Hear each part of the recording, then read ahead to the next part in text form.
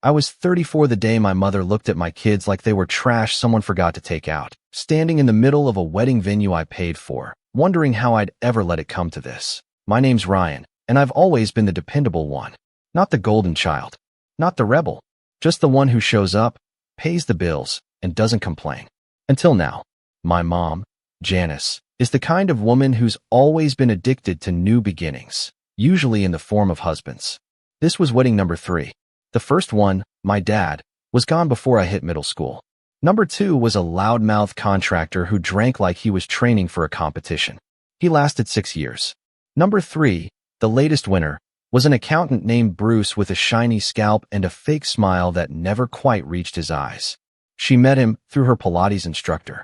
Go figure. I hadn't even planned on going to the wedding at first. Mom and I weren't particularly close anymore.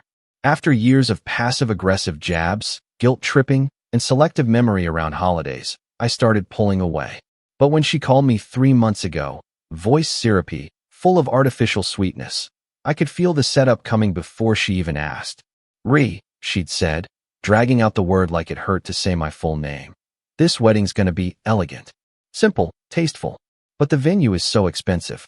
I don't want to ask, but you know how Bruce and I are trying to save for the honeymoon. I don't know why I said yes. Maybe it was guilt. Maybe I still wanted, deep down, to earn some maternal approval that had always felt out of reach. I told her I'd cover the venue, the catering, the photography, within reason. I made that very clear. The problem was, when my mom hears within reason, she translates it to open bar, full-plated dinner, floral arrangements that cost more than my car. Every week, there was a new small thing she needed help with. I kept pushing back, but somehow I kept paying. I told myself it was fine, that it was one day, that I'd done my part, and could walk away afterward with a clean conscience. I'd bring my wife, Emily, and our 2 boys, Noah, who's 7, and Miles, 4, and we'd just get through it. I should have known better. The first sign that things were off came in the mail. Or, rather, what didn't come? We never got an invitation. Everyone else in the family had received one. My cousins texted me photos of the fancy gold-trimmed cards with their names beautifully printed. But ours? Nothing. When I called Mom to ask, she laughed. Oh, you don't need an invitation, Ree. You're paying for the damn thing. It was a joke. I think. Maybe. But it set something off in my chest. That twinge. The quiet alarm I've learned not to ignore. Still, we showed up. Emily told me to let it go. She's your mom. Just let her have her day. And I wanted to believe that. But when we pulled up to the venue, a sprawling vineyard with manicured lawns, and those pretentious white chairs lined up under fairy lights, I already felt like an outsider. The parking attendant didn't have our name on the list. Not for the wedding. Not for anything. We're family, I said, confused. He made a face. Got strict instructions on this one. Only names on the list get valet. Sorry, sir. We parked on the dirt lot at the far end of the property, next to a delivery van and some overgrown weeds. I lifted Miles from his car seat while Emily grabbed Noah's hand, adjusting his little bow tie. The boys were dressed to the nines, both excited to see Grandma in a big white dress. They had no idea. The moment we stepped onto the path toward the reception area, I felt it, that shift in energy. People glanced at us and looked away. There was no warmth. No, hey, glad you're here. Not even from my mother, who was standing under the pergola, sipping champagne and laughing at something Bruce said. We approached. I gave her a polite nod, hoping to ease the tension. Her eyes landed on Noah and Miles, then narrowed ever so slightly. She turned her attention to me. Ryan, she said curtly. You brought them? I blinked. Yeah, they're my kids. Bruce, standing behind her, let out a short scoff. This isn't really a place for children, is it? His voice oozed condescension. Emily's hand tightened around mine. My mother's lips curled into something like a smirk.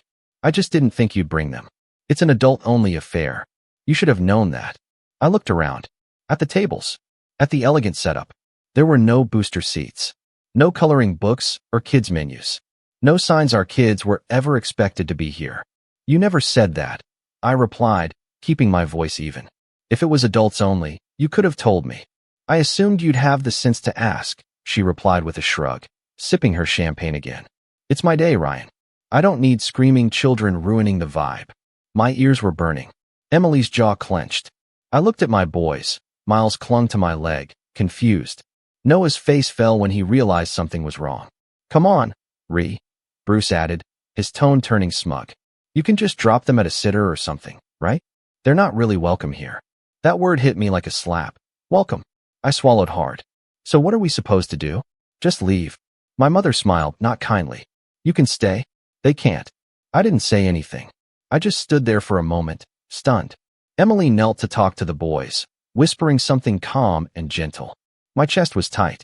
I felt humiliated, betrayed, and somewhere underneath that, something colder, sharper, like glass forming beneath the surface of ice. I told her we'd talk later and pulled Emily and the boys aside, out of earshot. We walked toward the car in silence.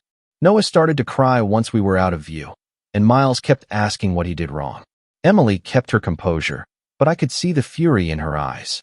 Once the kids were buckled in, I stood alone beside the car. I pulled out my phone, opened the app tied to the wedding expenses, the venue, the photographer, the catering invoice. Thousands, no, tens of thousands of dollars I'd paid up front. My thumb hovered over the screen, and in that moment, I remembered the last thing my mother said before walking away. It's my day, not their problem. And just like that, something in me snapped. I tapped the screen. One cancellation, then another, and that's when my phone rang. My mom's name on the screen. I didn't answer, because I wasn't finished yet. The first call came in less than a minute after I canceled the catering. I was still standing outside the car, staring at the gravel beneath my shoes, wondering how the hell we got here, when my phone buzzed again. And again, 10 missed calls in 5 minutes. One voicemail, then a text from my cousin Lydia. Hey, what's going on? The waitstaff just started packing up the food. Then another one. Your mom's freaking out. Did something happen? I didn't reply. I sat in the driver's seat, looked over at Emily, who was silently holding Miles while Noah leaned on her shoulder, and started the car. Did you do it? She asked, her voice low. I nodded. Emily didn't smile. She didn't cheer. She just looked out the window and whispered, Good. We didn't drive home immediately. We went to a nearby diner, one of those old 24-hour spots with fake leather booths and laminated menus that haven't changed since the 80s. I ordered the kids pancakes and chocolate milk. Emily got coffee, and I just sat there, staring at the cold condensation on my water glass, trying to sort out what the hell had just happened. That evening, when we finally got back home and the boys were in bed, I checked my phone. 43 missed calls. Half from my mother. A handful from Bruce. Several from relatives I hadn't spoken to in months, suddenly acting like we were close. The voicemail was exactly what I expected. A shaky, screechy rant that started with, How dare you? And somehow got progressively more unhinged. You've embarrassed me, Ryan. In front of everyone. Do you know how expensive this wedding is? Do you know how hard I worked to make it perfect? This was supposed to be my day. My day. And you ruined it because you couldn't handle being told no. You always do this. You always make it about you. That part made me laugh. Actually laugh. A short, bitter bark of disbelief. Emily came into the room and sat beside me on the couch. I played the message on speaker. When it ended, she said, Are you going to call her back? I shook my head. You think she'll come here? I hope she does. She didn't. Not that night. But the fallout was fast and vicious. The next morning, my sister Morgan texted me a wall of angry messages. Morgan, who I hadn't seen in person since Dad's funeral 3 years ago, suddenly had a lot to say. You're such a selfish brat. Mom was crying all night. You blindsided her. She didn't deserve that. The food was already paid for. You just wanted attention, like always. Grow up, Ryan. It was one day. Morgan has always played the role of the peacemaker. But not for me. Only for Mom. She's the one who gets invited to Mother's Day brunches, who gets handwritten cards and Instagram shout-outs. I was the one who always got, you know I love all my kids equally, while being asked to Venmo $300 just for a little help this month. But this was something else. I didn't respond to Morgan either. What could I even say that would matter? Over the next few days, I started getting messages from other relatives. Some were just confused, asking what happened. Others were passive-aggressive. We all have family drama, but ruining a wedding? Really? Next time, just leave if you're upset. She was just trying to have boundaries, Ryan. It wasn't personal, but it was personal. And none of them were there to see the look on her face. The way she dismissed my kids like they were stray animals. Like they didn't belong. That stuck with me. It stuck when I saw Noah draw a picture the next day of Grandma's castle with a giant red X over it. It stuck when Miles asked me, "Is Grandma mad at me?"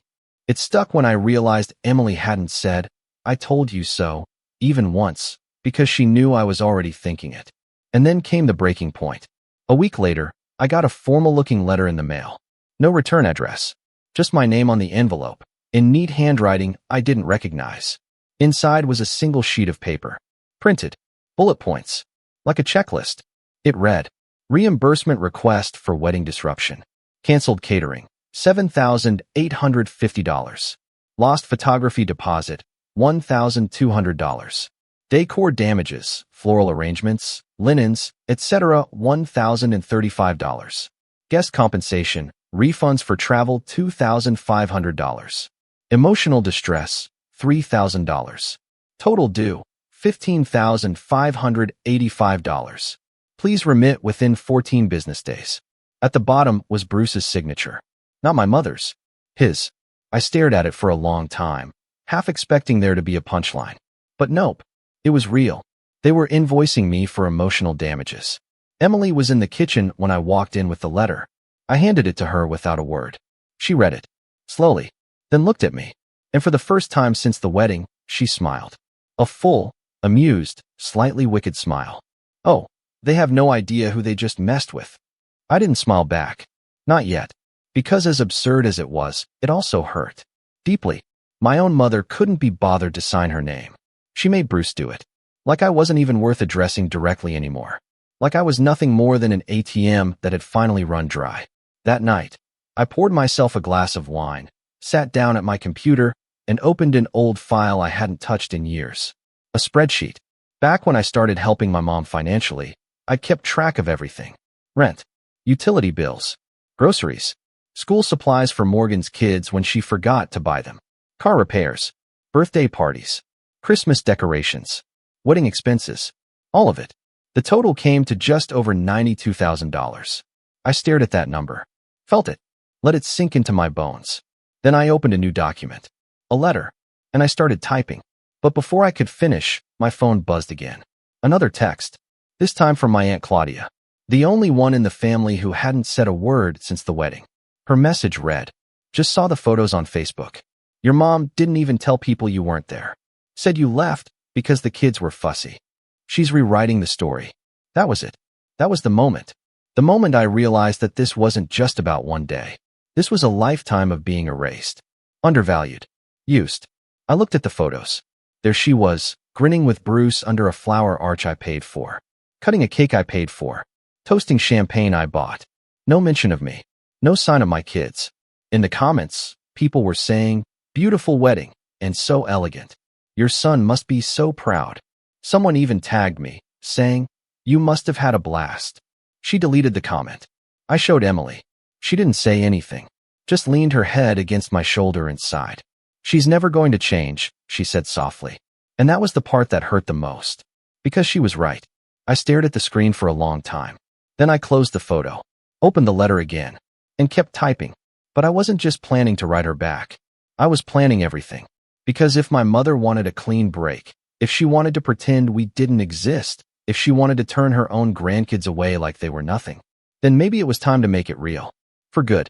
Rock bottom doesn't always announce itself with drama. Sometimes it's quiet. Sometimes it's just you, sitting in your car outside a grocery store at 8:47 p.m., realizing you've been parked for 23 minutes and haven't moved. Just staring at the steering wheel. Wondering how you got here. Wondering how many more times you'll have to explain to your son that no, Grandma isn't mad at him. She's just complicated. After the wedding debacle and Bruce's invoice, I expected the situation to die down. I thought maybe, once she cooled off, my mother would reach out. Maybe she'd offer some kind of half apology. Maybe she'd just want to talk. But instead, she did what she's always done best, rewrote the narrative and locked me out of it. She told everyone I had an episode. That Emily and I stormed out because we didn't like our seats. That the kids were screaming and out of control and that I made a scene for attention. I didn't even know the full extent of what she said until a friend of mine, Mark, an old high school buddy who now lived 2 states over, sent me a screenshot of a Facebook post. My mother had tagged herself at a wine bar with the caption, "Finally free of the drama. Here's to peace, love, and surrounding yourself with people who don't poison the energy." Poison. That's what I was now. The worst part? People believed her. Maybe not everyone, but enough. Morgan did. My Aunt Linda did. A few cousins who used to text me every Thanksgiving just stopped. At first, I tried to brush it off. I focused on the kids. Helped Noah with his science fair project. Took Miles to the park more often. Emily and I stayed busy, but it was like living with a pressure cooker sealed tight. Something was going to burst, and I could feel it coming from inside me. I started sleeping less, eating less. I snapped more easily, at work, at home. One morning, I heard Noah telling Miles, "Don't bother Dad when he's typing. That's when he gets grumpy." And it hit me like a punch to the gut. That weekend, Emily sat me down. No judgment, no anger. Just her and that steady, calm voice I've always relied on. "You've been carrying this for too long, Ree," she said. "Your mom has been treating you like this for years. You didn't break something. You stopped pretending it wasn't broken." I looked at her and said, "Then why do I feel like I'm the one falling apart?" She took my hand. "Because for the first time, you're not ignoring it." That night, after the kids were in bed, I pulled out that spreadsheet again. The one with the expenses.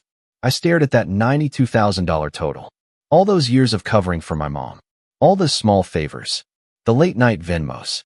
The just until next week IOUs that never came back. It wasn't even about the money anymore. It was the pattern. The decades of emotional debt she'd racked up, always expecting me to pay it down. I started journaling again. Something I hadn't done since college. At first it felt stupid, but after a few entries, it started to pour out. Memories I'd buried. Christmases where Morgan got brand new gifts while I unwrapped socks. My high school graduation, how Mom was late because she lost track of time, at brunch with Bruce #1. The way she always made me feel like I was a guest in my own family. The realization that I was never the son she wanted. I was the one she needed when things went wrong. And she punished me for it every chance she got. But something strange happened as I kept writing. The more I dug into the truth of how she treated me, the less shame I felt. The guilt started to lift. The stories I'd been telling myself, maybe I'm overreacting. Maybe I'm being dramatic. Maybe I deserved it, started to lose their grip. And in that space where the guilt had been, something new started to grow. Clarity. I didn't owe her my silence anymore. Or my money. Or my place at her table. That's when I made a decision. I emailed Bruce. I didn't bother replying to the invoice. Instead, I sent him a formal letter, on legal stationery, politely informing him that I had records of every payment I'd made for the wedding, along with years of documented financial support to Janice. I attached the spreadsheet. I highlighted the $92,000 total. Then I added this. "If you or Janice wish to pursue reimbursement for the event, I'll be happy to counterclaim for the unpaid debt. I've already spoken to a legal advisor." They never responded. That was the first real win. The second came a few weeks later. I got an email from a small publishing site I'd followed for years. I'd submitted a short piece from my journal, an edited entry, written like an essay. A personal reflection on parental narcissism and emotional enmeshment. They wanted to feature it. Said it was raw, compelling, and timely. They paid me $150. Nothing huge, but it felt like $1,000,000. I told Emily about it over dinner. She smiled and said, "You should write more. You have things to say." So I did. I started waking up early. Before the kids. Before work. Just me, the keyboard, and the sound of birds outside the window. It wasn't always pretty, and sometimes I'd just stare at the screen, but over time, the words came easier. And something even better started to happen. People read it. Comments poured in. Messages from strangers saying, "This is my story too." One woman wrote, "I thought I was crazy until I read this. Thank you." Another man said, "I haven't talked to my mother in 10 years, and now I understand why that's okay." I was being seen, not as a failure, not as the villain in my mother's story, but as a whole person. Flawed, wounded, healing. It was addictive in the best way. I started my own blog, just a free WordPress site. I called it The Other Son, a place for people like me, people whose family trees had thorns, whose mothers wore masks and called it makeup. Emily helped with the layout. Noah made the logo in Canva. He drew a tree with a broken branch but strong roots. I cried when I saw it. My therapist, yeah, I started therapy too, said it was the healthiest thing I'd done in years. And then, About 2 months after the wedding, Morgan reached out. Just a single text. Can we talk? I stared at it for a long time. Part of me wanted to ignore it. Part of me wanted to scream at her for siding with Mom, for blaming me, for believing Bruce and his stupid invoice. But a smaller part of me, one that still remembered sleepovers and bike rides, and that one summer we built a pillow fort that took up the entire living room, said, just listen. We met at a coffee shop halfway between our houses. She looked tired, older somehow, like life had been catching up to her too. Before I say anything, she said, wrapping her hands around her cup, I want you to know I was wrong. I said nothing, just waited. I believed her, she continued. I always do. But then I talked to Aunt Claudia. She showed me your blog. I didn't know. I didn't want to know. But I read it. All of it. She looked up. Her eyes were glassy. Ryan, I'm so sorry. I should have been there for you. It wasn't an instant fix. Apologies rarely are. But it mattered. It mattered more than I expected. We talked for hours. She admitted Mom had started turning on her now, criticizing her parenting, calling her too sensitive, telling her she was lucky to have a brother like me who never makes a fuss. It was always the same game. Divide, manipulate, control. But the spell was breaking. Morgan left that day with a hug and a promise to stay in touch. And this time, she meant it. Over the next month, more shifts happened. Aunt Claudia shared my blog with a friend who worked in media. A podcast reached out, wanting to interview me about toxic family dynamics. A college invited me to speak to a sociology class. I wasn't a professional, just a guy with a story.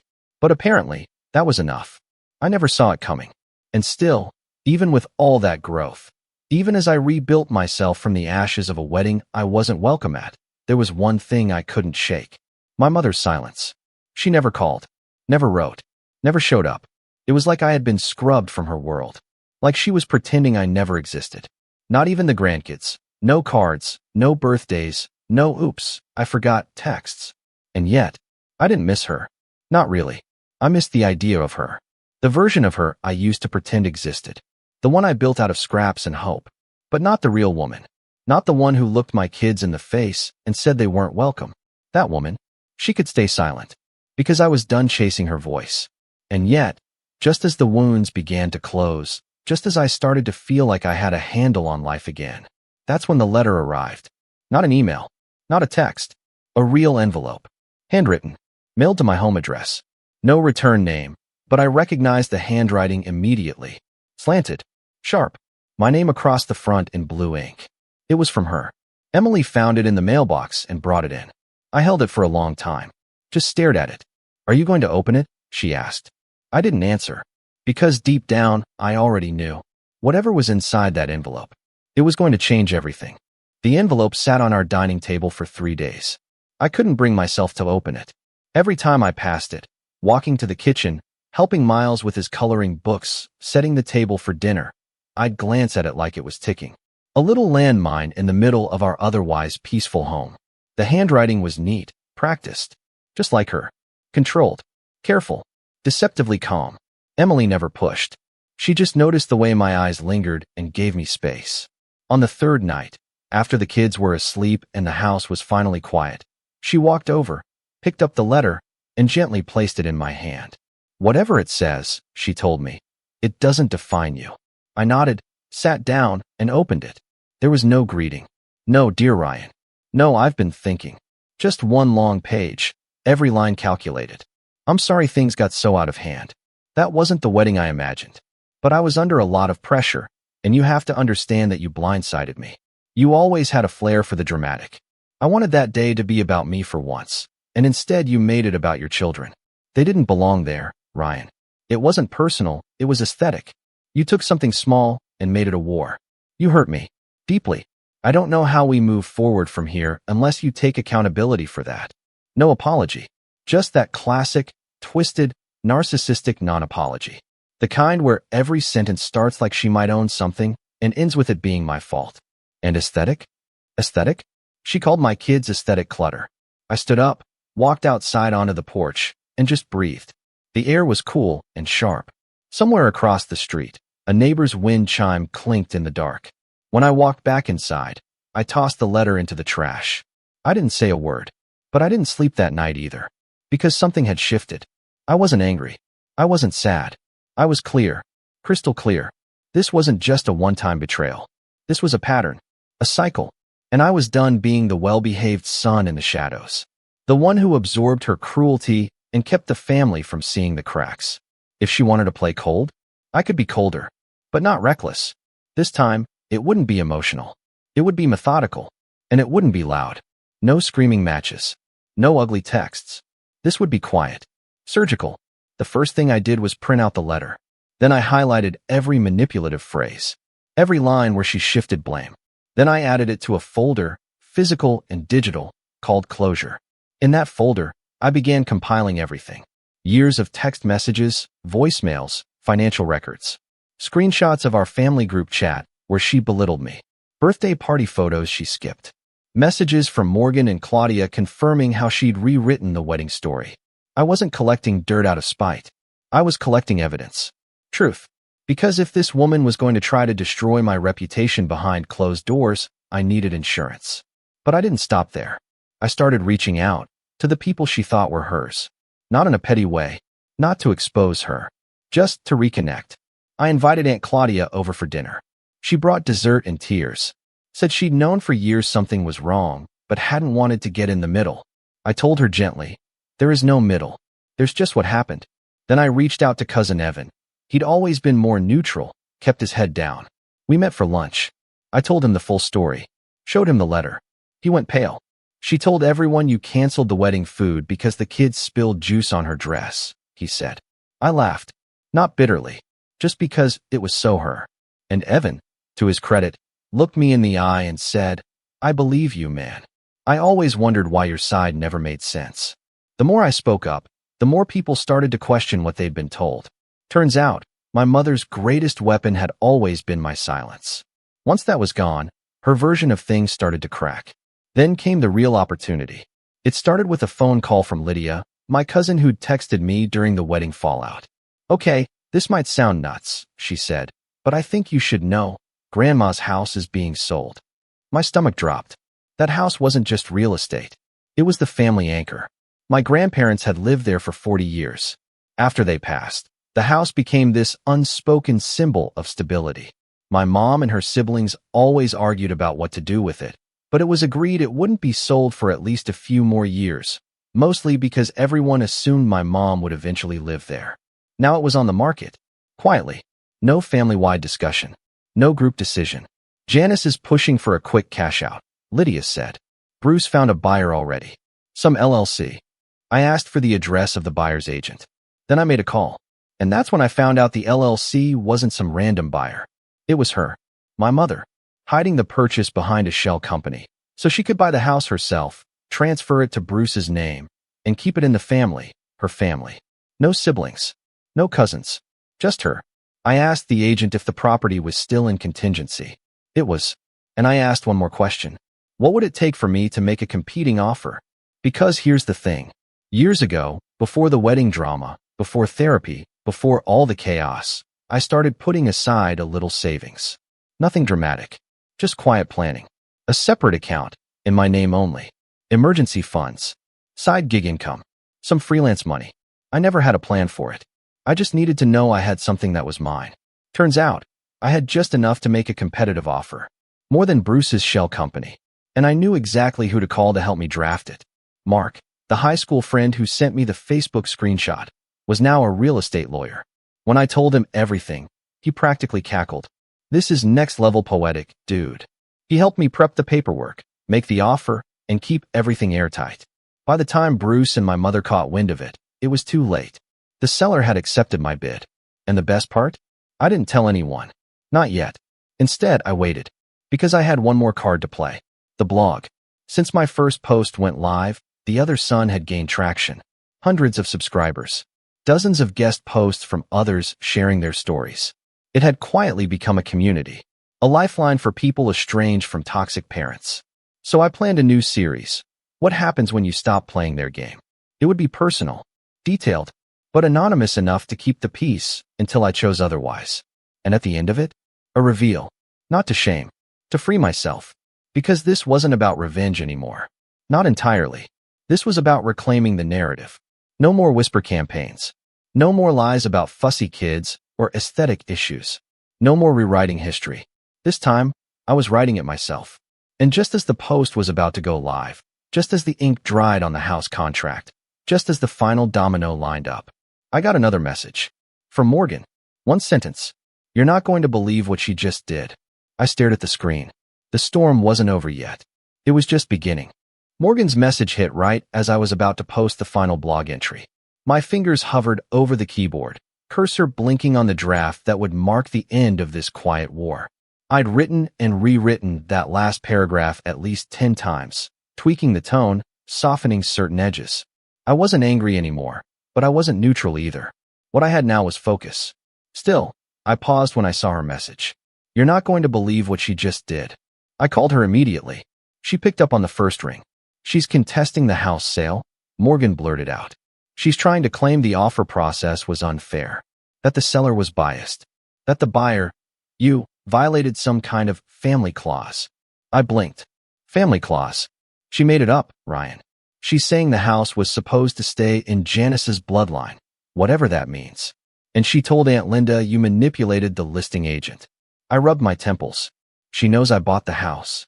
Yeah. Bruce's lawyer found the paperwork. I should have expected it. Bruce was nosy and paranoid. The kind of guy who double-checks locks twice after leaving a hotel room. I imagine him flipping through property records like a scavenger and then storming into their kitchen with the news. It's him. It's Ryan. He bought it. I exhaled. Slowly. Okay. I said, let her challenge it. Are you serious? Dead serious. Because here's what she didn't know. The seller, a widow named Dorothy, had met me in person before signing. I hadn't just submitted a faceless bid. I went to her home, sat on her floral couch, and listened to her talk about memories in that house. I showed her pictures of my kids, told her how much it meant to keep the place rooted in family, even if that family looked different now. Dorothy reminded me of my grandmother. Gentle voice, kind eyes, smelled like lavender and peppermint. When I told her I wanted the house because it was where every good childhood memory lived, she patted my hand and said, then that's where it should stay. So no, Janice didn't have a leg to stand on, legally or morally. But I wasn't just going to win. I was going to close the chapter. So I clicked publish. The blog post went live at 11:08 p.m. on a Sunday. The title was simple. My mother's third wedding. The day I stopped pretending. It was the most personal thing I'd ever written. I didn't use real names. I didn't need to. The story itself was clear. A man who funded his mother's wedding, brought his children, and was told, on the day of the event, they weren't welcome. The twist, he quietly canceled the payments, walked away, and rebuilt everything she tried to tear down. The ending hinted at the house, at how, sometimes, fate puts the keys back in your hand. I went to bed afterward with a strange calmness in my chest. Not joy, not vengeance, just peace. The next morning, the post had 48,000 views. By noon, it had been shared on 3 narcissistic abuse forums, 2 parenting support groups, and 1 Reddit thread titled, "This man got the ultimate revenge without raising his voice."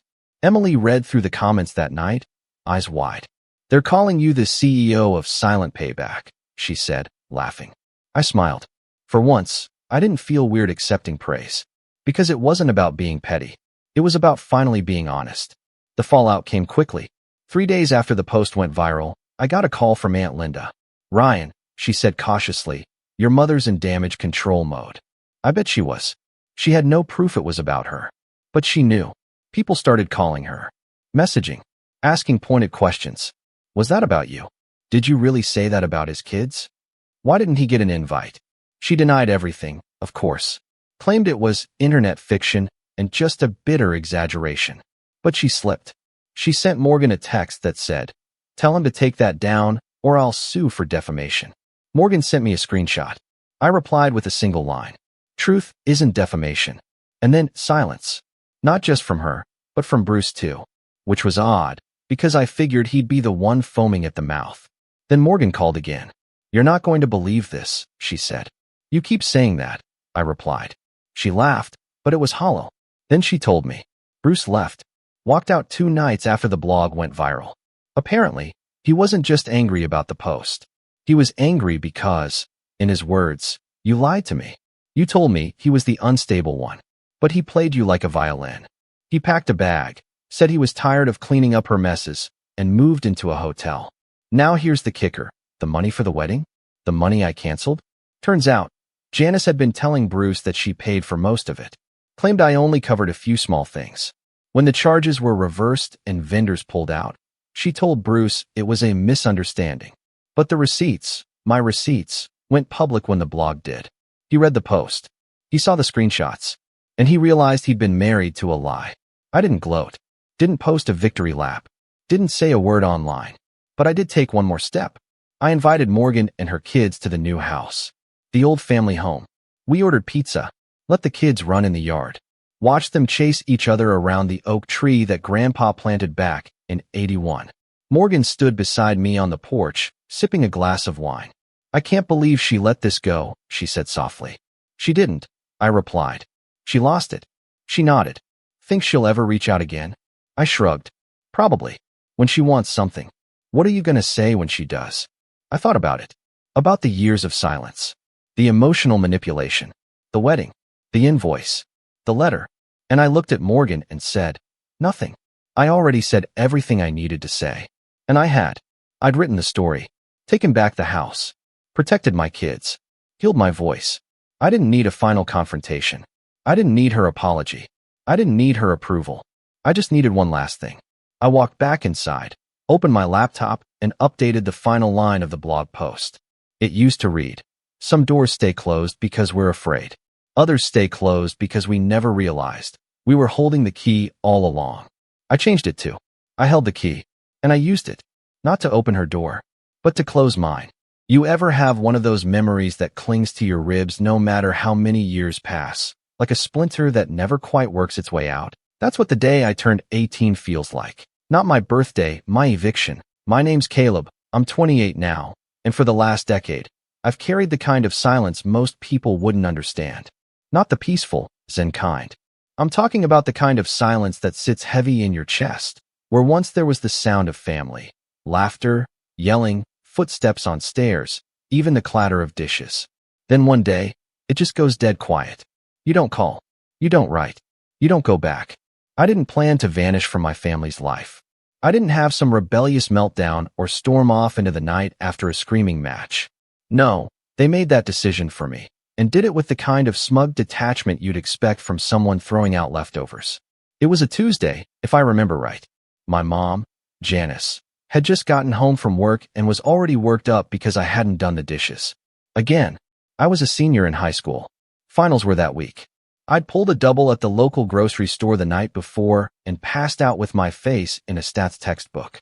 But none of that mattered to her. She didn't ask if I'd eaten. Didn't ask how school was. Just saw the dishes and snapped. You're 18 now, she said, arms folded, eyes locked on me like she was daring me to talk back. You need to start acting like a man. You want to live here, you follow my rules. You don't. The door's right there. I stood there blinking at her like a fool. Not because she hadn't said things like that before. She had, for years. But because this time, something in her voice told me it wasn't an empty threat. She meant it. And I guess part of me was so used to being the scapegoat in our house that I thought if I stayed quiet long enough, the storm would pass. It didn't. She came back 30 minutes later with my old camping backpack already stuffed with my things, half-folded shirts, a couple pairs of socks, a moldy notebook I'd forgotten existed. She tossed it at my feet like a bag of trash and said, figure it out yourself. No goodbye. No hug. Not even a glance back as she shut the door behind me. That was the last time I saw my childhood home. To understand how we got there, though, you'd need to know a bit more about Janice. She's the kind of woman who always believed she was smarter than everyone else in the room. The kind of person who complains about entitled young people while living off credit cards and payday loans. Her version of motherhood was more managerial than maternal. She loved control. If you weren't useful, you were disposable. And unfortunately for her, I stopped being useful the moment I started thinking for myself. My dad, he left when I was 10, took off for Texas with some woman named Clarissa who made bath bombs for a living. We got a few postcards for the first couple years. Then nothing. Janice never forgave him for leaving, but somehow all of that resentment ended up aimed at me. You look just like your father when you lie, she'd sneer. Same coward's eyes. For a long time, I believed that. that I was just a younger, more disappointing version of a man who'd already failed her once. I had a younger sister, too. Brianna. She was 16 when I left. We weren't close, not because I didn't want to be, but because Janice had this way of turning us against each other. She'd feed us little lies and half-truths, then sit back and watch the chaos unfold. Brianna says you stole her tip money. She once told me, even though I hadn't touched a cent, why would she lie? And that was the genius of it. She never yelled. She just planted seeds and watched them grow into weeds between us. After she kicked me out, I slept behind a 24-hour laundromat for a few nights. Then I couch-hopped. Got a job at a mechanic's shop because the manager felt sorry for me when I showed up reeking of detergent and desperation. I never told anyone what happened. Not really. Just said I left home. No one asked why. I scraped my way through life for a while. Slept in my car when I could afford one. Took night classes. Eventually got certified as a diesel tech. 10 years of hard work, long nights, and the kind of lessons you only learn when you've got no safety net beneath you. And in all that time, not once did I hear from my mother. Not a text, not a birthday card, not even a forwarded message. But the silence gave me time. Time to grow, to build something. I didn't just survive, I got good at what I did. Eventually started my own small repair business. Nothing flashy, but steady. Honest work. Good reputation. After a while, I hired a couple guys. Then expanded. I got an apartment I didn't have to share with cockroaches. Bought a car that didn't rattle like a maraca. I kept my head down and moved forward. Then, last month, I got a call. I didn't recognize the number, but something in me told me to answer it anyway. Caleb. The voice was cautious. Feminine. Familiar, but older. It's Brianna. I didn't say anything for a few seconds. Just sat there in my office chair, gripping the edge of the desk like it might anchor me to the present. I wasn't sure if this was still your number, she continued. I got it from one of your old coworkers. I know it's been a long time, but we need help. That's when the ground under me started shifting again. She told me Janice was in trouble. Big trouble. Credit card debt, hospital bills, something about defaulting on a second mortgage she shouldn't have even been approved for. Apparently, she'd been using Brianna's name on loans too. The house was going into foreclosure. Collectors were circling like vultures. They didn't know where else to turn. We thought maybe, Brianna said quietly, you could help us out. Just a little. Maybe pay off a few things so Mom can get back on her feet. Just like that. 10 years of silence. 10 years of scraping by and building something out of nothing. And now they wanted a handout. I didn't answer right away. I think I just laughed. Not out of humor, but disbelief. Like the absurdity of it was so heavy, my body had to let it out somewhere, or I'd explode. Caleb? She said again, this time a bit more hesitant. Are you still there? I was. But I wasn't the same kid who got tossed out with a backpack and a warning to figure it out. Not anymore. And in that moment, something shifted inside me. A quiet kind of resolve. Not rage. Not bitterness.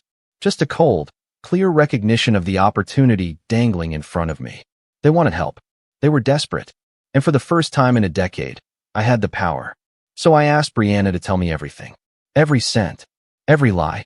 Every trick Janice had pulled to keep the debt hidden. I told her I'd think about it. But first, I wanted to hear it all. And as she spoke, voice trembling, shame seeping into every sentence, I started to form a plan. Not just to help. No. To make sure they understood exactly what it felt like to be discarded. To be treated like a burden. To finally, after all these years, get my turn at the wheel. But I didn't let any of that show. Not yet. Instead, I just said, all right, let me call you back in a few days. I'll see what I can do. Because the best revenge? It doesn't start with a scream. It starts with a smile. And a promise to see what I can do. It's strange, the things you remember when old wounds get ripped open. After Brianna called, I couldn't stop replaying moments I thought I'd buried. Like the time I was 13 and twisted my ankle walking home from school in the rain. I limped and soaked and muddy, barely able to put weight on it.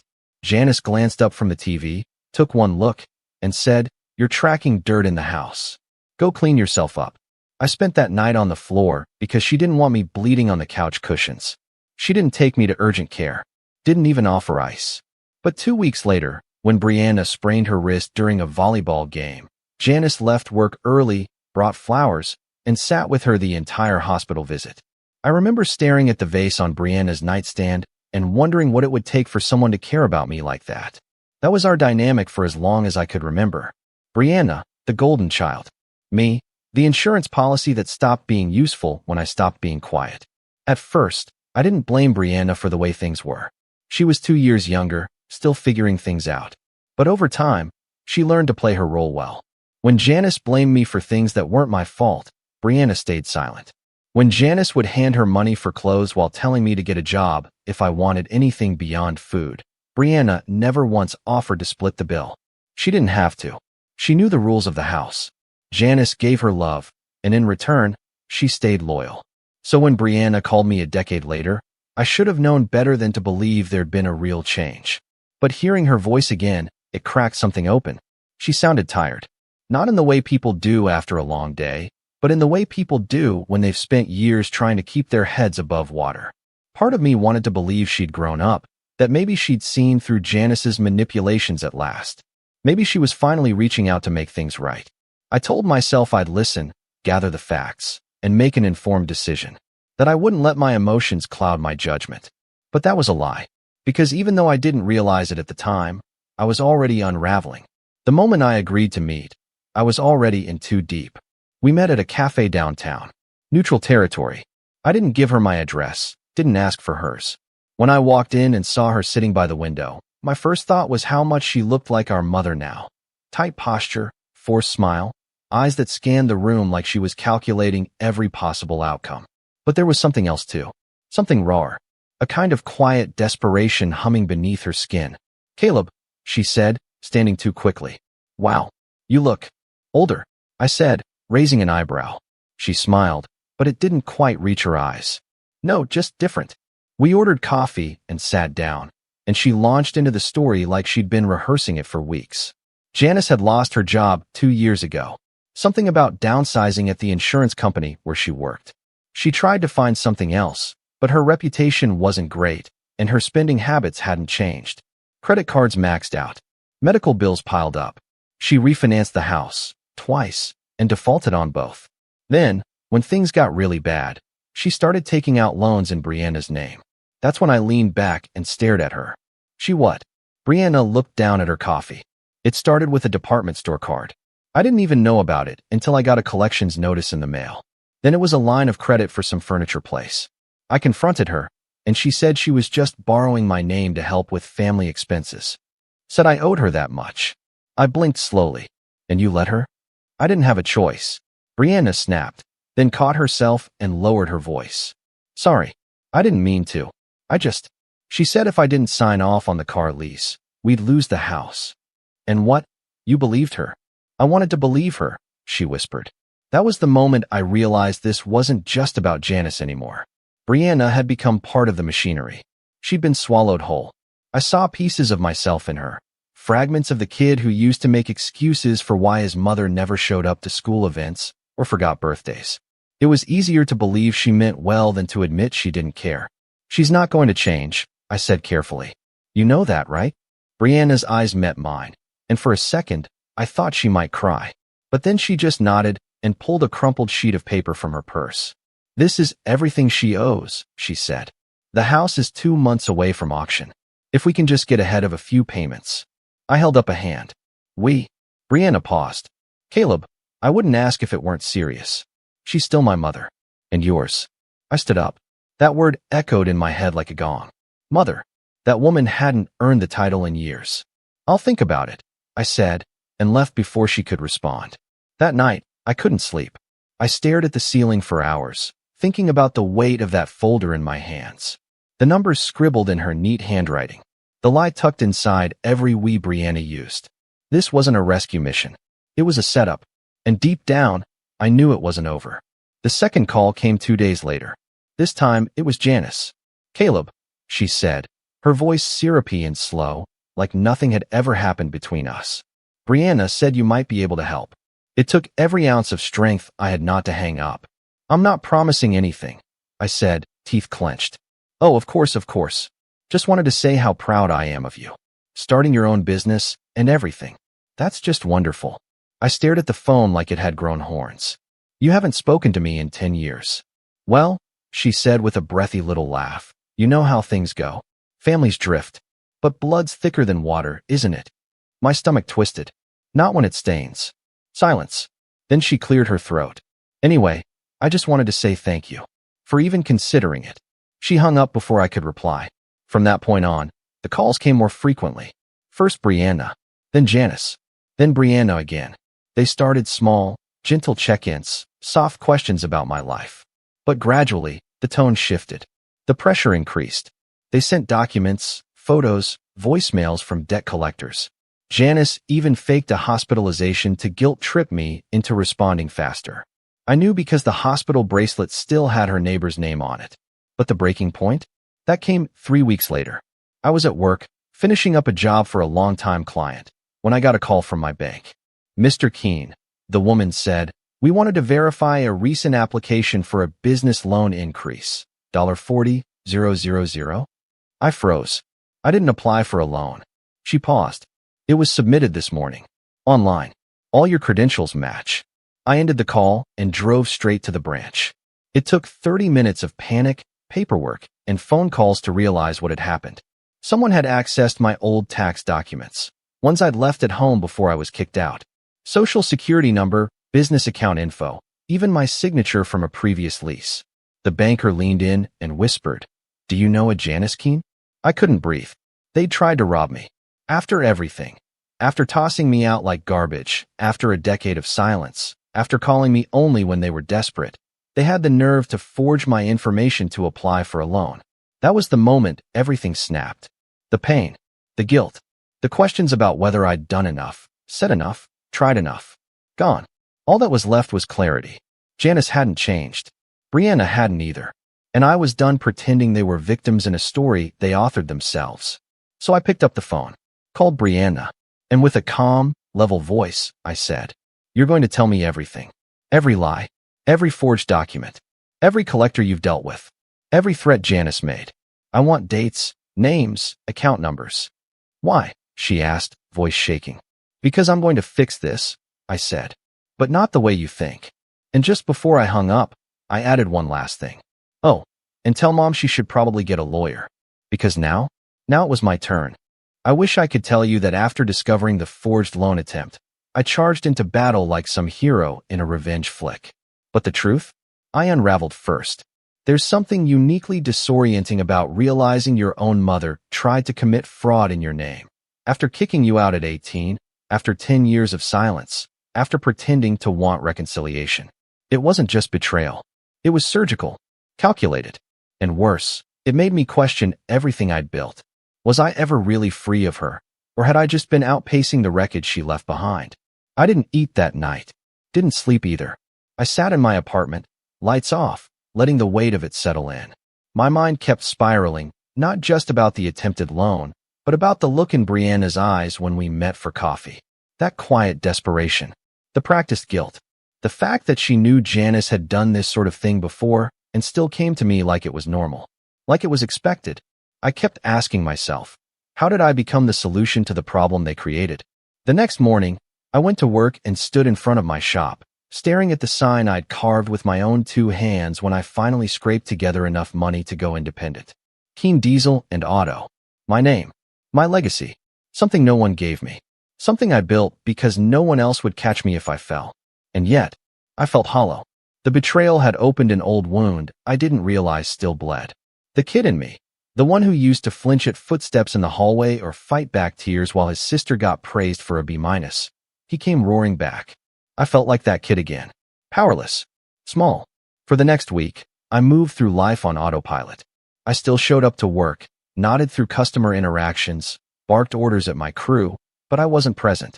I'd get home and just collapse on the couch, staring at the ceiling like it owed me answers. The breaking point came when I snapped at one of my guys, Miguel, for asking a routine question about an engine rebuild. The look on his face was enough to gut me. "Dude," he said quietly, "you okay?" I wasn't. That night, I finally did something I'd avoided for a decade. I opened an old email account I hadn't touched since I was 18. I didn't even remember the password at first. Had to jump through 5 hoops just to get in. And there they were.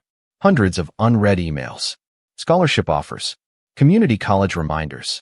Student loan approvals I never responded to. Notes from teachers checking in.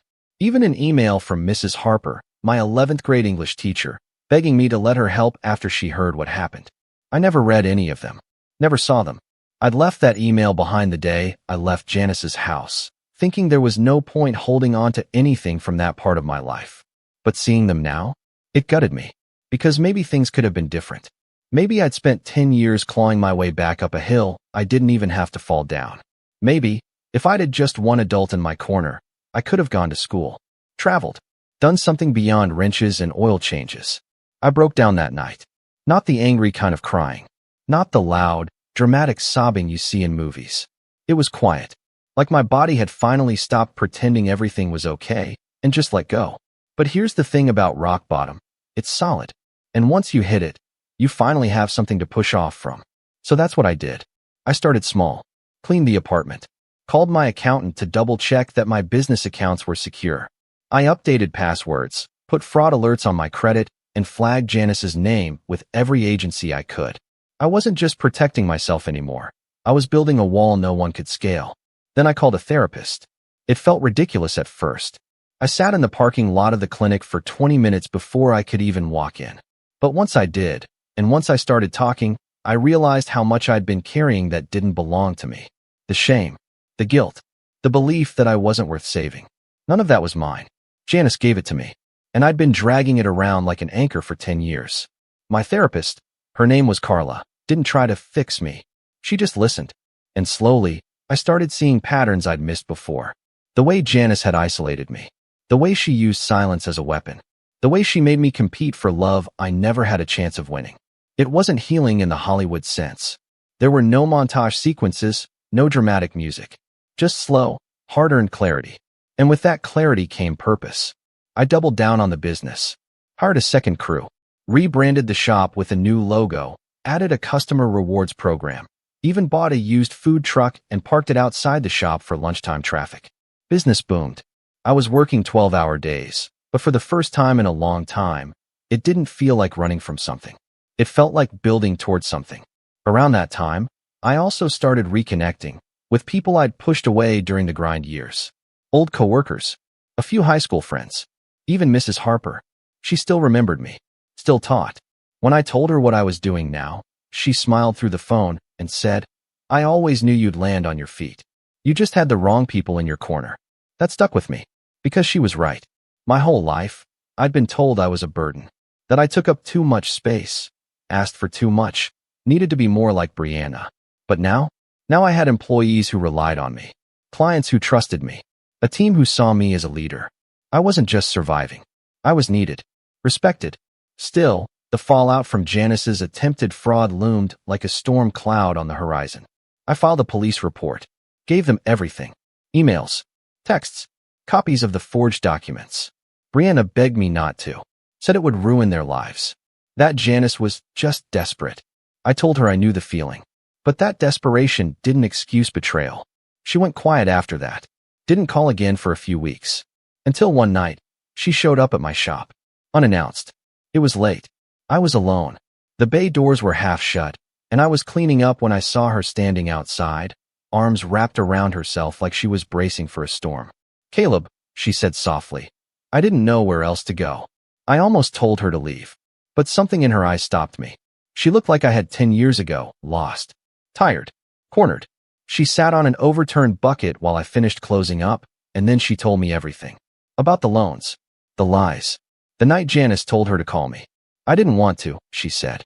"But she said if I didn't get money from you, she'd start calling your clients. Said she still had your old address book." I stared at her. "She threatened me?" Brianna nodded. I thought she was bluffing. But then I saw her draft an email pretending to be you. That's when I knew. She trailed off. I waited. Then she said it. That's when I knew she never loved either of us. Not really. It landed like a gut punch. Because even after everything, some small, stupid part of me still wanted to believe Janice had loved someone in our family. But maybe narcissism doesn't leave room for love. Just leverage. "I'm sorry," Brianna said, eyes brimming. For what I asked. For what I didn't stop. For everything. And I believed her. But belief doesn't undo damage. So I told her the truth. I filed charges. She closed her eyes, breathed out slowly. "Okay, I'm not doing it to destroy her, I added. I'm doing it to stop her from destroying anyone else. Brianna nodded. What do you need from me? I paused. Testify, I said finally. Tell them what happened. Back up what I've already submitted. There was a long silence. Then, okay.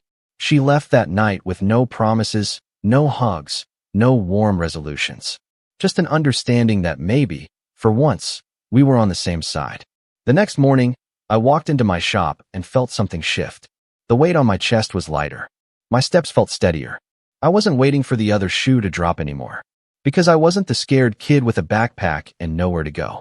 I was the man who built something from the ashes. And now, it was time to return the favor. It's funny how revenge doesn't come in one big, dramatic swoop the way movies make it seem. It's quieter than that. Slower. More precise. Like tightening a series of screws until the whole thing creaks under the pressure and collapses with the slightest touch. I didn't plan on seeking revenge at first. I just wanted peace. A clean break. But once I filed that police report and started getting into the details of the loan application Janice tried to file in my name, it became clear she hadn't just tried to take from me. She was still taking. From Brianna. From distant family members. Even from an elderly neighbor she had convinced to co-sign for a furniture loan last year. She was a walking disaster disguised as a victim, and the more I dug, the more I saw how deep the rot went. And I couldn't ignore it anymore. Janice had to be stopped. Not just legally. Not just with court dates and depositions. She had to feel it. Understand what it's like to watch something you built unravel. Slowly, helplessly, while the people you underestimated pull the strings. But for that, I needed leverage. Real leverage. And lucky for me, she'd already given me all the rope I needed to hang her with. The first thing I did was go back to the bank. Not just the branch that flagged the attempted loan, but every institution she might have contacted. I requested full fraud investigation reports, subpoenaed through my lawyer when necessary. At first, it was like moving through wet cement, slow and exhausting. But once the first few documents came through, it snowballed. Turns out Janice had tried applying for 3 different loans using my information. Only one flagged it. The others? Still pending review. I froze every account I had, then opened new ones under a business trust one created with a different name. I hired a cybersecurity consultant to comb through my personal data, and sure enough, she'd been scraping old records, probably from a storage bin in her garage or a junk drawer she never cleaned out. But what really pushed things over the edge? Brianna started talking. At first, it was tentative, quiet. She'd send me texts at odd hours with little details. A receipt from a loan, a credit card bill in someone else's name, a scanned image of Janice's notebook where she scribbled passwords and account numbers. But then something changed. I think Brianna finally realized that Janice was never going to protect her, that she was just another pawn in a long game of deflection and manipulation. And when she made that mental break, she gave me everything. Years' worth of evidence. Copies of tax returns Janice had forged using her identity. Screenshots of emails where Janice instructed her to convince Caleb to help and offered to split the payoff if he plays ball. There was even a recording, muffled but clear, of Janice admitting to opening accounts in both our names and bragging about how stupid we were for leaving that kind of information in her hands. "I'll never have to work again," she'd said in the recording, her voice dripping with satisfaction. "Caleb's doing great. He owes me for raising him. I'm just collecting interest." That was the final nail in the coffin. I forwarded it to my lawyer, a no-nonsense woman named Ava who used to work white-collar crime in Chicago. When I played the recording for her in her office, she didn't even blink. "She's done," Ava said. "I'll prepare the fraud case. But if you really want to bury her, we should go after her civilly, too." "You mean sue her?" "I mean destroy her," Ava replied. And that's when I stopped feeling like a victim. I felt like an architect. Step 1 was control. I needed to make sure Janice didn't see it coming. So I played it cool. No more calls. No angry texts. No confrontation. I vanished from her radar again. This time, intentionally. Let her believe I gave up, or got scared off, or decided I wasn't worth the hassle. People like her thrive on attention. Silence makes them nervous. Meanwhile, Ava and I began building a case. I wasn't just filing charges for the attempted loan in my name. We were filing for identity theft, defamation, attempted wire fraud, and financial elder abuse, because one of the names she'd borrowed credit from belonged to her old neighbor, Mr. Donovan, a 78-year-old who thought he was co-signing a medical bill. When we contacted him, he broke down crying. She said it was for a back surgery, he told us over the phone. Said she'd pay me back in a month. He never saw a dime. Once we had Mr. Donovan's statement, we started tracking down other victims. Most didn't even realize they were victims. A cousin from Michigan who got hit with a tax lien. A distant aunt whose credit score mysteriously dropped 200 points. A former coworker who found her name on a payday loan she never applied for. Janice wasn't just reckless. She was systematic. She used people the way some people use coupons. Take what you want, throw away the rest. And somehow, she'd gotten away with it for years. Not anymore. The next step was laying traps. Ava helped me draft a formal letter, posing as a debt reconciliation specialist, offering Janice an off-the-record solution for her debts. One that involved a phone call, a signed agreement, and a verbal confirmation of all loans taken in my name and others. We had Brianna deliver it under the guise of a friend's referral. Janice bought it in 2 days. She called the number listed, Ava's private investigator, who posed as the specialist, and volunteered everything. Admitted to opening the loan applications. Admitted to signing Brianna's name. Claimed she was entitled to a little support from her kids, and that it was family money anyway. She laughed. Laughed about how she was going to get out of this mess, because Caleb can't afford to take me down without wrecking the whole family name. We recorded the entire thing, and then we subpoenaed her phone records. Turns out she had been calling my clients. Well, trying to. Left a few voicemails at old numbers claiming I was under investigation and not to be trusted. Most of them just blocked the number. But the intent was there. It was enough to tack on a defamation charge. I was methodical, cold, patient. Everything Janice wasn't. And while the legal side of things moved forward, I made another move, this one personal. I sat down with Brianna and had the most honest conversation we'd ever had in our lives. I need to know, I said. Why now? Why really come to me? She didn't answer at first. Just sat there, playing with the edge of her sleeve like she used to when we were kids. Then she said, because I realized she would have thrown me away just like she threw you away. And when I saw what she tried to do to you, it finally clicked. You weren't the broken one, Caleb. You were the only one who ever saw her clearly. I didn't say anything. Just nodded. And if I have to testify, she added, I will. I don't care if she never speaks to me again. She won't, I said quietly. I know, Brianna replied. And that's the point. We started seeing each other more after that. Not often, but enough. She came by the shop, helped me organize some paperwork, told me stories about her job, her roommate, the little steps she was taking to reclaim her life. It wasn't some instant sibling reunion. We were still cautious around each other, still scarred. But for the first time, I didn't feel alone in the war. I had an ally. And then came the opportunity I'd been waiting for. A charity gala. Janice loved galas. Loved being seen in expensive dresses, pretending she belonged with people who actually paid their debts. She'd finessed an invite through one of her old insurance buddies. Brianna found out and forwarded me the details. So I called Ava. You thinking what I'm thinking? I asked. Oh, I hope so, she said. We arranged for a process server to deliver Janice the lawsuit documents at the gala, in front of 100 people she'd spent years trying to impress. Defamation, fraud, identity theft, financial elder abuse, and a civil claim for damages. And the best part? We timed it to the exact moment the cameras went up for the red carpet photos. That was just the beginning. She didn't even see the server coming.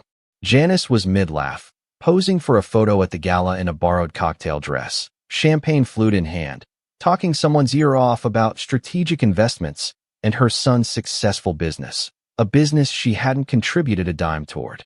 She always had this way of making herself sound like the matriarch of an empire she never built. That night, she looked like she belonged, like she'd tricked the world one more time. Then the man in the black suit walked up with a clipboard and a sealed envelope. Janice Keene. She smiled automatically, still camera ready. That's me. You've been served. At first, she didn't register it. Just took the envelope as though it were a donation receipt. Then her smile faltered. Her eyes scanned the first page. Then the second. Fraud. Wire fraud. Identity theft. Financial elder abuse. Defamation. Civil damages. The envelope slipped from her hand, floated to the ground like a falling leaf. For a moment, she just stood there, frozen in front of a dozen flashing cameras, unsure whether to pretend nothing happened or run. She chose the former, smiling through it, head high, eyes twitching. But the whispers started almost immediately. By the time she stepped off the red carpet, people were already checking their phones. The court documents had been filed that morning, and Ava made sure the local media received a tip-off. A high-profile identity fraud case involving a woman who had conned half her family? It didn't take much to get traction. Within 24 hours, her name was all over local news sites. Socialite mom accused of defrauding children, elderly neighbor in scheme worth tens of thousands. The fallout was fast and vicious. Her landlord gave her 30 days' notice. Her bank accounts, what little remained, were frozen. Her old employer, who she occasionally freelanced for, released a statement cutting all ties. Friends stopped replying to her texts. Neighbors stared a little longer when she checked her mail. A few people she owed money to came knocking, emboldened now that her mask had cracked. And then came the official court summons. Ava pushed for prosecution, but the DA was already on it. Mr. Donovan's statement, the recordings, the paper trail, it was a slam dunk.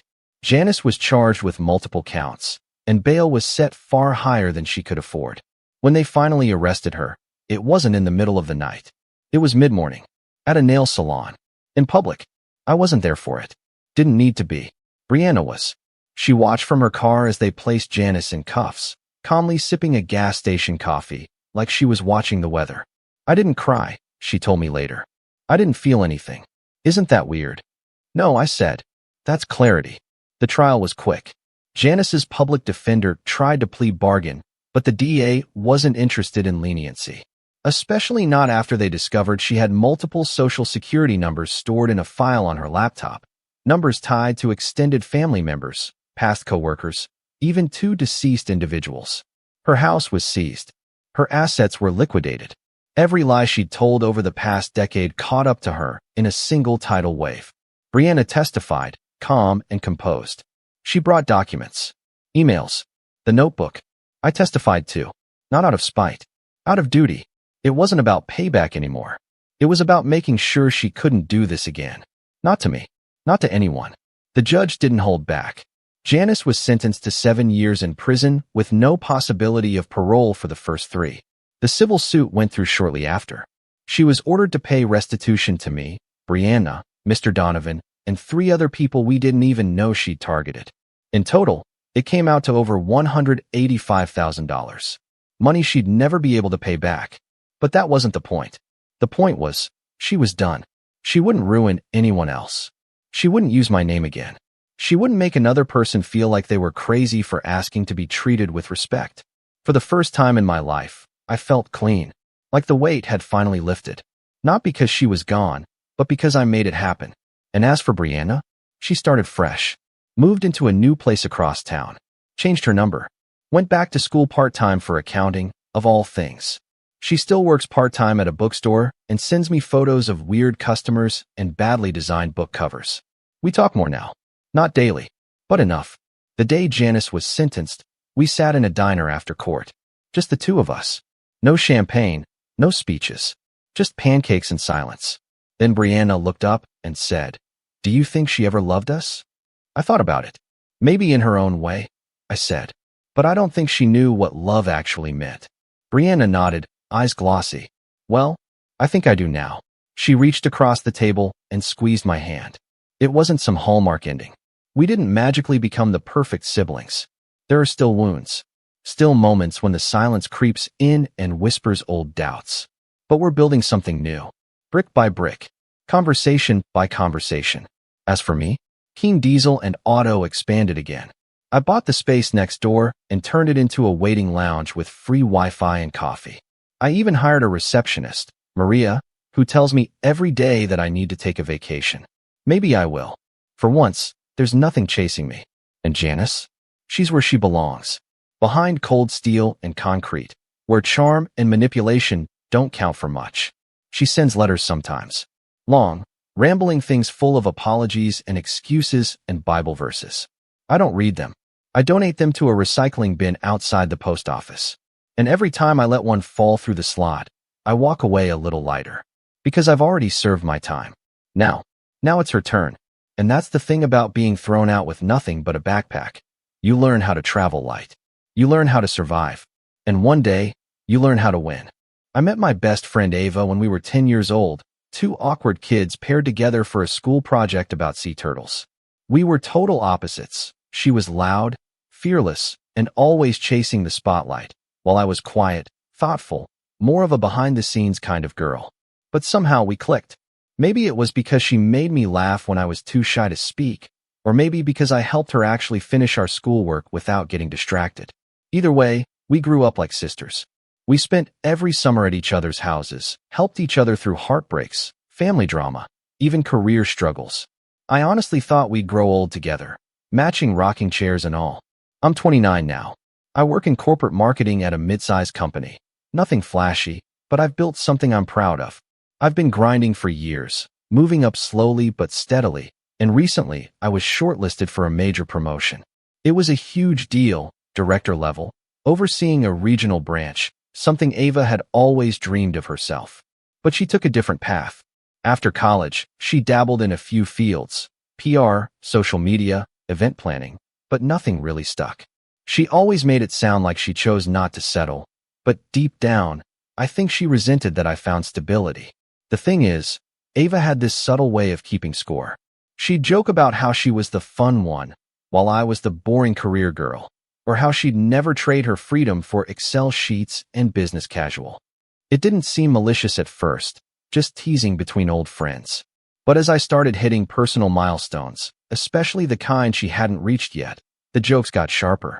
Like when I bought my condo, she said, "Wow, must be nice not having to split rent." Then again, I guess silence is cheap.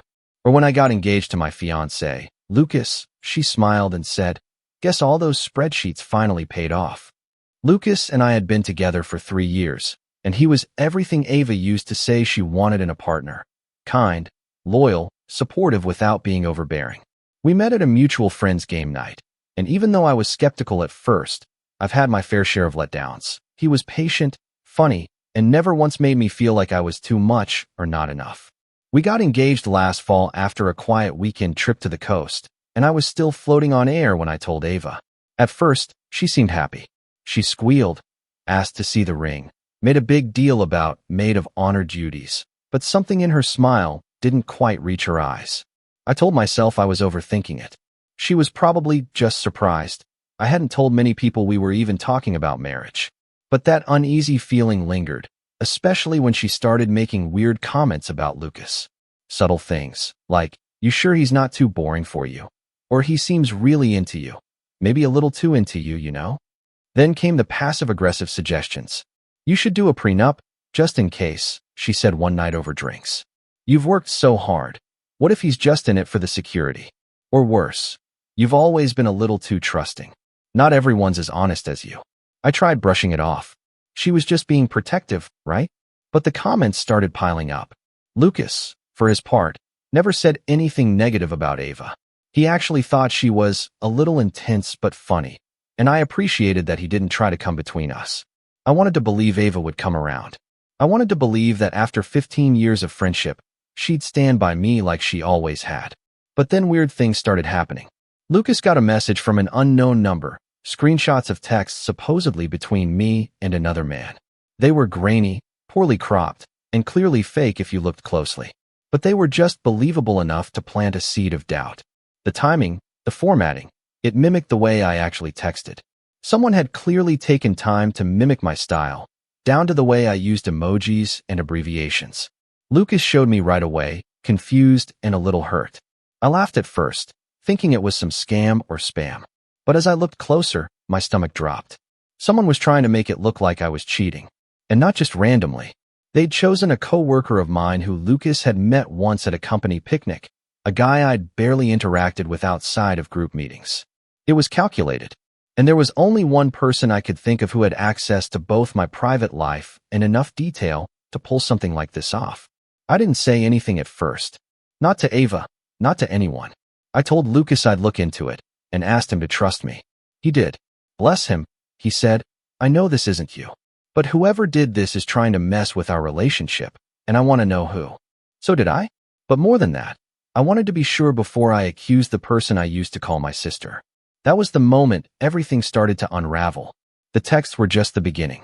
Next came whispers from mutual friends, how Ava had concerns about my relationship, how she'd been telling people Lucas was controlling and emotionally manipulative. She never said it outright, just planted enough seeds that people started looking at me funny. But the real knife in the back? A week before my engagement party, I overheard her talking to someone on the phone, bragging about how she'd saved Lucas from a huge mistake, how he deserved better, and how she couldn't wait until the truth came out. She didn't know I was around the corner. She didn't see me standing there, heart pounding, jaw clenched, hand gripping my phone so tightly I thought it might shatter. I didn't confront her. Not then.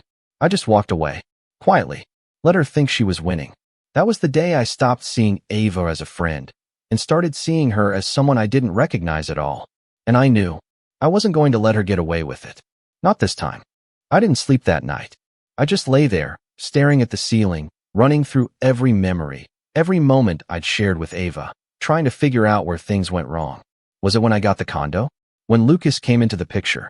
Or had this resentment been building for years under my nose, hidden behind forced smiles and backhanded compliments? For a few days, I went through the motions, smiling, planning the engagement party, responding to texts.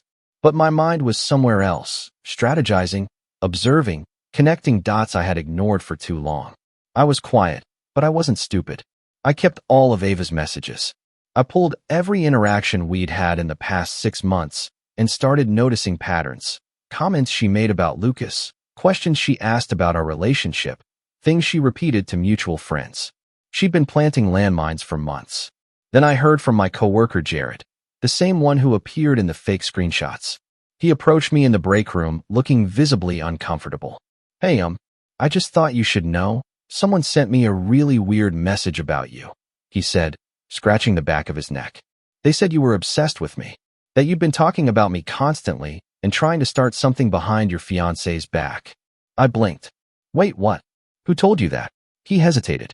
They didn't give a name. It was from a burner account on Instagram. But they knew stuff, like your birthday, where we work, even your favorite coffee order. I blocked them, but I figured you'd want to know. I managed a tight smile. Thanks, Jared. I really appreciate it. I walked back to my desk, locked myself in the nearest single-stall bathroom, and just sat there for a minute. Hands shaking. Mouth dry. It was worse than I thought. Ava wasn't just trying to sabotage my relationship. She was trying to ruin me. My name. My job. My sanity. The thing is, she was good at it. She didn't leave fingerprints. She used anonymous accounts. Never said anything publicly. Just enough to make people doubt me, but not enough to trace it back to her easily. But I knew her tells. I knew the words she used. The phrasing. The emojis. The tone. I started saving everything. Screenshots, timestamps, call logs. I even reached out to a tech-savvy friend who helped me trace one of the burner account's activity back to a Starbucks IP address Ava frequently used. It wasn't definitive proof, but it was close. I still didn't say anything. I didn't warn her. I didn't confront her. I just let her keep digging. But then she crossed a line I didn't see coming. 2 days before my engagement party, Lucas got a call from his mom. Sweet woman. We'd gotten close over the past year. She was excited to help with the wedding and had even offered to host a small family dinner before the big day. But when Lucas answered, her tone was cold. I didn't know what to say when I saw it. Lucas, she said, her voice tight. I thought she was a good person. Lucas frowned. Mom, what are you talking about? She sent me proof, she continued. Screenshots. Messages. A voice recording. I don't know what to think. My heart dropped as I watched him go pale. Wait, who sent you something? He asked. She didn't give her name, she replied. Just said she was a concerned friend. Said you deserve the truth. She emailed everything. Lucas hung up after assuring her he trusted me and would get to the bottom of it. Then he showed me the email. It was bad. The screenshots were more refined now. Cropped cleaner. Included timestamps. Fabricated messages where I supposedly admitted to cheating, said I was only with Lucas for his stability, even mocked his family behind their backs. There was an audio clip too, just a few seconds of someone who sounded vaguely like me, laughing and saying, "He's so gullible. It's almost cute." My blood ran cold. The voice wasn't mine, but it had been edited to sound like me. Someone had taken old recordings from videos I'd sent Ava, mashed them together, and created a Frankenstein version of me saying things I never said. Lucas looked at me. His eyes were steady. "I don't believe this," he said firmly. "I know this isn't you. But this is serious. Someone's trying to destroy you." I nodded, trying not to cry. "I know who it is." And that's when he finally saw it too. We sat down and went over everything together. Timeline, messages, Ava's behavior. The more we talked, the clearer it became. Ava had been planning this for a while. She didn't just want to sabotage our relationship. She wanted to replace me. Lucas looked disgusted. "She's been trying to get me to doubt you from the start. All those weird questions. The random texts. It makes sense now." And then he paused. "You know, she DM'd me once. Months ago. Said she wanted to grab coffee sometime, just to chat about you. I thought it was weird, but didn't think much of it." I clenched my fists. "She's not done. She'll probably show up to the party." Lucas blinked. "You think she'd actually crash it?" "I know she will. She wants attention. She wants chaos. She wants everyone to see her as the real friend and me as the liar." Lucas was quiet for a moment. Then he nodded. "Okay, then we let her come." I stared at him. "What?" He gave a small, cold smile. "Let her come. Let her play her game. And we'll be ready." I didn't know what that meant exactly, but I trusted him. And for the first time in weeks, I felt calm. Not because things were okay, but because we were okay. And I was done letting Ava dictate my life from the shadows. The next day at work, something strange happened. My boss called me into her office and shut the door. "Close the blinds too," she said, her voice low. I obeyed, heart thudding. She smiled. "Relax. This is good news." I blinked. "What?" She leaned forward. "You've been promoted." I sat down hard in the chair. "Effective immediately," she continued. "We want you leading the regional rebrand. It's going to be high profile, high pressure, but you've earned it." I could barely speak. "Thank you." "Wow. Thank you." She grinned. "Funny thing is, we were considering 2 people for the job. You and Ava." I froze. She kept talking, unaware of the storm now brewing behind my eyes. "She did a few freelance campaigns for us through the agency, you know? Talented, but we got some odd feedback about her. A little too eager to throw others under the bus. And she said a few strange things in her proposal. Almost like she was trying to discredit you." I nodded slowly. "I'm not surprised." That night, I opened Instagram and saw that Ava had posted a selfie captioned, "Big things coming. Dream job loading." I stared at the screen. My fingers itched to type something. Anything. But I didn't. I just smiled. Because she was going to find out at the party. And she would never see it coming.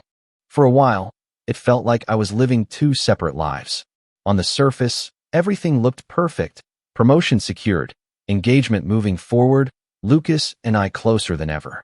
But underneath, I was unraveling. I didn't cry when Ava tried to destroy my relationship. I didn't break down when she doctored fake screenshots or whispered lies into the ears of people I once considered friends.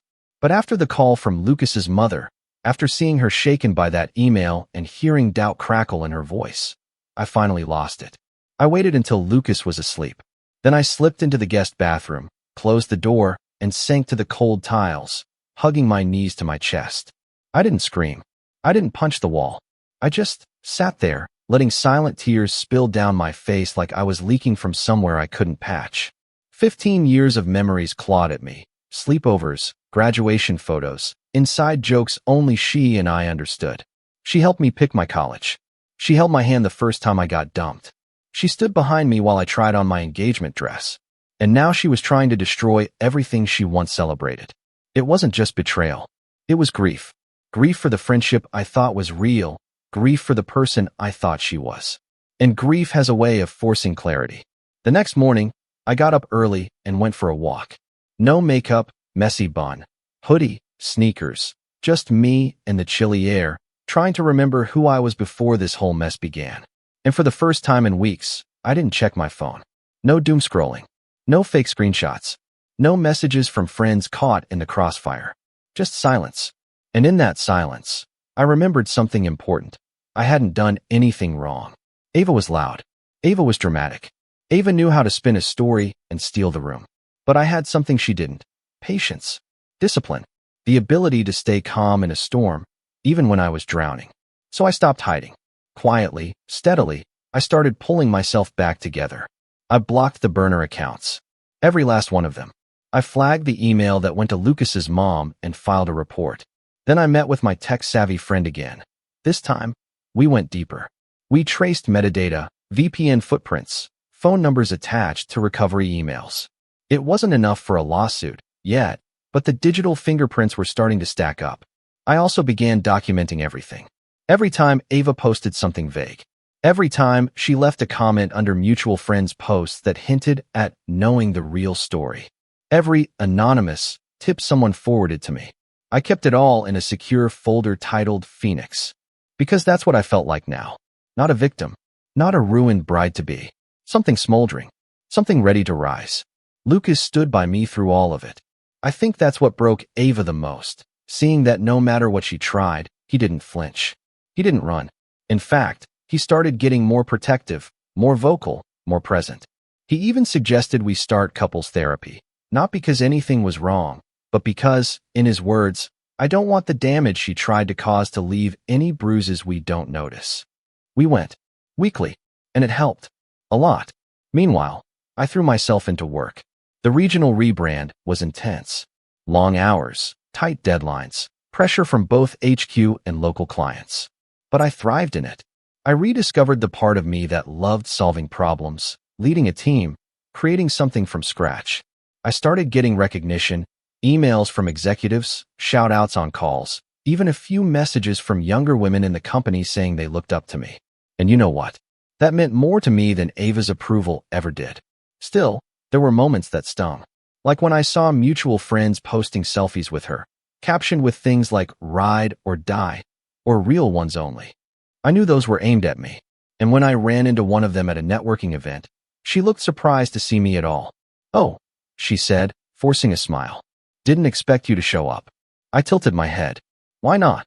She hesitated, clearly uncomfortable. "Well, Ava said you'd taken some time off. You know, after everything." I sipped my wine. "What exactly is everything?" She blinked. "I mean the breakup. Wait, are you and Lucas still?" I smiled. "Engaged?" "Yeah." "What?" She stammered, cheeks flushing, and I let her twist in the awkwardness. Then I turned away, joining a different conversation like she was nothing more than a hiccup in my night. Because I was done playing defense. A few weeks before the engagement party, something unexpected happened. Ava's ex, Mason, reached out. We hadn't spoken in over a year, since he and Ava broke up, actually. It was a messy split. She said he was too jealous, too controlling, but I always got the sense she wasn't telling the whole story. So when he messaged me on LinkedIn of all places, I was intrigued. "Hey, long time. I know this is random, but can we talk? I think we need to compare notes." We met at a quiet cafe 2 towns over. I brought Lucas. Mason came alone. He looked tired. Not unhealthy, just emotionally weathered. We talked for nearly 2 hours. And what he told me confirmed everything I suspected.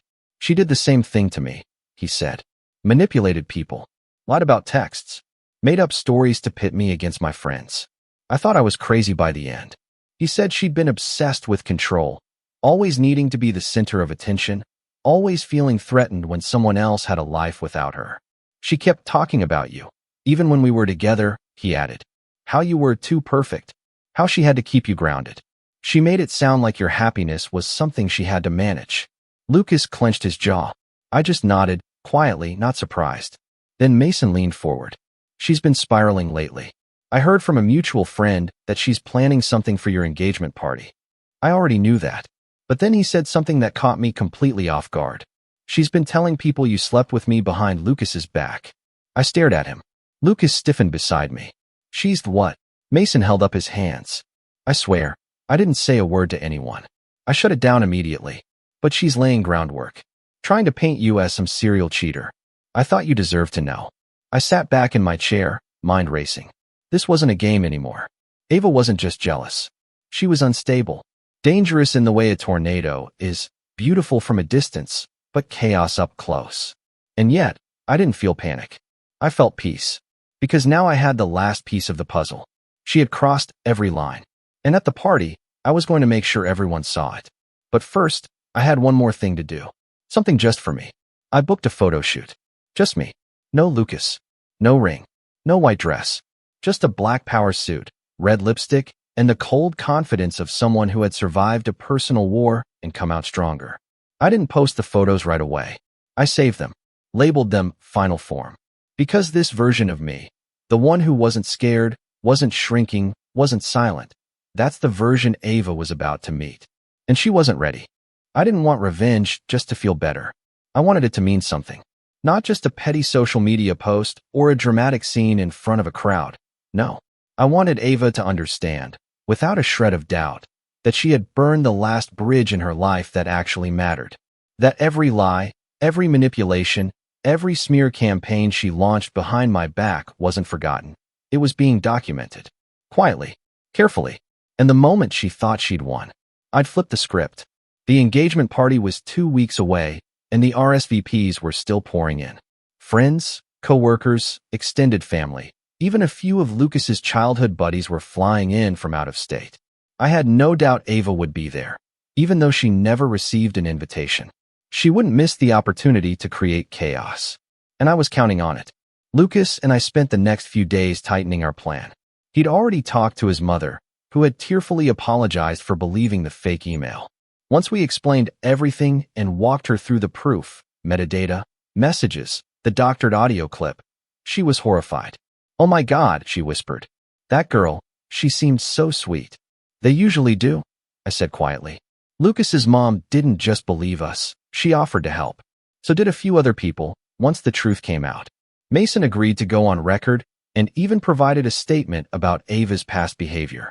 We didn't post anything publicly, not yet, but I started building what I called my truth portfolio, a digital file containing every lie, every fake screenshot, every manipulated message with cross-references, timestamps, and third-party confirmations. I knew Ava. She thrived in the gray zone, where everything was just blurry enough to be arguable. My goal was to rip that comfort away from her, to make the facts unarguable, and the party would be the perfect place to let it all come out. Not from me, but from the people she'd lied to. One by one, I reached out to the party planner and asked for a few tweaks. First, we added a last-minute guest list check-in at the door, where names were scanned for custom badges. Nothing fancy, just an elegant, subtle way to track who was supposed to be there and who wasn't. Then, I arranged for 2 friends from my PR team to act as photographers, not for the event itself, but to capture candid moments throughout the evening. Again, nothing overt, just background coverage, casual snapshots, all under the radar. Next, I asked Lucas's tech-savvy cousin to help me set up a discreet private Wi-Fi network at the venue. Why? Because we'd be tracking device IPs. Ava loved using burner accounts, and she often sent things live during events, DMs, emails, anonymous posts. If she so much as opened one of her sock puppet profiles at the party, we'd catch the IP in real time and log it to the same folder as everything else. But the centerpiece of the plan wasn't digital. It was emotional. I started reaching out to a select group of mutual friends, people I had kept at a distance lately, not because they'd hurt me, but because I wasn't sure where they stood. Some had believed Ava's stories. Some had stayed silent. Some had simply avoided taking sides. I invited them all. And then, slowly, I began to share the truth, not all at once, but piece by piece. A message here, a phone call there, a casual coffee catch-up where I'd show them a single screenshot and let them react. It was amazing how quickly the facade Ava built began to crumble once people saw a crack. She told me Lucas had moved out. One friend said, eyes wide. "She said you were the one spreading rumors about her," said another. "She told me you cheated with Mason before they broke up." Each new revelation chipped away at the version of reality Ava had carefully curated. And each time, I didn't get angry. I just nodded. "She's been lying to all of us," I'd say. "And I wanted you to hear it from me before things got messy." Most of them apologized. A few cried. One even said, "I feel like I was part of the bullying, just by believing her." But I didn't want guilt. I wanted witnesses. By the time the party was 1 week away, I had rebuilt an army, not of avengers, but of truth-tellers. People who now saw Ava for who she really was and had no interest in protecting her anymore.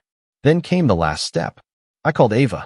It was the first time I'd spoken to her directly in over a month. She picked up on the second ring, her voice chipper and calculated. "Hey, stranger. Long time no chat. How's the bride-to-be?" I paused. I figured I'd check in. "Oh, that's surprising. she said, voice tightening just a bit. I heard from a few people that you're coming to the party. She laughed. Well, someone forgot to send me an invite. But I mean, it's your big day. I figured I'd crash if I had to. I smiled. Of course you will. There was a pause. That's a weird thing to say, she said flatly. Is it? I replied. I think we both know it's not out of character for you. Silence again. Then her voice dropped, syrupy and cold. What's this really about? I let the silence hang for a moment. Then, just wanted you to know, everything's being documented. So if you plan on pulling anything dramatic, I'd think twice. She scoffed. You think I'm scared of you now? No, I said. But you should be scared of the truth. Because that's the one thing you can't delete. I hung up before she could respond. Lucas stood behind me the whole time, arms crossed, eyes steady. She's going to implode, he said. I'm counting on it. The week leading up to the party passed in a blur. I finalized the speech I would give, carefully rewritten to honor those who had supported us without sounding bitter. We coordinated with the venue, double-checked every camera, tested the Wi-Fi snare trap twice. And each night, I felt something loosening in my chest. Not relief. Not yet. But control. For once, Ava didn't own the narrative. I did. The morning of the party, I woke up before the sun. Not anxious. Not excited. Just still. Lucas brewed coffee while I ran over the checklist one final time. My dress hung on the door, elegant but understated. A silky navy wrap that hugged my curves without shouting for attention. That wasn't my goal. She would try to be the loudest person in the room. I would just have the last word. Lucas kissed my forehead before we left the house. You ready? I smiled, calm and certain. She has no idea what's coming. And for once, that wasn't a threat. It was a promise. The venue was already buzzing when we arrived. An elegant rooftop loft in the heart of the city, overlooking the skyline just as golden hour began to settle. String lights twinkled overhead, jazz music hummed in the background, and a warm breeze curled through the open glass doors. Guests mingled with flutes of champagne in hand, snapping photos by the floral arch, complimenting my dress, hugging Lucas, smiling for the cameras. From the outside, it looked like a picture-perfect celebration. And it was. But underneath the surface, a silent current ran through the room, one only a few of us could feel. I caught the glances, the knowing looks between friends who'd once doubted me, but now stood firmly on my side. The respectful nods from coworkers. Even Lucas's mother, graceful and composed in her lavender shawl, gave me a subtle squeeze on the shoulder as I passed, like she was silently telling me, "We're with you." I made the rounds like any good host, smiling, laughing, thanking people for coming. But all the while, my eyes scanned the entrance, waiting for the inevitable. And right on cue, 26 minutes after the official start, she arrived. Ava, wearing red. Of course she was. A plunging neckline, sequins, hair done up like she was the bride herself. And loud as always. She didn't just walk in. She entered, like a movie scene she directed in her head. Smiling, greeting people she hadn't seen in months like long-lost siblings, leaning in for hugs, laughing just a little too hard. If anyone noticed she wasn't on the guest list, they didn't say anything. Not yet. I stood by the refreshment table, glass of white wine in hand, watching her like I was studying an exhibit. She didn't see me at first. Not until she caught Lucas's eye, and then mine. She blinked, smile faltering just a beat, before it returned full force. Then she walked straight toward us. "Don't make a scene," Lucas whispered. "I'm not," I replied, calmly setting down my glass. She stopped 2 feet away, hands on her hips like we owed her something. Well, look who finally came out of hiding." "Funny," I said softly. I could say the same. Her smile twitched. "So what's this? The perfect little party? Thought maybe you'd eloped after all those misunderstandings." I tilted my head. "You mean your campaign of lies?" Her eyes narrowed slightly. "Careful." I smiled. "You should be the one being careful, Ava. But go ahead. Enjoy the party." I stepped aside. That confused her. She expected a fight. What she got was a trap, one she was already walking straight into. Because while she thought she was controlling the narrative, everyone else had been briefed. The people she once poisoned with rumors were now watching her with suspicion instead of sympathy. Every conversation she tried to dominate was awkward, every laugh forced, every attempt to throw subtle shade met with silence. And the best part? We hadn't even started yet. At 7:45 p.m., I tapped my glass. The music faded, and the room quieted. I stood in front of the floral arch, Lucas at my side, a microphone in hand. I smiled as phones came out and cameras clicked, Ava among them. "Hi, everyone. Thank you so much for coming tonight," I began. "This isn't just a celebration of our engagement. It's a celebration of love, loyalty, and truth." A murmur ran through the room. I continued. "And tonight, I want to share a little story. About friendship, about betrayal, and about what happens when you underestimate the wrong person." Ava froze. Her smile vanished. "Over the last few months, someone close to me has been trying to sabotage my life. My relationship, my career, all in secret. She created fake messages, sent anonymous tips, doctored screenshots, and even fabricated a voice memo in an attempt to make me look like a cheater and a liar." People turned to each other, whispering, looking around. I stayed quiet for a while. I went on. I needed time, not just to gather evidence, but to watch. And what I saw was exactly what I suspected. Someone spinning lies so deeply that she started to believe them herself. I turned slightly, scanning the crowd, and landed directly on Ava. She stood motionless, pale, jaw clenched. "So tonight, I'd like to thank her," I said, voice firm but calm. "Because her actions taught me who my real friends are, who stood by me, who came forward with the truth, who helped me connect every piece." From the side, my friend Madison stepped forward and handed me a sleek black folder. I held it up for everyone to see. "This contains every fake message, every false accusation, every traceable IP address from burner accounts. Verified, matched, logged." Gasps. I let the silence linger. "And it's been shared with everyone this person lied to, including the companies she freelanced for, the ex she smeared, the family she manipulated. It's all been distributed transparently. No drama, just facts." Ava took a step back. People were turning to face her now. Someone whispered her name. A few phones dropped to sides. "I won't say her name," I added, "because she doesn't deserve the attention. But I will say this. If you spend your life trying to destroy others, don't be surprised when you end up with nothing left." I ended the speech there. No yelling, no accusations, just truth. When I stepped down, Lucas squeezed my hand and kissed my temple. Madison hugged me.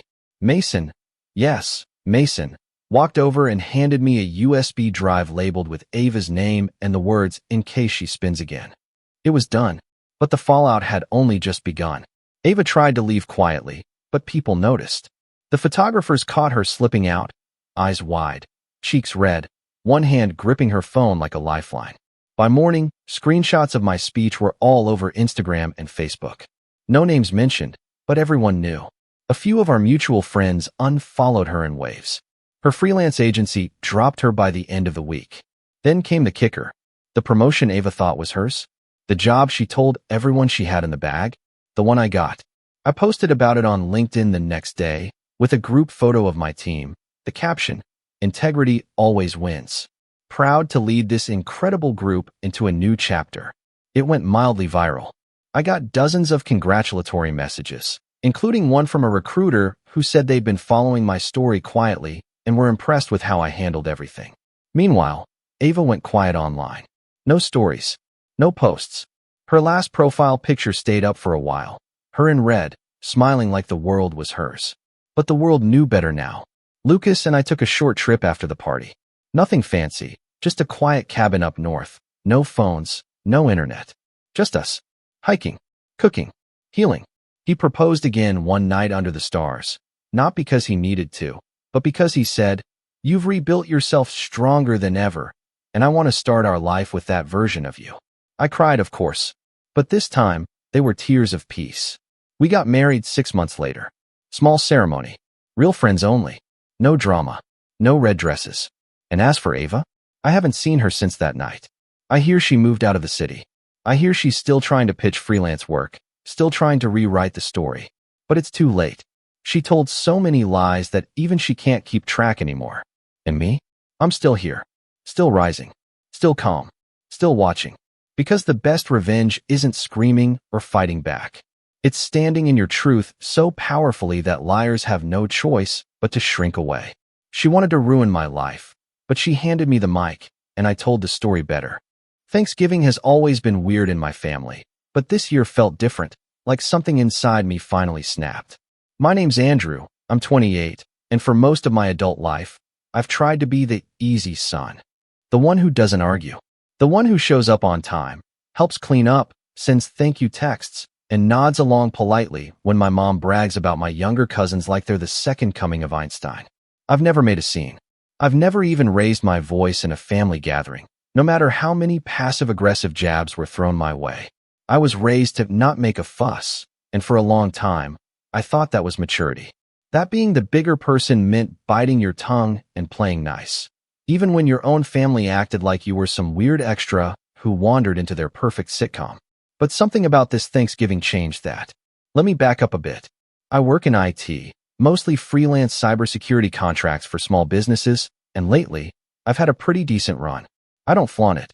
My apartment is modest. My car is a 2014 Corolla, and I've never posted a single hustle culture quote on Instagram. But I'm stable, independent, no debt.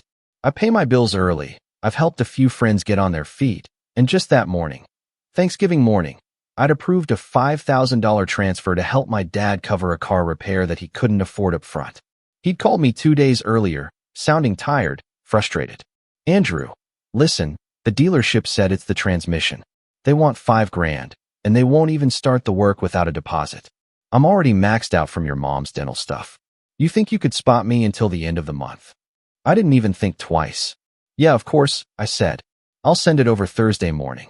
He sounded genuinely grateful. I don't know what we'd do without you, son. Those words stuck with me, not because they were sweet, but because they were so rare. My dad's not the most expressive guy. He's usually all sarcasm and shoulder pats. So when he dropped something that sounded almost sincere, I took it at face value. I showed up to Thanksgiving with a bottle of wine in one hand and my famous cornbread stuffing in the other. My cousins were already there, gathered in the living room around the TV. They're all younger than me, 20, 22, 24, loud, smug, fresh out of college or still in it, wearing cologne like it's armor. One of them, Tyler, was bragging about how he closed a $60,000 deal at his startup like he'd just cured cancer. My aunt was eating it up, nodding like he'd made the Forbes list.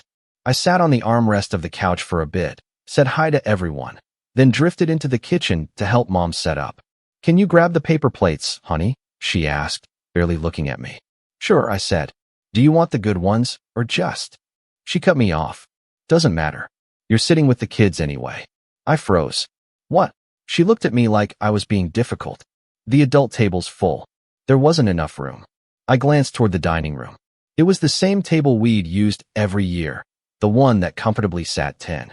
My dad, my uncle, my aunt, my mom, my older sister and her husband, and 3 open seats. One of which, historically, was always mine. I don't mind squeezing in, I offered, half laughing, trying to keep it light. I can grab a stool. But my sister chimed in from the hallway, her voice dripping with faux sympathy. Oh, Andrew, it's just easier this way. The kids actually like you, right? The kids, by the way, are all legally old enough to drink and vote. I said nothing, just nodded and went to the kitchen corner, where they'd set up a rickety folding table with mismatched chairs, plastic utensils, and a lopsided centerpiece made from construction paper. Like we were staging some middle school arts and crafts fair. My name was on one of the paper napkins in Sharpie. No one else seemed to find this weird. No one said, wait, Andrew's 28. Why is he at the kids' table? No one offered their seat, or even pretended to notice. I sat down across from Tyler, who barely looked up from his phone. Dinner began. Toasts were made. Plates passed. At some point, my uncle raised a glass and said, here's to the next generation making waves. And everyone clapped while Tyler smugly nodded like he'd just won an Oscar. Then came the moment. Tyler glanced at me, grinning like he was about to say something hilarious. Hey, Andrew, he said, loud enough for everyone to hear. Maybe when you get a real job, you can graduate to the adult table. Laughter. Actual laughter. From the table of people who'd been eating food I helped pay for. From the parents who'd taken my help, my money, and my silence for years. My mom even giggled behind her wine glass like it was some harmless joke. My dad didn't say a word. He just chewed his food and kept looking down at his plate. I didn't respond. Didn't smile. Didn't fake laugh. I just sat there, my appetite gone, my face burning, my chest tight in that horrible way that's not quite rage and not quite sadness, just something hollow and ugly in between. I excused myself 10 minutes later, told them I had a headache. My mom didn't protest. My dad mumbled something like, "Feel better, son," and that was it. I drove home in silence. No music, just the sound of my tires on the highway and my thoughts boiling over. All I could think about was that loan. The $5,000 I'd sent that morning. The one my dad had promised to repay soon. The one I hadn't even told anyone else about because I didn't want to be the guy who throws money around for recognition. So when I got home, I sat down at my desk, logged into the portal for my business banking account, and clicked Cancel Transfer. The funds hadn't posted yet. I was still within the window to reverse it. I hovered for a second. Then I clicked Confirm. And that, apparently, was the equivalent of lighting a match and tossing it into a gas-soaked shed. Because 2 hours later, my phone lit up like a Christmas tree. Text after text. Missed call after missed call. My dad. My mom. My sister. Even Tyler. And every single one of them was furious. Because apparently, the dealership had tried to run the financing. The payment had bounced. And now the repair shop was holding my dad's car hostage. No car, no loan, no way home. But that wasn't even the part that got me. The part that really hit me was what my dad finally texted after 10 straight missed calls. It read, "After everything we've done for you, this is how you treat your family?"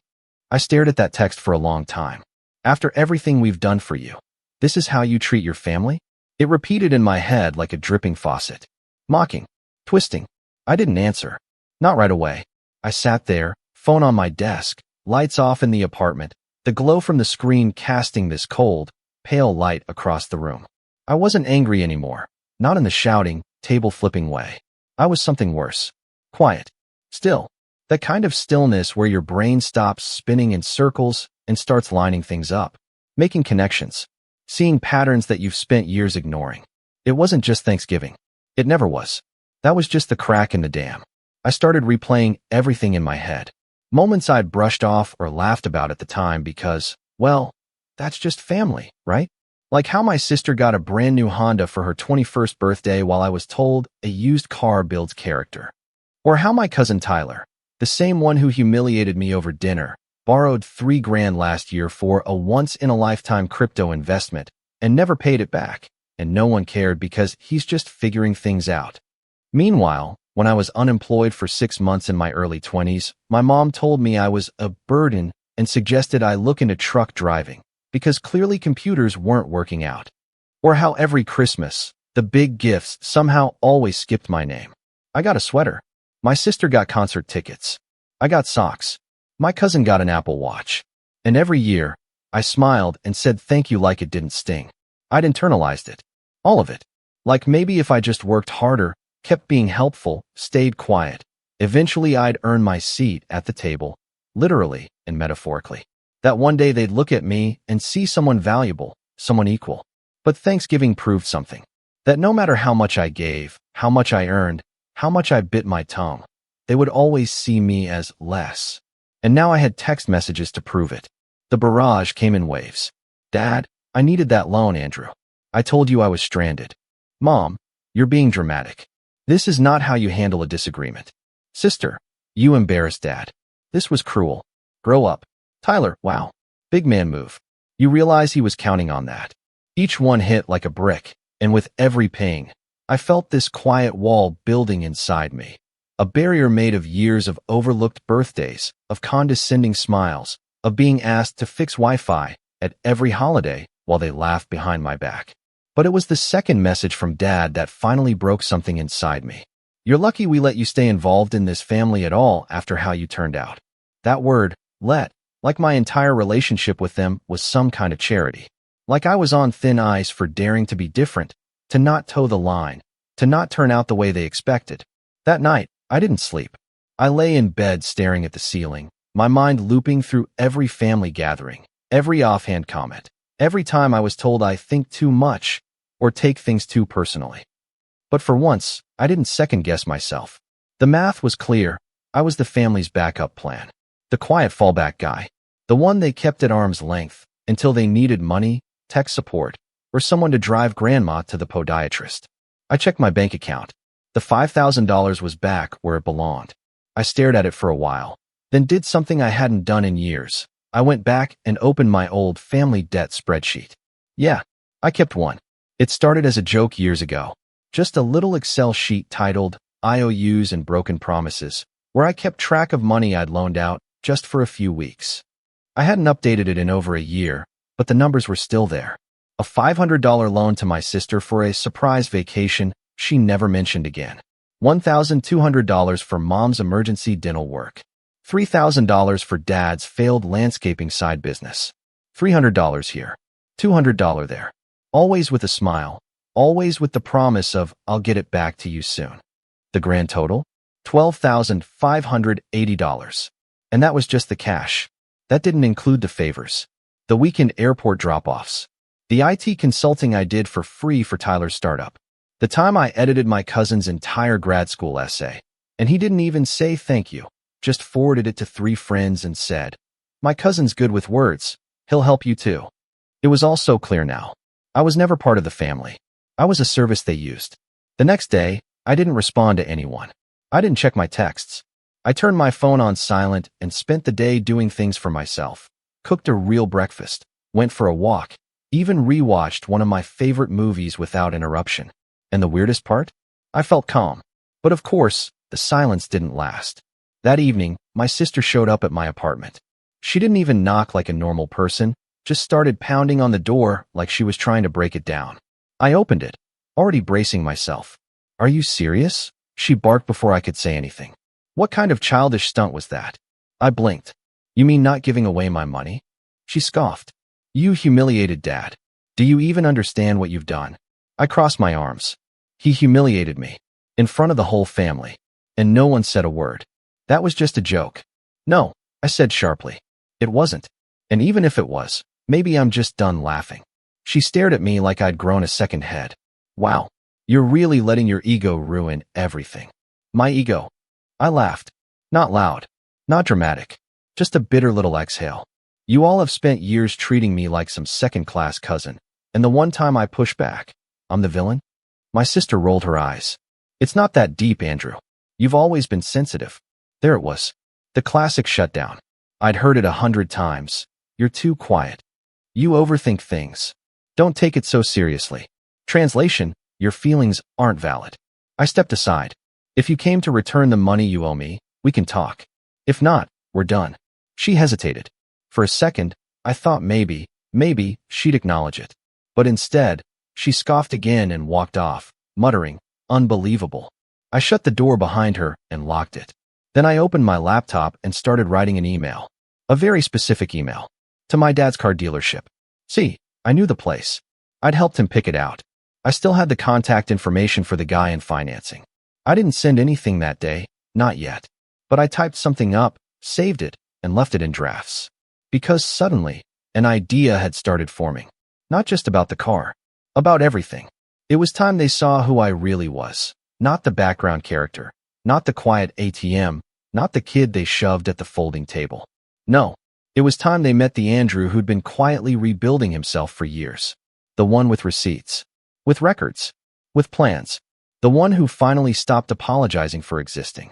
And that's when things really started to spiral. It's strange how silence can be both suffocating and liberating at the same time. After my sister stormed off that night, the phone call stopped. The texts, too. My family has always had this unspoken rule. If you don't play along, you get iced out. It wasn't the loud, dramatic kind of disowning. It was quieter, more strategic, like slowly fading someone out of a group photo.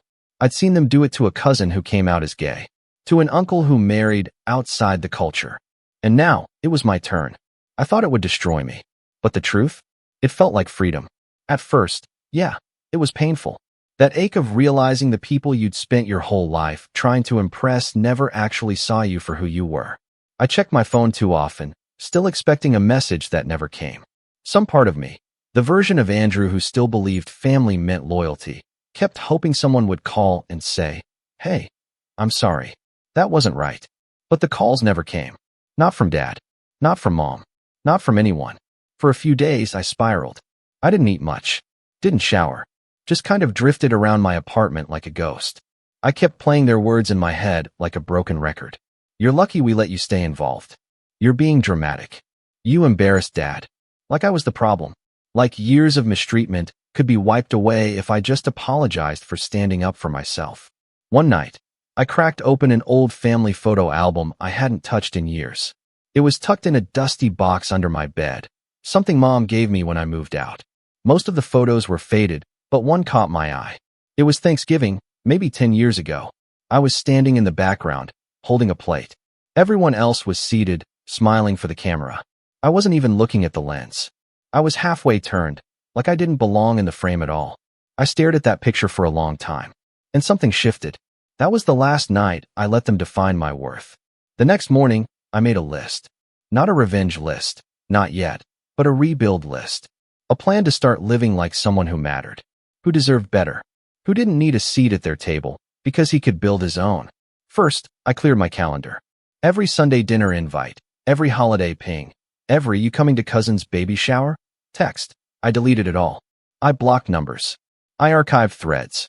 If they weren't going to treat me with respect, they didn't get access to my time. Next, I poured myself into work. Freelance IT had always been feast or famine, but I'd gotten good at it. I started reaching out to past clients, letting them know I was taking on new projects. Within a week, I landed 2 gigs, both cybersecurity audits for mid-sized companies. By the end of the month, I had 4 more. My income tripled. I bought a second monitor, upgraded my desk chair, built a real office in the spare room that had always just been storage. But it wasn't just about money. It was about reclaiming identity. I started running again, something I hadn't done since college. Not because I wanted to look a certain way, but because I needed to feel movement, to remind myself I was still here, still capable, still alive. I changed my diet, started reading again, picked up an old hobby, woodworking, that I used to love before life got too noisy. I even built a bookshelf, by hand, and filled it with titles I'd always meant to read. Each nail I drove and felt like planting a flag in my own future. And slowly, I stopped waiting. Stopped waiting for their approval. Stopped waiting for that apology. Stopped waiting to feel like I belonged. Because for the first time in my life, I was learning to belong to myself. But of course, they didn't stay quiet forever. It started small. A "hey" from my mom, 2 weeks after Thanksgiving. Just that. No punctuation. No explanation. I stared at it for a long time and didn't reply. Then my aunt messaged me on Facebook, asking if I was okay, and that "your parents are really hurt, you know." Like I'd thrown a tantrum and stormed out instead of quietly withdrawing from a lifetime of disrespect. I ignored her, too. The silence must have driven them crazy. A month later, I got a voicemail from my dad. "Andrew, look, I know we've had some tension, but this is getting ridiculous. Your mother's worried sick. Call us back." I didn't. Because for the first time ever, I wasn't falling for the guilt trip. Instead, I kept building. In January, I launched a side business, a digital privacy consulting firm for small creators and influencers. I'd seen too many people get doxxed, hacked, or scammed online, and realized there was a niche I could fill. It started slow. One client, then another. But by March, I had enough recurring income to register the LLC. I named it Quiet Signal. The irony wasn't lost on me. Around that time, something wild happened. An old college friend, someone I hadn't spoken to in years, reached out. He'd seen a security guide I wrote go semi-viral on Reddit. He asked if I'd ever thought about teaching a course. I hadn't. But now that he mentioned it, why not? We co-developed a curriculum.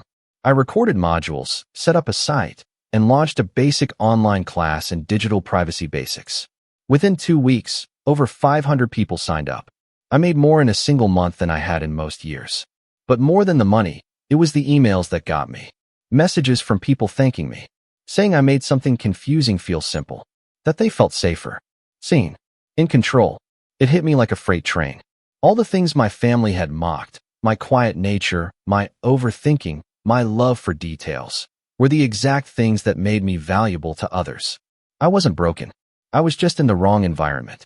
And that realization lit a fuse I didn't even know was there. Because once you stop trying to prove your worth to people who refuse to see it, you start thinking about justice, about consequences, not out of bitterness, but balance. I didn't want revenge. Not really. What I wanted was accountability. So I reopened that email draft I'd written weeks earlier, the one to my dad's dealership, and began to refine it. But more than that, I started digging into old receipts, into legal rights, into all the ways I'd been used, financially, emotionally, even professionally. I'd always played nice, but nice was over. And what I discovered next changed everything. Especially one document my dad never thought I'd kept. A contract. One that might legally tie him to something he'd been hoping no one remembered. The contract wasn't in a safe. It wasn't hidden in a lockbox or tucked away in some envelope labeled "Do Not Open." It was in a folder titled simply, "Old Taxes," buried inside a cloud storage account I hadn't touched in over 6 years. And yet, there it was. A PDF labeled "Loan Agreement, March 2017. My name. My dad's signature. His driver's license scanned on page 2. 5 pages total, dry language, boilerplate terms, but it was all there. The $6,500 loan I'd given him for his lawn care business startup back when I was 20 and naive enough to believe we were partners. The business flopped within 9 months. He'd blamed the economy. I never saw a dime back. But this wasn't just about the money. The final page included something else. A handwritten note he'd insisted on adding at the time, scrawled above the signature line. If I fail to repay this amount, I forfeit all rights to claim sole ownership of Andrew's old truck, which is currently in my name for insurance purposes only. That line hit like a thunderclap, because that truck? I'd forgotten all about it. Back then, it had been my lifeline, a beat-up Toyota Tacoma I bought in college. The registration had been moved to Dad's name during a complicated insurance issue, and after the loan drama, he just kept it. I moved to the city and didn't need it, and he swore he'd just use it for errands. But over time, it became his second vehicle. He even listed it on his taxes as a business asset. But technically, legally, it was mine. And suddenly, I saw it all with fresh eyes. Not just the truck, but every casual betrayal dressed as practicality. It's just easier this way, that conveniently benefited him and erased me. Every deal where I took the risk and he took the reward. So I printed that contract, made 2 copies, and started planning. This wasn't just about a car. This was about drawing a line, reclaiming what was mine, inch by inch. I didn't go nuclear. Not yet. I was strategic, patient, and quiet, just like they'd always taught me to be. Only now, I was applying that quiet in a way they'd never expected. First, I reached out to a former client, Mark, who owned a used car lot on the edge of town. We'd worked together the year prior on a payment portal redesign. I'd helped secure his customer database after a minor breach. "Mark," I said over coffee, "hypothetically, what happens when someone tries to sell a truck they don't actually own?" He chuckled. "Title dispute. You get lawyers involved." "What?" "No reason," I smiled. That afternoon, he sent me a contact for a guy named Luis, a DMV paperwork specialist who handled tricky title transfers. I emailed Luis a scan of the original contract and the vehicle info. He wrote back 20 minutes later.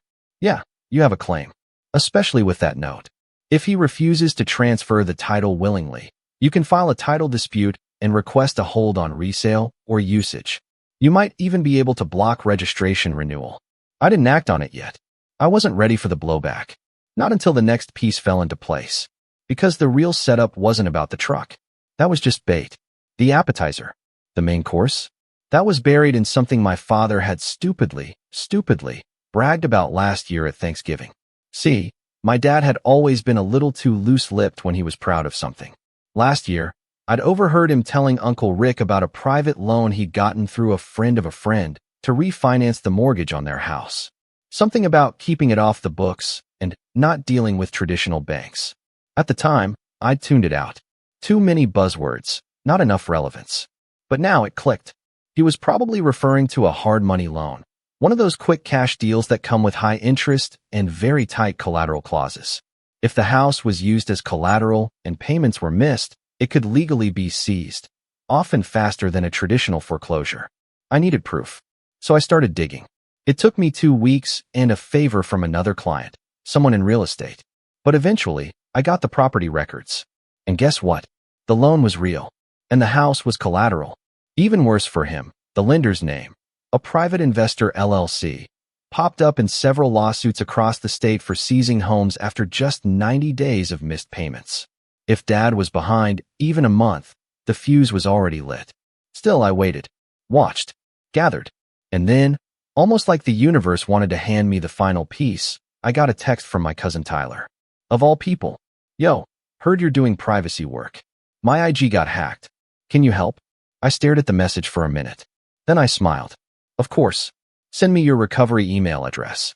It took less than an hour to lock down his account, reroute the recovery, and secure it with 2FA. I didn't charge him. Didn't gloat. Just did it, fast and clean. He texted again. Bro, you're a wizard. Seriously, I owe you. I waited a day. Then I replied. Actually, there is something you can help with. Over the next week, I pulled together everything I needed. The contract about the truck, the property documents, even some old voicemails where Dad admitted, outright, that I'd funded part of his now-defunct business. All of it logged, backed up, and time-stamped. Then, I called Tyler. Hey, I said, keeping my voice calm. You remember that Thanksgiving joke? The one about the real job? He hesitated. Dude, I was just messing around. I know, I said, but I need a favor. What kind of favor? I need you to help me record something. Record what? A conversation. With Dad. Why me? Because he won't see it coming from you. There was a long pause. Then Tyler sighed. Okay, what are we trying to catch? I didn't answer directly. Because it wasn't just about catching anything. It was about setting the trap. And when Dad finally called again, this time, pretending everything was normal, asking if I could grab lunch soon, I knew the time had come. I agreed. Pick the place. Neutral ground. A quiet diner we used to visit when I was a kid. Nostalgia, I figured, might make him comfortable. Loose. And it did. He showed up in his usual uniform. Work boots, windbreaker, slight grease on his hands like he'd come straight from a project. He grinned when he saw me. Been too long, kid. I didn't smile. We made small talk. He asked about work. I told him things were going fine. He mentioned how Mom's been missing you, and how we don't want things to be weird forever. Then, slowly, he shifted. Listen, he said, leaning forward, lowering his voice. About that money. I know you probably felt ambushed. That was never the plan. But you know how your mom gets when she's stressed. The car, the holidays. He trailed off. I just nodded. Let him keep going. I was going to pay you back, he said. Still plan to. We're just tight right now. You know how it is. There it was. The lie. Because I didn't know how it was. I had the loan documents. I had the repayment schedule. I knew exactly how tight things were, and just how close he was to defaulting on his mortgage if another emergency hit. I looked him dead in the eye. Dad, I said quietly, do you remember that truck? The one you've been using for the last few years. He blinked. What, the Tacoma? Yeah, you still have it. Sure. What? Because I want it back. He laughed. Thought I was joking. I didn't flinch. I'm serious. The smile faded. Andrew, be reasonable. I reached into my bag and slid a copy of the contract across the table. I'm being precisely reasonable. He stared at it.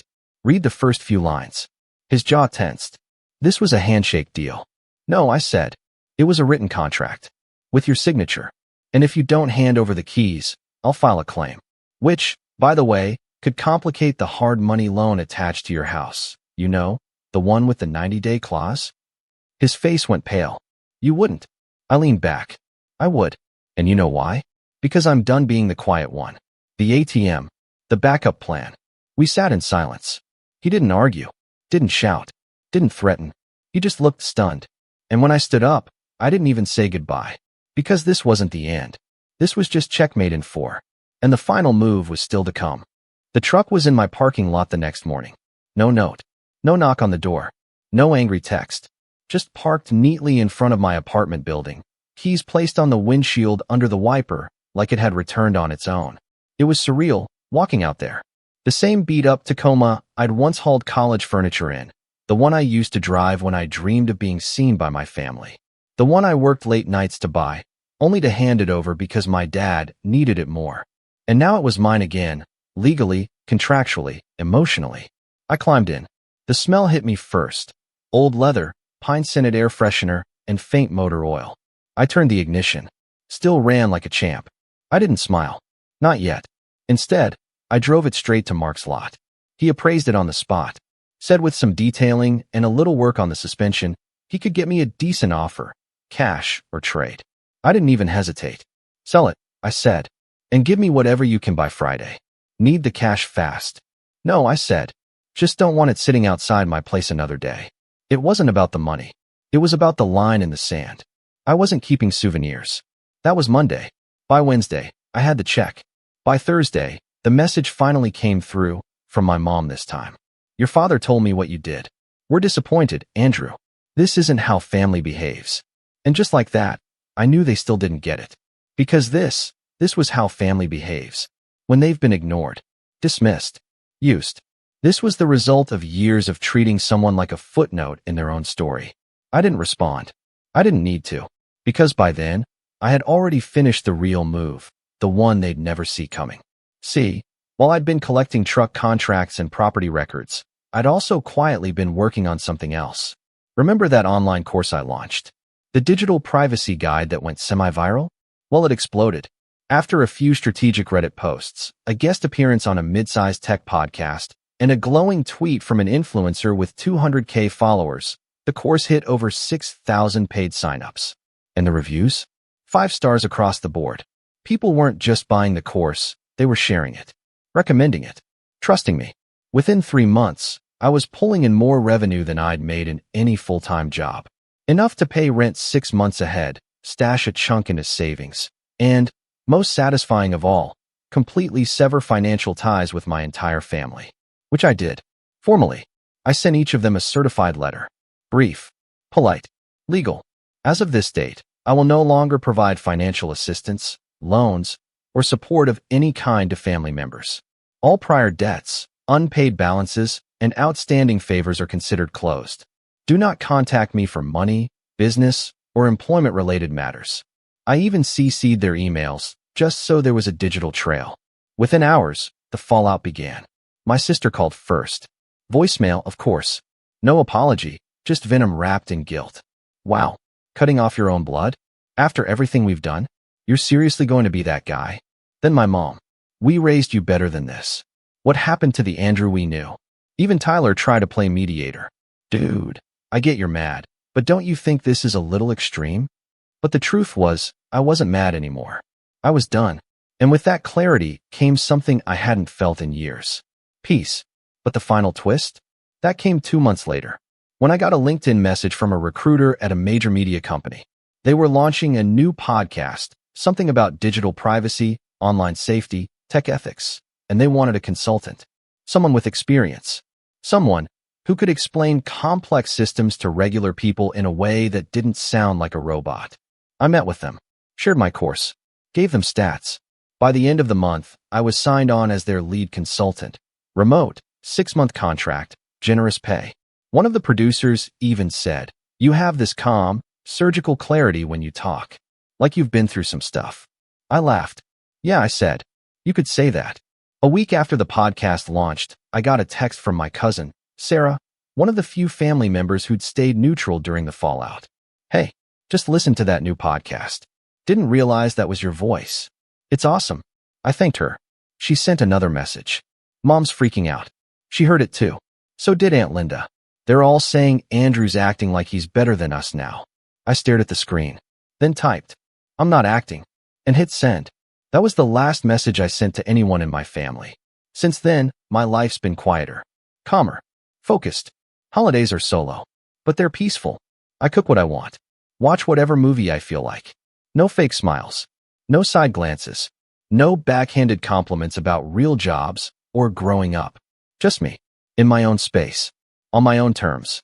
I built something, and they'll never take it from me again. They used to laugh at the quiet one.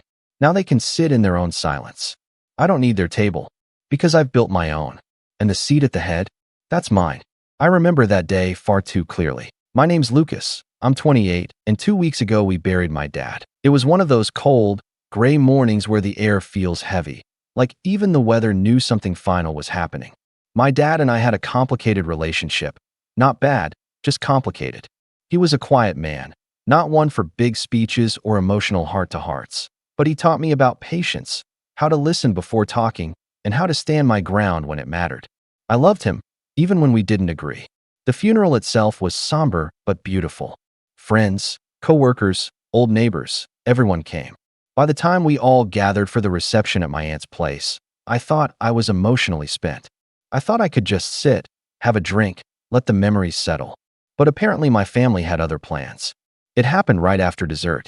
My older brother, Mark, 33, loud, and always the alpha in every room, stood up, clinked his glass with a spoon, and grinned like he'd just won something. "Guess I'm the man of the house now," he said, lifting his drink. "Hope you're ready to listen to me." People laughed awkwardly, unsure if it was a joke. My mom didn't hesitate, though. She actually nodded, her lips pressed in that little approving way she always saved for him, and said, "That's right. Everything goes through him now." I didn't say a word. I just sat there, sipping my drink, letting that sting settle in. Because it did sting, not just what they said, but the way the whole room kind of accepted it, like this was just the natural order of things. Mark had always been the golden child. The kid who got the new car at 16 while I was handed my dad's rusty pickup. The one whose college tuition was paid in full while I had to work weekends and take loans. It wasn't a mystery who my parents favored, but something about hearing it that day, at that table, right after we put Dad in the ground, that was different. I could feel my jaw tightening as Mark launched into some rambling story about how he'd take care of things now, like he was inheriting a kingdom. I let him have his moment. Because sitting just 2 tables away was my dad's lawyer, quiet, eating a piece of pie. And I knew exactly what was about to happen next. The thing is, what my family didn't know, what they never cared to ask about, was how close Dad and I actually were in the last few years. After Mark moved out and started his family, I started visiting Dad more often. We worked on his old motorcycle together, had quiet Saturday barbecues, and even took a road trip last year, just the two of us. Somewhere along the line, our relationship changed. I became more than just the younger son. I became the person he confided in. And because of that, I knew about the will. As Mark kept talking, I noticed a few relatives exchanging looks. Even my aunt seemed a little uncomfortable with how smug he sounded. "Everything goes through him now." Mom's words kept echoing in my head. She looked almost relieved, like she could finally pass the torch and not worry about anything anymore. I finished my drink, set it down, and glanced toward the lawyer. He caught my eye, gave me the smallest nod, and reached for his briefcase. My heart started pounding. This was the moment. Mark was in the middle of explaining how he was going to handle Dad's tools and probably sell the cabin when the lawyer cleared his throat. The room went quiet. Even Mark stopped talking mid-sentence, his smug smile flickering for just a second. "Ladies and gentlemen," the lawyer said, standing. "At the request of the family, I'll be reading the last will and testament of Mr. Daniel Pierce." You could feel the shift in the room. Some people straightened in their seats. My mom folded her hands in her lap. Mark sat back with that same little smirk, probably expecting to hear his name over and over again. But I already knew what was written. And in that moment, sitting there with everyone's eyes darting between me, Mark, and the lawyer, I felt a calm settle over me that I hadn't felt all day. Because this was the part where everything they thought they knew about who runs the house now was about to come crashing down. And I just sat there, waiting. The lawyer pulled out a thick, cream-colored envelope with my dad's neat handwriting across the front. You could have heard a pin drop in that room. Everyone leaned forward a little. Even the kids who had been half asleep after dessert were suddenly quiet. "Before we begin," the lawyer said, adjusting his glasses, "your father wanted me to remind you that this will represent his final wishes." He was very specific about how things should be handled. That made my mom nod again, like she already knew what was coming. Mark smirked, leaning back in his chair with his arms crossed, like a king waiting for his crown. The lawyer began reading.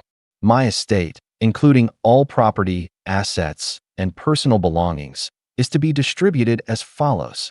You could feel the collective breath being held. He started with small things, sentimental items. Dad's watch collection was to go to Uncle Jeff. His old fishing gear to Grandpa's best friend. The motorcycle he'd restored was to be given to me. I couldn't help but smile at that. I'd spent months with him in the garage fixing it up. Mark snorted quietly. "Figures," he muttered, just loud enough for me to hear.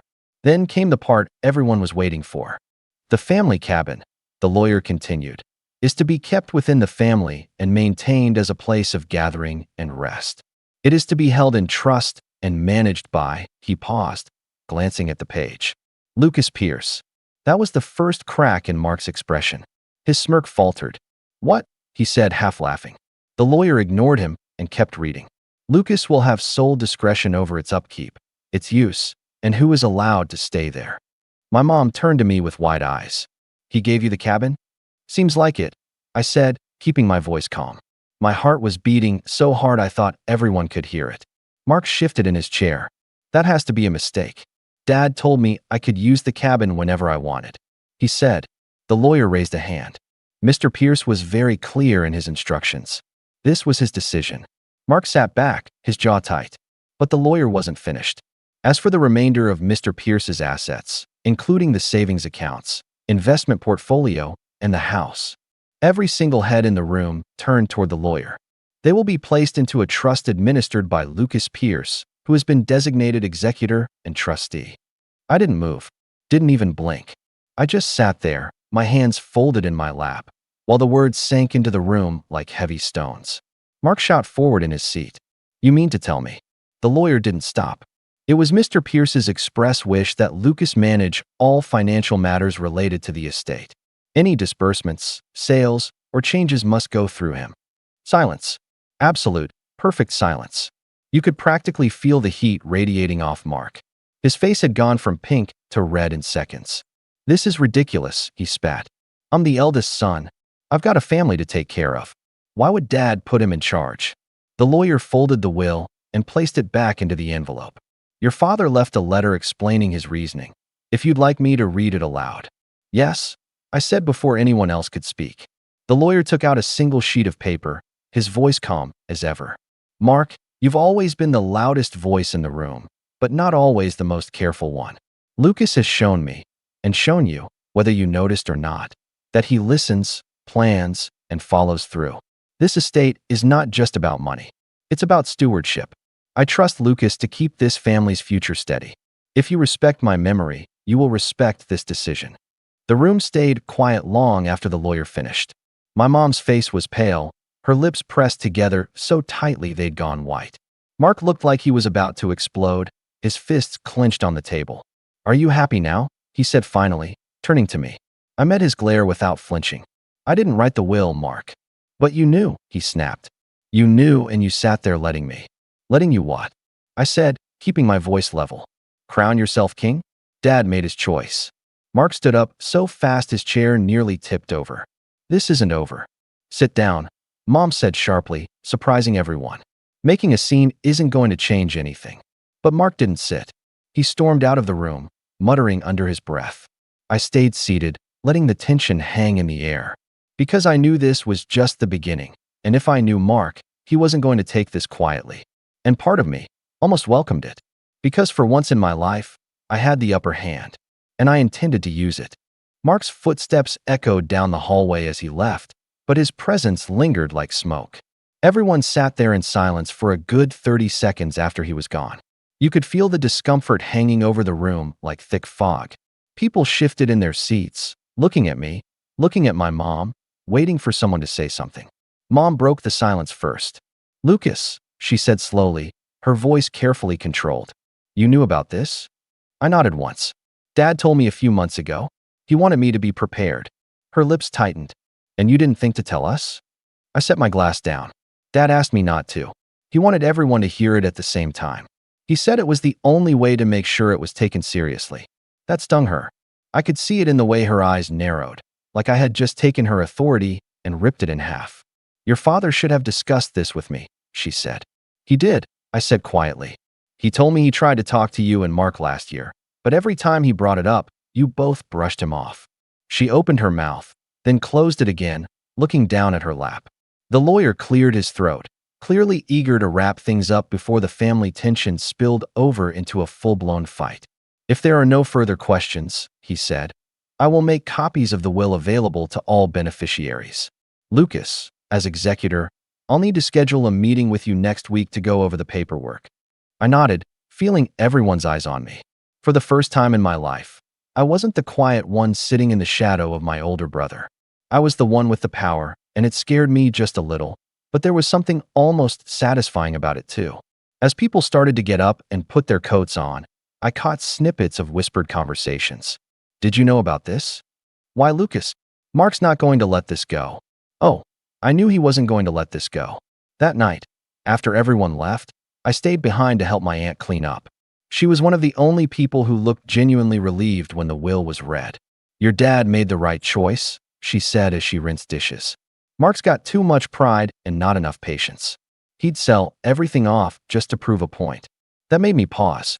"You think he'll actually try something?" She gave me a sad little smile.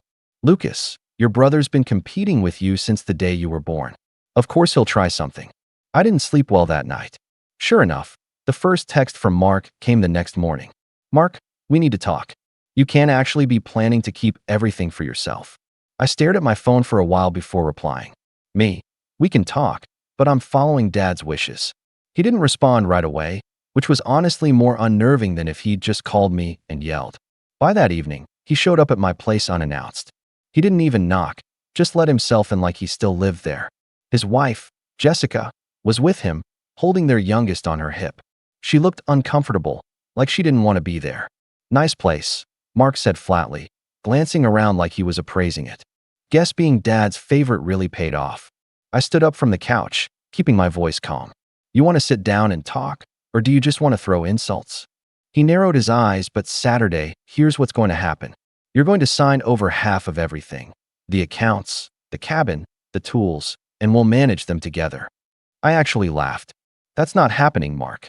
He leaned forward. "You think you can handle this on your own? Managing an estate isn't just a game. There are bills, taxes, upkeep." "Yeah," I interrupted. "I know. Dad walked me through it all before he passed. He showed me where every file is, every account, every key. He trusted me to handle it." Jessica shifted uncomfortably. "Mark," she started, but he held up a hand. "This isn't fair," he said, his voice getting louder. "You've always been the failure. I was the one who stayed in school, got a job, started a family. You were also the one who ignored Dad's calls half the time." I shot back, my patience finally wearing thin. "You never visited unless there was a holiday dinner or you needed money. Don't act like you were the dutiful son." His face went red. "Careful," he said. "No," I said, standing now. "I'm done being careful. Dad chose me, not you. Not because I'm perfect, but because I actually listened to him." Jessica looked between us, her expression pained. "Mark, maybe we should just respect his wishes," she said softly. He stood up, towering over me. "You think this is over? I'll fight this if I have to. I'll get a lawyer." "Go ahead," I said, my voice steady. "But you'll lose. The will's airtight. Dad made sure of it." He glared at me for a long moment, then turned and stormed out, Jessica following behind him with a resigned look. When the door slammed shut, I finally let out the breath I'd been holding. My hands were shaking, but not from fear, from adrenaline. Because I knew that wasn't the end. That was just round one. Over the next week, little things started happening. Someone accidentally canceled the lawn service at the cabin. A neighbor called to say Mark had been seen poking around the property. I even got a notice from the bank that someone had tried to access one of Dad's accounts without authorization. I started documenting everything. Every text, every call, every strange occurrence. I wasn't going to be blindsided. When I met with Dad's lawyer, I told him what was going on. He nodded gravely. "I'll add a protective clause to the trust. If anyone tries to interfere or damage estate property, they forfeit their right to any inheritance." That was exactly what I wanted. By the second week, Mark had gone from subtle interference to outright hostility. He left me a voicemail saying he'd take me to court, that he had a right to half of everything. But I had something he didn't: patience. And I knew if I just let him keep digging, he'd eventually bury himself. I just had to wait for the right moment. And when it came, I was going to make sure the entire family saw exactly who he really was. Because for once, I had the leverage. And I was ready to use it. I didn't have to wait long for the moment to come. 3 weeks later, Mom insisted on having everyone over for a family dinner. Her words, not mine. I knew it was a setup before I even walked in the door. Mark's truck was already in the driveway, and through the window, I could see him pacing near the dining table like he owned the place. Jessica sat quietly next to their kids, looking like she'd rather be anywhere else. I walked in carrying the folder I'd been putting together for weeks. Every text, every bank alert, every photo my neighbor had sent of Mark sneaking around the cabin. Mom gave me a tight smile, the kind that was supposed to look polite but didn't reach her eyes. "Lucas," she said, "thank you for coming. We need to clear the air." "Sure," I said, taking my seat but not taking off my coat. I wanted them to know I wasn't planning to stay long. Mark wasted no time. "Here's the deal," he said, slapping the table. "You hand over control of the estate. We split it 50-50, and this family doesn't have to fall apart. Or we can go to court and let a judge deal with it." I stayed quiet for a long moment, letting his words hang in the air. Then I opened the folder and started sliding papers across the table. "Before we talk about splitting anything," I said calmly, "we should go over these." Mark glanced down at the first page, a printed screenshot of the bank alert showing the unauthorized login attempt, and frowned. "What's this supposed to be?" "That's the first time you tried to access Dad's accounts," I said. "Without permission." His face went red, but I kept sliding papers across the table. A copy of the lawn service cancellation, photos of his truck parked at the cabin, and finally a printed transcript of the voicemail he left me threatening to take back what's mine by any means necessary. Jessica's face drained of color. "Mark," she whispered. Mom's expression hardened as she looked from him to me. "You did this?" she asked him, her voice quiet but sharp. Mark pushed back from the table, standing up. "This is ridiculous.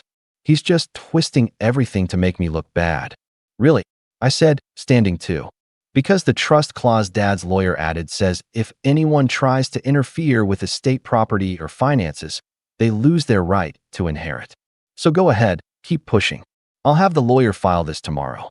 For a moment, the only sound in the room was the kids shifting nervously in their seats. Jessica broke the silence. "Mark, sit down," she said firmly. "This has gone far enough." He didn't. He stood there breathing hard, fists clenched, like he was deciding whether to keep fighting or walk away. Finally, he grabbed his keys off the table and stormed out, slamming the door so hard the windows rattled. Jessica stayed seated, staring at the folder of evidence. Then she looked at me. "I'm sorry," she said quietly. "I didn't know he'd been doing all this." I nodded. "It's not your fault. But I can't let him wreck everything Dad worked for." When she gathered the kids and left, Mom just sat there staring at her hands. For once, she didn't look angry, just tired. "I never thought it would come to this," she said softly. "Neither did I admitted. But Dad trusted me to do the right thing. That's what I'm doing." She didn't argue. She just nodded once, like maybe for the first time she finally understood. The next morning, I met with the lawyer and officially filed the breach of trust report. Legally, it meant Mark forfeited any right to the assets. It wasn't an easy decision. He was still my brother, but after everything he'd tried to do, I couldn't risk him coming back for more. When the paperwork was finalized, I drove out to the cabin. The sun was setting, casting the whole lake in this warm, orange glow. I sat on the porch steps with a beer, the sound of crickets and the water lapping at the shore the only things breaking the silence. For the first time since the funeral, I felt at peace. Not triumphant, not smug, just calm. I didn't hear from Mark for months. Word eventually got around that he'd moved a few towns over, took on extra work to cover some debts, and was trying to get back on his feet. Jessica sent me a message a few months later thanking me for not completely cutting them off. I'd made sure the kids could still come up to the cabin during the summer if they wanted. Mom eventually came around too. She started calling more, asking my opinion on things, even inviting me over without Mark being involved. It was awkward at first, but we slowly found some common ground. One afternoon, nearly a year later, I stood in the cabin's kitchen cooking burgers on the old cast-iron skillet Dad used to swear by. I looked around at the photos on the wall, the worn furniture, the fishing poles leaning against the corner, all the little pieces of him that still lived there, and I realized something. This wasn't just about beating Mark or winning. This was about protecting what Dad loved most. And I had done exactly that. When I locked up the cabin that night and stepped outside, the stars were just starting to come out over the lake. I thought about Dad, about that road trip we'd taken, about all the quiet lessons he'd taught me that no one else even knew about. "Don't worry, Dad," I said softly into the night. "I've got it handled." And for the first time since the day we buried him, I actually believed it. I'm Weston, 36 years old, and I've always been the kind of guy who hates conflict.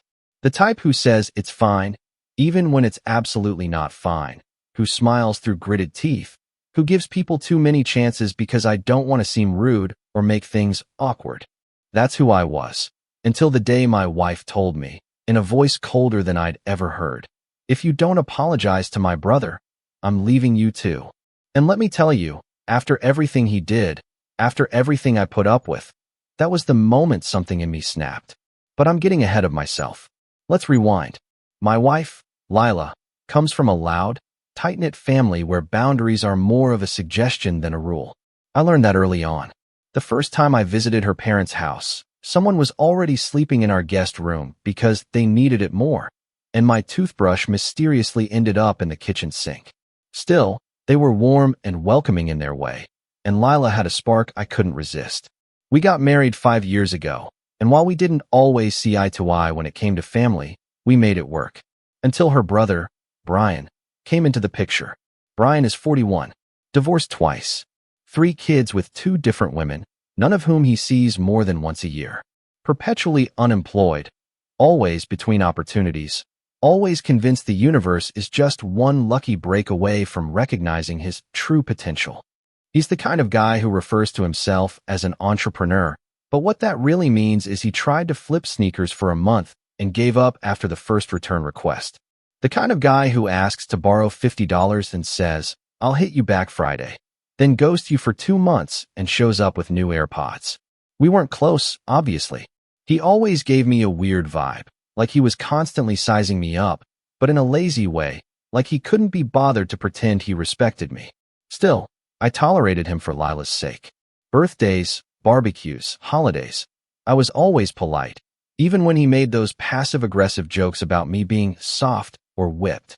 I kept my cool when he showed up late, when he drank too much at our anniversary dinner, when he asked Lila, right in front of me, why she didn't marry someone with a little more edge. I bit my tongue because that's what you do for family, right? Then, 2 months ago, I got a text from Lila while I was at work. Just a simple, "Hey, do you think Brian could stay in the guest house for a few days? He's going through something." I stared at the message for a long time. We just spent $15,000 renovating that space. New flooring, fresh paint, furniture from West Elm I never thought we'd be able to afford. It was my dream to turn that little detached structure into a quiet office, maybe even a recording studio one day. But it had become our guest house, and now it was about to become Brian's crash pad. I texted back, "How long is a few days?" She responded, "Just till he gets back on his feet. Maybe a week." I should have said no. I should have stood my ground. But I took a deep breath, thought about how Lila had supported me during my job change last year, and said, "Okay, just a week." That was my first mistake. Brian showed up the next day in a rental car, even though he claimed he was broke. And he wasn't alone. He brought his girlfriend, some woman I'd never seen before, half his age, all acrylic nails and side eyes, and her 2 kids. Not his. Hers. From another guy. And they all moved in like it was some vacation rental they'd scored last minute. Within the first hour, the kids were running around the backyard screaming, the girlfriend was blasting music from a Bluetooth speaker, and Brian was in our kitchen helping himself to a beer I'd been saving. No knock. No thanks. No. "Hey man, really appreciate you letting us stay here." Just a smirk and a "Yo, your fridge is loaded." I glanced at Lila, who smiled nervously, and said, "They just need a place to breathe for a bit. Be patient, okay?" I was patient. At first. The first week came and went, and there was no mention of leaving. Brian never even brought it up. In fact, he started acting like he owned the place. He'd barge into our house without warning to grab snacks, drinks, even toilet paper. One morning I walked into my living room in a robe and found him sprawled across our couch watching sports, shoes on, crumbs everywhere. When I asked him how he got in, he held up our spare key and said, "Lila gave it to me. Said I could come in whenever." I confronted Lila about it that night. "You gave him our key?" "Without asking me. He's my brother, Weston. Don't make it a big deal." "But he's not just visiting. He's treating this place like it's his Airbnb." She sighed. "He just needs time." The second week, I stopped seeing my garage tools. My drill set? Gone. Ladder? Gone. I found out Brian had been loaning them to his new friends in the neighborhood, other unemployed guys he played poker with in the evenings. I found cigarette butts near the flower beds I'd just planted. One morning I stepped outside and found a broken beer bottle by the hose. The guest house, once pristine, now had fingerprints on the windows, greasy takeout bags stacked by the porch, and an actual piece of gum stuck to the front doorknob. Still, Lila kept brushing it off. "They're trying," she'd say. "It's not easy living with kids in a small space." Small space? It was 600 square feet with a full bathroom and kitchenette. I'd lived in less when I first moved out of my parents' place. Week 3 was when I really started losing it. One night, I was working late in my home office when I heard loud yelling coming from outside. I stepped onto the porch to see Brian and his girlfriend screaming at each other. Not arguing, screaming. The kids were crying. One of them had apparently spilled something on her phone, and she lost it. Brian started throwing things. I told them to keep it down, and he snapped. "Mind your own house, Weston." My own house. I felt my blood rise, but I didn't say anything. I just turned around and went inside. I didn't sleep that night. The next day, I told Lila, "They need to leave." She looked at me like I'd just kicked a puppy. "What? No. You said a week. That was 3 weeks ago. They don't have anywhere else to go. They're making this place a circus. And it's not just them, it's affecting us. I'm stressed. I'm not sleeping. I'm walking on eggshells in my own home." She didn't respond. She just walked away. That was the beginning of the silence between us. The slow shift from "we're in this together" to "you're the bad guy for wanting peace." Every time I brought it up, she shut down. Every time they crossed a line, she looked the other way. And Brian? He kept pushing, kept testing me. I came home one afternoon and saw he'd parked his car in my driveway, blocking my garage.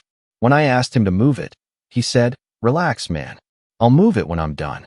I told him he had no right to block my space. He laughed. "Dude, you think I want to park on the street with those HOA narcs sniffing around?" I told him I didn't care about the HOA. I cared about respect. He scoffed. "Respect? For what? You think you're better than me because you got a little guest house and a 9 to 5? That's when I realized it. He hated me. Not because of anything I'd done to him, but because I represented everything he wasn't. Stability. Responsibility. A life that didn't crumble every other year. And maybe that's why Lila defended him. Because some part of her still saw him as the underdog, the one who never caught a break. The wounded brother who just needed someone to believe in him. But I wasn't willing to sacrifice my peace, my marriage, for a man who had no intention of changing. And then came the night that changed everything. The night that made my decision for me. Because up until that point, I still held on to hope. Hope that maybe they'd leave on their own. Hope that Lila would finally see what he was doing to us. But what happened that night shattered all of that.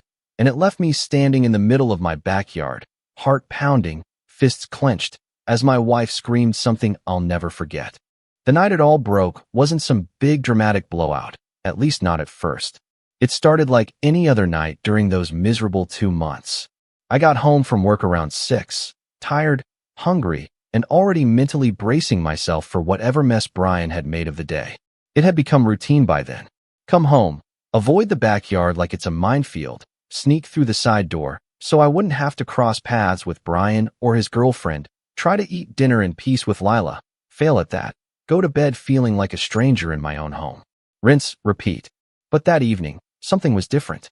The moment I pulled into the driveway, I saw the garage door half open. That immediately set off a red flag. I always kept it shut.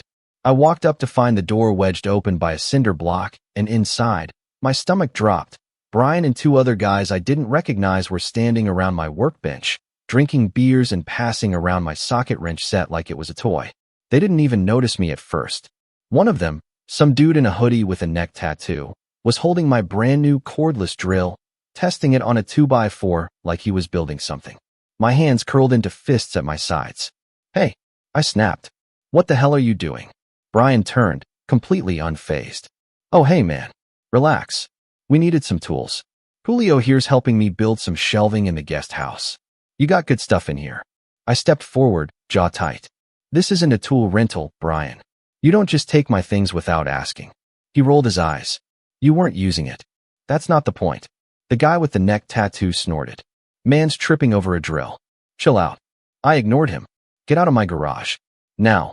Brian scoffed. "Dude, you seriously need to loosen up. We'll be done in 10. I didn't yell. I didn't scream. I just walked over, took the drill out of Julio's hands, and held out my hand to Brian. "Keys. Now." He frowned. "What?" "The spare key Lila gave you. Hand it over." He let out this mocking laugh. "Wow, you're really gonna pull this my house, my rules crap? Because it is my house. And you've crossed the line." He stepped forward, suddenly serious. "You think you're better than me, Weston? Just because you got a nice little office job and a mortgage?" This has nothing to do with being better than you. This is about respect. And you've got none. We stared at each other for a moment. Just silence and tension and two men who, for completely different reasons, absolutely couldn't stand each other. Then he reached into his pocket, pulled out the key, and flicked it at me like it was garbage. Fine. Whatever. I didn't say another word. I walked inside, went straight to my room, and shut the door. My heart was pounding, but I felt this strange wave of calm wash over me, like a decision had finally clicked into place. I didn't tell Lila about it right away. Not because I wanted to hide it, but because I already knew what she was going to say. She'd twist it somehow. Say I embarrassed him. Say I overreacted. Say I made things worse. That had become our cycle. I'd bring up a problem. She'd make it my fault. And I was tired, bone deep, emotionally drained tired, of playing that game. So I waited. I let things stew. Let Brian feel the shift in the air. For the next few days, he didn't come into the main house. Not once. He and his girlfriend kept to themselves, though the volume of their arguments only seemed to get louder. But even through the chaos, I felt like I had finally regained an inch of ground. Then came the betrayal. It was a Saturday morning. I'd just finished mowing the lawn when I noticed something strange. The guest house door was wide open. That wasn't unusual by itself. Brian was always leaving things open. But what caught my eye was the inside. The door frame looked splintered, like someone had forced it open. I walked over, confused, and stepped inside. I stood there, speechless. The place was trashed. I'm not exaggerating. I'm talking clothes everywhere, dirty diapers in the sink, takeout containers on the floor, something, I still don't know what, smeared across the wall near the bathroom. The mattress had a giant red stain on it, like someone spilled wine or fruit punch. The coffee table was broken in half and propped against the wall. One of the windows had a crack. The whole place smelled like sweat and spoiled milk. I backed out slowly, in complete disbelief. This wasn't a mess. This was deliberate. I pulled out my phone and started snapping pictures. That's when I heard a voice behind me. You went in without asking? I turned. Lila stood there, arms crossed, expression unreadable. I didn't need to ask, I said, holding up my phone. This is our property, remember? She didn't look at the mess. She just stared at me like I had done something wrong. You're spying on them now? Spying? Are you serious? Look at this place, Lila. It's destroyed. They have kids, Weston. It's not going to look perfect. This isn't about kids. This is about disrespect. This is vandalism. She flinched at that. Don't be dramatic. I took a step closer, my voice rising. I've been patient, Lila. I've bit my tongue. I've let things slide. And I've put up with more than I should have for you. But this is where it ends. She shook her head, almost like she pitied me. You just don't understand how hard it is for him. No, I do. That's the problem. I've been forced to understand while living with it, every single day. You think I don't see what's happening? You've chosen his comfort over our marriage. Her voice cracked. That's not fair, isn't it? She turned and walked away. Didn't argue. Didn't defend him. Just left. That night, I slept on the couch. I didn't know if it was because I needed space or because I didn't want to be near her. Maybe both. The next morning, I walked out to the guest house with a box of trash bags and a lease termination notice I printed from a template online. I knocked. No answer. I knocked again. Brian finally opened the door, shirtless, hair a mess, face blank. We're done, I said. He blinked. What? You've got 48 hours to pack up and leave. I don't care where you go. Just go. He snorted. You think you can evict me? I'm not your landlord, Brian. I'm your brother-in-law. And I've been way too generous for way too long. But I'm done. He looked past me, like he was waiting for Lila to come running out and back him up. She didn't. You're gonna regret this, he muttered. She's not gonna take your side. Then that's her choice. He slammed the door in my face. The next 24 hours were a blur of tension. Brian didn't leave. In fact, he started getting bolder, playing music louder, throwing trash into our bins like it was some kind of statement, parking across both sides of the driveway. And Lila? She barely spoke to me. When she did, it was clipped and cold. Sunday night rolled around, and I knew what I had to do. I didn't want it to come to this, but I couldn't back down now. I'd finally stood up for myself, and I wasn't about to let guilt pull me back into that doormat role. So I made the call. The next morning, I left work early, got home by 2, and waited. At 2:45, a tow truck pulled into the driveway. Brian's rental car was gone in under 5 minutes. He'd parked in violation of the HOA rules, again, and I reported it anonymously. But I wasn't done.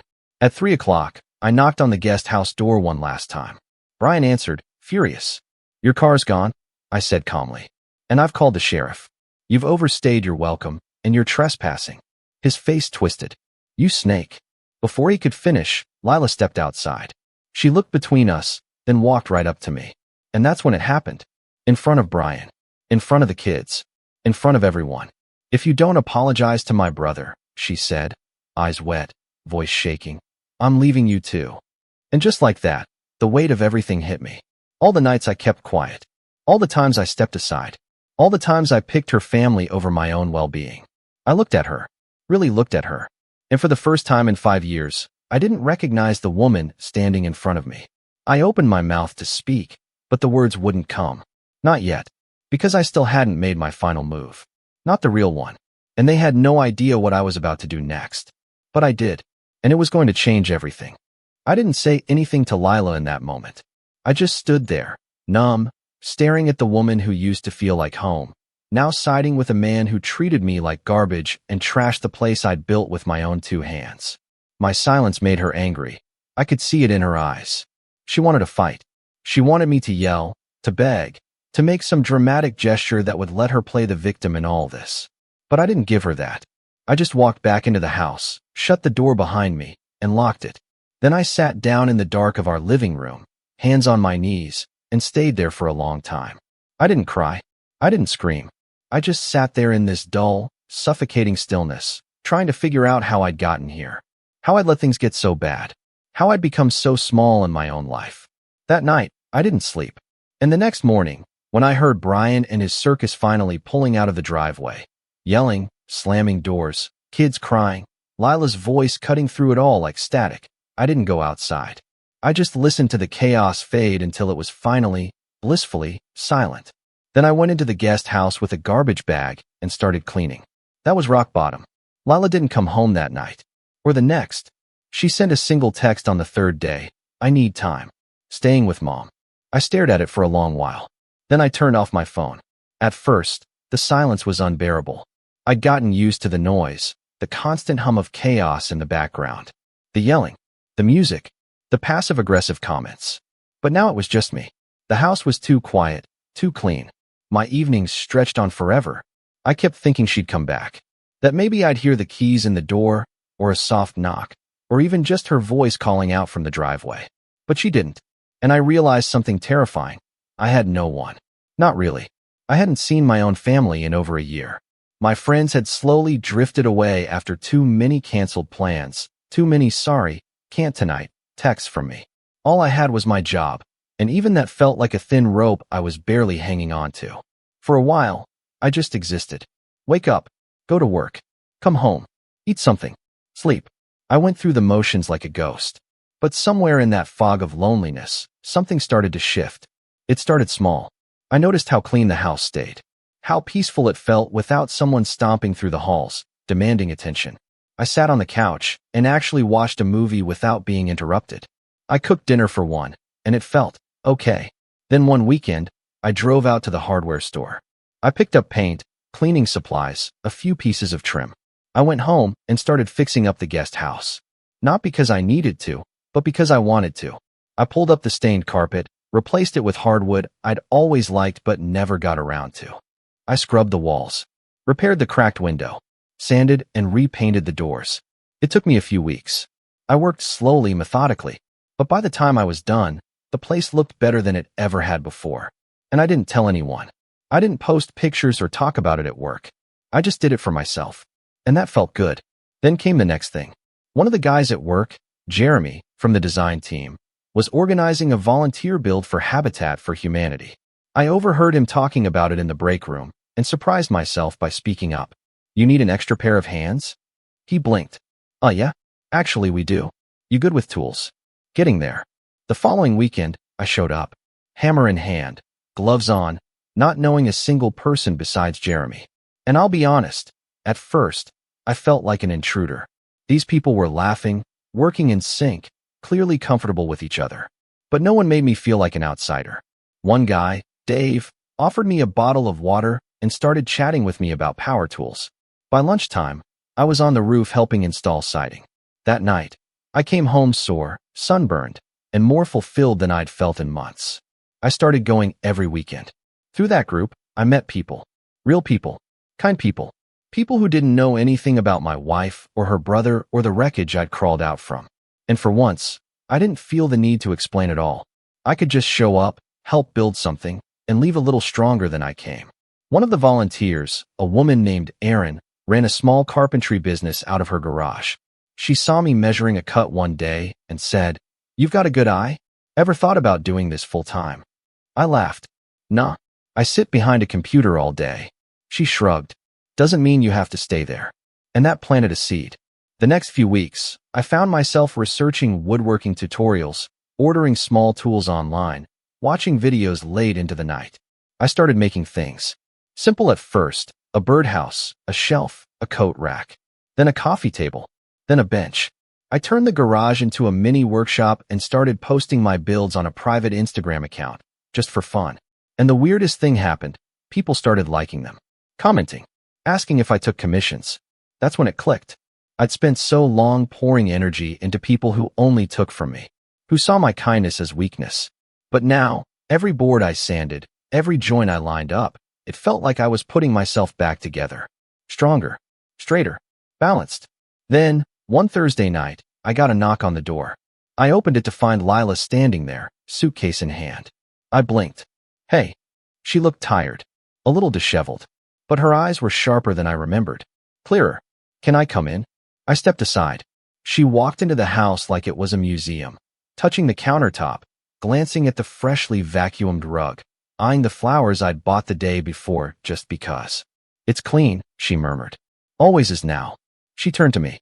"I've been staying at Mom's, but it's not working." I nodded, saying nothing. "I miss us," she said. I studied her. "Which us? The one where I swallowed everything to keep the peace? Or the one where your brother walked all over me and you called me the problem?" She flinched. "That's not fair." "Yes," I said quietly. "It is." She looked away, eyes wet. "I didn't realize how bad it got," she said finally. "Until I left. Until I had to listen to my mom make excuses for Brian every day, the way she always did.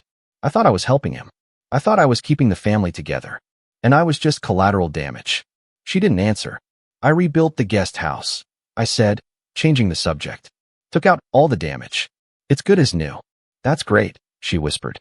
"That's really great." We stood in silence for a while. Then she asked, "Can I come home?" And that was the question, wasn't it? Could she? After everything? I didn't answer right away, because deep down I wasn't sure. I'd finally started standing tall again, started making choices for me, built something from nothing, with no help, no validation, no audience. I was becoming someone new, someone I was proud of. And I wasn't sure if there was space in that new life for someone who once made me feel so small. But that decision would come later. For now, I offered her the guest house. "Stay there for a while," I said. "If you're serious about fixing this, we'll take it slow. But I'm not going back to how things were."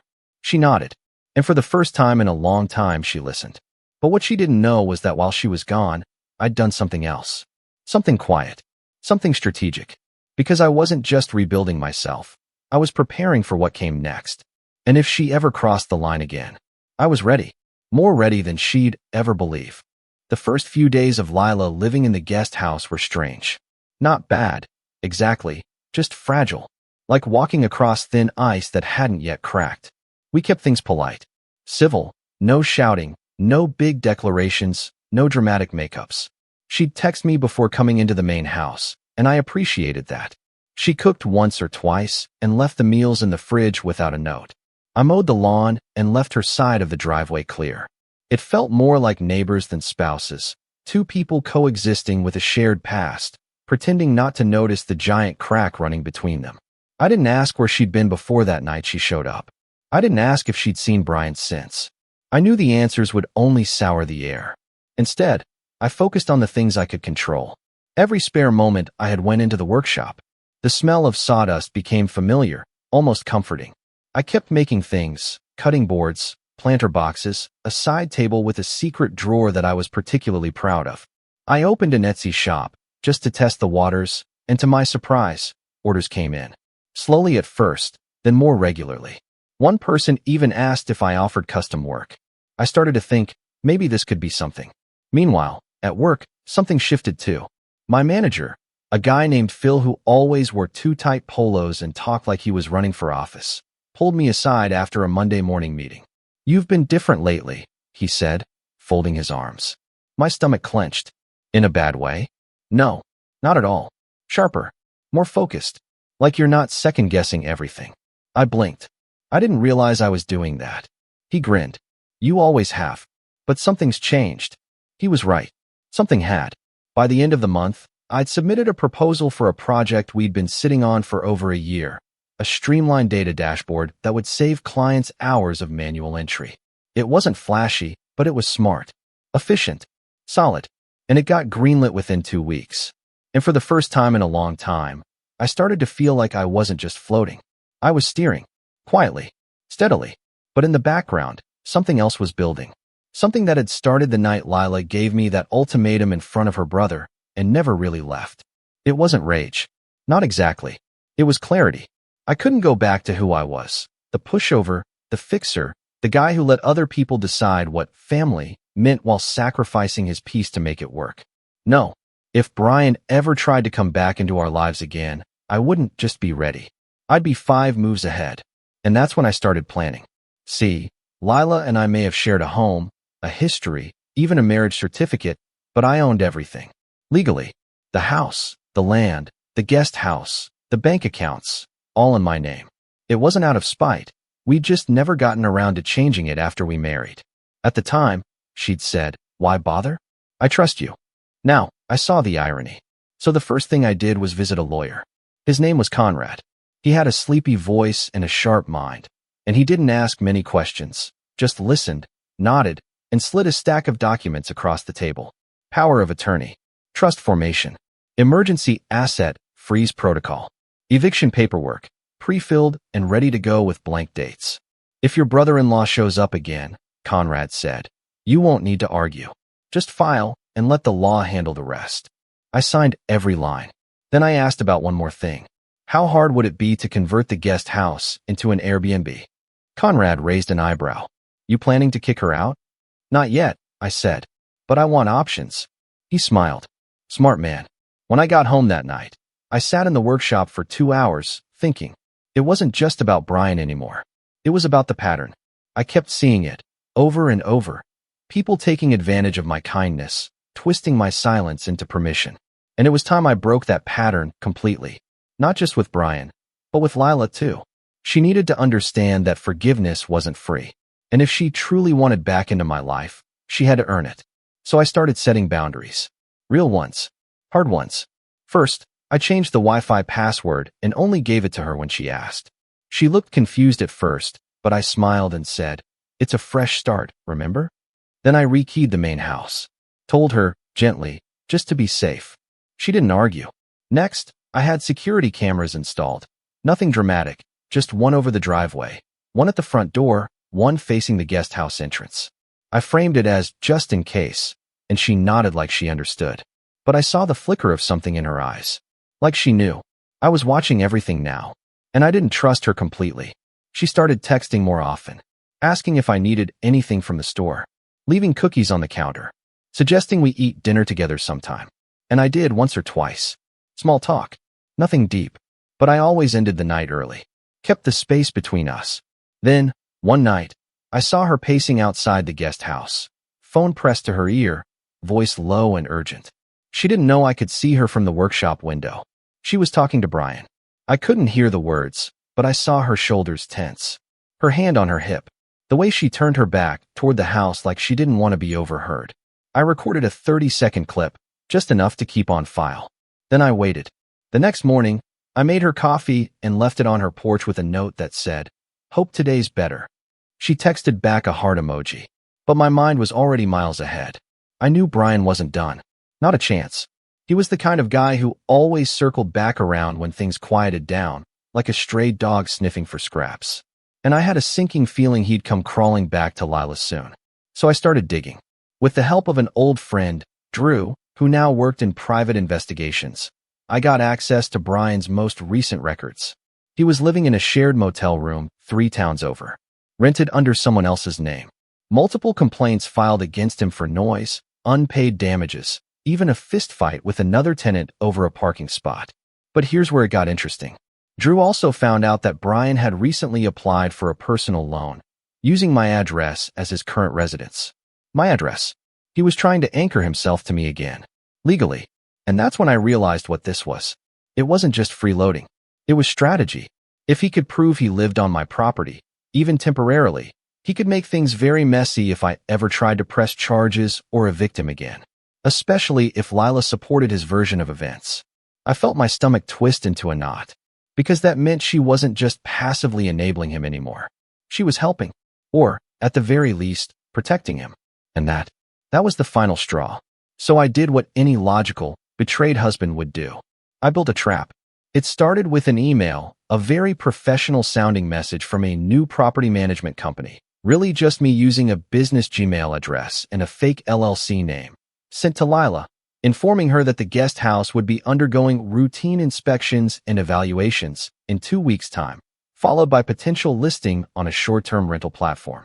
She replied the next day, "This is a surprise. Thought we discussed me staying longer." I replied, "You're welcome to submit a rental application if you'd like to pursue that route." She didn't, but I saw the panic start to grow. The second phase was a conversation I let her overhear. A phone call in the kitchen where I casually discussed investors and turning the whole property into income-generating space. She asked about it that night. I shrugged, just exploring options. She said nothing. Then, the third phase. I filed a formal change of residency notice with the city, declaring that no one besides myself resided at the property, a document Brian would have to contest if he wanted to use my address for anything official. And just to be thorough, I reported the loan application to the fraud division of the lending company. By the end of that week, Brian's loan was flagged, his motel reported, and the paper trail he was trying to build shattered. But I wasn't finished, because the best revenge isn't just defense. It's dominance. So I started planning an open house for the guest house, a real one this time. Posted anonymous ads, set a date, printed flyers. And when Lila asked me about it, quiet, uncertain, I simply said, "Everyone keeps telling me I need to think about my future. I think they're right," and walked away. She didn't follow, but I knew she would, because I'd built something stronger than anger. I'd built leverage. And when the day came that Brian showed up again, and he would, I'd be ready. Only this time, I wouldn't just be defending my home. I'd be taking everything back, piece by piece, and they'd never see it coming. The final domino fell on a Saturday afternoon in early spring. It had been exactly 90 days since Lila moved into the guest house. 90 quiet, careful, calculated days. I'd spent them rebuilding everything they had broken. Not just the structure Brian trashed or the routines he disrupted, but the core of who I was. I'd learned to move differently, to listen more, to act less impulsively, and to anticipate instead of react. That was the difference between the old Weston and the man I'd become. The old Weston would have exploded, would have argued, pleaded, tried to prove something to people who didn't deserve an explanation. But the new me? I was done wasting energy on people who weaponized my patience. So when Brian finally came slithering back, right on schedule, I was ready. It started with a knock at the front door. I'd just finished sealing a custom coffee table I planned to ship out Monday when I saw him through the window. Same cocky posture, same smug tilt of the chin, like he already owned whatever room he was about to walk into. But there was something else this time too, desperation. His clothes were wrinkled, his face gaunt, and his shoes looked like they'd been pulled out of a Goodwill donation bin and lost a fight with a dog. I didn't open the door. I stepped outside and met him on the porch. He grinned like we were old college buddies. "Yo, Weston. Long time, huh?" "Not long enough," I said. He raised his eyebrows, as if I'd hurt his feelings. "Look, I just need to stay for a couple weeks. Nothing big." Lila said, "She doesn't live here." He blinked. "What?" She said, "She's a guest. Same as anyone else." That knocked the smirk off his face. "She's your wife, man." "Not anymore." He stared at me, confused. But I wasn't lying. I had quietly filed for separation the previous week. Served her the paperwork through a process server. A clean, professional cut. No yelling. No drama. Just a notification and a return envelope. He shook his head, stepping forward. Look, I just need a place for a little while. You've got space. And come on, we're family. That word hit my ears like a siren. Family. I looked him dead in the eye. You don't know the meaning of that word. Then I handed him a letter, folded neatly in a sealed envelope. He took it, opened it, and scanned the top line. His eyes narrowed. What the hell is this? An official cease and desist. From my lawyer. He scoffed. For what? For claiming residence at my address. For fraudulently using my name on a loan application. For trespassing. For damages. His face paled. You're bluffing. I'm not. I also have footage of you smoking near the guest house while minors were present, evidence of property damage, and statements from neighbors who witnessed your fights. It's all documented. All packaged. All ready. For what? He snapped, eyes wide now. You gonna call the cops on your brother-in-law? I shrugged. No need. Because that's when the second wave hit. A white car pulled into the driveway. A woman in a navy blazer stepped out, clipboard in hand, badge visible on her hip. Behind her, a black SUV with the logo of the county's housing enforcement office rolled up slowly and parked along the curb. Brian turned to me. What the hell is this? I told you.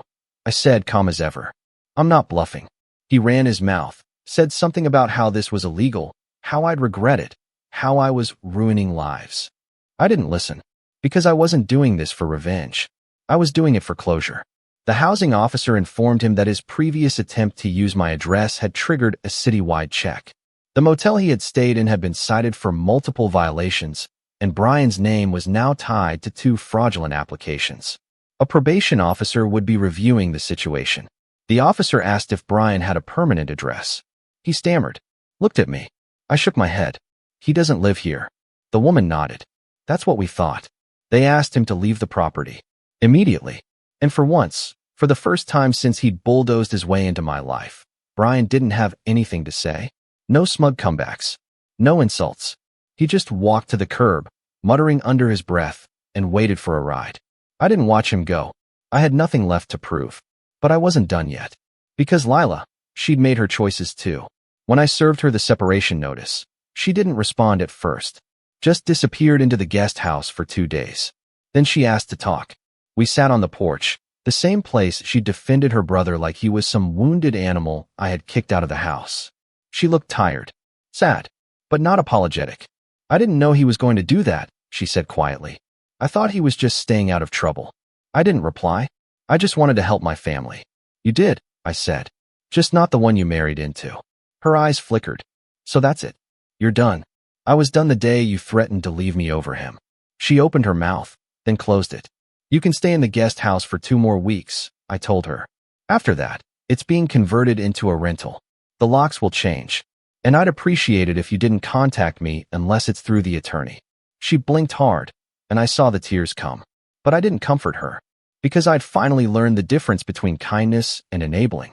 That night, I sat in the workshop and looked around at everything I'd built. Real, solid, lasting things. Not just furniture, but confidence, freedom, clarity. The revenge hadn't been loud. It had been precise, quiet, intentional, and it worked. Brian never came back. Lila moved out exactly 2 weeks later, left a note that said, I didn't realize I'd lose you too. I folded it and placed it in a drawer where it still sits untouched. I didn't lose anything. I let go. And sometimes, that's the most powerful revenge of all. Because now, I wake up in a home that feels like mine again. I run my business. I spend weekends with people who respect me. I build things that last. And no one walks through my door without earning it. Not anymore. I was never the villain. I just finally stopped being the doormat. And when I closed that chapter of my life, I didn't slam the door. I locked it and threw away the key. You ever get that feeling in your gut that something's off, but you can't quite put your finger on it? That was me, Lucas, 27, sitting in my apartment a few days before Christmas, staring at my wallet like it had personally betrayed me.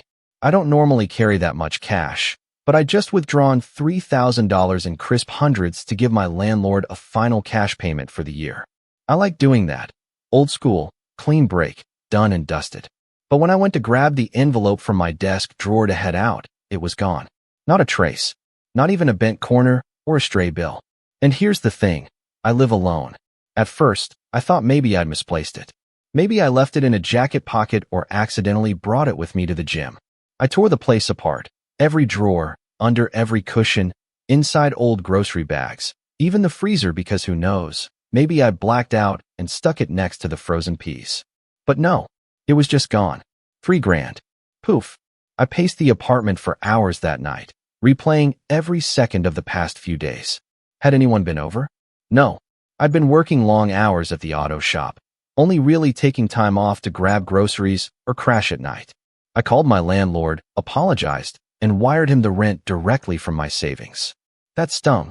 It was money I'd earmarked to take a break in January, drive up to the mountains for a few days, clear my head.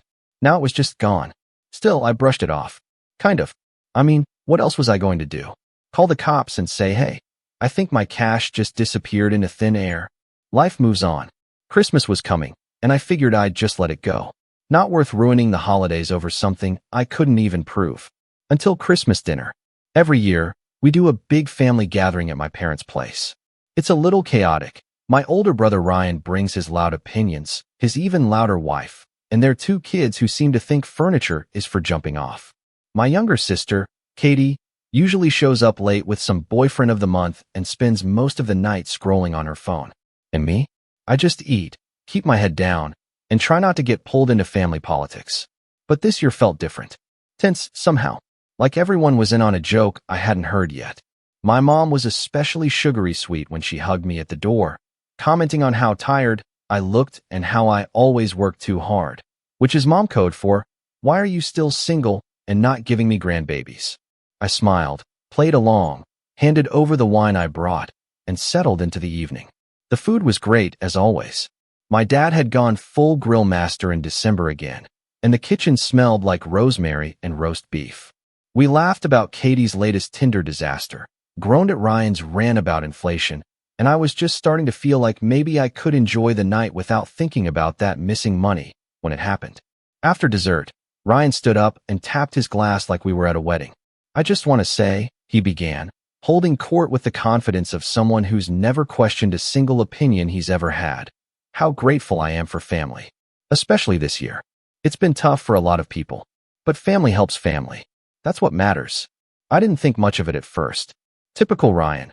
Always got a speech ready, especially if he thinks there's applause at the end. But then he reached into his coat pocket and pulled out a small, shiny box.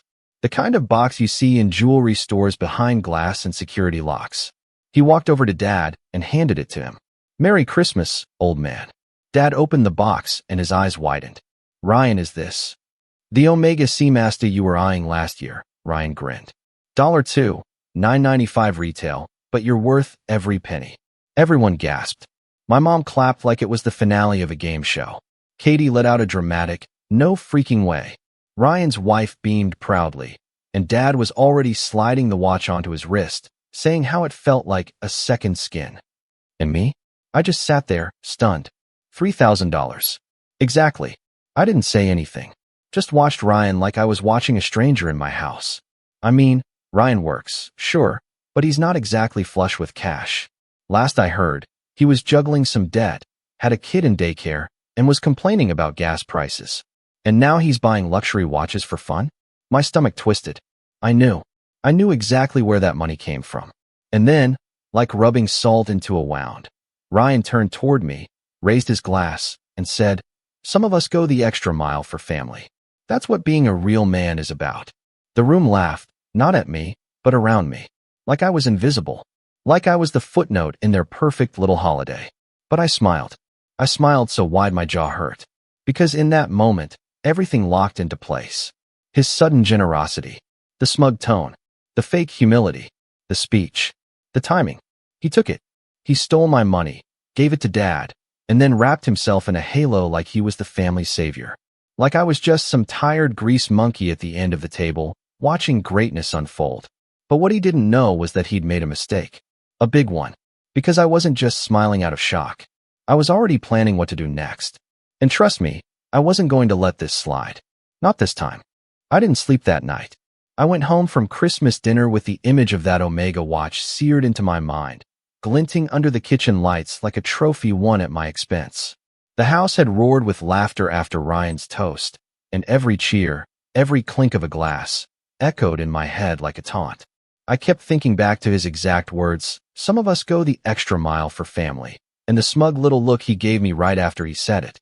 Like he knew I wouldn't say anything. Like he counted on it. He wasn't wrong. Growing up, Ryan always got away with everything. He was the golden child, no matter what he did. He got caught joyriding at 16. Boys will be boys. Failed out of his first semester at college. He's just figuring things out.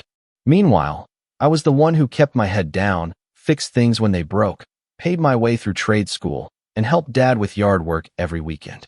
But somehow, I was always too serious, or too sensitive, or not fun like your brother. I let a lot of things slide over the years. For peace. For family. For my own sanity. But this? Stealing $3,000 from me, and then using it to make me look like the lesser son? No. This time, I wasn't brushing it off. The next morning, I started digging.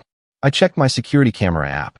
I don't have full-on CCTV in my apartment, but I'd recently installed a small motion-activated camera near the entrance, mostly because of some package theft in the building. I hadn't reviewed the footage in weeks.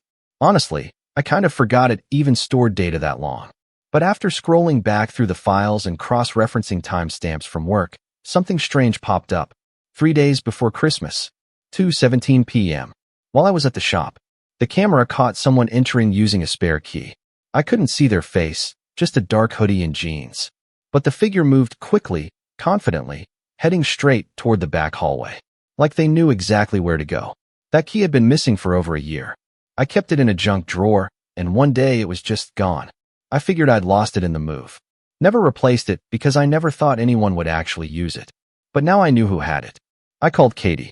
She always had the best memory in the family and wasn't nearly as loyal to Ryan as the rest. In fact, she kind of hated him, called him a walking ego in cargo pants.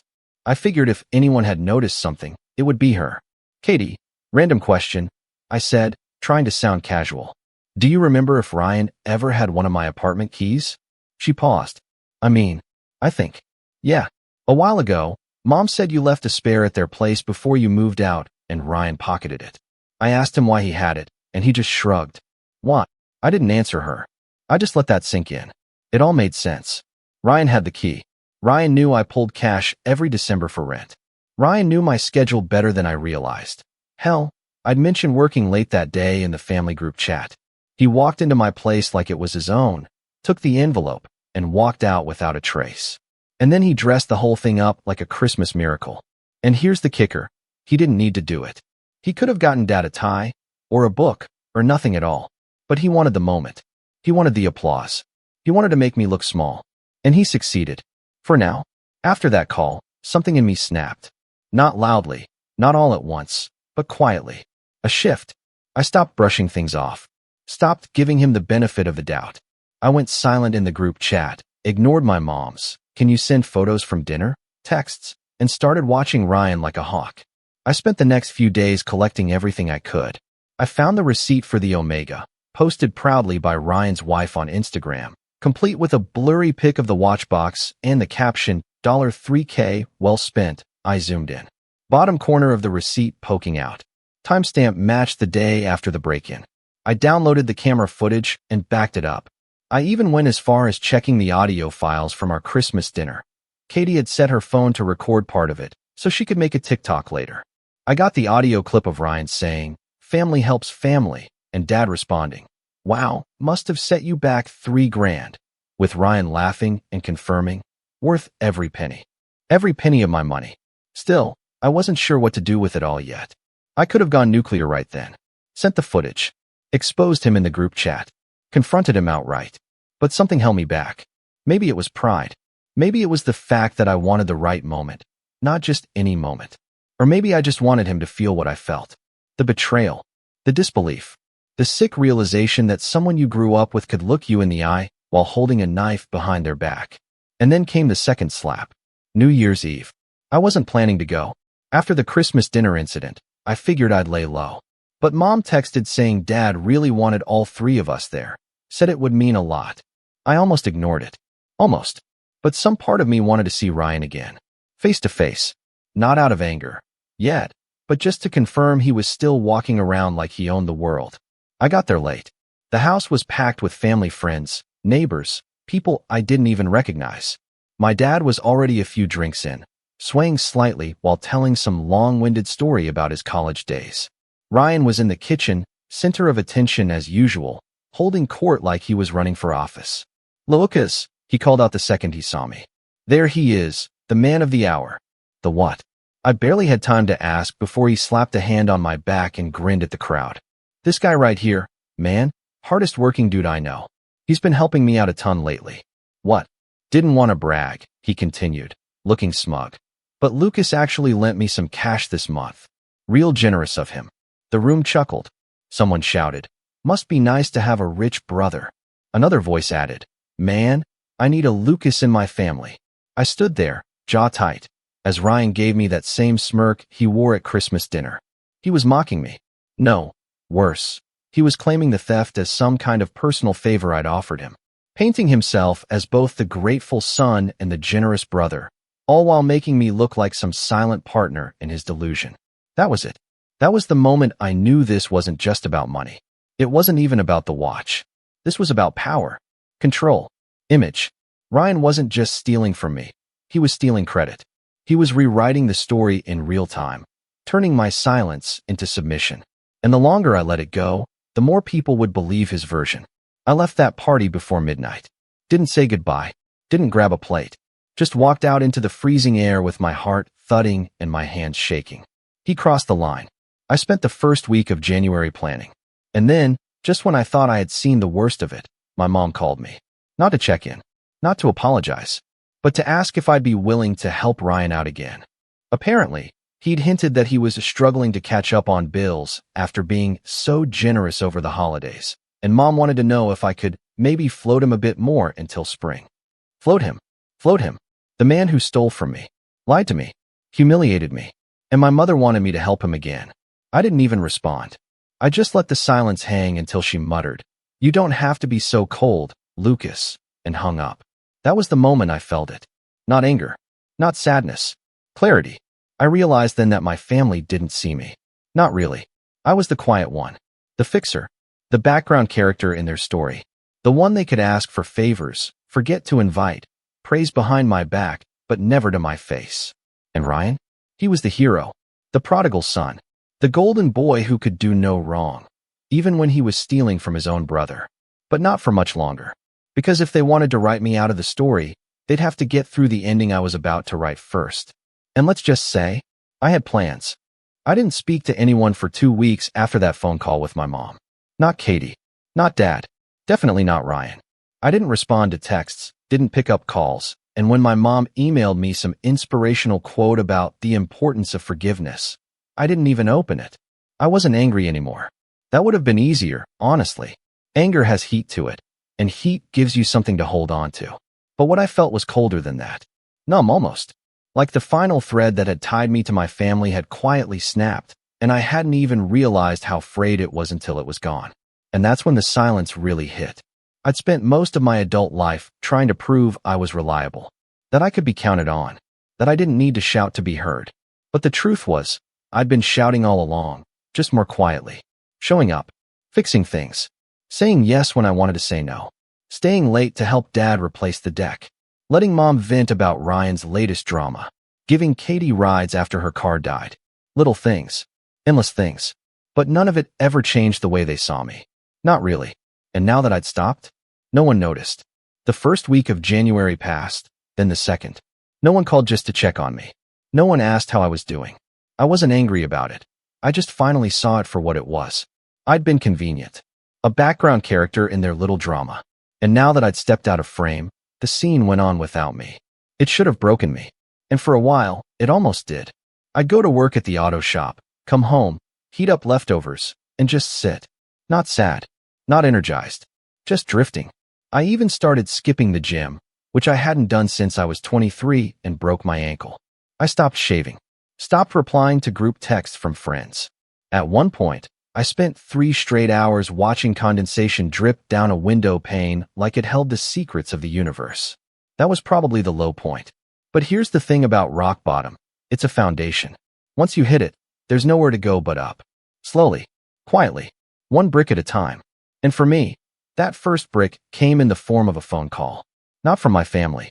From Dave, the guy who owned the shop where I worked. He was blunt as always. "You okay, man? You look like someone ran over your dog." "Yeah, I lied. Just tired." "You've been just tired for a month. Either you're depressed, or you've joined a fight club and you're too tired to swing." I snorted. It was the first time I'd laughed in weeks. "You know," he continued, "you ever thought about opening your own place?" That stopped me cold. "What? You're good," he said, matter of fact. "Clients like you. You're organized. You don't cut corners. You don't complain. I've had 3 customers ask if you do side gigs. You've got a reputation." I blinked. "I mean, yeah, I've done some stuff on the side. Oil changes, detailing." "You've got the work ethic," he said. "You just need the guts." That conversation stuck with me. I'd always joked about opening my own garage one day, but it felt like a pipe dream. Like something guys say over beers and never follow through on. But the idea, it lingered. And suddenly, I wasn't just drifting anymore. I had something to think about. Something that wasn't my brother or my family or that damn watch. I started researching during lunch breaks. How much it would cost to lease a small unit. What kind of equipment I'd need. Startup loans. Zoning permits. I stayed up late watching videos about other guys who started out with just a few tools and built 6-figure repair businesses from scratch. It wasn't about money. It was about building something that was mine. No one could take credit. No one could reframe the narrative. No one could walk in and twist it into some family fairy tale. And it felt good. Really good. One night, I found an old spiral notebook in a drawer, left over from my trade school days, and started jotting down ideas. A logo. A name. Precision Auto was the first one I liked, but it felt too generic. Lucas Garage felt a little too self-indulgent. But then I thought of something my dad used to say when I was a kid, back when he actually paid attention to me. Good mechanics don't fix cars, they earn trust. So I scribbled down, earned. Simple, clean, honest. It felt right. Over the next few weeks, I kept working. Quietly. I saved every dollar I could. Took extra shifts. Started saying yes to more side gigs, detailing, battery swaps, even home service calls for people who couldn't get to the shop. I drove out to one guy's farm 40 minutes away just to patch up a busted axle. By the time I left, he handed me a $200 tip and said, "You're going to go far, kid." For the first time in a long time, I believed it. Meanwhile, my family stayed silent. Katie posted Instagram stories from her ski trip with Connor number 5. Mom uploaded throwback photos captioned, "So blessed." And Ryan? Well, Ryan posted a video of him clinking glasses with Dad, the Omega front and center on his wrist. No one asked where I was, and I was done waiting for them to. In mid-February, I found a tiny garage for lease 20 minutes outside the city. Nothing fancy. 2 bays. Cracked concrete floors. Old signage from the previous owner still hanging above the entrance. Mix auto. But the bones were good. And the rent? Reasonable. I toured it after work one day. The sun was setting, casting long shadows across the lot, and I just stood there, imagining what it could become. A real business. My business. I took a photo. I didn't send it to anyone. It was just for me. By March, I'd pulled together enough for the first and last month's rent. Dave gave me his blessing, even offered to sell me some used equipment for cheap. "Consider it a down payment on your future," he said, shaking my hand. I didn't realize how emotional that would make me feel, having someone believe in me without a hidden agenda. I signed the lease on a Thursday. That night, I opened a fresh page in my old notebook and wrote, "Day 1, Earn Garage is real."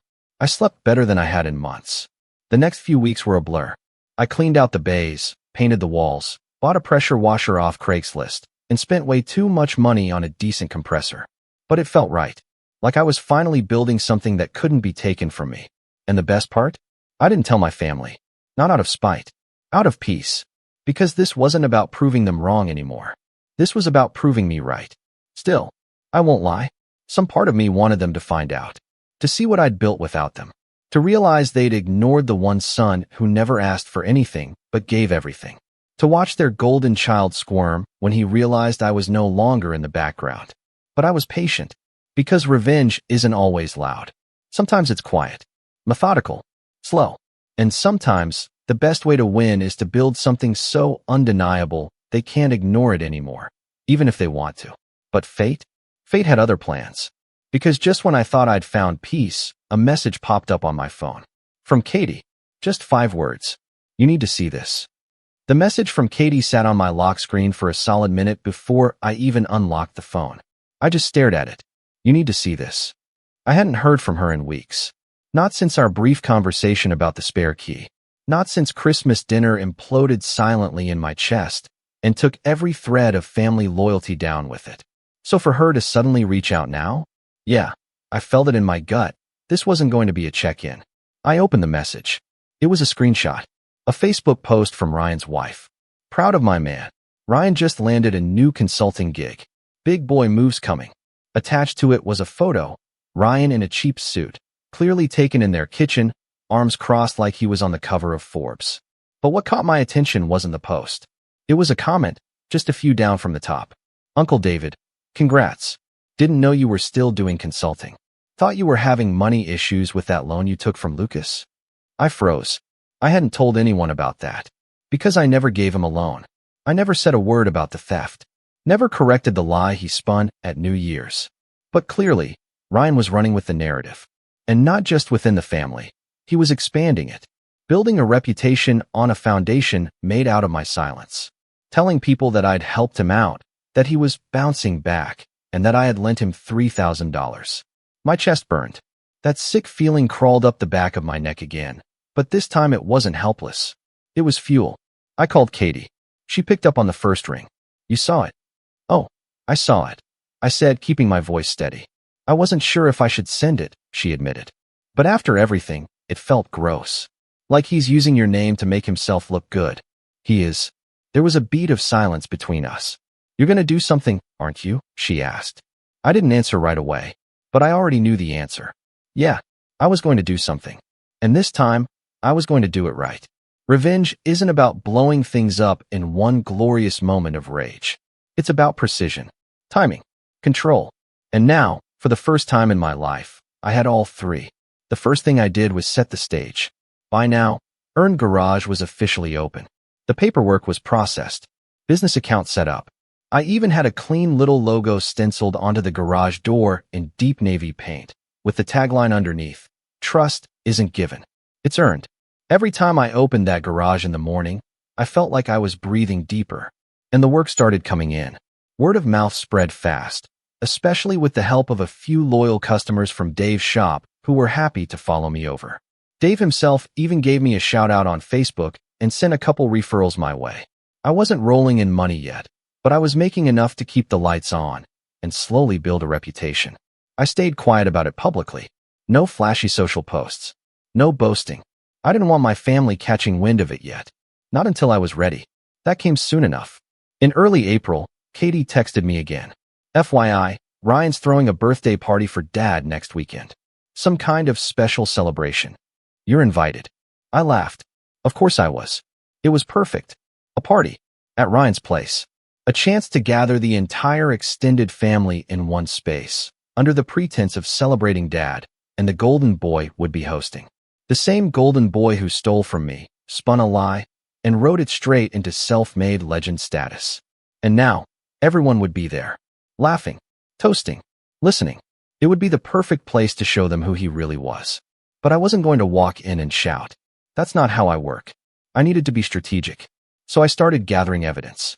Over the next few days, I pieced together the full timeline. The security footage from my hallway, clear timestamp, clear break-in.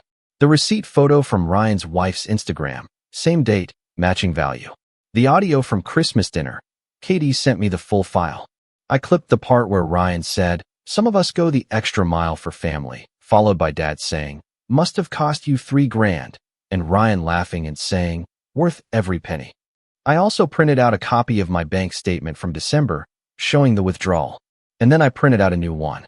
This one from April, showing a deposit. Because I'd finally gotten back on my feet financially. More than that, I was ahead. My little shop, it was starting to thrive. I'd saved enough that the money Ryan stole from me had finally been replaced. And now it was time to use it, not for revenge, for leverage. The next step was Katie. I met her at a coffee shop a few days before the party. She looked tired, maybe from school, maybe from years of being overlooked like me, but when she saw the folder I placed on the table, Her eyes widened. This is all from your apartment? Yep. She flipped through the photos, the printed screenshots, the audio transcript. Her mouth pressed into a hard line. This is messed up, she whispered. Like, criminally messed up. I nodded. You really going to show this at the party? Not exactly. Katie looked at me, confused. Then what? I'm going to let him show it. I explained my plan. She didn't interrupt once. And when I was done, she sat back and smiled for the first time in weeks. Damn, she said. You earned that one. The party was exactly what I expected. Ryan's house was done up like a mid-tier wedding venue. Balloons.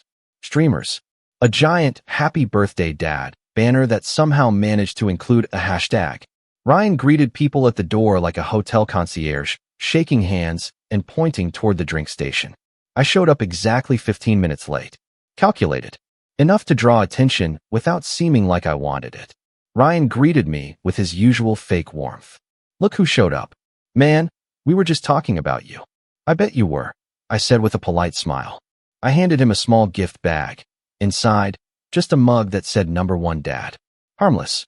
Generic. Enough to blend in. The living room was full. Cousins, uncles, neighbors.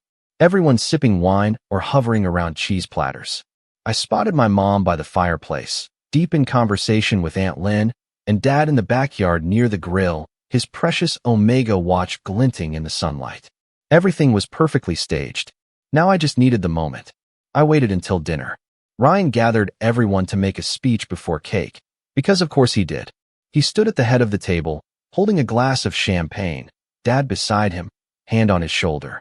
Just want to say how proud I am to host this, Ryan began. It's been a great year, and none of it would have been possible without my family's support, especially Lucas. The crowd turned toward me. I raised my eyebrows like I was caught off guard. Yeah, Ryan continued, this guy's been my rock. When things were tough last winter, he stepped up without hesitation. I don't know many people who'd give a loan like that. No questions asked. People clapped. Katie snorted from her seat. I stayed quiet. And that's what family is, right? Ryan continued. Helping each other. No ego, no drama. Just support. The moment was almost here. Just as he raised his glass for a toast, Katie stood up. Actually, she said loudly, there was a little drama. The room went dead silent. Ryan's smile twitched. Katie. Sorry, she said, stepping forward, holding her phone. I just think if we're going to talk about honesty and support, maybe we should hear all sides of the story. She tapped her phone. The audio played. Clear. Unedited. Ryan's voice. Some of us go the extra mile for family. Dad's voice. Wow, must have cost you $3,000. Ryan's laugh. Worth every penny. The silence in the room was nuclear. And I was just getting started. The audio finished playing, and for a moment, it felt like the entire house forgot how to breathe. The last echo of Ryan's laughter lingered in the air, bouncing off the party decorations and the frozen expressions around the dining room. Every face in that room, family, friends, neighbors, was staring at either Katie, still standing confidently with her phone in hand, or me. I didn't stand up. I didn't need to. I just looked at Ryan. His face was tight. The charming host mask had slipped. His hand was still frozen mid-toast, champagne glass trembling slightly. And that's when I finally rose from my chair. I didn't raise my voice. I didn't scream. I just spoke. $3,000, I said, calmly, addressing no one and everyone at the same time. That's how much I pulled in cash from my bank on December 20th. I kept it in an envelope in my desk drawer because I was going to pay my landlord in person like I do every December. But on December 21st, while I was at work, someone entered my apartment using a spare key that had been missing for over a year. I turned to face my dad. You remember that, don't you? You had a key to my place when I first moved out, and I was told it got lost. He nodded, confused. I held up a printed photo, blown up just enough for the people nearby to see. A grainy image from my apartment hallway security cam. A hooded figure entering with a key. Not enough to show a face, but the build, the walk, it screamed Ryan. This is the guy who took that money, I continued. He knew exactly when I'd be gone. He knew where I kept things. And the next day, on December 22nd, this same guy walked into an Omega boutique and spent almost exactly $3,000 on a luxury watch. I pulled out a second printout, the screenshot of Ryan's wife's Instagram story. She posted this, with the receipt in the corner. Time stamped. Same day. A murmur rippled through the crowd. A few people whispered. Someone even gasped. I turned to Ryan. That money wasn't a gift. It wasn't a loan. You stole it. And then you used it to buy Dad a watch so you could stand in front of everyone and make yourself look like the hero. He was red now, jaw clenched, sweat beading at his hairline. But still he tried. You can't prove it was me in that video, he snapped. That could be anyone. I thought you might say that, I replied. So I brought something else. I reached into my bag and pulled out a small binder. Inside, a copy of the police report I'd filed the week prior. Just in case. A detailed timeline. Screenshots. Camera footage. Everything. I didn't go to the cops back in December, I said. Because I wanted to believe maybe I misplaced the cash. I didn't want to believe family would do something like that. But then you decided to brag about a loan I never gave you. You decided to build an entire narrative off of something you stole. That's not just insulting, it's criminal. He stepped forward, trying to snatch the binder from my hands. I stepped back. Don't, I said quietly. You've already taken enough. He froze. I'm not pressing charges, I continued. Not yet. But I filed the report and handed over the footage.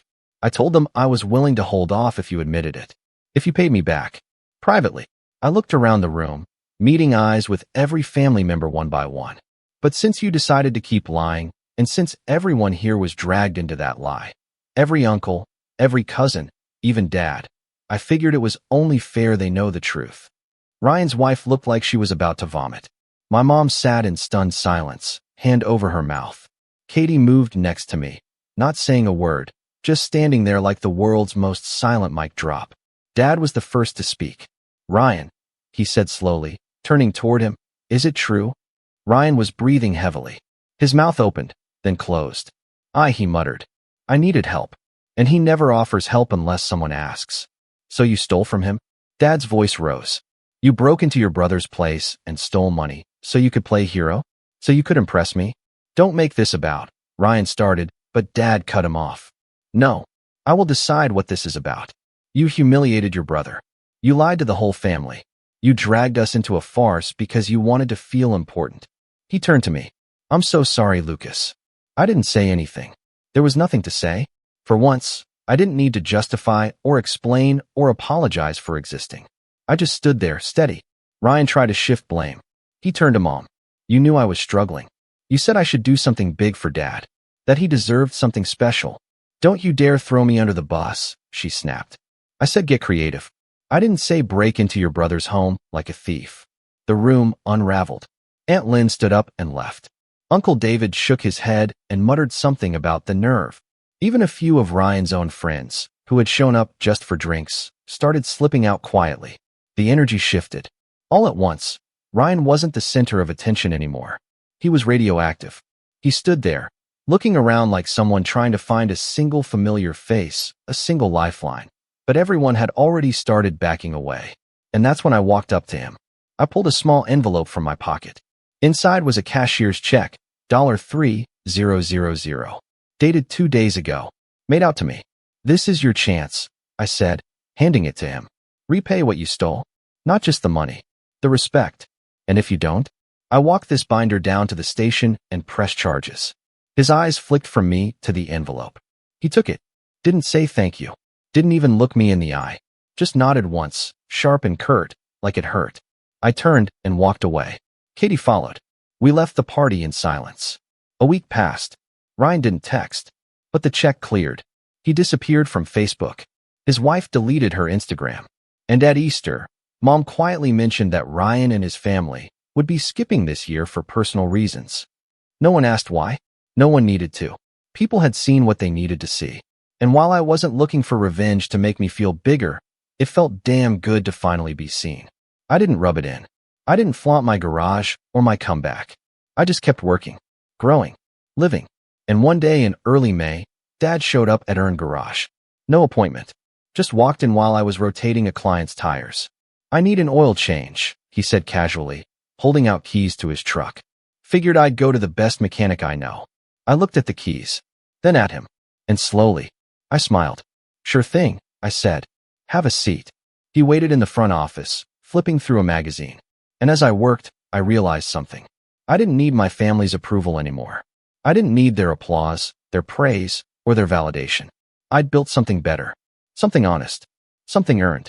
And no one could take that from me again. Ever. When her name lit up my phone, I almost dropped it. After 5 years of absolute silence, no calls, no Merry Christmas, not even a like on a birthday post, my older sister, Haley, had the audacity to text me like we were on good terms. "Can you lend us $30,000? That was it. No, hey. No, how are you? Just that. As if we were a functioning family. As if she hadn't treated me like a cockroach under her shoe for most of my adult life. As if I didn't still remember the sound of her laugh when I was standing outside a gas station with everything I owned stuffed in a duffel bag. My name's Clayton. I'm 29 now, but this story starts way before I ever got that text.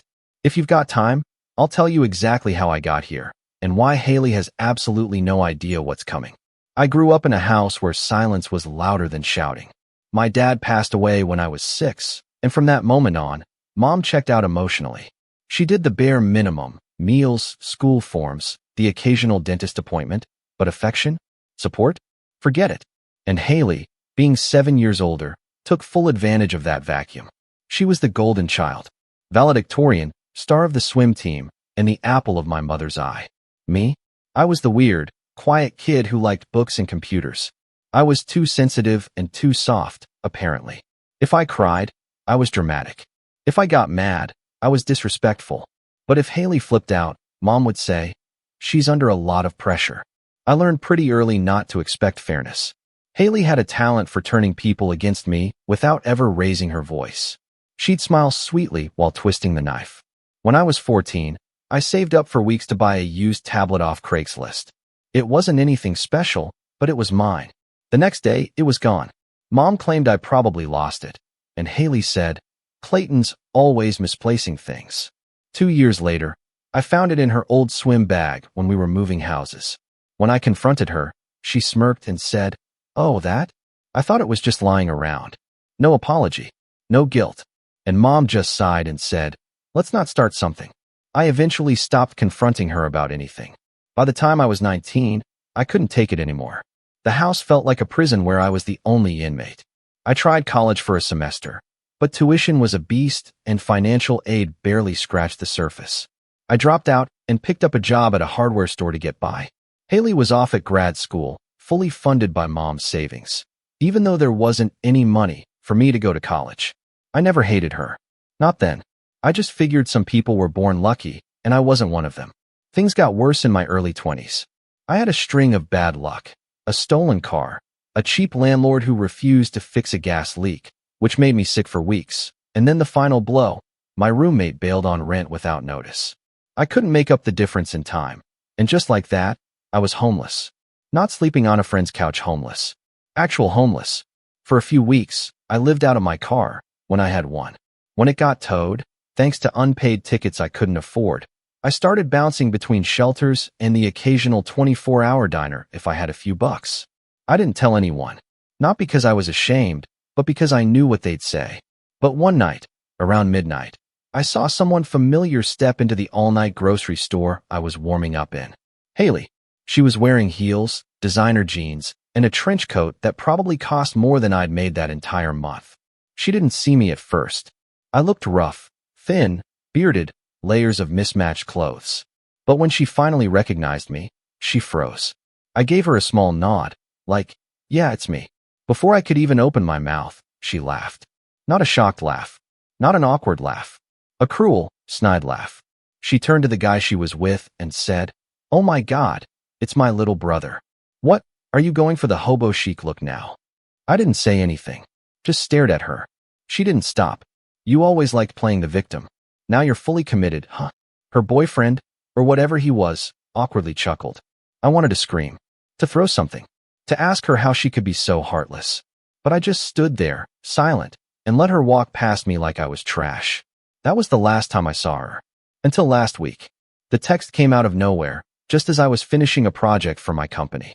I run a small web design business now, solo, but profitable. Took me years to build. I live in a modest but cozy house just outside the city. Nothing flashy. I don't post on social media. I don't flaunt my success. But I've made a life for myself, brick by brick. And apparently, that life is worth exactly $30,000. I stared at the message for a long time. Can you lend us $30,000? No explanation. No context. Just a number. And the gall to say us, like I owed both her and whoever she was with. I didn't respond right away. I couldn't. I was shaking, not from anger, but something deeper. I thought I'd buried all those old wounds, but they came roaring back. I paced the room for hours, replaying everything in my mind. The tablet, the mocking laughter, the night in the grocery store. And now she wanted my help? No, this wasn't going to be that kind of story. She had no idea who I'd become, and I had no intention of being the bigger person. But I needed more information. I had to understand what was going on. So I texted back. Hi, Haley. Long time. What's the $30,000 for? What came next was a flood of desperation, guilt-tripping, and twisted revisionist history that made my jaw drop. When Haley's next message came in, it was so long my phone split it into 3 bubbles. The tone had shifted. She was suddenly warm, almost apologetic, trying to bury the past under a thick layer of faux sentimentality. I know this is out of the blue, Clayton, but I didn't know who else to turn to. We're in a really difficult spot. I didn't want to reach out like this, but we've exhausted all our options. It's not just for me. It's for my daughter. Please just hear me out. That last part stopped me cold. She had a kid? Since when? I blinked at the message, then stared at the ceiling for a while. I hadn't heard a word about Haley's life since that night at the grocery store. For all I knew, she'd moved to another country. She certainly never made an effort to tell me anything. And now she was dropping the "I'm a mom" card, hoping it'd unlock some hidden brotherly instinct. It almost worked. Almost. But before I responded, I needed to know what I was walking into. So I did what any half-sane person with Wi-Fi would do. I looked her up. Social media was scarce. Her old Instagram had gone dark years ago. But LinkedIn? Oh, that was still active. She was listed as freelance consultant at some generic-sounding agency. Her bio was vague. Lots of buzzwords. No actual information. A little more digging, and I found an old baby shower photo on her best friend's Facebook page. Caption: "Can't believe Haley's gonna be a mom." That post was from 3 years ago. So, she had a toddler now. Still didn't explain the $30,000. I replied, "I didn't know you had a daughter. What's going on?" 10 minutes later, she hit me with the full sob story. Her husband, Kyle, had lost his job. They were 6 months behind on mortgage payments. Their credit cards were maxed out. She was working part-time, but it barely covered groceries. And the cherry on top? Their daughter, Aria, needed dental surgery that wasn't fully covered by insurance. Haley claimed they were weeks away from losing their house. And then came the emotional bait. "Clayton, I know we haven't talked in a long time, but I've changed. I really have. I wish I could take back how I treated you. I was young and stupid and jealous. You were always so smart and creative, and I guess I resented that. But I'm not that person anymore. Please don't let my past mistakes hurt Aria." It was almost convincing. Almost. But here's the thing about emotional bait. It only works if you're not already drowning in the memories of being treated like garbage. And the more I thought about it, the more the old footage started playing in my mind on a loop. I was 10 when I realized that Mom didn't love us the same way. Maybe not even at all. Haley would get extra chicken nuggets. Haley got to skip chores if she had a busy week. When I scraped my knee, Mom told me to walk it off. When Haley twisted her ankle in gym class, Mom picked her up early and took her out for frozen yogurt. I kept my head down, thinking maybe I just needed to try harder, get better grades, be less of a burden. But nothing changed.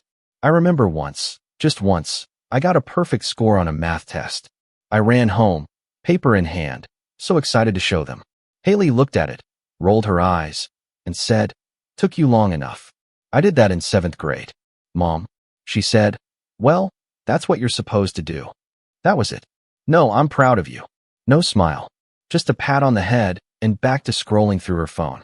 By the time I was 17, Haley had basically turned me into the family punching bag. If something went missing, it was my fault. If Mom was stressed, it was because of me. If Haley's boyfriend dumped her, it was because you're always moping around the house like a loser, and it's depressing. The worst part? I believed them. For years, I internalized that I was the problem, that I wasn't trying hard enough, that if I just fixed me, maybe things would be okay. But the illusion shattered the summer after high school. I'd been working 2 part-time jobs to save up for a laptop so I could take online courses. I wasn't going to college. I couldn't afford it, but I figured I could still learn something. Maybe build a portfolio. Maybe escape. That summer was brutal. I'd leave the house at 6 a.m. for a landscaping job, get home by 2, nap for an hour, then head to a diner where I washed dishes until midnight. My hands were cracked from chemicals and sunburned from the heat. I was exhausted, but every paycheck brought me closer to that laptop. Then, one day, I came home and it was gone. I thought maybe Mom had moved it. Maybe Haley had borrowed it. But when I asked, Mom looked confused. What laptop? The one I bought. The MacBook. I left it on the desk. She blinked. Oh, that. Haley needed it for a trip. She said you were fine with it. I felt my stomach drop. What trip? She's going to Barcelona with her boyfriend. He surprised her. Isn't that sweet? I couldn't speak. I just stood there, mouth open, while Haley strolled in from the hallway, flipping through travel documents. You can use the old Toshiba in the closet, she said without looking up. It's slow, but whatever. You're just watching tutorials, right? I snapped. For the first time in years, I actually raised my voice. You stole my laptop. She scoffed. God, Clayton, relax. I didn't steal anything. I borrowed it. You're flying to Spain with a device I paid for, with money I earned working 14-hour days. And I'll bring it back, she interrupted. Don't be so dramatic. I looked at Mom, expecting her to say something. But she just shook her head and muttered, You don't need to make everything a fight. That was the moment. That was the exact moment I realized I was never going to matter to them. A week later, I left. I packed my bag, drained the last $120 from my checking account, and took a bus to the city. I crashed on a friend's couch for a bit, then a mattress on someone's floor, then nowhere. I lost touch with that friend. The couch turned into a subway bench. The rest, you already know. So yeah, when Haley said she'd changed, I didn't buy it. I asked her for proof. What exactly do you need the $30,000 for? Can you break it down? She replied almost instantly, as if she'd anticipated the question. $18K to bring the mortgage current, $4,000 for the surgery, $3,000 for utilities and groceries. The rest is for cushion while we job hunt. I asked for documentation. She said they weren't comfortable sharing that. I asked what Kyle did before he lost his job. She dodged it. I asked what she was doing for income. She said she was working on some things and trying to get a brand partnership. I could feel my stomach twisting. Not out of guilt, out of anger. The same old entitlement, wrapped in a new costume. She still thought she could guilt me into saving her. Still assumed I'd roll over the second she dangled some half-hearted apology in front of me. I didn't respond for 2 days. She messaged again. This time, colder. Clayton, I'm serious. I wouldn't be asking if it wasn't urgent. You can help us. You just don't want to. That one hit a nerve. She was right. I could help. I had more than enough in my savings to float them. I'd worked hard, invested smart, lived modestly. I was in a position to make that kind of loan. But she was also dead wrong. It wasn't that I didn't want to help. It was that I refused to be her doormat again. And that's when I knew what I had to do. She thought she was texting the same little brother she used to bully into silence. The one who folded at every snide remark, every guilt trip. But that version of me was long gone. And if Haley wanted to see what I'd become, well, I was happy to show her. She just wouldn't like what came next. Rock Bottom doesn't feel like the movies. There's no dramatic background score, no big moment of clarity. Just a slow, gnawing ache in your chest that never quite goes away. You stop keeping track of days because they all look the same. You stop hoping someone will come looking for you, because eventually, you understand, no one's coming. For me, Rock Bottom was a cold Tuesday morning, 3 weeks after my car got towed. I remember because the McDonald's by the train station had just stopped serving breakfast, and I hadn't eaten in 2 days. I stood outside with my hands buried in my jacket pockets, trying to make the few coins I had feel like more than they were. I'd been sleeping behind a storage facility on 6th Street. There was a little alley no one bothered with, and the trash bins there didn't smell as bad as the ones in the next block. My bed was a flattened cardboard box and an old curtain I'd found in a dumpster. Glamorous, I know. Some nights, I convinced myself this was temporary, that I was in some underdog movie, and this was just the montage before the rise. But most of the time, I didn't even think of myself as a person anymore. Just another shape on the sidewalk. It took me months to crawl out of that place. Not because I was lazy or lacked ambition, but because when you've been stripped of everything, money, shelter, dignity, it's hard to believe you deserve anything better. No one gave me a roadmap. There was no sudden stroke of luck. What I had was a library card. The main city library opened at 9 a.m., and it became my sanctuary. Warm, quiet, and, most importantly, free Wi-Fi. I'd sit at the far corner, near the outlets, and scroll through job boards. I applied to everything: dishwashing, warehouse labor, janitorial work. Most didn't call back. A few did, but once they saw my ID listed no permanent address, the offers vanished. Eventually, I caught a break. A small, family-owned print shop near downtown needed someone to clean and close up in the evenings. The owner, Peter, was in his late 60s and didn't care about my background as long as I showed up on time and didn't steal toner. He paid me under the table, minimum wage, cash in hand. It wasn't much, but it was something. More importantly, he let me use the computer in the back when the shop was closed. That changed everything. I used those quiet hours to teach myself HTML and CSS, then JavaScript, then WordPress. Every tutorial I could find, every forum thread, every YouTube video. I consumed it like it was oxygen. My brain, starved for stimulation for so long, lit up with every new concept I learned. I started rebuilding something that looked like confidence, something that felt like control. I'd always loved problem solving. Even as a kid, I could sit with a puzzle for hours. Web development felt like that, like untangling a knot one strand at a time. One night, Peter walked in early and found me halfway through designing a sample website for a fake coffee shop. I panicked, thinking he'd tell me to stop using his stuff. Instead, he looked at the screen for a moment, then said, "That actually looks pretty damn good." I blinked. "You think so?" He shrugged. "Better than what I paid my nephew to make for our business site. You want to try fixing ours?" I did. Spent the weekend revamping his cluttered 2007 nightmare into something clean, modern, and responsive. When he saw the finished product, he slipped me an envelope with 2 crisp $100 bills. "Tell people you built this. I'll vouch for you," he said. I must have stared at the money for a full minute before I nodded. That moment, that envelope, wasn't just payment. It was the first time in my adult life someone looked at me and saw potential. I used that project as my portfolio. Created a simple one-page site advertising myself as a freelance web designer. WordPress sites, landing pages, Shopify tweaks. I listed it all, even the things I was still learning. Then I posted it on Craigslist, Facebook groups, Reddit. And I got nothing. For weeks, not a single inquiry. But I didn't stop. I kept learning, kept refining, kept reaching out. Every morning, I cleaned the print shop. Every night, I built fake projects for fake clients to fill out my site. Then, finally, it happened. A yoga instructor named Sheila needed a new website for her studio. Her cousin had bailed halfway through the build. She'd seen my ad in a community Facebook group. "I don't have much of a budget," she warned. "I don't need much," I said. She paid me $200.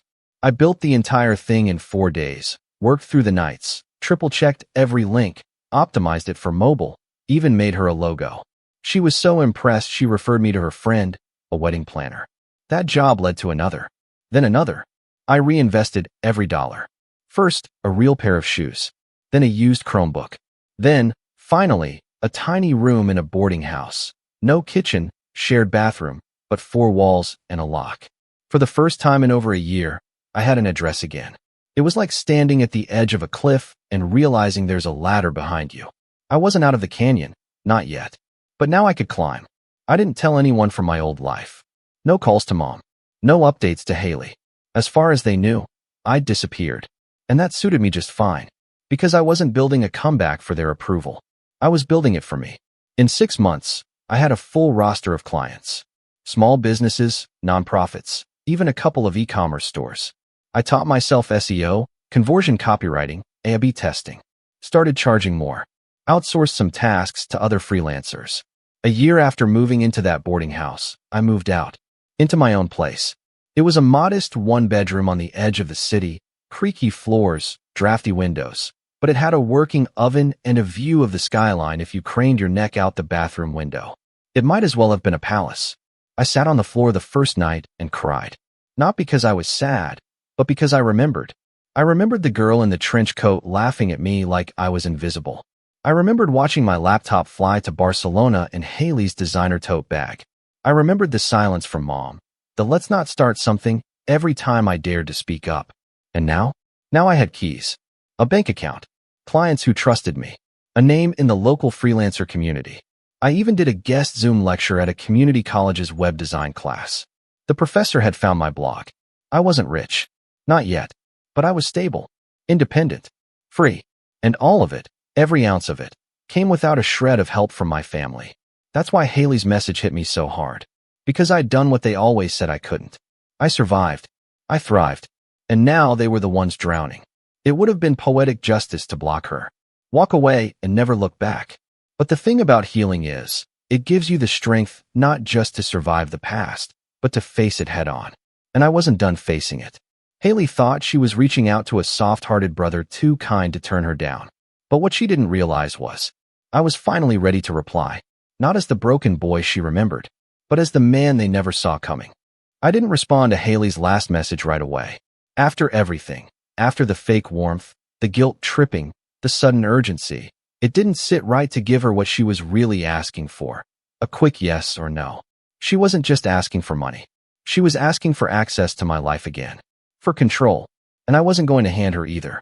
Instead, I read her words again and again. You can help us. You just don't want to. That line told me everything I needed to know. Haley hadn't changed.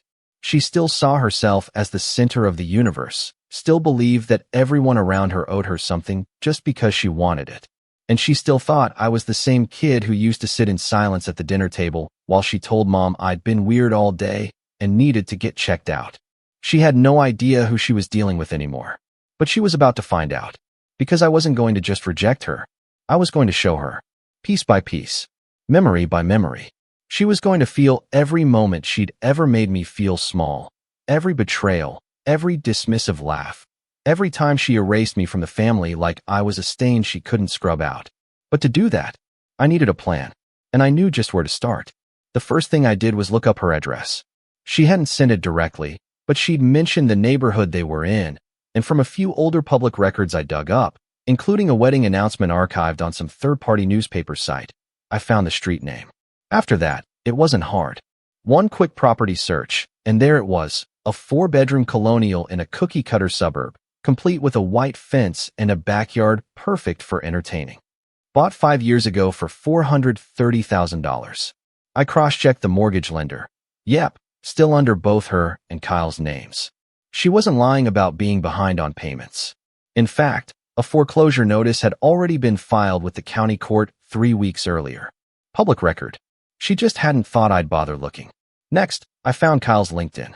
He hadn't posted in months, but his last job listed was Director of Sales at a now-defunct startup. Company had folded a year ago. I searched court databases for bankruptcy filings. Nothing yet. But they were circling the drain. Haley had painted a picture of a struggling family who just needed one good push to get back on their feet. What I saw was a couple living way beyond their means, still pretending they were upper middle class while the floor crumbled under them. And that made something crystal clear to me. They didn't need help. They needed consequences. I reached out to someone I hadn't spoken to in over 4 years, Brandon. Brandon was my one real friend from high school. The kind of guy who'd give you the last slice of pizza and still ask if you wanted his drink too. We lost touch after graduation. He went to a state university on a soccer scholarship. I went nowhere, but I'd seen his name a few times on local design forums. I messaged him on LinkedIn. Hey, weird question. Got a minute to talk about a family situation? He responded in 5. We jumped on a call that night, and I laid it all out. My story, the message, the ask for $30,000, the way Haley used to treat me. I expected him to be surprised, maybe uncomfortable. Instead, he said, "Man, I always knew she was like that. She used to make you sit in the back seat, even when it was just the 3 of us in the car. Like, come on." We laughed, but there was a bitter edge to it. Then he asked what I wanted to do, and I told him, I want to make her ask the wrong person for help. I want her to walk into a trap with her eyes wide open. And I want her to realize that the little brother she stepped on all those years ago, he built the floor she's standing on. He whistled through his teeth. All right, Lex Luthor. I'm in. We got to work. First step, fake opportunity. Haley was desperate. Desperate people believe what they want to believe. So I gave her a reason to hope. I sent her a message the next morning. I've been thinking about your situation. I can't just hand you $30,000, but I might be able to offer something better. Let me call you later today. She replied within 5 minutes. Yes, please. I'll make time. Of course she would. When we got on the phone, I kept my voice calm. Warm even. The way you talk to someone you hadn't seen in years but were willing to forgive. I played my part perfectly. I told her about my business, how I'd grown a freelance web design brand into a full-time consultancy. I didn't brag. I didn't gloat. I simply explained that I now had more work than I could handle, that I'd been looking for someone to help with the administrative side, calls, emails, scheduling, social media outreach. I was thinking, I said slowly, if you're really looking for work and you're serious about turning things around, maybe I can bring you on. There was a pause. Then her voice, soft and calculated. You'd hire me? I wouldn't call it hiring, I said, carefully choosing my words. But yeah, think of it like a paid internship. Short term, just to get you some money and experience. If it goes well, maybe more. She asked how much. I offered $1,500 a week under the table. Enough to give her hope. Not enough to fix anything. She agreed immediately. Hook, line, sinker. Now came the bait. I sent her an onboarding packet. Fake, but realistic. Brandon helped me design it. It had a sleek logo, email templates, client scripts, a non-disclosure agreement. All fabricated. All just convincing enough to pass under a desperate eye. Then I gave her a task. Client outreach, I said. I'll send you the list. Just keep it professional. The list was real, but the emails were fake. We set up a dummy domain, complete with reply addresses that all routed back to me and Brandon. Haley would think she was emailing actual leads when in reality, we were monitoring everything she sent, watching how she pitched, how she cut corners, how she tried to embellish. And she didn't disappoint. Within a week, she'd already fudged a pitch, lied about her management experience, and accidentally CC'd me on a reply where she called a potential client a pain in the butt because they asked too many questions. Brandon and I documented everything. The next phase of the setup was more psychological. I told her she was doing great, that she was picking things up fast, that I was impressed. And slowly, I could hear the shift in her voice. Less gratitude, more ownership. She started offering unsolicited ideas. We should charge more. We should automate this. We should outsource that. As if she'd built this with me. It was déjà vu. Haley had done the same thing when we were kids. Take, twist, claim, discard. Only now, she thought she was sneaking in through the back door of my business. She didn't realize the house was rigged. The final step was setting the trap. I told her we'd landed a big client. Huge deal. International firm. Needed a full website rebuild plus branding overhaul. I made up the company name, Norel Ventures, and built a fake LinkedIn page for it. Even made a client portal, login with dummy briefs, mock-ups, everything. I told her this was her chance to prove she could handle high-stakes coordination. Her assignment? Schedule a call with the fake client. Manage deliverables. Prepare a report for me by Friday. She was thrilled. Finally, she said, something serious. I'll nail this. Oh, she'd nail it, all right. And when she did, that's when I'd pull the rug out from under her. Not just because of the past, but because she'd never said sorry. Not once. Not for the laptop. Not for the night in the grocery store. Not for the years of silence. She didn't regret the damage. She just regretted needing me now. And by the time I was done with her, she'd regret everything. She showed up to the fake client call in full armor. Hair straightened. Blazer crisp.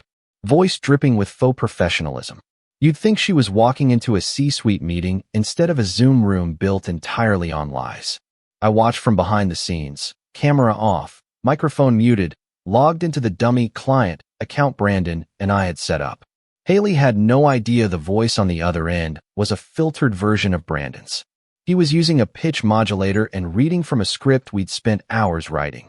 One that pushed every button we knew would trigger her ambition, her entitlement, her desperation. He introduced himself as Greg Norel, a VP at Norel Ventures, a London-based tech investment firm looking to expand its digital presence. He said they were considering several boutique agencies and wanted to see how quickly her team could deliver. Her eyes lit up. You could see the gears turning. Oh, we're absolutely positioned to handle that kind of scope, she said, emphasizing we again. as if she'd built anything more than a fake email signature. Brandon laid out the terms. A 6-month contract worth $180,000. But there was a catch. We'll need to verify your company's legal standing, he said. And we'll need proof of recent tax filings, just as a precaution. I saw her blink, just for a second. Oh, sure, she said, smoothing over the pause with a smile. I'll have my partner send all of that. She was trying to buy time. She didn't have anything to send. Because she wasn't a partner. She wasn't even an employee. She was a squatter in my inbox, riding on my name, hoping to leverage whatever scraps I handed her into a golden ticket. When the call ended, she texted me immediately. That went amazing. Greg is obsessed with us. This is the break we needed. We need to send those documents ASAP. Do you have a business license you can forward? I didn't reply. Not yet. Instead, I logged into the fake client account and sent her a follow-up email, one last line to dangle her over the cliff. We're eager to move forward. Please ensure all your company's officers and partners are included in the documentation. Transparency is key. She replied within the hour, CCing me, and wrote, attached are our filings. My business partner Clayton handles the finances and operations side. We've been building this agency together over the past year. The lie was complete. She'd not only claimed my business, she'd rewritten my life. That was all I needed. Friday came. Her deadline to submit the client report. Of course, she hadn't done it. Too busy celebrating a deal that didn't exist. I messaged her that morning. Hey, can we talk for a few minutes? She called within seconds. Hey, she said bubbly. This week has been insane, right? I've got the bones of the report ready, but I thought I'd wait to hear back from Greg. I mean, once this contract is in the bag. Her voice trailed off as she waited for me to gush. I didn't. Haley, I said calmly. You lied to a client. You misrepresented your role in my business. You submitted documents with your name on a company you don't own. There was a long pause. Clayton, she said slowly, voice tilting toward defensive. What are you talking about? This is our thing. You said you wanted to help. You said. I said I might give you a short-term trial to help you. Instead, you hijacked my identity, fabricated your role, and tried to lock in a 6-figure deal under my company's name. That's not fair. No, I cut in, still calm. What's not fair is what you did when I was homeless and you laughed at me. What's not fair is stealing from me when we were kids. What's not fair is pretending like none of that happened, then expecting a handout the second your world started falling apart. Her tone snapped from fake sweet to furious. So this was all a setup? You were testing me. No, I said. I was reminding you who I am. And who you're not. She was quiet for a beat. Then she scoffed. Whatever. You're just bitter because you've always been a victim. You love playing the underdog. Well, congratulations, you're still pathetic. I didn't respond. I just hung up. And that's when the real consequences began. An hour later, I forwarded the email chain, every lie, every document, every line where she falsely claimed partnership, to the mortgage lender handling their foreclosure. Not out of spite, but because I knew from court records that Haley and Kyle had been attempting to negotiate a short sale to delay the repossession of their house. Lenders don't take kindly to people pretending to own businesses when applying for debt restructuring. I sent a second copy to the IRS tip line, along with a short statement. I believe this person is misrepresenting business income and partnerships in order to avoid taxes. Attached are supporting documents. Then I waited. It didn't take long. 3 weeks later, I got a voicemail from a blocked number. Clayton, it's Haley. I hope you're happy. The lender pulled the modification offer. They cited inconsistent financial representations. We're being evicted in 30 days. A pause. Her voice cracked.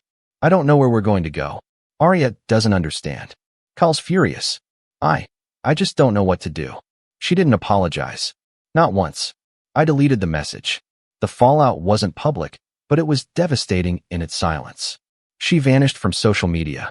Mutual acquaintances whispered about a rough patch and downsizing, but I didn't correct them. I didn't gloat. I didn't need to, because I had something better than applause. I had peace. And in that peace, I thrived. The fake Norel Ventures project became the blueprint for a real high-ticket client I landed months later. Word spread. My business grew. I moved into a better apartment, one with a real balcony, a washer-dryer, and a little nook for morning coffee. I even got a rescue dog, a little mutt with crooked ears I named Pixel. And every now and then, I'd think about that night in the grocery store, about her laughter, about the look in her eyes when she realized she had no power over me anymore. That's when I'd smile. Because revenge doesn't always come with fireworks. Sometimes it's quiet. Sometimes it's measured. And sometimes it looks like building a life so far above the one that broke you, they have to look up just to see your shoes. She asked me for $30,000, but all she really got was the lesson I learned the hard way. Never laugh at someone when they're down. You never know who they'll be when they get back up. There's a photo of me from my nephew's graduation that people always comment on. I'm standing at the edge of the frame, wearing a navy blazer that doesn't quite fit, clapping slowly with a tight smile, while my grandma wraps her arms around my nephew. You can almost hear her whispering something sweet into his ear. No one else sees the tension in my shoulders or the fake grin I've plastered across my face like glue. But I remember that moment down to the second, because 5 words from her mouth turned a long, bitter history into a boiling point I couldn't ignore anymore. My name's Darren, I'm 34, and up until a few years ago, I used to think I had a pretty average family.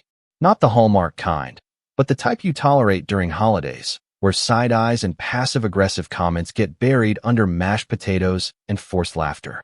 I didn't grow up resenting anyone in particular, not even my older brother, Luke, who always seemed to be the chosen one. You know the type. High school quarterback, married his high school sweetheart, had a baby right out of college, landed a corporate job thanks to one of Dad's golf buddies. All that. I didn't mind him back then. We weren't close, but we weren't enemies either. We just lived in parallel lanes. I was the creative one, took longer to find my path, as Mom would call it. Transferred colleges twice, worked odd jobs, eventually fell in love with restoring old houses. I flipped my first property at 27, and something clicked. It wasn't glamorous, but it was mine. I learned how to budget, how to plan, how to pour concrete, and swing a sledgehammer, and talk to grumpy contractors. I built something with my own 2 hands. But none of that ever really mattered to my family, especially not to Grandma. She's the kind of woman who keeps score, but only counts the goals she wants. If you show her a painting you made, she'll say, "That's sweet, but where's the paycheck?" If you bring her a handmade gift, she'll smile and ask what store you got it from. She grew up during a time when success meant stability and a white picket fence with 2.5 kids. Anything outside that mold, she sees it as failure. And I didn't exactly fit into her definition of making it. I don't have a wife. No kids.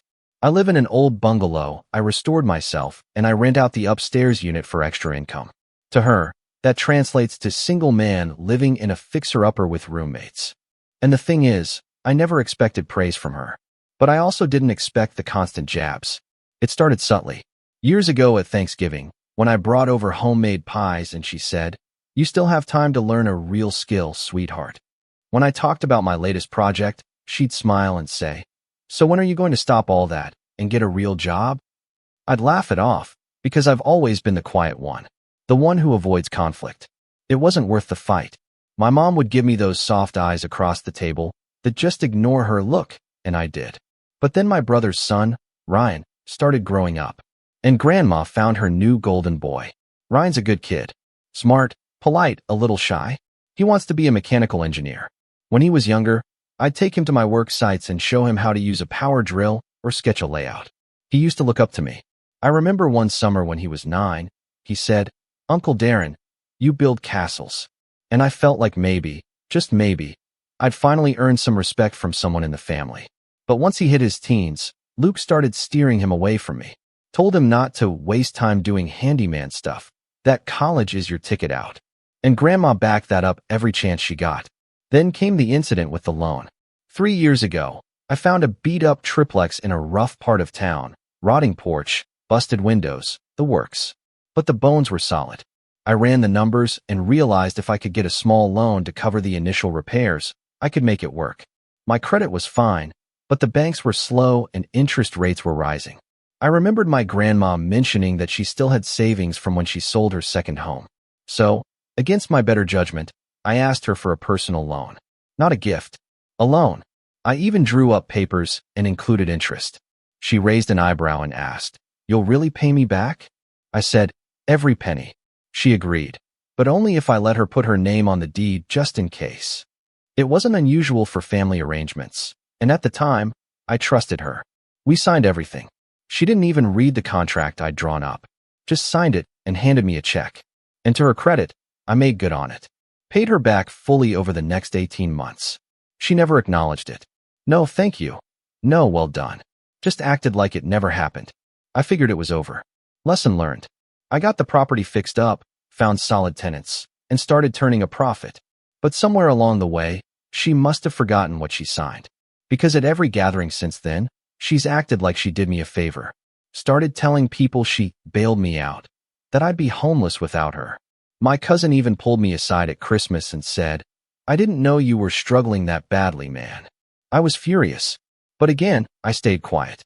I let it roll off me. Because what was the point of correcting her? She was in her 80s. I figured, just let her have her version of events. Until the graduation. Ryan had just finished high school with honors. Luke and his wife rented out a small event hall for a private celebration. Balloons, banners, catered food, the whole shebang.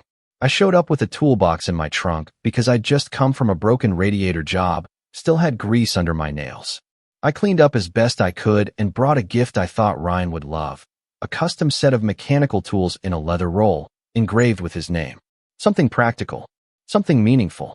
But when I handed it to him, he smiled politely, said thanks, and then immediately put it on a table behind the stack of Apple gift cards and wrapped electronics. Grandma sat next to him the whole night, holding his hand like he was made of gold. I stayed on the sidelines, sipped my soda, talked to a few distant cousins, tried not to feel invisible. Then came the toast. Luke raised his glass, said something generic about hard work and family and bright futures. People clapped. I was halfway through a lukewarm bite of pasta salad when Grandma stood up. No one expected her to say anything, but she walked, slowly, dramatically, to Ryan, put both hands on his shoulders, and said, "This is what success looks like. Not like your uncle, who lives off handouts." I froze. The air left the room. No one laughed. No one moved. And then she looked at me. Just for a second. Her eyes said everything. You never mattered. I didn't say a word. I didn't storm out. I just reached into my coat pocket and pulled out a folded document I'd brought with me for an entirely different reason. A notarized copy of the property deed she'd signed 3 years ago. The one with her signature and mine. The one that clearly showed I was the sole owner after repayment. I walked over. I handed it to her. She looked confused. Unfolded it. Read the first few lines. Her lips moved silently as her eyes scanned the page. Then her face went pale. Her hands trembled. She looked up at me, not with anger, not with confusion, but with something I'd never seen on her face before. Realization. And then, she turned to Ryan and said something that made the room fall into a second, deeper silence. That was the moment everything began to unravel. She didn't say a word for a long time after reading that document. Just sat there, hunched slightly, lips pressed into a thin line, the edges of the paper trembling in her hands. The silence stretched on, thick and awkward. My nephew looked between us, confused. My mom cleared her throat. Someone turned up the music slightly, like that would fix the vibe. But the moment had already landed. Hard. I didn't gloat. I didn't smirk. I just walked back to my spot, picked up my drink, and took a sip like nothing had happened. But inside, my heart was pounding so loud it echoed in my ears. I hadn't planned for this. I'd only brought that deed because I was meeting with my lawyer the next day to finally transfer it into a trust. It was supposed to be a formality, a box to check off. But the second she said what she said, called me a man who lived off handouts, I snapped without raising my voice. What I didn't know yet was that this was just the start. Over the next week, things got weird. My cousin Danielle texted me. "Hey, what was that paper you gave Grandma? She won't stop talking about it." I didn't respond. Then my Uncle Peter called to check in. He's never called me in his life. Not once. Just wanted to see how things are going. He said, overly chipper. I told him everything was fine. I was working on a bathroom renovation in the city. He made a weird grunt and said, "Yeah, your grandma mentioned something about a deed? Thought she co-owned a building with you or something." Oh, there it was. She was scrambling, trying to reframe the story again. I didn't bite. I just said, she did. For 18 months. Then I paid her back. I have every receipt. Silence on the other end. Then a mumbled, "Huh, okay," and the line clicked off. That's when it started to hit me. Grandma wasn't just trying to save face. She was trying to reassert control. See, in her mind, that building had become part of her legacy, something she thought she could dangle over me. Maybe even pass along to someone else in the family when she passed, someone more worthy. And now that illusion had shattered. In public, at a celebration for her favorite grandchild. And she hated me for it. I could feel the shift at the next family gathering. It was the 4th of July barbecue at Luke's house. Every year, it was the same. Burgers, beer, sparklers, and the adults talking about the good old days, while the kids ran around spraying each other with water guns. But this time, I wasn't really included. Oh, I was invited, but only out of obligation. Luke barely made eye contact. His wife, Chelsea, gave me this thin-lipped smile like she was trying not to spit something sour. And Grandma? She didn't even acknowledge me. Not a glance. Not a nod. Just sat in her chair under the umbrella like a queen on a faded throne, watching everyone else like I didn't exist. I sat near the grill with my youngest cousin, Jason, who was heading into college and actually seemed interested in real estate. We talked shop for a while. I offered to take him to one of my sites sometime and show him around. I could feel eyes on me while I spoke, but I ignored them. Later that night, just as the fireworks started, I saw Grandma whisper something to Luke. He looked straight at me, not in that brotherly way, but like he was sizing me up. I stared back. He shook his head, almost like he pitied me. And then he walked away with Ryan and didn't say goodbye. Something had shifted permanently. Still, I stayed out of it. I had my own life, my own business. I was renovating a duplex at the time that was bleeding money thanks to a crooked electrician who kept delaying permits. I didn't have the time or the energy to wage war with my family. But then Mom called. "Darren," she said, her voice tight. "Why didn't you tell me about the deed?" I paused. "Because it wasn't important." "Well," she said, "it is now. Your grandmother's furious. She thinks you tricked her. She says you manipulated her into signing something she didn't understand." My jaw clenched. "Are you serious?" "She's saying you snuck in a clause that excluded her from any equity, that you used her trust." I was speechless. "Mom," I said. "She signed it in front of a notary." I gave her the full document. She refused to read it. She said, and I quote, "I trust you." I even told her, twice, that I was paying her back with interest. I paid her every cent. I can show you the bank transfers. This wasn't a trick. It was a loan. "I know," my mom said softly, "but you know how she gets." And there it was. That phrase, "you know how she gets." How many years had I heard that? Every time Grandma made someone cry at Thanksgiving. Every time she said something cruel, and it got brushed aside because that's just her way. She was sharp-tongued and old school, so she got a free pass.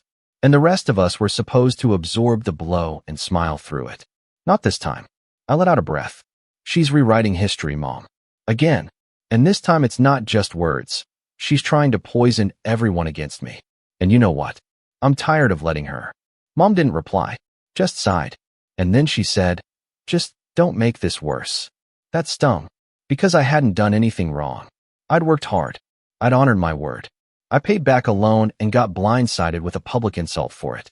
But I was the one being told not to make it worse. A few weeks later, it got worse anyway. I got a letter. Not an email. A letter. Certified mail. From a lawyer. Apparently, my grandmother was contesting the deed.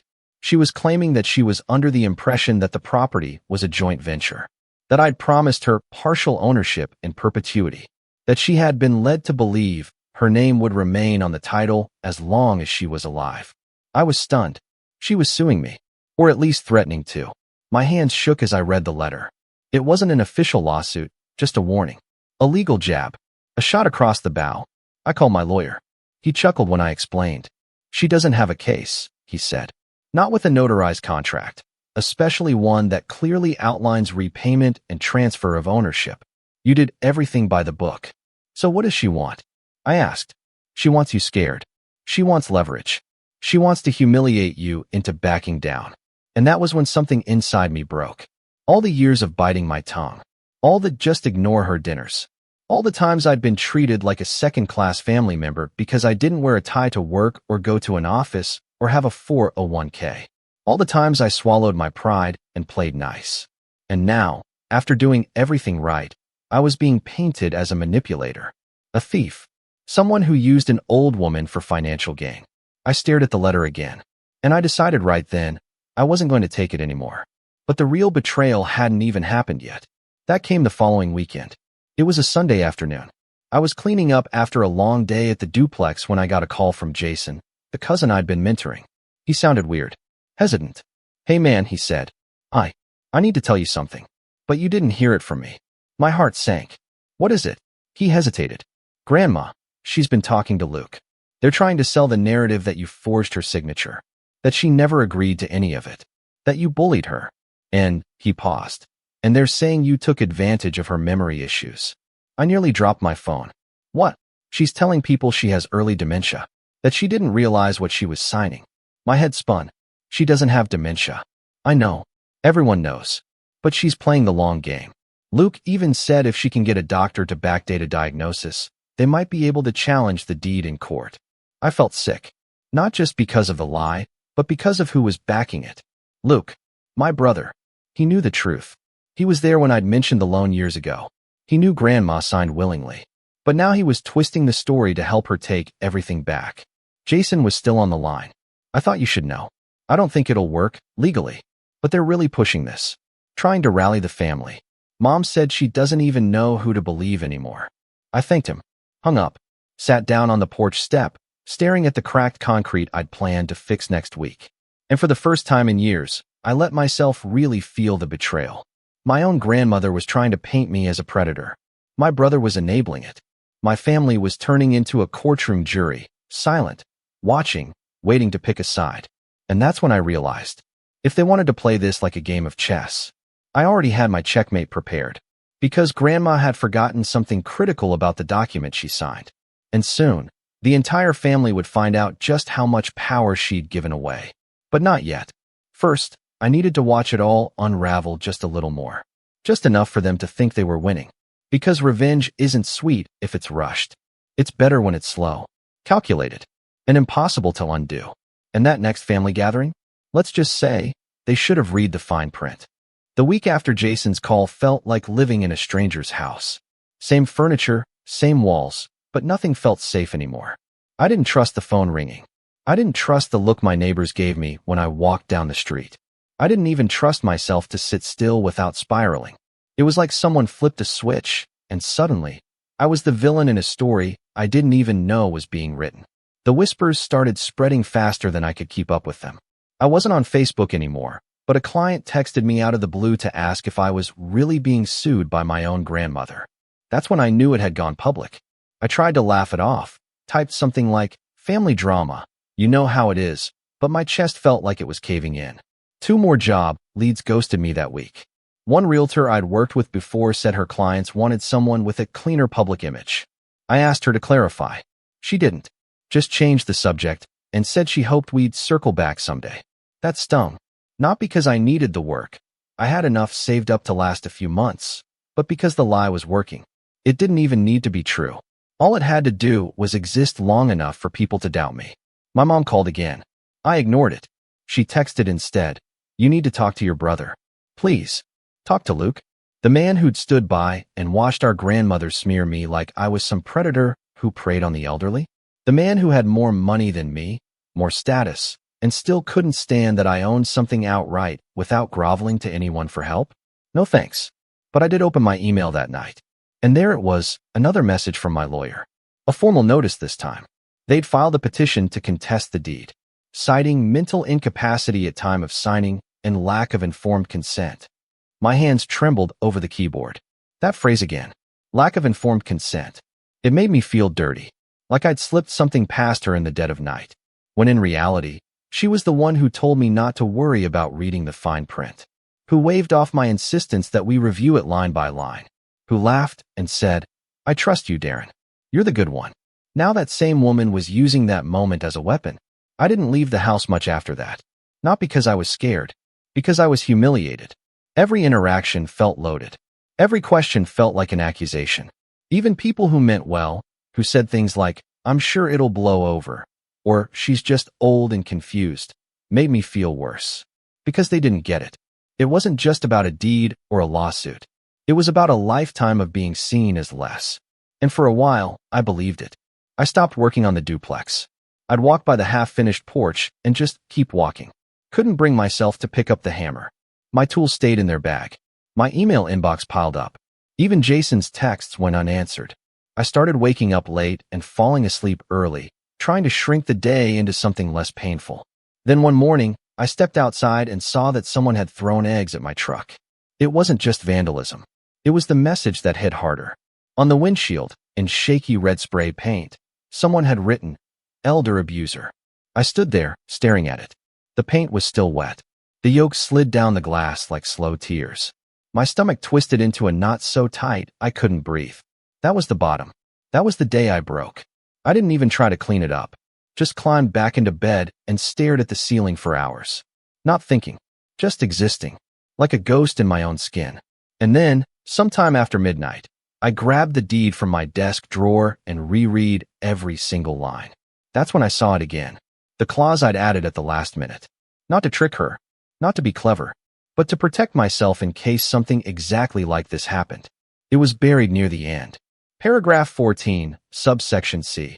Upon full repayment of principal and agreed interest, Party B, lender, forfeits any and all claims to the physical or financial assets associated with property located at 14B, Lansing Avenue, present and future, in perpetuity.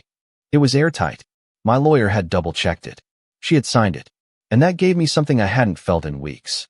Control. So I started rebuilding. Quietly. The next day, I drove to the duplex. Cleaned the porch. Picked up the hammer. It felt good to sweat. To use my hands. To fix something that had been broken too long. I kept my phone on Do Not Disturb and worked 12-hour days. Replaced the windows. Finished the wiring. Installed tile in the upstairs kitchen. The rhythm calmed me. It reminded me who I was. While I worked, I made a list. People who'd stood by me. People who had doubted me. People who had stayed silent. Not to punish them. Just to see clearly. And the first name on my stood by me list? Jason. The kid who had nothing to gain by warning me. Who had every reason to keep his mouth shut and still chose to tell the truth. So I invited him to the site one Saturday. Showed him around. Let him swing the hammer. Taught him how to install a faucet. He grinned the whole time like it was Christmas.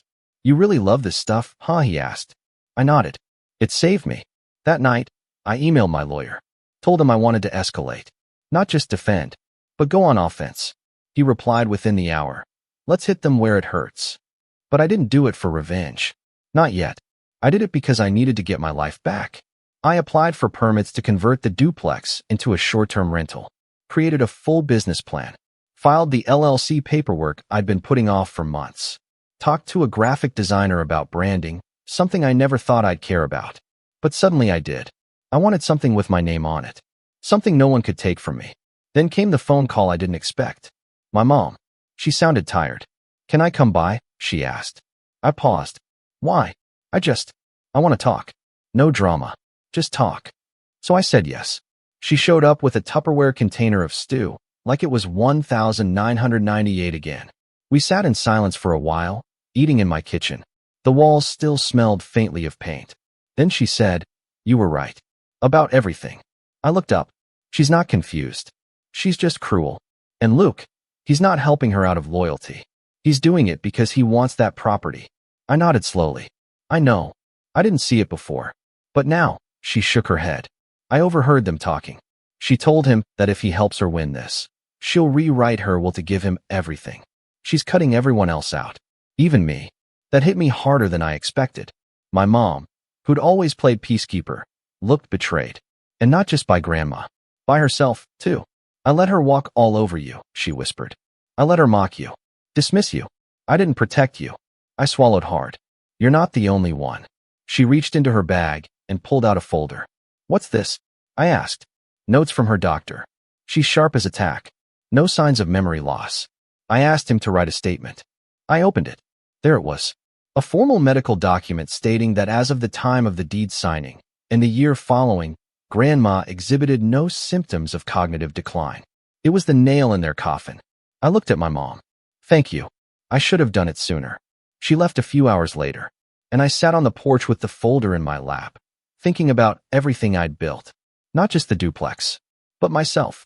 I wasn't the same man who got humiliated at a graduation party. I wasn't the boy who swallowed insults like vitamins. I had something they didn't expect. Patience. And now? Now I was ready. Because the next family gathering was just days away. And I had something to show them. Something that would change everything. But not in anger. In clarity. Because sometimes the best revenge is proof. The family reunion was scheduled for Sunday afternoon at the park near Lake Hill. Same place we'd been going since I was a kid. Usually the reunions were lighthearted. Picnic tables covered in plastic red and white tablecloths. Kids screaming through sprinklers. The older relatives lounging under tents talking about who'd gotten fat or married. But this year felt different. No one said it, but everyone knew. There was tension in the group chat weeks before it even happened. Some people dropped out last minute with flimsy excuses. Others were bringing a friend as a buffer. Jason messaged me the night before.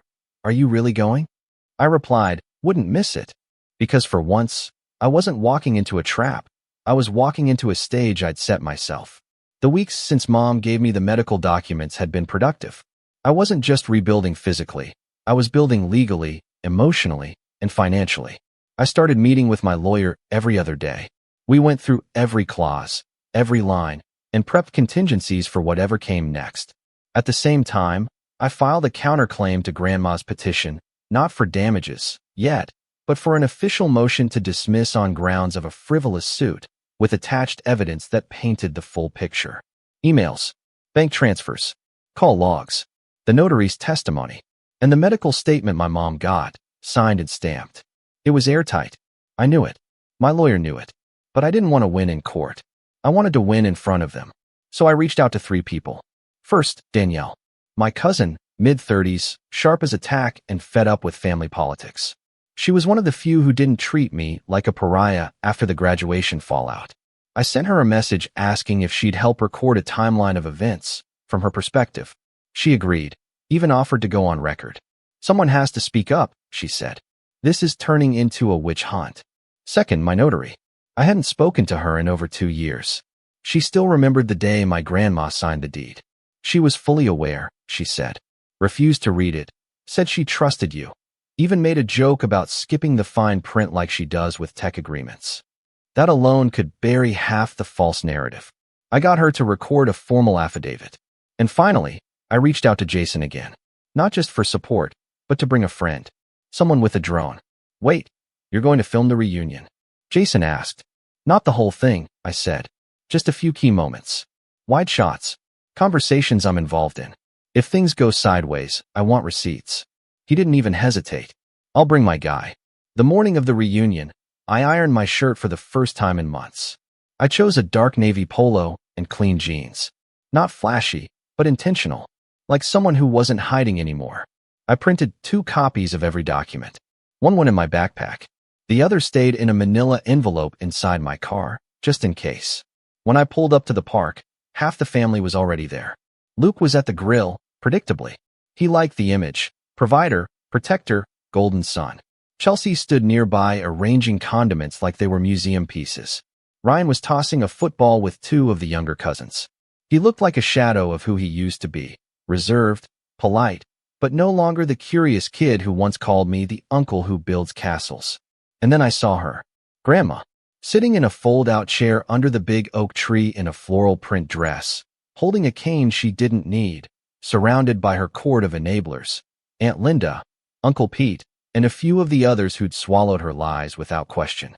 I felt my fists clench, but I let the tension pass through me like water. Today wasn't about anger. It was about clarity. I made my rounds, spoke to the ones who'd stayed neutral, hugged a few of the younger kids, shook hands with Danielle. She gave me a small nod and whispered, "They're already talking. Grandma's telling people you've admitted guilt privately." I smirked. Perfect. About an hour in, Jason arrived, with his drone guy in tow.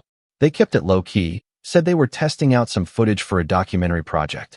Everyone bought it, or pretended to. The drone hovered high, unobtrusive. No one really paid it any mind.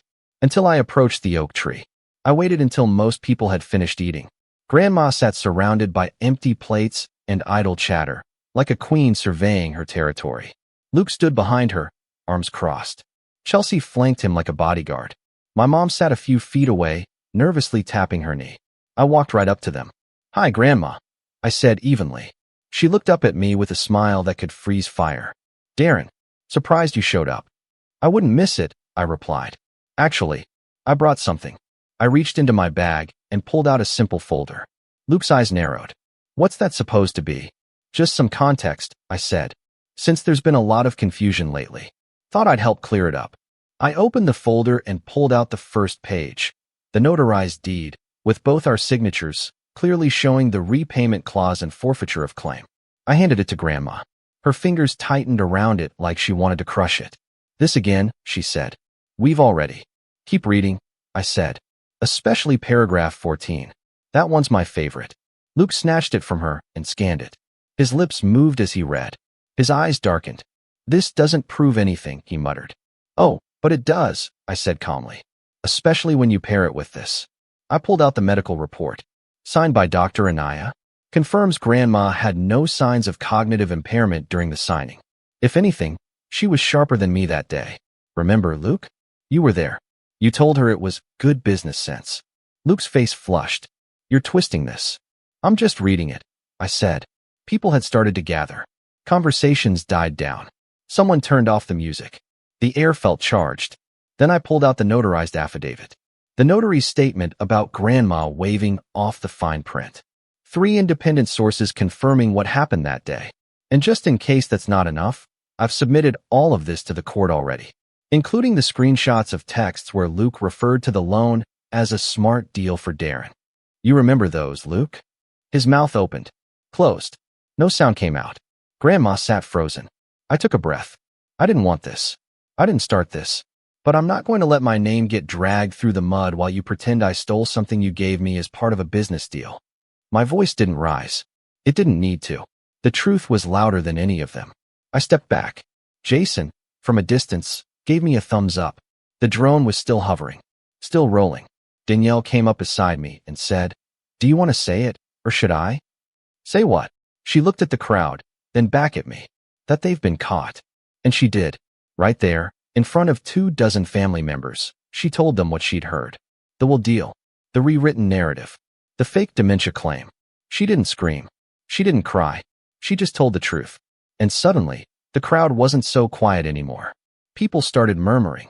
Questions flew. Aunt Lisa asked to see the documents. Uncle Pete backed away from Grandma like she'd grown horns. Even Ryan walked over, staring at his father in disbelief. Then Grandma stood up. It was shaky, theatrical. You've turned them against me, she said. All of you. I met her gaze. No, Grandma. You did that yourself. She turned and walked away. But it wasn't over. Because this was just the reveal. The real revenge? That was still coming. When Grandma walked off beneath the giant oak tree, dragging her unneeded cane like a prop in some low-budget courtroom drama, I didn't follow her. That's what she expected, for me to chase, to beg, to smooth things over like I always had. But this time, I stood my ground and watched her shrink into the distance. Alone. Isolated by her own web of lies. The silence that followed was dense. The family reunion, the grand event that usually ended with hugs and tired kids sleeping in their parents' laps, had morphed into a real-time reckoning. A few people murmured, unsure whether to say something or just pretend the last 15 minutes hadn't happened. Luke tried to recover first. He puffed out his chest and turned toward me, like he thought he still had some moral high ground. You didn't have to ambush her like that, Darren. You embarrassed her in front of the entire family. I raised an eyebrow. You mean the same way she humiliated me at Ryan's graduation? Called me a freeloader after I paid her back every cent I owed her? Lied to everyone about having dementia just so she could steal back what was never hers to begin with? He flinched at the word steal. I was trying to protect her legacy, he snapped. You took advantage of her. No, I said flatly. I protected mine. He didn't have a response. Just tightened his jaw and walked away, trailing after his wife who had already begun packing up their things. Danielle let out a long exhale beside me. That was like watching the final act of a courtroom drama. Jason walked over, his phone in hand. We got clean audio of the entire conversation, he whispered. Drone footage too, just in case they try to lie about how it went down. I nodded. Let's hold on to it. I'm not trying to post it online or ruin anyone's life. I just want the truth on record. But the funny thing about the truth is, it spreads faster than any lie. Within 24 hours, the family group chat turned into a circus. Some people defended Grandma. claimed she was old and confused. Others flipped sides immediately. My cousin Ethan wrote, "I always knew something felt off. Darren, I'm sorry I didn't speak up sooner." Even Uncle Pete, who had stood by Grandma's side during the whole ordeal, sent a private message saying, "I was misled. I'd like to apologize in person." But it didn't matter what they said now, because the damage had already been done to them. See, while everyone was scrambling to figure out how to recover from the public mess, I was already executing the real plan. 3 days after the reunion, my lawyers submitted the full case file for judicial review. Not only did we file to dismiss Grandma's petition with prejudice, meaning she could never attempt to challenge the deed again, but we also filed a defamation claim against her and Luke for malicious falsehood and financial interference. Normally, I wouldn't have gone that far, but their lies had cost me clients, smeared my name across social circles, painted me as a predator. That kind of damage doesn't just blow over. It clings to your reputation like tar. We weren't suing for millions, just enough to make a point. And they knew it, because 2 weeks later, I got the call. It was Luke. "I don't want this to go to court," he said. "It'll get ugly." "It's already ugly," I replied. "You made sure of that." There was a long pause. Then he said, "What do you want?" It was the first time in my life I'd ever heard him ask me that. Not assume, not command. Ask. I didn't smile. I didn't even enjoy it as much as I thought I would. "I want an official retraction," I said. "From both you and Grandma. A signed statement acknowledging the truth. I want it emailed to the entire family list. And I want you both to step away from the lawsuit. If I get that, I'll drop the defamation claim." Another long pause. "You're serious?" "Dead serious. And if we don't, then we go to court. And I drag out every lie, every attempt to manipulate the system, every witness and piece of evidence I've got. It'll be public and permanent." He caved. Of course he did. The statement arrived 2 days later, drafted by their new lawyer, signed by both of them. It read, in part, "We acknowledge that the original deed was signed with full understanding and consent. No coercion or manipulation occurred. The claims of memory loss were unfounded and based on false assumptions. We regret the pain and confusion caused to Darren and the rest of our family." I forwarded it to everyone. No comments. No gloating. Just the truth. But that wasn't the end of it. Because while Luke was busy cleaning up his mother's mess, another little consequence came knocking. Turns out, word of the legal threats and defamation had reached his company's compliance department. See, Luke worked in finance, a mid-level exec at a firm that didn't like bad press, especially when it involved lawsuits and allegations of elder fraud, even if unfounded. 3 weeks later, I heard he'd been reassigned to a non-client-facing position. A demotion in everything but name. No bonus. No promotion. His pristine record? Tainted. As for Grandma, she wasn't invited to Thanksgiving that year. Not by me. Not by Mom. Not by half the family. She stayed home. Alone. The woman who once held court at the center of every gathering now sat quietly in her house, surrounded by fading photos and unopened letters. My mom visited once out of pity, said the place was dusty and the TV was always on, even when she was asleep. She asked if I'd ever forgive her. I said, I already have, but I'm never going back. In the months that followed, I finished the duplex renovation. It launched as a short-term rental in February. Bookings were full by March. Reviews started pouring in. Beautiful craftsmanship, attention to detail, feels like home. I made a website, added photos, included a short about the builder blurb with my name at the bottom. It was the first time I'd ever publicly attached myself to something with pride. Jason kept working with me, helping film my projects. We started documenting before and after transformations. One of our reels went viral. I got offers for partnerships, consultations, even a small speaking gig at a real estate event. My name, once whispered in doubt, was now respected in circles that mattered. I didn't need validation, but it felt good to build something no one could tear down. And as for the property that started it all, the one Grandma tried to steal, it's the crown jewel of my portfolio now. Rented out. Profitable. Polished. There's a framed copy of the original deed hanging in my home office. Not to gloat. To remind myself that I earned everything I have. Not through luck. Not through handouts. But through grit, patience, and the quiet kind of revenge that doesn't need fire. Just the truth. And a little time. Because in the end, the best revenge isn't destroying someone. It's living a life they can't lie about. Thanksgiving used to be my favorite holiday. No gifts, no pressure, just food and family. Or at least that's what it used to be. Before everything changed. Before the fake smiles, the passive jabs, and the secret I held onto for way too long. Because once I opened that box, I knew there was no closing it. But I wasn't always like this. My name's Colton, I'm 26, and for most of my life, I've played the role of the quiet one. The observer. The one who nods, shrugs, laughs politely, and lets things slide for the sake of peace. Especially when it came to my family. But this past Thanksgiving, let's just say the gloves came off, and not because it was cold. Growing up, I always felt like a background character in my own family. My older sister Jenna, golden child, honor roll, volleyball captain, the whole package. If she sneezed, it was adorable. If I got straight A's, silence. My parents, especially my mom, doted on her like she walked on clouds. And my dad? He mostly stayed quiet, sipping his beer, watching football, and occasionally mumbling, "Don't start drama." I learned early on that blending and kept me out of trouble. So that's what I did. I didn't resent Jenna, at least not at first. She was funny, confident, and honestly, pretty likable. But as we got older, something changed. Maybe it was the way she started mocking my interests. "You still play video games? Aren't you? Like 25. Or how she never missed a chance to remind everyone that I lived in a one-bedroom apartment while she and her fiancé, Daniel, had just bought a starter home in the suburbs. Every family gathering became a performance, and Jenna was always the star. I was just the guy holding the boom mic in the background. This year, our parents decided to do something special for Thanksgiving.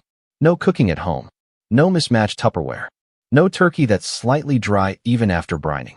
Nope.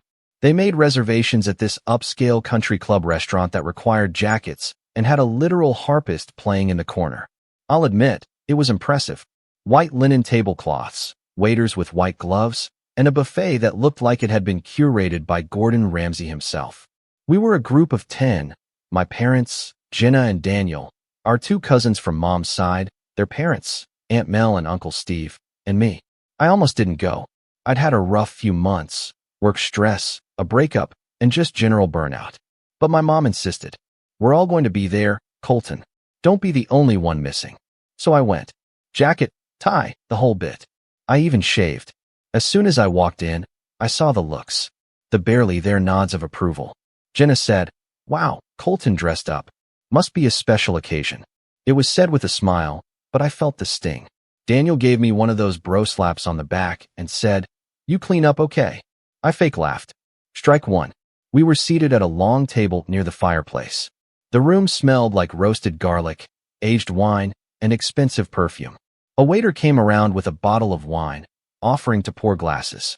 He started with Jenna and Daniel, then moved down the table, pouring for everyone except me. I didn't even blink. Maybe he missed me, right?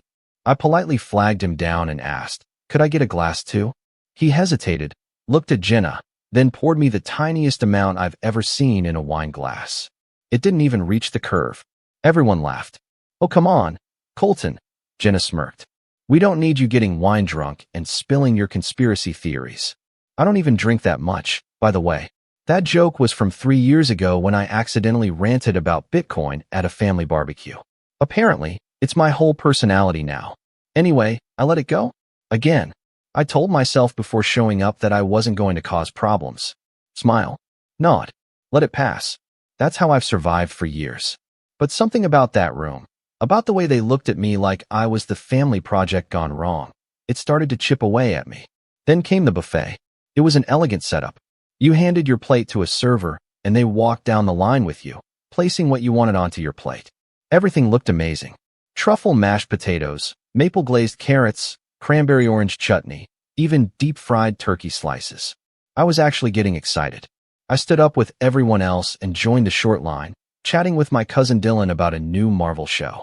When it was my turn, I handed my plate over and started pointing out what I wanted. The server gave me this polite but strained smile. "I'm sorry, sir. I was told to prepare plates only for the family listed on the seating card." I blinked. "What?" He nodded toward Jenna, who was talking with another server. "She said you weren't eating." My heart thudded. "No, I what? I'm part of the family. I'm at the same table." He looked apologetic. I understand, sir, but I was instructed. Before I could say anything else, Jenna strolled over, arms crossed, fake innocent smile plastered on. Oh no, did we forget to tell you? Mom said you were on some new diet thing. Then she looked at the server. Sorry about the mix-up. He's just being dramatic. The server shrugged and handed me an empty plate.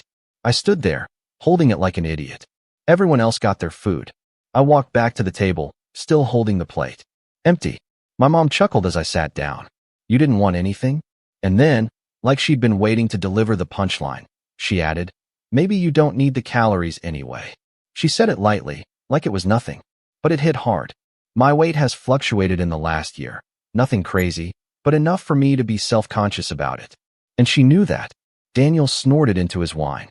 Jenna just smiled sweetly and said, we're just being honest, Colton. Honest. That word stuck with me. It tasted bitter. Like burnt coffee. I looked around the table as they all dug into their plates. Talking, laughing, chewing. No one even seemed to care that I didn't have food. No one offered to get me a plate. It was like I wasn't even there. And that's when Uncle Steve raised his glass. To family, he said, a little tipsy already. To togetherness. And to honesty.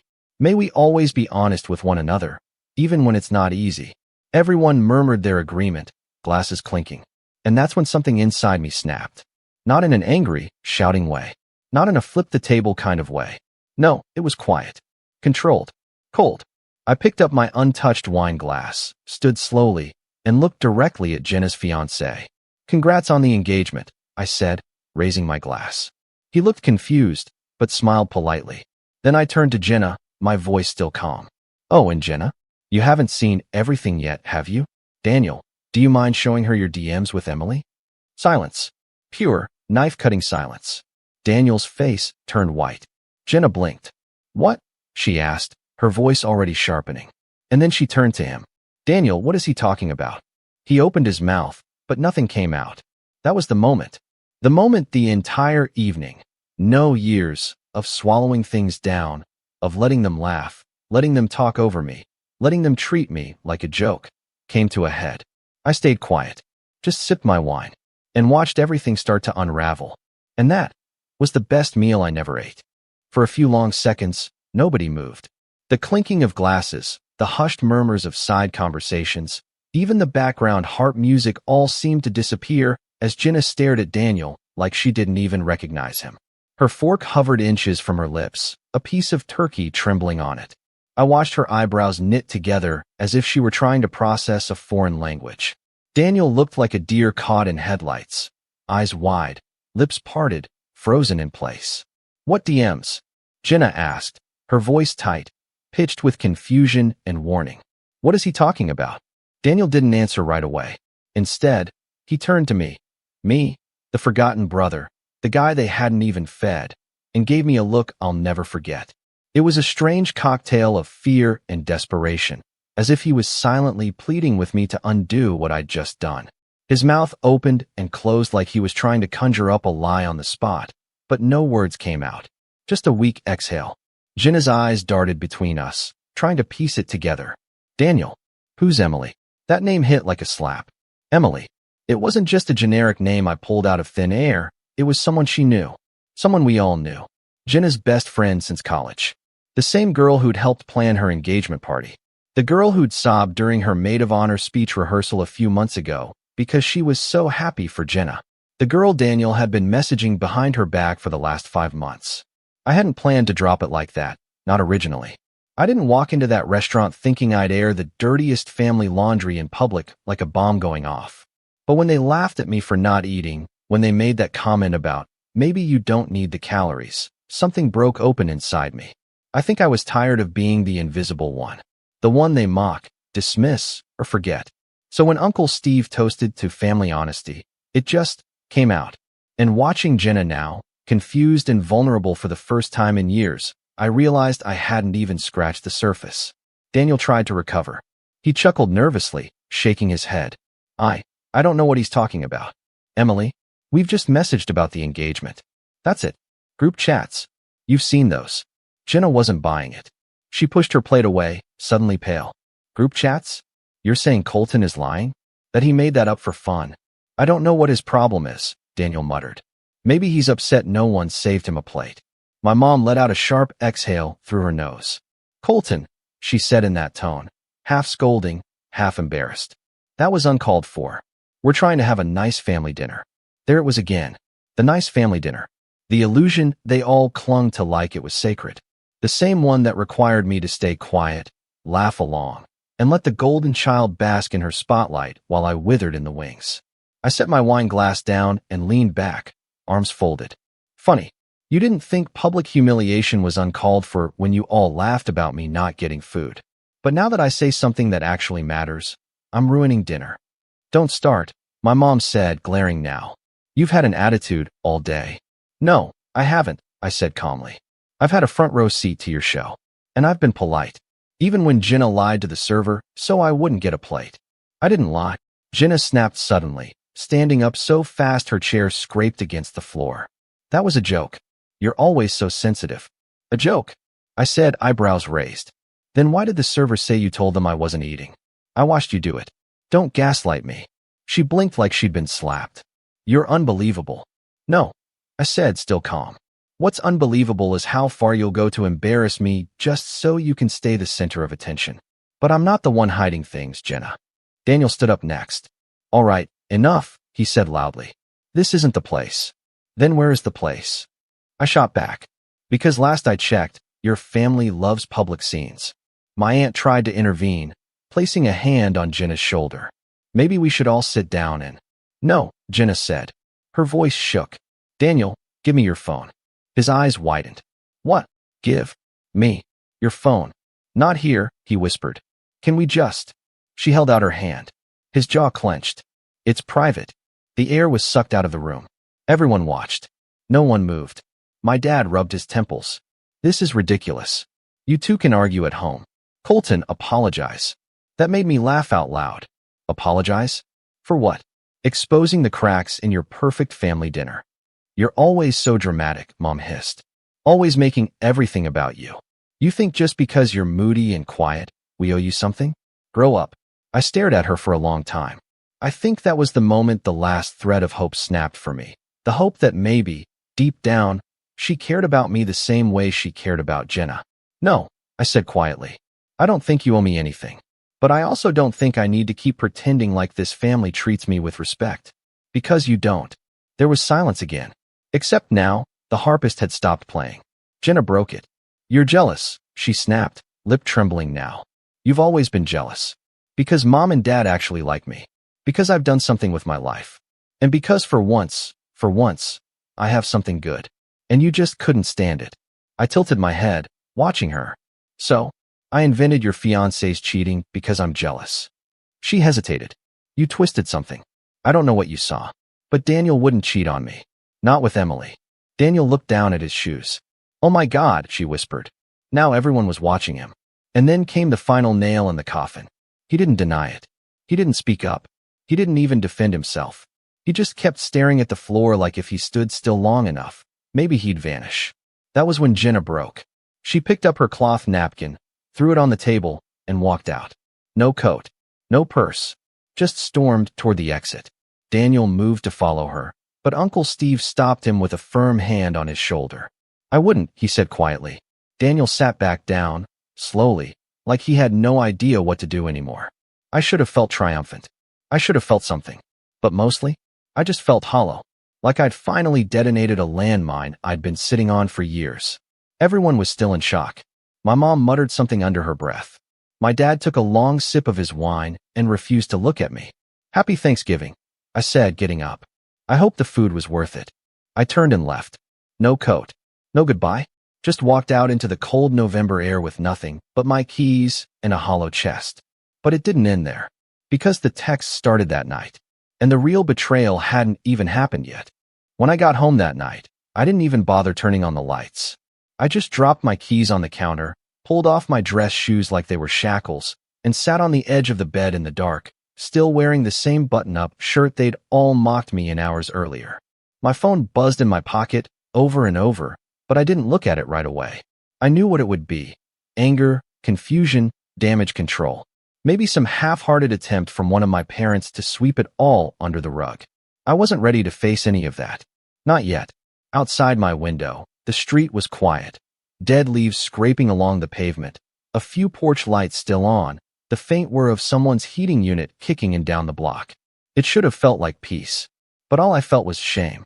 Not because of what I'd done, but because of how loud I'd had to become just to be heard. That's what hit me the hardest.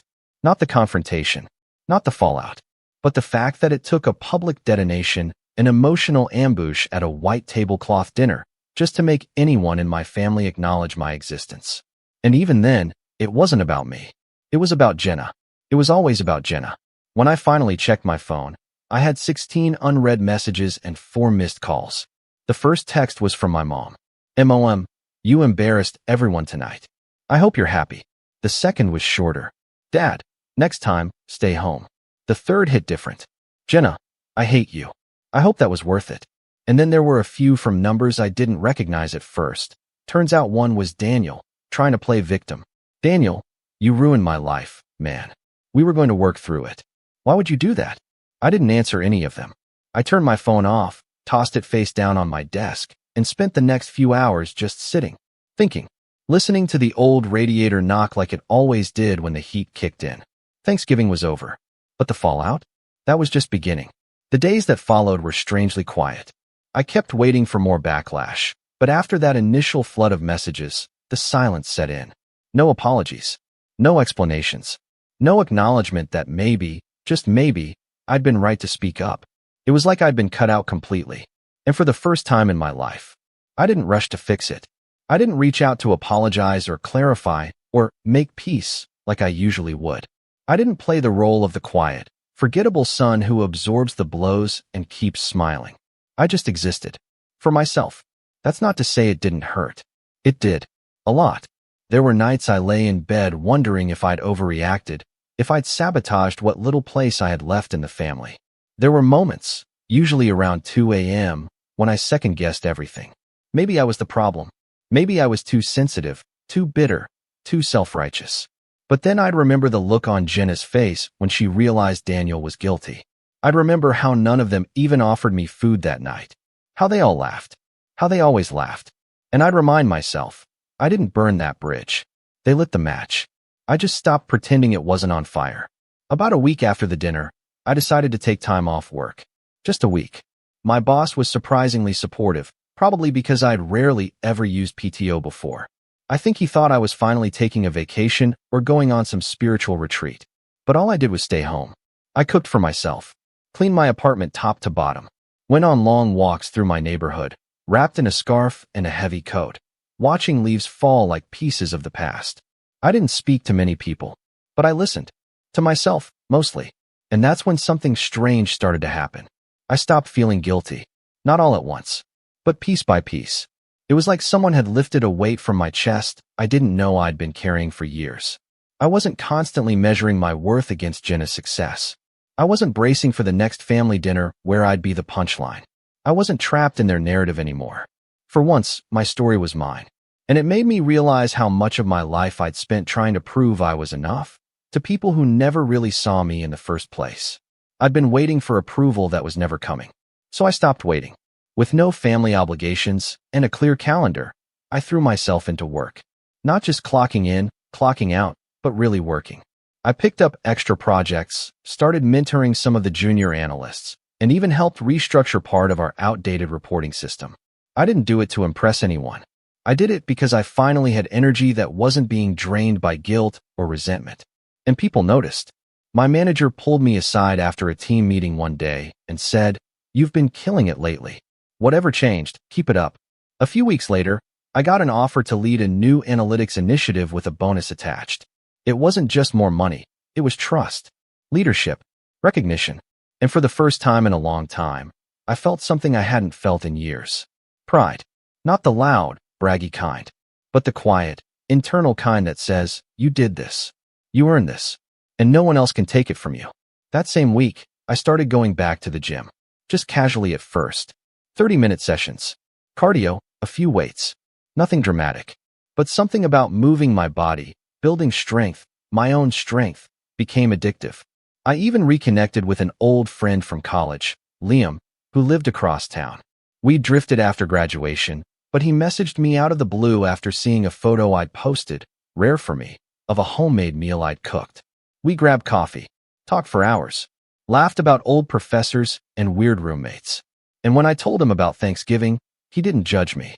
He didn't say, maybe you should call her. He just said, good. About time someone said something. I didn't realize how badly I'd needed that. The real turning point, though, came when I got a call from Emily. Yes, that Emily. I almost didn't pick up when I saw her name. My stomach twisted with anxiety, unsure of what she wanted. But I answered. Colton. Her voice was quiet. Hey, I said. Didn't expect to hear from you. I wanted to say thank you, she said. That threw me. For what? For telling the truth. For saying what I couldn't. She told me everything. That she and Daniel had been talking for months. That it started harmless, venting about wedding stress, joking around. But then it shifted. Late-night messages, emotional confessions, and eventually, one night, something more. She said she ended it immediately after. Blocked him. Felt disgusted with herself. I told Jenna, she whispered. The next day, actually. But she didn't believe me. I felt the air leave my lungs. She said I was jealous. That I was trying to sabotage her relationship. She cut me off. Uninvited me from the bridal shower. Told everyone I was lying. Jesus, I muttered. So when you said something, it was like being seen again. Like someone finally believed me. I didn't know what to say. I'd assumed Emily had kept the secret. That she'd been complicit. But now I realized she'd been discarded too. Just like me. We talked for another half hour. Not just about Daniel, but about everything. About what it's like to be painted as the villain for speaking up. About how family loyalty often means shutting your mouth, no matter how bad things get. When we hung up, I sat there for a while. Just breathing. And for the first time since that awful dinner, I didn't feel alone. I didn't speak to Jenna for weeks. She didn't reach out. Neither did my parents. But word got back to me, through my cousin Dylan, mostly. He told me Jenna had moved back into my parents' house temporarily, that the engagement was officially off, that Daniel had tried to show up at her job with flowers and got escorted out by security. Karma, I guess. Dylan also told me something else. Your mom's telling people you ruined Thanksgiving on purpose, he said during a call one night. Says you've always been bitter, that you wanted to break them up. I didn't react. Not right away. I think part of me expected it. She's spinning it hard, man. Saying you made it all up. I almost laughed. Sounds about right. But it didn't sting the way it used to. I didn't spiral. I didn't feel like calling to defend myself. I just let it wash over me. Because deep down, I knew something now. I don't need to prove anything to them anymore. Not my worth. Not my intentions. Not my truth. Let them spin whatever version makes them sleep at night. I knew what I did. And why I did it. And that was enough. By mid-December, the air had changed. Literally, snow blanketed the sidewalks. The city buzzed with twinkling lights and fake cheer, but also emotionally. I wasn't the same Colton I had been on Thanksgiving Day. Not even close. Something had cracked open that night, and instead of patching it up and retreating back into my quiet, agreeable shell like I always had, I let the fracture spread. I let it change me. And what surprised me most was how good that felt. I wasn't acting out of bitterness anymore.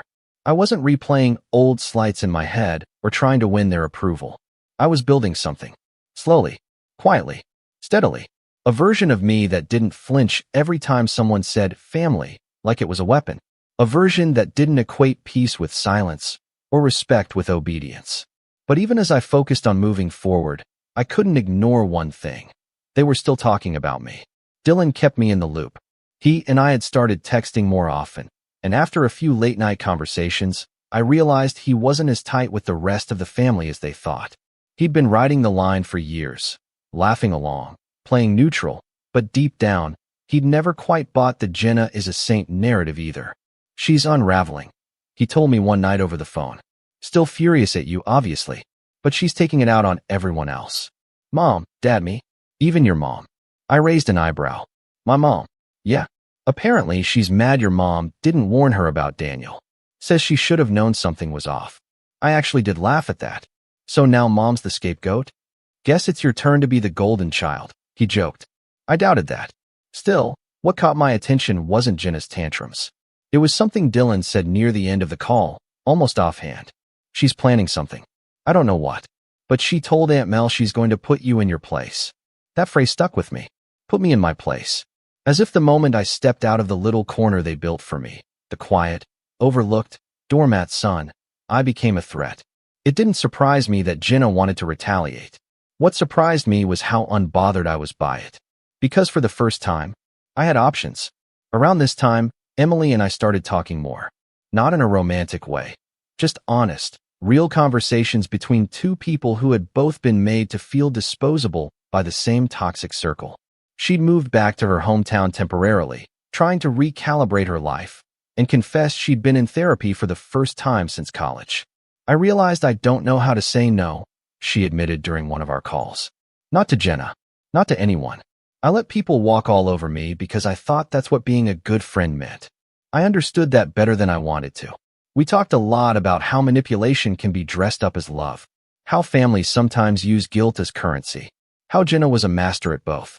She gets away with everything because no one wants to deal with the fallout, I said once. She's a tyrant in pearls, Emily replied dryly. But she cries when she doesn't get her way, and suddenly everyone's bending over backward to comfort her. She wasn't wrong. What started as shared venting turned into something more deliberate. We started comparing stories. Times Jenna twisted the truth, lied to cover her tracks, gaslit people when she was cornered. There were so many. And that's when Emily said something that made me sit up straight. She's still messaging Daniel. I blinked. Wait, what? Emily's voice tightened. He reached out again. Told me Jenna asked him to clear the air so you'd look like a liar. She wants him to say the messages were taken out of context. That I came on to him. She's rewriting the story. That didn't shock me. But it did clarify something. Jenna wasn't just angry. She was strategizing. She was going to try and flip the narrative. Make me the villain. Paint Emily as the jealous friend. And Daniel? He'd play along if it meant crawling back into Jenna's graces. It was the same script as always. Jenna controls the story, and anyone who questions it gets cast as the problem. Not this time. This time, I was going to write my own ending. I didn't want to fight dirty. That's never been my style. But if Jenna was going to try and torpedo my reputation, I wasn't going to sit back and take it either. I had something she didn't. Proof. And the one person who could back it all up? Emily. She still had the screenshots. The original messages. Not just the explicit ones, though those were damning, but the manipulative ones too. The late night, I miss talking to you texts. The don't tell Jenna, she gets jealous once. The emotional grooming. The breadcrumbing. I asked her, cautiously, if she'd ever consider making them public. She hesitated. I don't want to blow things up more than they already are. But if Jenna tries to smear either of us, yeah, I won't stay silent. That was all I needed to hear. I wasn't planning a scorched earth revenge plot. This wasn't about destroying Jenna. This was about protecting myself. And the way I saw it, if she wanted to play games with reputations, I needed to be ready to counter every lie with cold, hard evidence. So I started collecting receipts. I went back through years of texts, photos, group chats. Times she'd thrown me under the bus. Times she'd manipulated our parents. Times she'd humiliated me in front of relatives. I wasn't doing it to be petty. I was doing it to remember. To stop gaslighting myself. To build a map of the years I'd spent being invisible, minimized, mocked. I made a folder. Literally. Labeled it for when they lie. And I filled it. Not just with Emily's screenshots, but with my own voice. I started journaling. Recording voice notes. Documenting how their behavior had shaped me, hurt me, erased me. Not for revenge. For clarity. Because I'd spent most of my life doubting my own experiences. Telling myself it wasn't that bad. That I should be grateful I even had a family. But now I saw it clearly. And the more I saw, the less afraid I became. Then came the Christmas group chat. It popped up on a Wednesday afternoon. I was sitting at my desk when my phone buzzed and I saw it. Holiday dinner planning. Created by Mom. Members, me, Jenna, Dylan, Dad, Aunt Mel, Uncle Steve, cousins, etc. I actually laughed out loud. They really thought we could just sweep it all under the rug again. I didn't respond. Just watched the messages roll in. MOM. We'll be hosting this year since Jenna is staying with us for the holidays.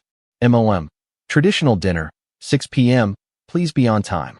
MOM. Everyone bring one dessert. Colton. Maybe something light this year? There it was.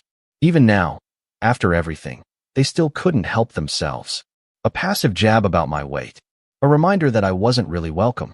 Jenna chimed in a few messages later. Jenna, let's keep this drama free, okay? We've all had a rough few weeks. I think it's time we move on.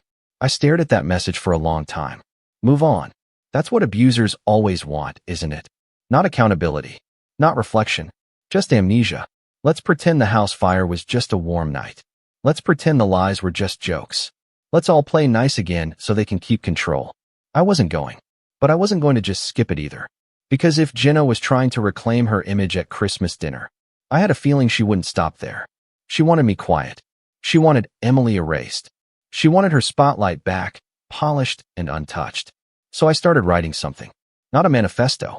Just a clear, well-organized document laying out everything. The messages, the manipulation, the lies. Not to shame her, but to protect myself. Because if she came for me, if she twisted the narrative, I wanted to be ready. Dylan offered to help. He'd been growing more and more disillusioned with the family dynamic, and even confessed that Jenna had tried to get him to talk to me and mediate things. She's trying to make me into her mouthpiece, he said, disgusted. I thanked him, but told him I didn't need mediation. I needed boundaries. I told him I wasn't coming to Christmas, that I wished him well, but I wasn't going to play the game anymore. And then, just in case, I sent him a backup of the file I created. If anything happens, I said, you'll know the truth. He promised he wouldn't share it unless necessary. But something told me we'd need it sooner than I thought. Because Jenna wasn't done yet. And this time, neither was I. The snow was coming down heavy on Christmas Eve. The kind of thick, sound-muffling flurry that made the entire world feel like it was holding its breath. From the window of my apartment, I could barely make out the cars on the street below. Just blurred headlights moving like ghosts behind a curtain of white. I had no decorations up. No tree. No scented candles or warm cocoa mugs or classic carols playing in the background. And for the first time in my adult life, I didn't feel bad about it. No guilt. No nagging voice in the back of my head telling me I was missing something important. I was exactly where I needed to be. Alone. Peaceful. Free. My phone buzzed at 6:04 p.m. Right on schedule. The Christmas dinner at my parents' house was officially underway. I didn't need to be there to know how it was going. I could picture it all in vivid detail. My mom flitting around the table, offering refills and passive-aggressive compliments. My dad already one glass of wine too deep. Jenna wearing something red and expensive, holding court with the ease of someone who thinks they've already won the war. I could also imagine the stories she was telling. How I'd gone off the rails. How Emily had made up everything because she was jealous. How Daniel had been emotionally manipulated by two unstable people. It was all predictable, all scripted. Jenna's specialty. But she'd miscalculated one very important thing. This time, I wasn't playing defense. This time, I brought my own story to tell. Dylan had texted me the day before, warning me that Jenna was planning something for the dinner. She wants to make a speech about family healing. Says she's going to clear the air and set the record straight. Translation: she was going to reframe Thanksgiving as some kind of hysterical overreaction and paint herself as the misunderstood peacemaker. She's already told half the cousins that Emily was in love with Daniel, Dylan added. She even told Aunt Mel that you were unwell lately, that you fabricated the whole thing because you're lonely. It didn't surprise me, but it did confirm what I already suspected. So I gave Dylan the green light. He'd offered a week earlier to share the file I'd compiled if it ever came to that. I told him to hold it. Wait, let Jenna show her hand first. Now she had. And the moment she opened her mouth to rewrite history in that dining room, he'd be ready. 6:27 p.m. I got a one-word text from Dylan. Now, my heart didn't pound. My hands didn't shake. I just opened my laptop, clicked on the folder labeled for when they lie, and double-checked that everything was there. Then I sent the email. One file. One message. Subject: let's be honest this time. 2. Family group email. Attachments: truth.pdf. Merry Christmas. Since Jenna's making a speech about honesty, I thought I'd contribute something of my own. No drama. No spin. Just receipts. Colton. And then, I logged out. I didn't wait for responses. I didn't refresh to check who'd opened it. I didn't brace for impact. Because I'd already survived the worst part. Being ignored, dismissed, and lied about for years. This wasn't revenge in the dramatic, movie-style way. This was reclamation. And I felt calm. Later that night, I turned my phone back on. The notifications were something. 17 texts. 4 missed calls. 3 voicemails. 2 new emails. But the one that stood out most was from Emily. Emily, holy crap, they're imploding. Dylan sent me screenshots. And boy, did he ever. The group chat had exploded after my email hit. First came the silence. Then Jenna's panicked reply. Jenna, are you kidding me? You seriously stored all this? What kind of psycho are you? Then my mom chimed in. MOM, this is disgusting, Colton. It's Christmas. And Dylan, bless him, finally spoke up. Dylan, no. What's disgusting is that he had to document this at all because no one ever believed him. Then the cousins joined in. One of them, Kayla, posted a screenshot of a text Jenna had sent her weeks ago, where she called Emily a pathetic homewrecker and accused me of being mentally unstable. Another cousin said, this makes way too much sense. Honestly, Jenna, this isn't the first time you've pulled something shady. Jenna went silent after that. And that silence? That was louder than anything she could have said. Later, I'd find out from Dylan that the fallout was nuclear. Uncle Steve and Aunt Mel left early. My dad didn't speak for most of the night. My mom spent the rest of dinner trying to play mediator, saying, let's not pick sides, to which Kayla replied, that's easy to say when you've always been on hers. And Jenna? Apparently, she left the table crying, said she was being ganged up on. No one followed her. No one comforted her. For once, the room didn't orbit around her meltdown. It just kept spinning without her. Over the next few days, the dust settled. I didn't hear from my parents. No apology. No outrage. Just radio silence. But I did get texts from 3 different cousins, all saying some version of the same thing. I'm sorry I didn't see it sooner. You didn't deserve how you were treated. Thank you for standing up for yourself. You inspired me. Those hit harder than I expected. So did the one from Dylan. Dylan, you didn't just change things for you, man. You changed the whole dynamic. For the first time ever, people are actually questioning the system we all grew up in. That made me pause. Because he was right. This wasn't just about a cheating fiancé or a bad Thanksgiving. It was about the quiet kid who never spoke up finally saying, enough. It was about the scapegoat setting the record straight. It was about truth, raw and inconvenient and powerful, finally getting its moment. I didn't hear from Jenna for a while, but eventually, she broke the silence. It came in the form of a message request on Instagram, of all places. Jenna, you think you won. Congrats. You humiliated me. I hope it was worth it. No apology. No remorse. Just another attempt to reframe the story. I didn't respond. Because there's no point trying to reason with someone who only sees themselves as the victim. Instead, I blocked her. And with that, the last chain was gone. By New Year's, I was a different man. Not because I'd burned bridges, but because I'd walked away from them. I started the year with new routines, new boundaries, and, for the first time, new self-respect. Emily and I kept in touch, and though we both agreed we weren't looking for anything romantic, the connection we shared was real, supportive, grounded. It reminded me that not all relationships had to be defined by old roles and unspoken rules. Some could be chosen, built, grown. I also started seeing a therapist, not because I was broken, but because I wanted to understand the patterns that had shaped me. I wanted to break them, not pass them on someday. And little by little, I found myself again. Not the Colton they tried to shape, but the Colton I'd hidden for years. The one who saw through the lies. The one who spoke truth. The one who, when finally pushed too far, rose.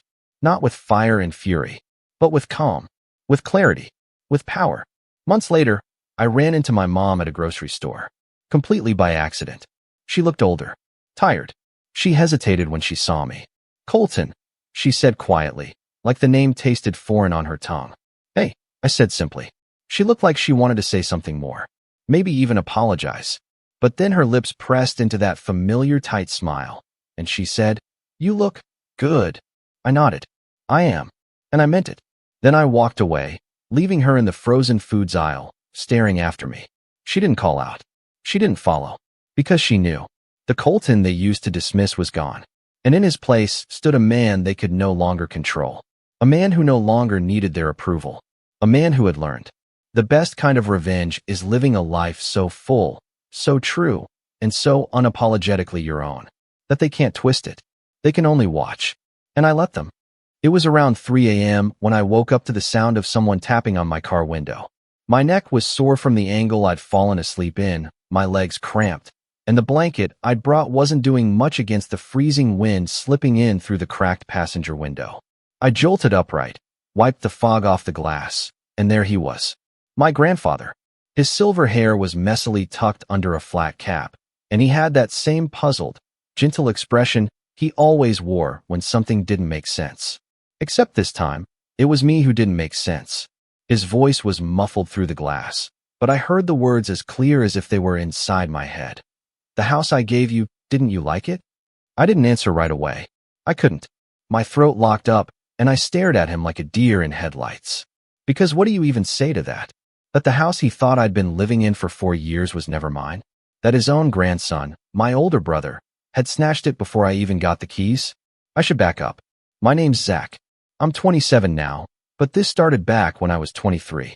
Grandpa had just finalized the estate plan after Grandma passed, and he wanted to make sure me and my brother, Evan, were set for life, as he put it. Evan's 31 now, so he was 27 at the time, and growing up, everyone saw him as the responsible one. He got straight A's, played varsity tennis, and called Grandma every Sunday without fail. Me? I was the kid who built weird robots out of toasters and got suspended for hacking the school's grading system, just to prove I could. I won't lie, I gave my family a few too many reasons to worry about me. But I've been turning things around. I was going to community college for HVAC certification, working part-time fixing up busted heaters, and actually saving up. I wasn't the golden child, but I was trying. Anyway, Grandpa sat us both down at his kitchen table one afternoon. I remember the smell of his pipe tobacco still clinging to the air and the way the light from the window made the wood grain on the table shine. He had this brown folder and handed us each a paper from inside. "I'm giving you both something now," he said, looking between us, "so I can see you enjoy it while I'm still around." The paper in my hand was the deed to a 2-bedroom house out on Martin Street.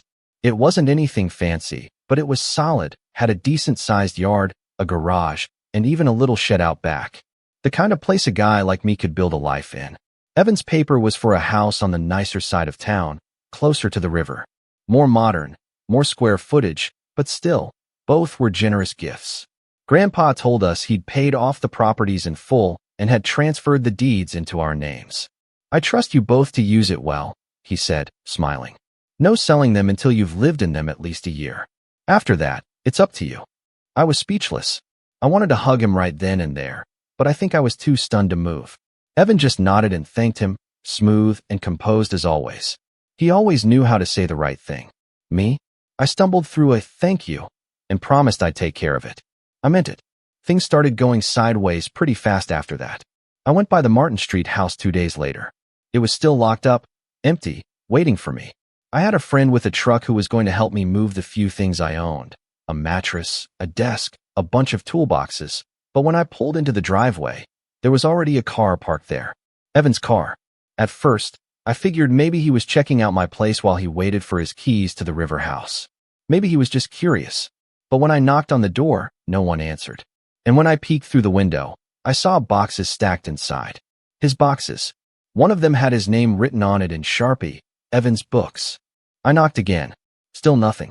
I was about to leave when the door opened a crack, and there he was, smiling that practiced, calm smile that always made my stomach twist a little. "Oh, hey," he said, like he was surprised to see me. "I figured I'd get things started here while they sort out the paperwork on my place." "What do you mean?" I asked. "This is mine." He blinked. "No, it's not. I thought you were getting the river house." There was a pause, just a few seconds, but it felt like my brain had to fight through molasses to process what he was saying. "Grandpa gave me the deed to this house," I told him, pulling the paper out of my backpack. I kept it with me because I couldn't believe it was real. I'd been rereading it every day like it was a dream I didn't want to wake up from. He looked at the paper like it was a joke. Then, with that same casual shrug he always used when brushing something off, he said, "We must have gotten them mixed up. Don't worry, I already moved most of my stuff here. Just settle into the river house. It's way nicer anyway." It was like being slapped without the actual slap. I stood there for a second, not sure what to say. He already had furniture in there. Boxes. Curtains. He had moved in. And me? I was still sleeping on my buddy's couch, waiting to make this place mine. I should have called Grandpa then and there. I know that now. But I was raised not to stir up trouble. not to tattle. And a part of me, some stupid, loyal part, thought maybe Evan really had gotten confused. That maybe this was a mix-up. I went back to the River House address, hoping I'd find it empty, or with a note saying welcome home, or something. It wasn't empty. There was a for sale sign in front of it. I called the real estate company, and the woman on the line confirmed that the property had just been listed, paid off, deed signed over to Evan, and immediately put on the market. That's when it hit me like a ton of bricks. There was no mix-up. He took the house Grandpa meant for me, moved in before I could claim it, and sold his house to cash in quick before anyone could say a word. Maybe he thought I'd never find out. Maybe he knew I'd be too passive, too slow to call Grandpa and make a scene. Maybe he thought I'd just disappear. And honestly, for a while I did. I didn't have anywhere to go. My buddy's lease ended, and I didn't want to impose. The money I'd saved went fast between gas, food, and motels. I started sleeping in my car behind the shop I worked at, showered at the gym, told people I was between places. Every time I looked at that deed in my backpack, I felt like an idiot, like a fool who let his brother outmaneuver him again. Evan ignored my texts, then blocked me. He started posting pictures online of him grinding real estate and investing smart. He was bragging about flipping Grandpa's house for a massive profit. And Grandpa? He just thought I was off doing my thing. He's not online. He didn't know I wasn't living in the place he gave me, and I couldn't bring myself to tell him. Not then. So when he found me in my car that night and asked, "Didn't you like the house I gave you?" I didn't know how to answer. I just stared. And then, before I could make up some half-lie to protect his feelings, he reached into his coat, pulled out the manila envelope I hadn't seen in years, and held it up. "I want the deeds back," he said quietly. My stomach dropped. He knew. And that's when things really started unraveling. He didn't raise his voice. He didn't slam his hand against the car roof or demand an explanation. My grandfather just looked at me with the kind of quiet disappointment that cuts deeper than any angry outburst ever could. That was the worst part. His silence. I opened the car door and stepped out, suddenly ashamed of the fast food wrappers on the passenger seat, the blanket bundled behind me, the duffel bag with my entire life in it. I tried to stand tall, but my knees felt like they might give out. "Grandpa," I started then stopped. Because what was I supposed to say? That his trust had been misplaced? That Evan, his golden boy, had screwed us both? He didn't press. He just handed me the envelope. "I went through the copies of the estate documents," he said. "They were never mixed up. I gave you the Martin Street house, and Evan got the River one. But I saw photos online. A listing. His name on the paperwork. And then I couldn't reach you. And now I find you sleeping here." He looked down at the pavement and let out a breath, like all the weight of the last 4 years was finally catching up to him. "Zach," he said, "do you still have your copy of the deed?" I nodded and fumbled for my backpack. My fingers trembled as I pulled out the folded paper, its edges soft from how many times I'd opened it, stared at it, hoped it would mean something again. He took it gently, scanned it, and tucked it into the envelope without a word. "Come on," he said. "Let's go to my place." I didn't argue. He didn't say much on the drive. Just turned up the heater and let the radio fill the silence with static and old country music. I kept waiting for him to ask more, why I didn't tell him, why I let Evan get away with it. But he didn't. And that somehow made it worse. Because I wanted him to be angry. I wanted him to yell, to be furious, to make it easier for me to finally explode. But instead, he was just quiet, reflective. Back at his house, the one he'd lived in since I was a kid, he made a pot of tea and warmed up a frozen casserole. I hadn't eaten a proper meal in days, and the smell of baked pasta hit me like a hug I didn't realize I needed. He set a plate in front of me, poured tea into a chipped mug, and sat across the table. The same table where he gave us those deeds for years ago. "I want you to tell me everything," he said finally, "from the beginning." And I did. I told him about the day I showed up to Martin Street and found Evan's car in the driveway, about how Evan claimed the deeds had gotten mixed up, and how I'd gone to check on the River house and found it was already listed for sale. How Evan ghosted me, blocked my number, and sold the property within a few weeks. I told him how I'd tried to hold on to hope, tried to convince myself it was a misunderstanding, that Evan would come clean or Grandpa would step in. But weeks turned into months, and then a year passed. Then 2, then 4. And during all that time, I never told him. Because I didn't want to break his heart. Because I didn't want to look weak. Because I still had this stupid, fragile hope that somehow it would fix itself. He didn't interrupt once, just listened, nodding occasionally, his face unreadable. When I finished, he got up, walked to the cabinet by the hallway, and pulled out a black binder. Inside were photocopies of every major document he'd ever signed: deeds, insurance, medical, you name it. He flipped to a section marked with a red tab and pulled out a second copy of the original estate transfer. It matched mine exactly. "This is what I gave you," he said. Evan's property was different. This wasn't a mix-up. "I know," I said quietly. "And you just let him take it?" That stung. But I deserved it. I didn't know what to do. And by the time I wanted to fight, it felt too late. He already sold it. I thought maybe I could move on, start over, I don't know. I guess I just gave up. He looked at me long and hard, then stood up and walked to the phone. I watched as he dialed, watched as his face hardened. He didn't put it on speaker, but I could hear Evan's voice on the other end. Cheerful, confident. Grandpa didn't raise his voice. He just said, "I need you to come by tomorrow. We need to talk. About the houses." There was a pause, then a clipped, "Yes, I know. Be here at noon." He hung up and turned back to me. "You're staying here tonight." That was the beginning of the unraveling. The next morning, Grandpa was already up before me, sitting in the living room with the binder open on his lap. I could hear him making calls, first to the county clerk's office, then to a lawyer he used to work with at the mill back in the day. He didn't sound angry, just focused, determined. At 12:04 p.m. sharp, Evan pulled into the driveway in his spotless silver Lexus. He stepped out wearing a designer coat and holding a coffee that probably cost more than the gas in my car. He walked in like he owned the place, all smiles, and said, "Hey, Pops," like nothing had ever happened. His eyes flicked over to me, and he paused. "Zach," he said, with that fake warmth that made my skin crawl. "Sit down," Grandpa said, not bothering with pleasantries. Evan frowned slightly, but did as he was told. The silence that followed was thick, heavy. Grandpa slid the envelope across the table. "What's this?" Evan asked, glancing inside. "The original deed transfers," Grandpa said. "Yours. And Zach's." Evan gave a little laugh. "Oh, come on. We talked about this years ago. The papers got mixed up. I thought we already cleared that up." "They weren't mixed up," Grandpa interrupted. "I gave you the river house. You sold it. You made nearly $200,000 profit from something I gave you to live in. And then you moved into Zach's house and locked him out." "That's not." Evan started, but Grandpa held up a hand. "I'm not finished. You've been lying to me for 4 years. You've let your brother live in his car while you flaunted your lifestyle online like some kind of mogul. I trusted you. I gave you both a gift, and you turned it into a way to rob your own blood." Evan's jaw tightened. "You gave us the houses. No conditions. It was a gift. What I do with mine is my business." Grandpa leaned forward. "It stopped being your business when you took his too." There was a long silence. Evan's face hardened. "You're acting like I did something illegal. I didn't forge anything. I didn't steal. You gave me something. I made it work.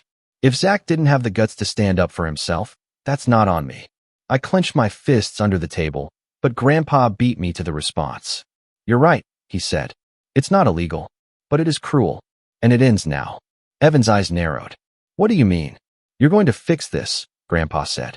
"You're going to sign over the Martin Street house to Zach today. I've already got the transfer papers ready, and you're going to apologize." Evan let out a dry laugh. "No, I'm not. I don't care how angry you are. That house is mine now. You can't just take it back." "I can't," Grandpa said. "But you can. And if you don't, I'll make sure everyone in the family knows what you did. I'll talk to your clients, your investors. I'll tell them how you built your success on lying to your own grandfather. And I'll use every dollar I have to make sure you don't profit off of it for another second." Evan stood up. "You wouldn't." "Sit down," Grandpa said, his voice low and cold. And Evan did. For the first time in my life, I saw fear in my brother's eyes. Not because of some legal threat, but because for the first time, he realized he wasn't the favorite anymore. He realized Grandpa saw through him. But he still didn't fold. Instead, he said, "If you want a war, you'll get one." And he walked out the front door, slamming it behind him. Grandpa didn't say anything for a long time after that, just stared at the spot where Evan had been sitting. When he finally spoke, his voice was tired. "I don't know what happened to him. I really thought he was better than this. I didn't know what to say, so I just sat with him." That night, Grandpa called his lawyer again. He asked him to review every document Evan had signed, every loophole, every option. He said we weren't going to let this end here.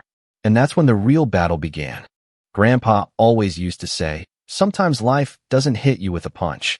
It just slowly turns up the pressure until something snaps. That week, I learned exactly what he meant. After Evan stormed out, I thought things might calm down. I thought maybe he'd cool off, see reason, and we could work something out. I was wrong.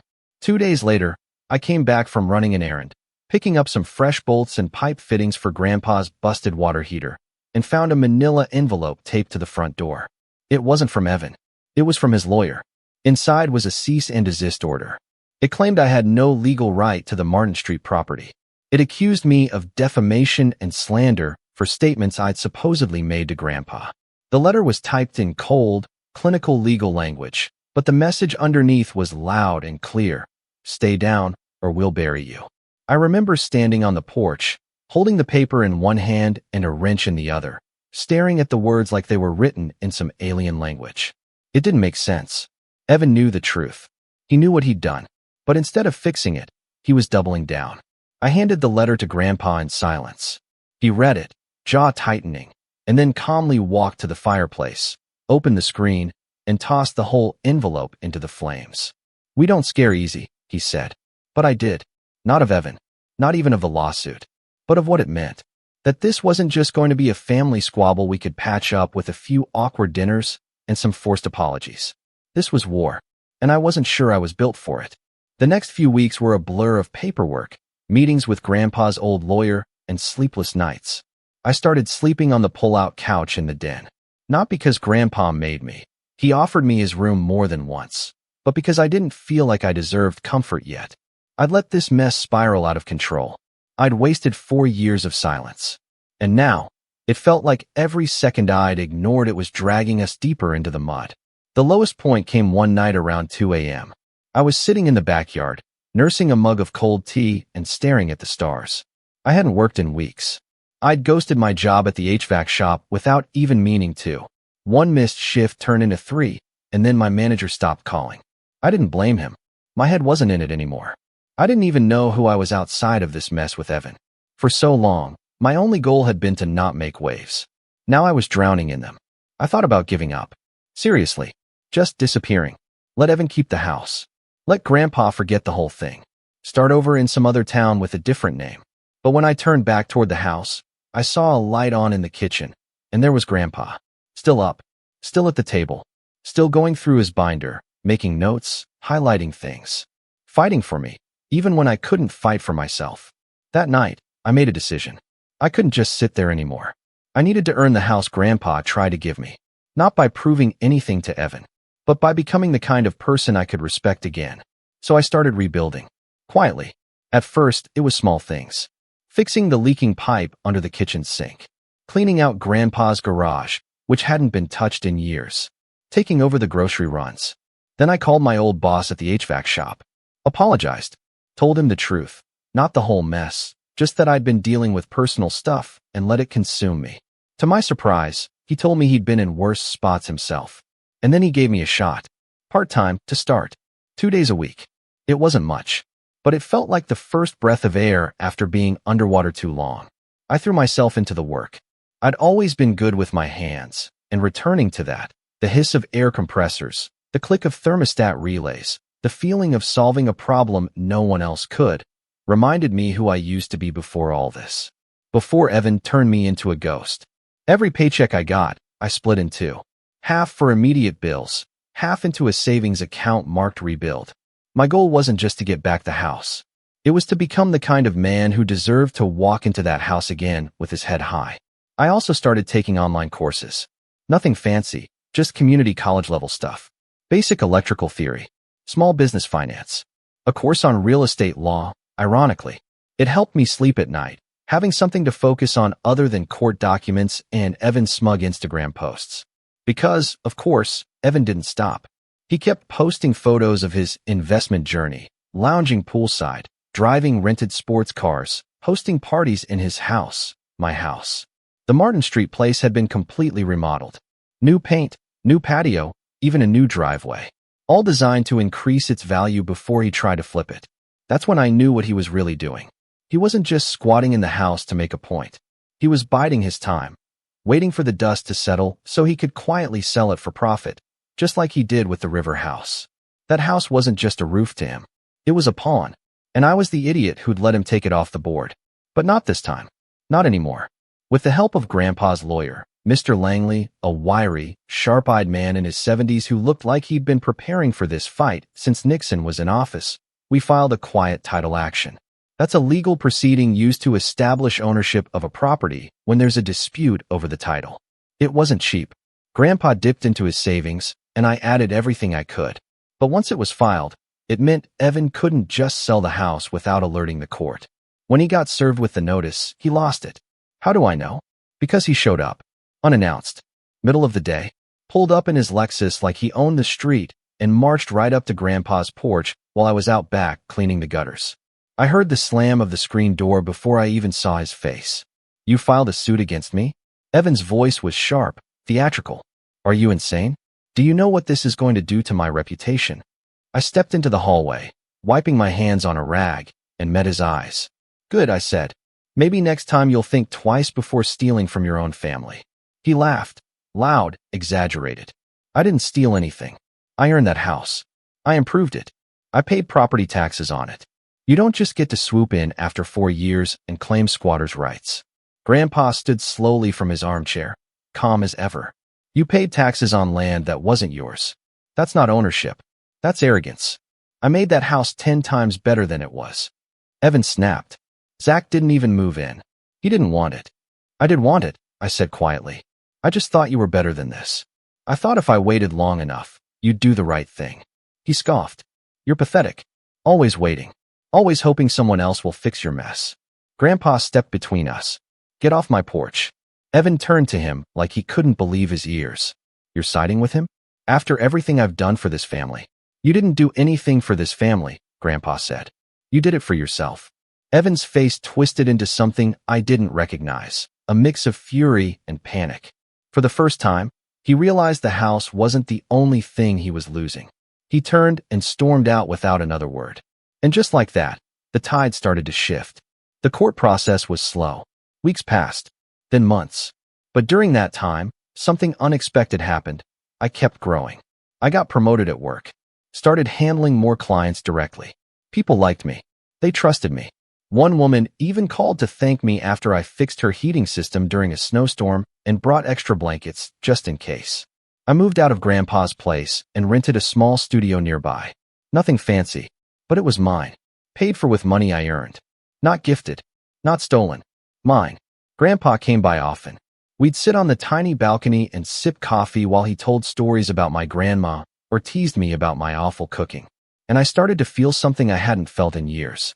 Like myself again. Not the screw-up. Not the other brother. Just Zach. And that's when the court date was finally set. The final showdown was coming. But before that happened, something else broke the silence. Something I never saw coming. And it changed everything. If you had asked me 6 months earlier what revenge looked like, I probably would have said something dumb, like slashing tires or making a dramatic speech at Thanksgiving dinner. But the truth is, real revenge isn't loud. It's not a single act. It's a quiet plan that builds, day by day, while the other person doesn't even realize the ground beneath them is shifting. That's exactly what happened when the letter arrived. It came in a plain envelope with no return address.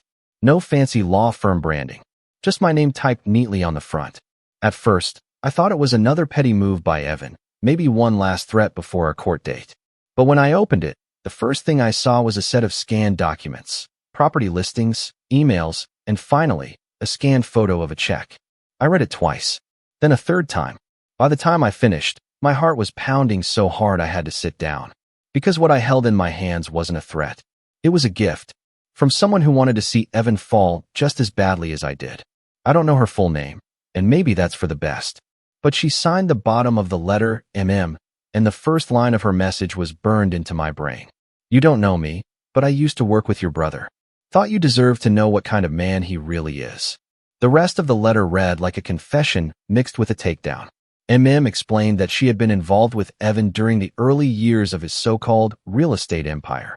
They had worked at the same mid-tier agency. She was the admin assistant, He was the rookie agent with a Rolex he couldn't afford and a portfolio of lies.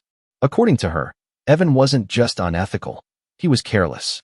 He'd forged signatures, used family money to float illegal deals, and once listed a house without even informing the owners. A stunt that nearly landed him in court before Grandpa bailed him out behind closed doors. But what really caught my attention was the check. $18,000. Made out to a consultant under a shell company that just so happened to trace back to Evan's personal account. It was dated 6 months after Grandpa gifted us the houses. The memo read, "Renovation fees, Martin Street." Except, no renovations had been done at that point. I knew this because I'd been there. The day Evan had moved in without a single stick of furniture, claiming he thought it was his house. He hadn't changed a single light bulb yet. But here he was, writing himself a check for renovations, using investor funds. Fraud. On paper. On purpose. And potentially devastating if brought to light. The letter ended with a final note from MM. He burned bridges on the way up. Maybe it's time someone reminded him how far he has to fall. That night, I sat on the balcony of my studio, staring at the city lights, the letter in my lap, and something new in my chest. Not rage. Not even relief. Resolve. Because I realized something that night. I didn't just want my house back anymore. I didn't just want justice. I wanted Evan to finally learn that consequences exist, even for him. And I was going to be the one to deliver them. Step 1 was understanding the full scope of what I had. I brought the documents to Mr. Langley the next morning. His eyes widened as he flipped through the pages. This is good, he said slowly. This could change everything. Legally? I asked. He nodded. Potentially. Fraud undermines every transaction it's connected to. If your brother used falsified documents or misrepresented himself financially to claim the house, we can argue not only for the return of the property, but for punitive damages as well. Punitive. That was a word that had weight. It didn't just mean getting something back. It meant making someone pay. But Langley warned me not to rush. You want this to stick, he said. No drama. No theatrics. Paper trails, court filings, and a bulletproof timeline. Quiet, steady pressure until it all cracks. That became the new plan. Step 2 was gathering allies. Grandpa had already given me more than I could ask for. His support, his house, his lawyer. But now I needed more. I needed witnesses. So I started calling. I reached out to my old HVAC clients. A few of them had worked with Evan when buying or selling their homes. I asked if they'd be willing to write statements, not about the house situation, but about Evan's behavior. One woman, a retired teacher named Nora, didn't hesitate. "Oh, I remember that snake," she said. Tried to pressure me into buying a flood-prone property. Told me it was charming and full of potential while hiding the mold behind cheap wallpaper. She ended up giving me a full written account, including photos and receipts from the inspection report he conveniently failed to mention. Another client remembered Evan offering to take care of paperwork if they didn't feel like reading the fine print. Red flag central. Step 3 was time. We waited. The court date was 2 months away, and I spent every day tightening the net. I worked full shifts at the shop, spent evenings reading up on legal procedure, and weekends going through Evan's social media with a fine-tooth comb. He loved to brag about deals, about connections, about parties thrown at his house. Every post, every caption, every timestamp became evidence. Not just in court, but in the court of public opinion. Langley helped me prepare a comprehensive dossier. It wasn't just about the stolen house anymore. It was a pattern of deceit, a lifestyle built on exploitation. And every page made me realize how far Evan had fallen, and how long he'd been dragging everyone else down with him. But revenge isn't just about legal documents and quiet meetings. Sometimes it needs a spark. That came from an unexpected source, my cousin Jessica. She and Evan had always had a strained relationship. Back in the day, he used to tease her for studying social work instead of something that pays. But she built a solid life, worked at a nonprofit, married a sweet guy named Darren, and stayed out of the family drama. Until she called me one evening. "Hey," she said, "I heard about the lawsuit. Thought you should know." Evan tried to pull something on Darren. Apparently, Evan had reached out to Darren, offering him a once-in-a-lifetime investment opportunity. Some shady new housing development with inflated numbers and 0 permits. Darren had declined, but Evan had been persistent. Aggressive, even. He said we'd regret it. Jessica told me. said we were too small-minded to see the big picture. I asked if they had any of it in writing. She sent me the text an hour later. Step 4 was the narrative. By this point, I wasn't just preparing for court. I was preparing for a reveal. I wanted everything to come out, not just legally, but publicly. I wanted Evan's mask to shatter in front of everyone who'd ever praised him, trusted him, envied him. So I drafted a statement, a clear, detailed account of everything he'd done, backed by evidence, signed statements, and legal filings. I wasn't going to post it online, but I printed 20 copies and mailed them to every investor, every client I could trace through his real estate coaching business. I even mailed one to him, because I wanted him to know it was coming. The fallout began in whispers. A week before the court date, his social media accounts went dark. No more humble brag posts, no more flashy dinner photos. Then one of his old clients left a review on a real estate forum titled, "Be careful. This guy nearly cost me everything." By the time court week rolled around, Evan had gone full ghost mode. But I wasn't worried. I was ready. Grandpa and I stood outside the courthouse that morning in our best suits. He looked tired but proud. I felt nervous, but calm. "You sure about this?" he asked. I nodded. "I'm not doing this out of spite," I said. "I'm doing it because he needs to be stopped." He put a hand on my shoulder. "Then let's finish what he started." We walked into the building as the bailiff called our names. And as the doors closed behind us, I knew one thing for certain. Evan had taken everything from me once. This time, I was taking everything back. And he didn't even see it coming. The courtroom was colder than I expected. Not just the temperature, but the atmosphere. Sterile. Precise. The kind of place where words weighed more than emotions. No dramatic shouting. No slamming fists, just facts laid bare, dissected, and judged. Evan was already seated at the defendant's table when Grandpa and I walked in. His suit was too sharp, too pressed, like he was playing dress-up in a role he thought he owned. He didn't look at me. Not once. Just stared straight ahead, jaw clenched, eyes flat. But his hands were fidgeting. That was the first sign. The man who once boasted about controlling rooms couldn't even control his fingers. Our side opened with Mr. Langley. He was methodical, unflinching, laying out the timeline, introducing the original deed Grandpa had gifted me, showing the court the verified copies, the signature transfers, and even the listing history of the river house that Evan had flipped for profit within weeks of the estate gift. The judge, a woman in her early 50s with no time for nonsense, asked sharp questions. Langley answered every single one without missing a beat. Then came the letter. Langley didn't present it dramatically. He simply handed it to the clerk and said, "Exhibit D, financial documentation submitted by a third party. We have verified its contents through a registered forensic accountant." That check, the one Evan wrote to himself for renovations that hadn't happened, was now legal ammunition. Combined with the investor statements and the forged listing history we had managed to pull from public records, it painted a very different picture of Evan. Not a savvy investor, not a wronged sibling in a legal misunderstanding, but a liar, a fraud, and worst of all, a thief who stole from his own family. Evan's attorney, some young guy fresh out of law school with a flashy watch and a permanently condescending smile, tried to spin the story. He argued that there was no official written condition on the gift from Grandpa, that Evan had simply acted in good faith during a confusion over paperwork. He suggested I was bitter, that this was about jealousy and family drama, not facts. But then the judge asked one simple question. Did your client sell the house assigned to him in the deed transfer within 6 weeks of receiving it? Yes, Your Honor, the attorney admitted. And did he then take residence in the property assigned to his brother? Yes.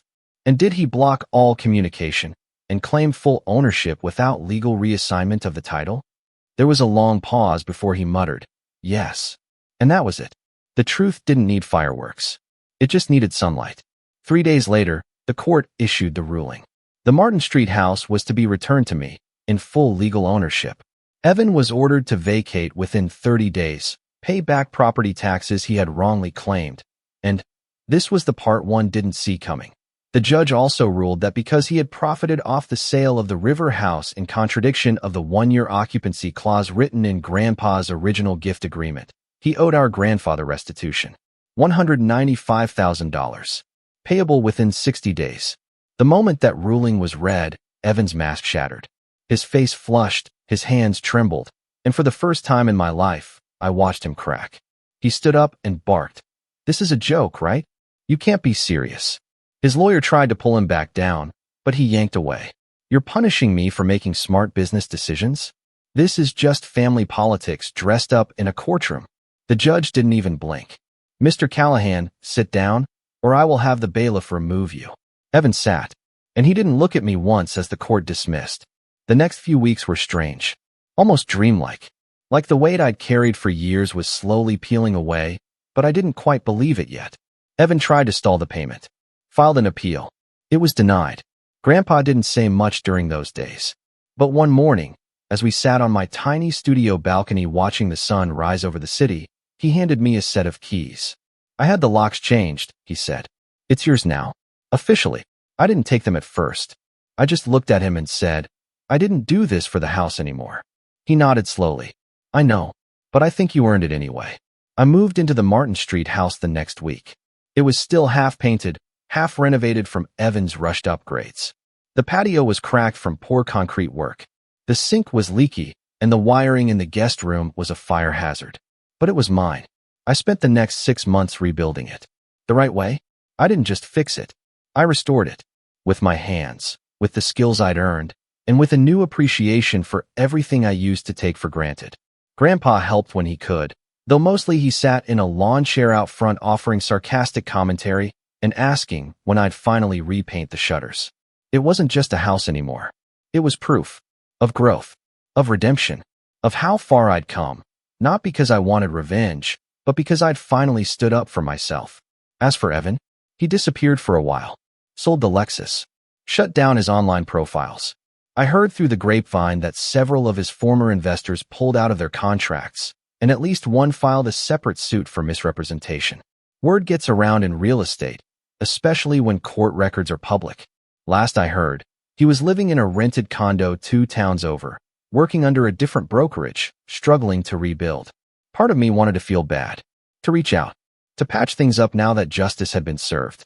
But then I remembered the night I slept in my car, and the look on Grandpa's face when he realized his trust had been broken. No, Evan made his bed. Let him lie in it. Months passed. Then came Christmas. Grandpa hosted, like always. But this time, I brought the food. I cooked the entire dinner in my kitchen and drove it over in the same pickup I'd used to haul scrap pipe and broken thermostats. I brought my tools too, fixed Grandpa's sink, finally repainted his hallway like I promised 2 years ago. And after dinner, while everyone else sat around the fire, Grandpa called for a toast. He stood with his glass in hand and looked around the room. "I've made a lot of mistakes," he said. "I gave things too soon, trusted too easily, and let silence become a substitute for peace. But I've also learned something. You don't really know someone until they've been tested, until life squeezes them and you see what spills out." Then he turned to me. "I've never been prouder than I am right now, not because of what you got back, but because of the man you became getting there." Everyone raised their glasses. And in that moment, with the firelight flickering, the room full of laughter, and the keys to my home finally heavy in my pocket where they belonged, I realized something I hadn't felt in a long, long time. I was free, not just from Evan, but from the fear that I wasn't enough. I still drive by the old river house sometimes. It's changed owners again. New paint, new lawn, a fresh family living inside. Kids playing with a dog in the yard. No trace of Evan. No trace of the lies. And every time I see it, I think about how close I came to giving up. How easy it would have been to keep my mouth shut. But I didn't. Because sometimes, the only way to fix what's broken isn't to wish it away. It's to rebuild. One nail at a time. One truth at a time. And the best revenge? Is living in the house they tried to steal, with your head held high and the front door wide open. Because I didn't just get the house back. I got me back. And that, my friends, is a better ending than Evan will ever have. I'm Matt, 32, and I've always been the quiet one in my family. Not shy exactly. Just the guy who prefers to pick his battles and keep the peace. My sister, Claire, is the opposite. She's 35, loud, bossy, the kind of person who walks into a room and makes sure everyone knows she's in charge. Growing up, she'd take my toys, my Halloween candy, even my spot on the couch, and somehow I'd be the one punished if I complained. Our dad was the only one who really balanced things out. He wasn't perfect, but he was fair. He'd split chores evenly, step in when Claire pushed too far, and he'd always tell me quietly, "You don't have to fight every battle, son, just the ones that matter." It stuck with me. When he passed away last year, that balance was gone, and everything about our family started tilting toward chaos. Dad's house was our childhood home. It's nothing fancy, a two-story brick house with creaky floors and a big oak tree in the front yard. It smelled like coffee and motor oil because Dad loved tinkering with his old pickup in the garage. When he passed, he left the house to both of us. The will was clear, 50-50 split, no selling unless we both agreed. Claire insisted she was too busy to deal with it and said I should just handle everything. I did, mowing the lawn, paying for small repairs, even driving over after work to make sure the pipes didn't freeze last winter. At first, I thought we were on the same page. We'd text occasionally about what to do with the place, and she seemed content to let me keep it up until we decided. But then little things started to feel off. Claire stopped answering my calls when I wanted to talk about repairs. When I sent her receipts for expenses I'd covered, she'd take weeks to pay me back, or just ignore them completely until I reminded her. Then came the first real red flag. I drove over one Saturday to change the furnace filter and noticed a for sale sign leaning against the side of the garage. Not planted in the yard, just lying there like it was waiting for the right moment. My stomach dropped. I texted Claire, "Hey, what's with the sign?" She didn't reply for hours. When she finally did, her response was short. "Oh, I was just getting a quote from a realtor." Chill. That word burned more than I expected. It wasn't just a casual quote. She'd never once mentioned wanting to sell. And the fact that she did this behind my back, I could almost hear Dad's voice saying, "This might be one of those battles that matter." I tried to tell myself I was overthinking it. But a few days later, I got a letter in the mail addressed to homeowner. It was from a title company confirming the pending sale of the property. I read it 3 times, just standing there in the kitchen, my heart pounding. My hands were shaking when I called Claire. She picked up on the second ring, sounding annoyed. "What now? Why did I just get a letter about a pending sale?" I asked. There was a pause, just long enough to tell me she hadn't expected me to find out yet. Then she sighed dramatically. "Matt, don't make this a big deal. I found a buyer. We need to sell anyway. I'm just getting it done. We, Claire, we're co-owners. You can't just sell it without me agreeing." Her tone turned sharp. "You've been playing house there like it's yours alone. I have just as much right to sell as you do." I could feel my jaw tightening. "That's not how it works. You need my signature." Another pause, and then she laughed, this short, mean little laugh. "Matt, you really think you're the smart one, huh? Just let me handle this. You'll get your share." I hung up without saying another word. My hands were cold, my chest buzzing with anger. She had actually gone through with it, tried to sell the house without me. And judging by that letter, she'd gotten pretty far. That night, I sat in Dad's old recliner in the living room, staring at the family photos on the wall. Him holding baby Claire, me on my first bike, all those birthdays and Christmas mornings. It felt like the house was holding its breath, waiting for me to do something. And that's when I made a quiet decision. I wasn't going to yell at Claire. I wasn't going to beg her to stop. No, I was going to let her think she'd won. Because if there was one thing Dad taught me, it's that some battles are worth fighting, and some are worth planning. For the next couple of weeks, I stayed quiet. Not passive, not checked out, just quiet. I still went to the house every few days to check on things, but I stopped texting Claire updates. If she wanted to play sneaky, fine. I'd let her think I was too naive to notice. Then came the group text. Out of nowhere, Claire blasted me with a message that included our mom, a couple of cousins, and even her best friend from high school, someone I haven't spoken to in years. House sold. Party popper drinks tonight to celebrate. My phone buzzed 5 more times in a row as her friends spammed her with clapping emojis and Yas Queen messages. Mom chimed in too. Finally, this will be so much easier for everyone. I just stared at the screen, heat creeping up my neck. Easier for who? For Claire, who didn't lift a finger to take care of the house. For Mom, who had stopped visiting the place years ago because it smelled like dust. It was like I didn't exist, like they'd already spent the money and written me out of the story. I didn't reply to the thread. 10 minutes later, Claire texted me privately. "You're coming tonight, right?" "It's done, Matt. Don't be petty." Petty. The word made me laugh. Not the funny kind, but the sharp, bitter kind that sits heavy in your chest. I didn't reply to her either. Instead, I drove to the house after work and sat in the driveway for a while, watching the sun set over the oak tree. I imagined Dad sitting on the porch swing like he used to, sipping a beer, watching me wrestle with the lawnmower. "Don't let her push you around, kid," I could almost hear him saying. The next day, I got an email from a lawyer I'd never heard of. "Per your sister's request, please sign and return the enclosed documents to finalize the sale." She'd actually hired someone, forged ahead like I was just a formality to check off. I scrolled through the documents, my stomach twisting. My name was already typed out on the signature lines, waiting for me to sign. She'd even included wire instructions for where the money would go, half to her account, half to mine.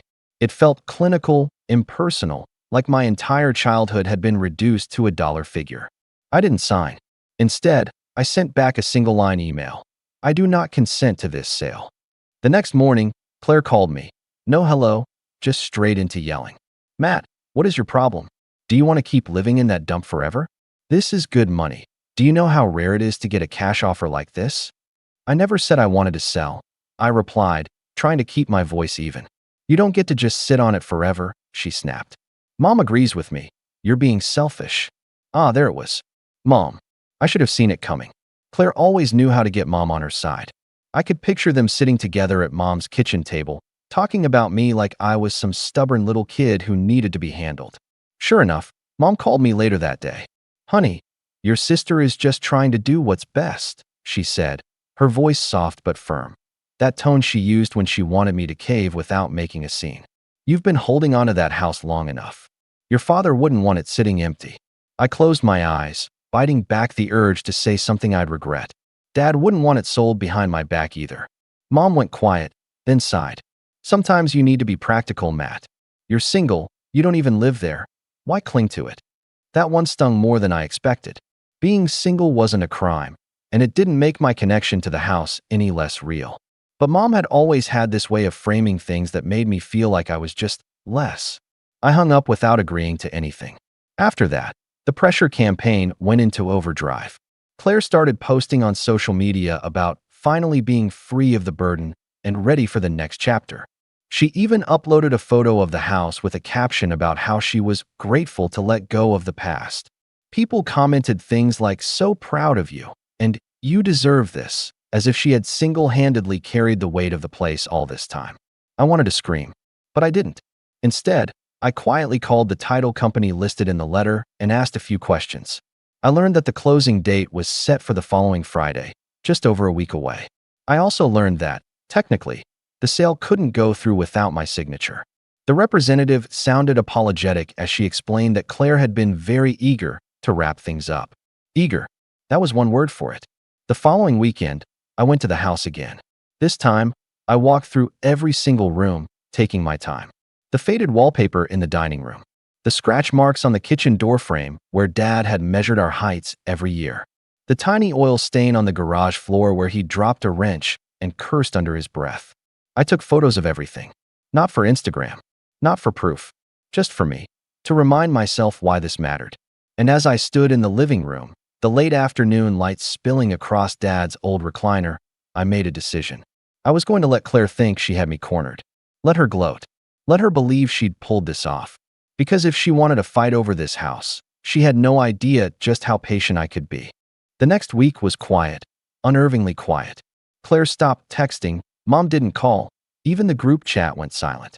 It should have been a relief, but it felt like the air before a thunderstorm, heavy and still. I knew better than to think Claire had given up. No, this was her regrouping, plotting her next move. I found out what that move was on a Wednesday afternoon. I drove to Dad's house after work, like I usually did, and as I pulled into the driveway, something immediately felt wrong. The curtains were gone. Not just open, gone. The living room windows were bare, the rods empty, little screw holes visible like tiny open wounds. I got out of the car and unlocked the front door, or at least, I tried to. The key didn't work. At first, I thought maybe I was just tired, fumbling it, but after the third attempt, the truth hit me like a punch to the gut. The lock had been changed. I stood there on the porch, gripping the doorknob until my knuckles turned white, my heart hammering. My own father's house. The place I'd spent months maintaining while Claire was too busy. The place I had every legal right to enter. and I was locked out. I pulled out my phone and called Claire. She didn't answer. I called again.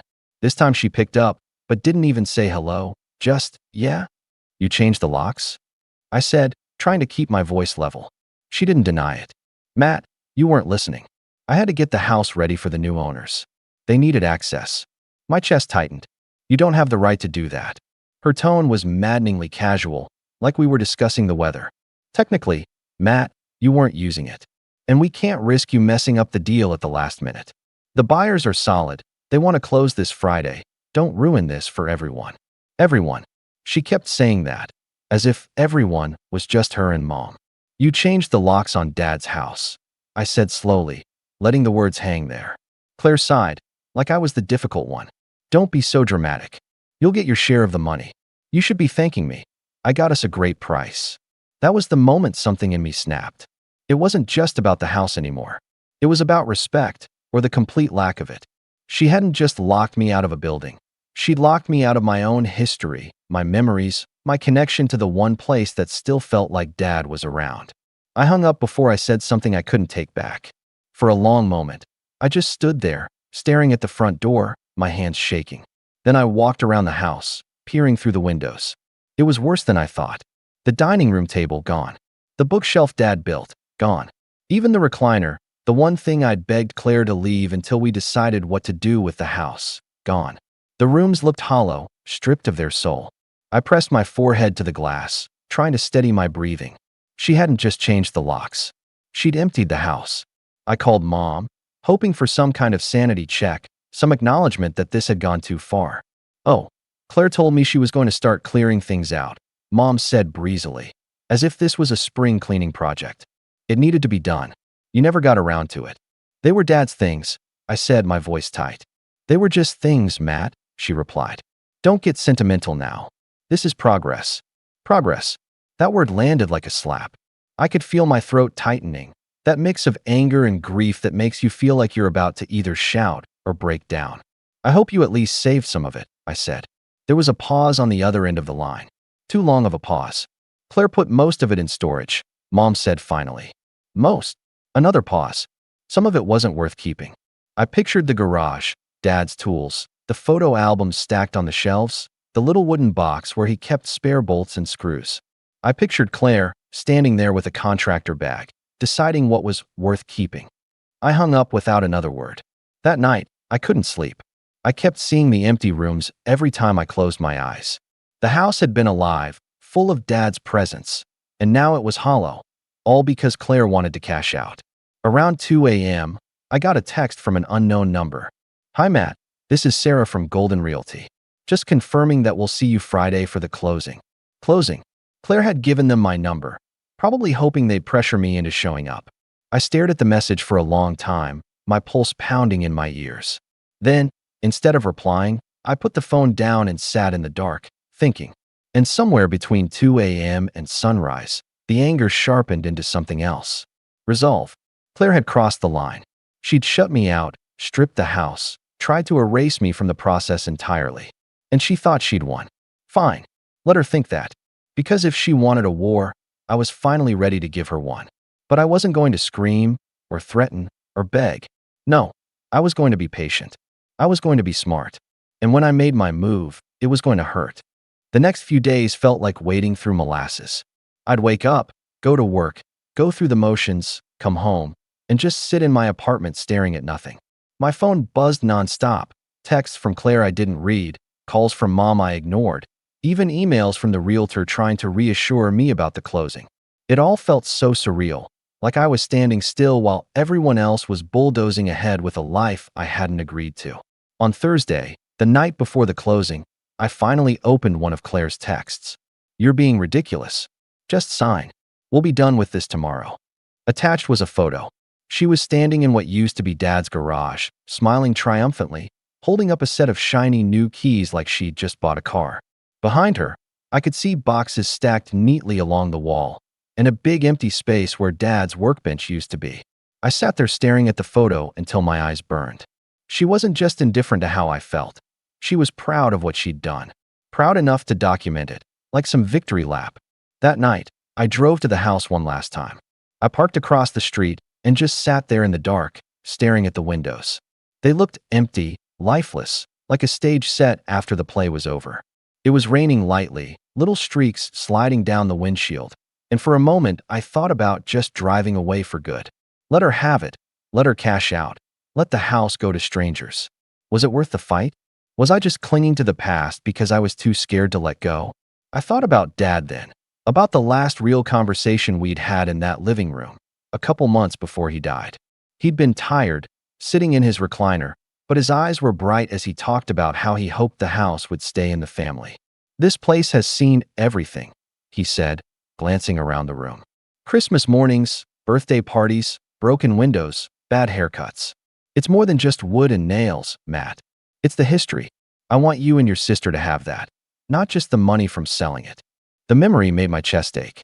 But as much as I wanted to honor what Dad said, I couldn't ignore the gnawing thought that maybe I was losing more than just a house here. Maybe I was losing my family, too, whatever fragile thread we still had left. When I got back to my apartment, I saw that Mom had left a voicemail.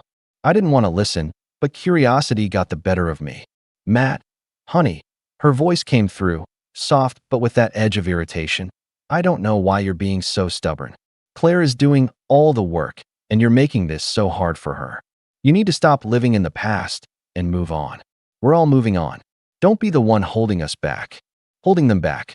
It was such a mom thing to say, to make me feel like the villain for not rolling over and doing what was easiest for everyone else. I deleted the voicemail and sat there in silence for a long time. That was my lowest point. It wasn't just the house, or Claire, or even Mom. It was the realization that no one in my family seemed to see me as anything but an obstacle. Not a son, not a brother, not someone who had spent months driving out there after work, making sure the pipes didn't freeze, replacing filters, mowing the lawn, just an inconvenience they needed to manage so they could get their payout. For a while, I seriously considered giving up. Sign the papers, take the money, wash my hands of it. Maybe that would be easier. Maybe that would stop the constant tension humming in my chest. But then something shifted. Maybe it was the silence of the apartment.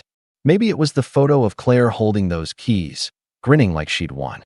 Maybe it was the memory of Dad's voice in that living room, steady and calm. Whatever it was, I realized that if I gave in now, it wouldn't actually make things easier. It would just teach them that they could do this to me whenever they wanted. That my voice didn't matter. That I didn't matter. So I started to plan. The first step was information. The next morning, instead of going to work, I took a personal day and drove to the county recorder's office. The clerk was helpful, if a little confused about why I wanted copies of everything related to the house. She printed out the deed, the probate paperwork from when Dad passed, and even the pending sale documents Claire had submitted. I sat there in the little records room flipping through the papers, my heart pounding. Claire hadn't just been reckless. She'd actually tried to file for a quitclaim deed with only her signature, like she owned the house outright. It hadn't gone through because the county flagged it as incomplete, but it was there, in black and white. I took photos of everything and asked for certified copies, just in case. Then I called a lawyer. I didn't hire him, not yet, but I wanted to know my options. He was calm, professional, and after I explained the situation, he said something that made my pulse slow down for the first time in days. "You have more power here than you think," he told me. "Without your consent, the sale can't go through. And if your sister changed the locks and removed property without your permission, that could be considered unlawful. Document everything. Stay calm. And don't sign a thing. Stay calm." It became my mantra over the next few days. I still didn't talk to Claire or Mom. I didn't respond to the realtor. I just kept collecting information, receipts from the repairs I'd paid for, photos of the emptied rooms, screenshots of Claire's posts bragging about the sale. And slowly, the anger that had been boiling in my chest started to feel less like a wildfire and more like a sharpened blade. Controlled. Focused. I wasn't just going to stop this sale. I was going to make sure Claire regretted ever thinking she could shut me out. The next morning felt different. For the first time in weeks, I woke up without that heavy pit in my stomach. The anger was still there, yes, but it wasn't wild anymore. It was steady, purposeful. I spent the early hours organizing everything I'd gathered so far. Copies of the deed, probate documents, screenshots of texts and social media posts, receipts from the months I'd spent maintaining the house. I put them in a binder with labeled tabs. It sounds boring, but as I flipped through the pages, I felt something I hadn't felt in a while. Control. And control, I realized, was power. That afternoon, I went back to the house. Not to mope, not to sit in the driveway like some lovesick teenager, but to document. I took photos of the new locks, of the empty rooms, of the garage with the missing workbench. I even went to the side yard and photographed the pile of old furniture Claire had left for bulk pickup, just in case something of sentimental or monetary value had been tossed. While I was crouched near the garage, a neighbor came out, Mrs. Reynolds, who had lived next door since before I was born. She gave me a sad smile and said, "I was wondering when I'd see you, Matt. Been too long." We chatted for a bit, and then she casually dropped something that made my blood run cold. "That sister of yours sure has been busy. I saw a moving truck here last weekend. They were loading up all your daddy's things. And some people I didn't recognize have been coming by with clipboards, measuring the rooms." "Clipboards?" I asked, trying to keep my tone neutral. "Realtors, I think. Or maybe the buyers. They seemed real friendly with Claire. She said you were fine with it all, that you'd already moved on." I thanked Mrs. Reynolds, but my jaw was tight as I got back in the car. Fine with it all. That was the story Claire was spinning now, that I was the agreeable little brother, happy to let her handle everything. Good. Let her think that. Because what she didn't know was that while she was busy telling the world I was compliant, I was quietly building the strongest case of my life. The shift really started that weekend. I made an appointment with the lawyer I'd spoken to on the phone and brought him my binder. He went through everything carefully, occasionally nodding or making notes. "You've been very thorough," he said finally. "That's going to work in your favor." He explained my rights again, slowly, clearly, and for the first time, I didn't feel like I was fighting from my back foot. I wasn't just reacting to what Claire was doing. I was actively preparing. We discussed options, sending a formal cease and desist letter to Claire, notifying the title company of my non-consent in writing, even pursuing a petition action if she refused to cooperate. "What's a petition action?" I asked. "It's a legal process where the court forces the sale or division of jointly owned property," he explained. "But it takes time, and it's public record. Your sister probably doesn't want this getting messy in court. She's trying to rush this through quietly. If we push back hard enough, she might back down." That stuck with me. The idea that Claire didn't want this to get messy. She wanted to win cleanly, to be the hero of her own story. Well, I was about to change the narrative. Over the next week, I stopped hiding. I drove to the house in broad daylight, parked in the driveway, and took my time inspecting the place. Claire wasn't there.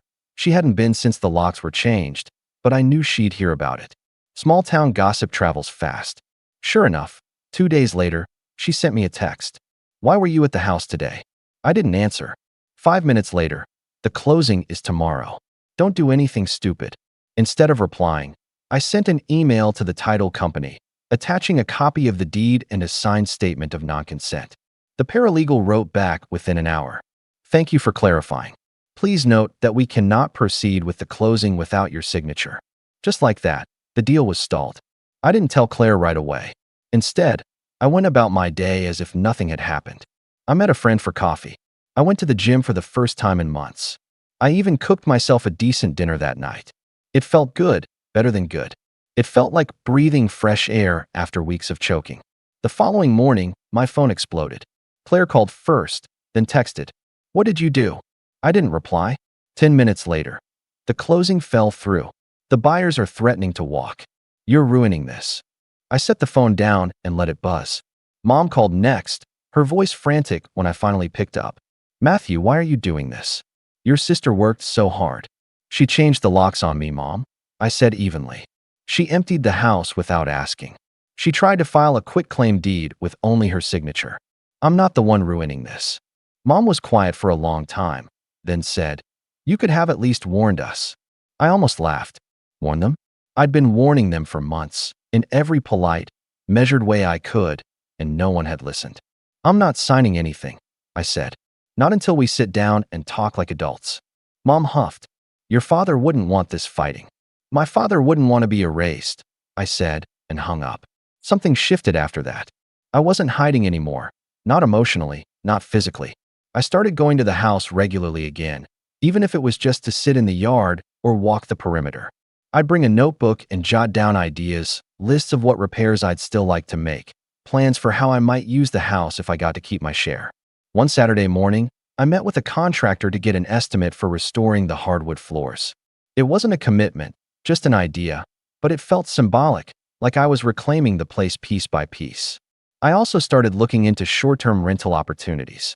It turned out the house was in a prime location for weekend getaways. If I invested in some updates, I could rent it out and make enough to cover property taxes and maintenance easily. The more I learned, the stronger I felt. This wasn't just about stopping Claire anymore. This was about making sure Dad's house lived on, that it stayed in the family, but on my terms. By the end of the month, Claire had gone from furious to desperate. Her texts started sounding less angry and more panicked. "You're going to make me lose this deal. Do you know how much time and money I've put into this? You're making me look bad." And then, finally, "Fine, let's talk." Those 3 words hit like a victory bell. Because now, for the first time, Claire wasn't dictating the terms, I was. Claire's 3-word text, "Fine, let's talk," sat on my phone screen for a long time before I replied. "When and where?" I typed back. She answered almost immediately. "Mom's place. Sunday, noon." Of course she chose Mom's house. Neutral ground in theory, but really, home turf for her, somewhere she knew she'd have backup. Fine. I was ready for that. I spent Saturday preparing. I went through my binder again, adding new documents. The certified deed copies, the statement of non-consent from the title company, the receipts for every lawn mowing, repair, and winterization I'd paid for out of pocket. I even printed screenshots of her celebratory posts and the text where she admitted to changing the locks. Then I did something I hadn't done since Dad's funeral. I took out his old leather briefcase from the closet. It still smelled faintly of sawdust and tobacco. He used to carry it everywhere when I was a kid, full of invoices and receipts for his contracting jobs. I put my binder inside and snapped it shut. It felt symbolic. Sunday morning, I dressed carefully. Not a suit. That would feel too much like a performance, but nice. Clean button-down, pressed pants, polished shoes. If Claire wanted to paint me as the irresponsible brother who couldn't let go, I wasn't going to give her any ammunition. When I arrived at Mom's, Claire's car was already in the driveway. I sat in mine for a minute, breathing deeply, grounding myself. "Stay calm," I reminded myself. "Calm wins." Mom opened the door before I could knock. "Matt," she said, her tone clipped, "we need to settle this." Inside, Claire was sitting at the dining room table, arms crossed, jaw set. There were papers spread out in front of her, closing documents, from the look of it. And for a moment, I had to swallow the anger rising in my throat. I took a seat across from her and set Dad's briefcase on the table. "Let's talk," I said. For a second, I saw something flicker across Claire's face, surprise, maybe, or annoyance that I was matching her calm instead of coming in hot. She launched right in. "The buyers are getting impatient. If we don't close soon, they'll walk, and we'll lose the deal. I've already put down money on a new place, Matt. I need this to go through." "You put money down before the sale was final?" I asked, eyebrows raised. She flushed slightly, but didn't answer the question. "Look, you're getting half. That's more than fair. You don't even live there. You're just being stubborn." I opened the briefcase and slid the binder toward her. "You might want to read this before calling me stubborn." She glanced at it, unimpressed, but as she started flipping through the pages, her expression changed. The certified deed copy. The lawyer's note confirming that I had to consent to any sale. The receipts, dozens of them, showing how much money I'd put into maintaining the house. "What is this supposed to prove?" she asked finally, but her voice was tighter now. "That I'm not some passive bystander you can bulldoze," I said evenly. "You try to file a quitclaim deed with just your signature. That's fraud, Claire." Her face went pale. It was just a mistake." "It wasn't a mistake," I cut in. "You changed the locks, cleared out Dad's things, and tried to sell the house behind my back. You told neighbors I was fine with it all. You didn't just make a mistake, you lied. To me, to Mom, to everyone." Mom cleared her throat nervously. "Matt, honey, maybe we should just—" "No," I said, turning to her. "You told me I was holding everyone back, that I needed to move on. But moving on doesn't mean letting my sister erase me." The room was quiet for a long moment. Claire was glaring at me, but there was something new in her eyes. Not just anger, but calculation. For the first time, I could see the wheels turning as she realized she didn't have all the power anymore. "Finally," she said. "So what do you want, Matt?" Do you want to keep living there forever? Fine. I'll sign it over to you. You can pay the property taxes and the utilities and watch the value drop while I actually do something with my life. Her tone was mocking, but I caught the nervous edge under it. I don't want to fight with you, Claire, I said. I want a fair solution. But that starts with you acknowledging what you did. She rolled her eyes. You want an apology? Is that what this is about? It's about respect, I said simply. For a second, she didn't answer, just sat there, fuming. That's when Mom, of all people, spoke up. Claire, she said softly, he's right. Claire turned on her. What? You went too far, Mom said. Changing the locks, selling the furniture. Your father would never have approved. It was the first time Mom had sided with me through this whole ordeal, and I could see it landed like a punch to Claire's gut. Her eyes narrowed. Fine, she said finally, her voice cold. If you want to drag this out, go ahead. But don't expect me to sit around forever. She shoved the binder back toward me and stormed out of the house, slamming the door behind her. I sat there for a long time after she left, my heart still pounding. It wasn't victory, not yet, but it was a shift. For the first time, Claire had been forced to face me, to see that I wasn't backing down. And Mom, whether she realized it or not, had just given me the leverage I needed. Because if this did go public, Claire wouldn't just lose the house sale, she'd lose face. And for someone like her, that was worse than losing money. The next day, I took things a step further. I contacted the title company again, this time formally requesting they flag the property as disputed until further notice. That would make it impossible for Claire to sneak through another attempted sale. Then, just to twist the knife a little, I scheduled a consultation with a property management company. If I decided to keep the house and rent it out, I wanted to know my options. The representative was excited. The location was in demand, and she said I could expect high occupancy rates if I made a few updates. That night, I drafted an email to Claire, laying out everything clearly. I was not consenting to the sale. The house was legally co-owned, and she had no authority to act unilaterally.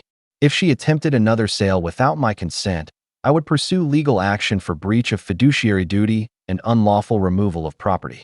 I didn't send it yet, not because I was afraid, but because timing was everything. I wanted her to stew. I wanted her to feel the deal slipping through her fingers. And when I finally sent that email, I wanted it to hit like a hammer. As I closed Dad's briefcase and set it by the door, I caught my reflection in the window. I didn't look like someone being dragged along by his sister anymore. I looked like someone who was ready. A few days passed before I made my move. Claire didn't reach out, which told me two things. One, she was fuming, and two, she was scrambling behind the scenes trying to salvage the deal. Good. Let her run herself in circles. By Thursday, I decided it was time. I sat down at my kitchen table, opened Dad's briefcase, and pulled out the email draft I'd been sitting on.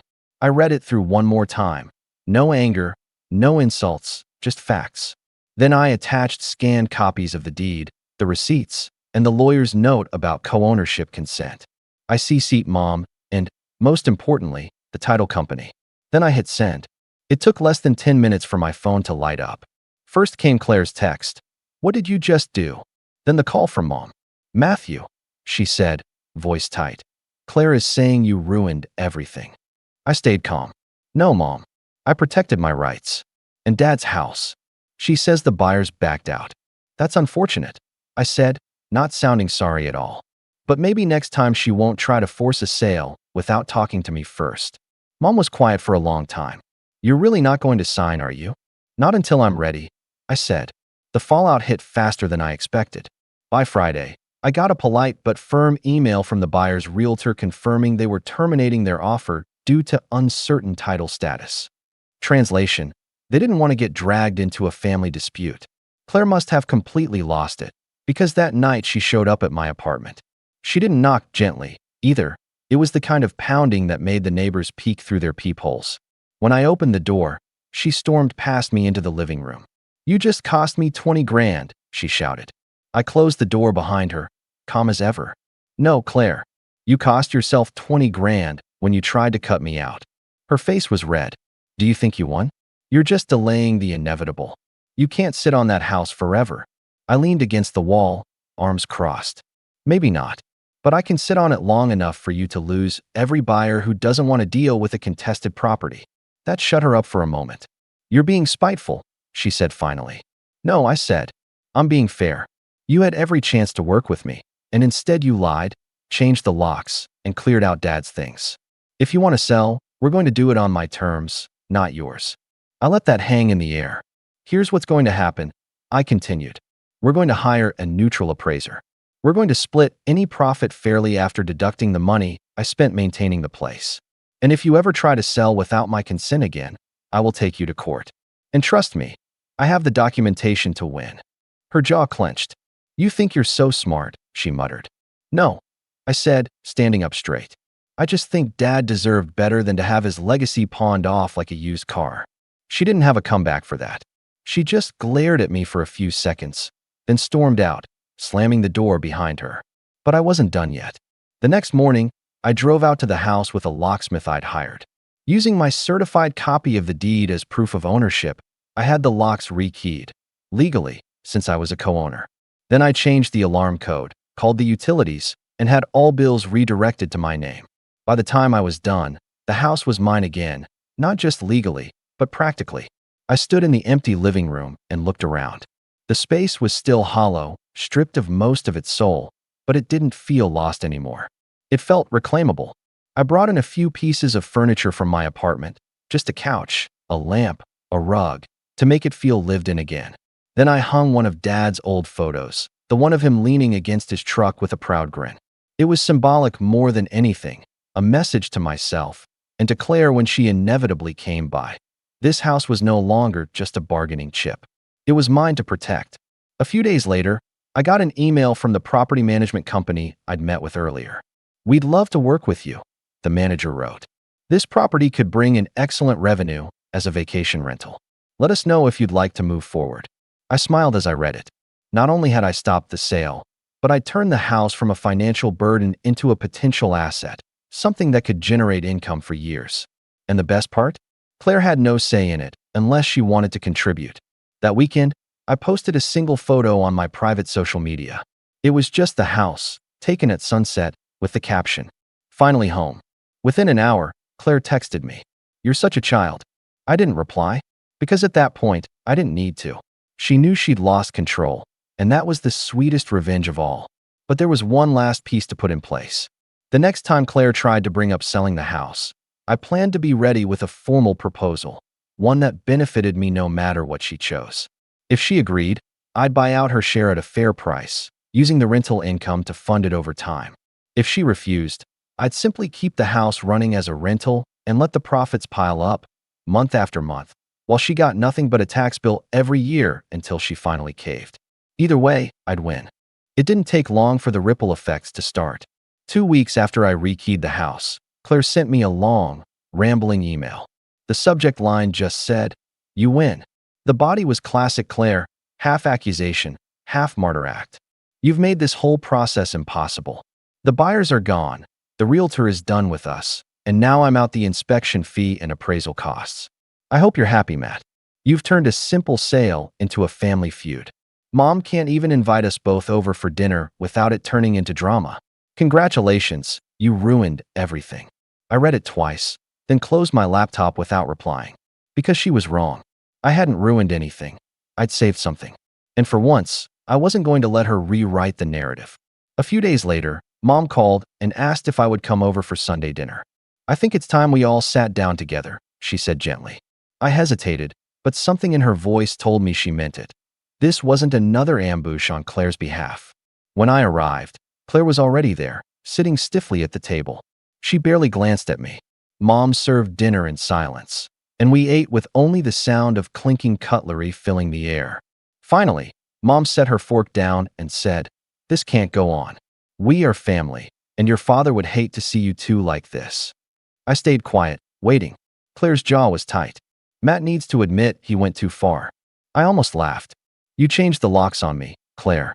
You sold our father's furniture without asking. You tried to file paperwork that would have stolen my share of the house entirely. And you think I went too far?" Her face went red, but she didn't interrupt. "For months," I continued, "I was the one paying the bills, mowing the lawn, checking the pipes so they wouldn't burst in the winter. You never showed up, not once. And then, when you saw a chance to make some money, you decided to cut me out." I let the words hang there. Mom looked between us, her expression unreadable. Claire, she said softly, he's right. I didn't want to admit it, but you pushed this too hard. You should have worked with him. Claire stared at her, stunned. For once, she didn't have a comeback ready. I leaned forward. Here's what's going to happen, I said, calm but firm. We're going to get an independent appraisal. Then we're going to sit down with a lawyer and figure out whether we sell, rent, or I buy you out. But whatever we decide, it will be mutual. No more sneaking around. No more locks. No more lies. Claire's lips pressed into a thin line. And if I don't agree, then we let a judge decide, I said simply. But if it comes to that, I'll make sure every single document, text, and screenshot is presented. And I guarantee you, you won't like how that looks. For a long moment, no one spoke. Then, slowly, Claire exhaled. Fine, she said, the fight draining out of her. We'll do it your way. Over the next month, we followed through. The appraisal came back higher than either of us expected, and Claire nearly choked when she realized how much value she'd been about to sell for less just to get a quick payout.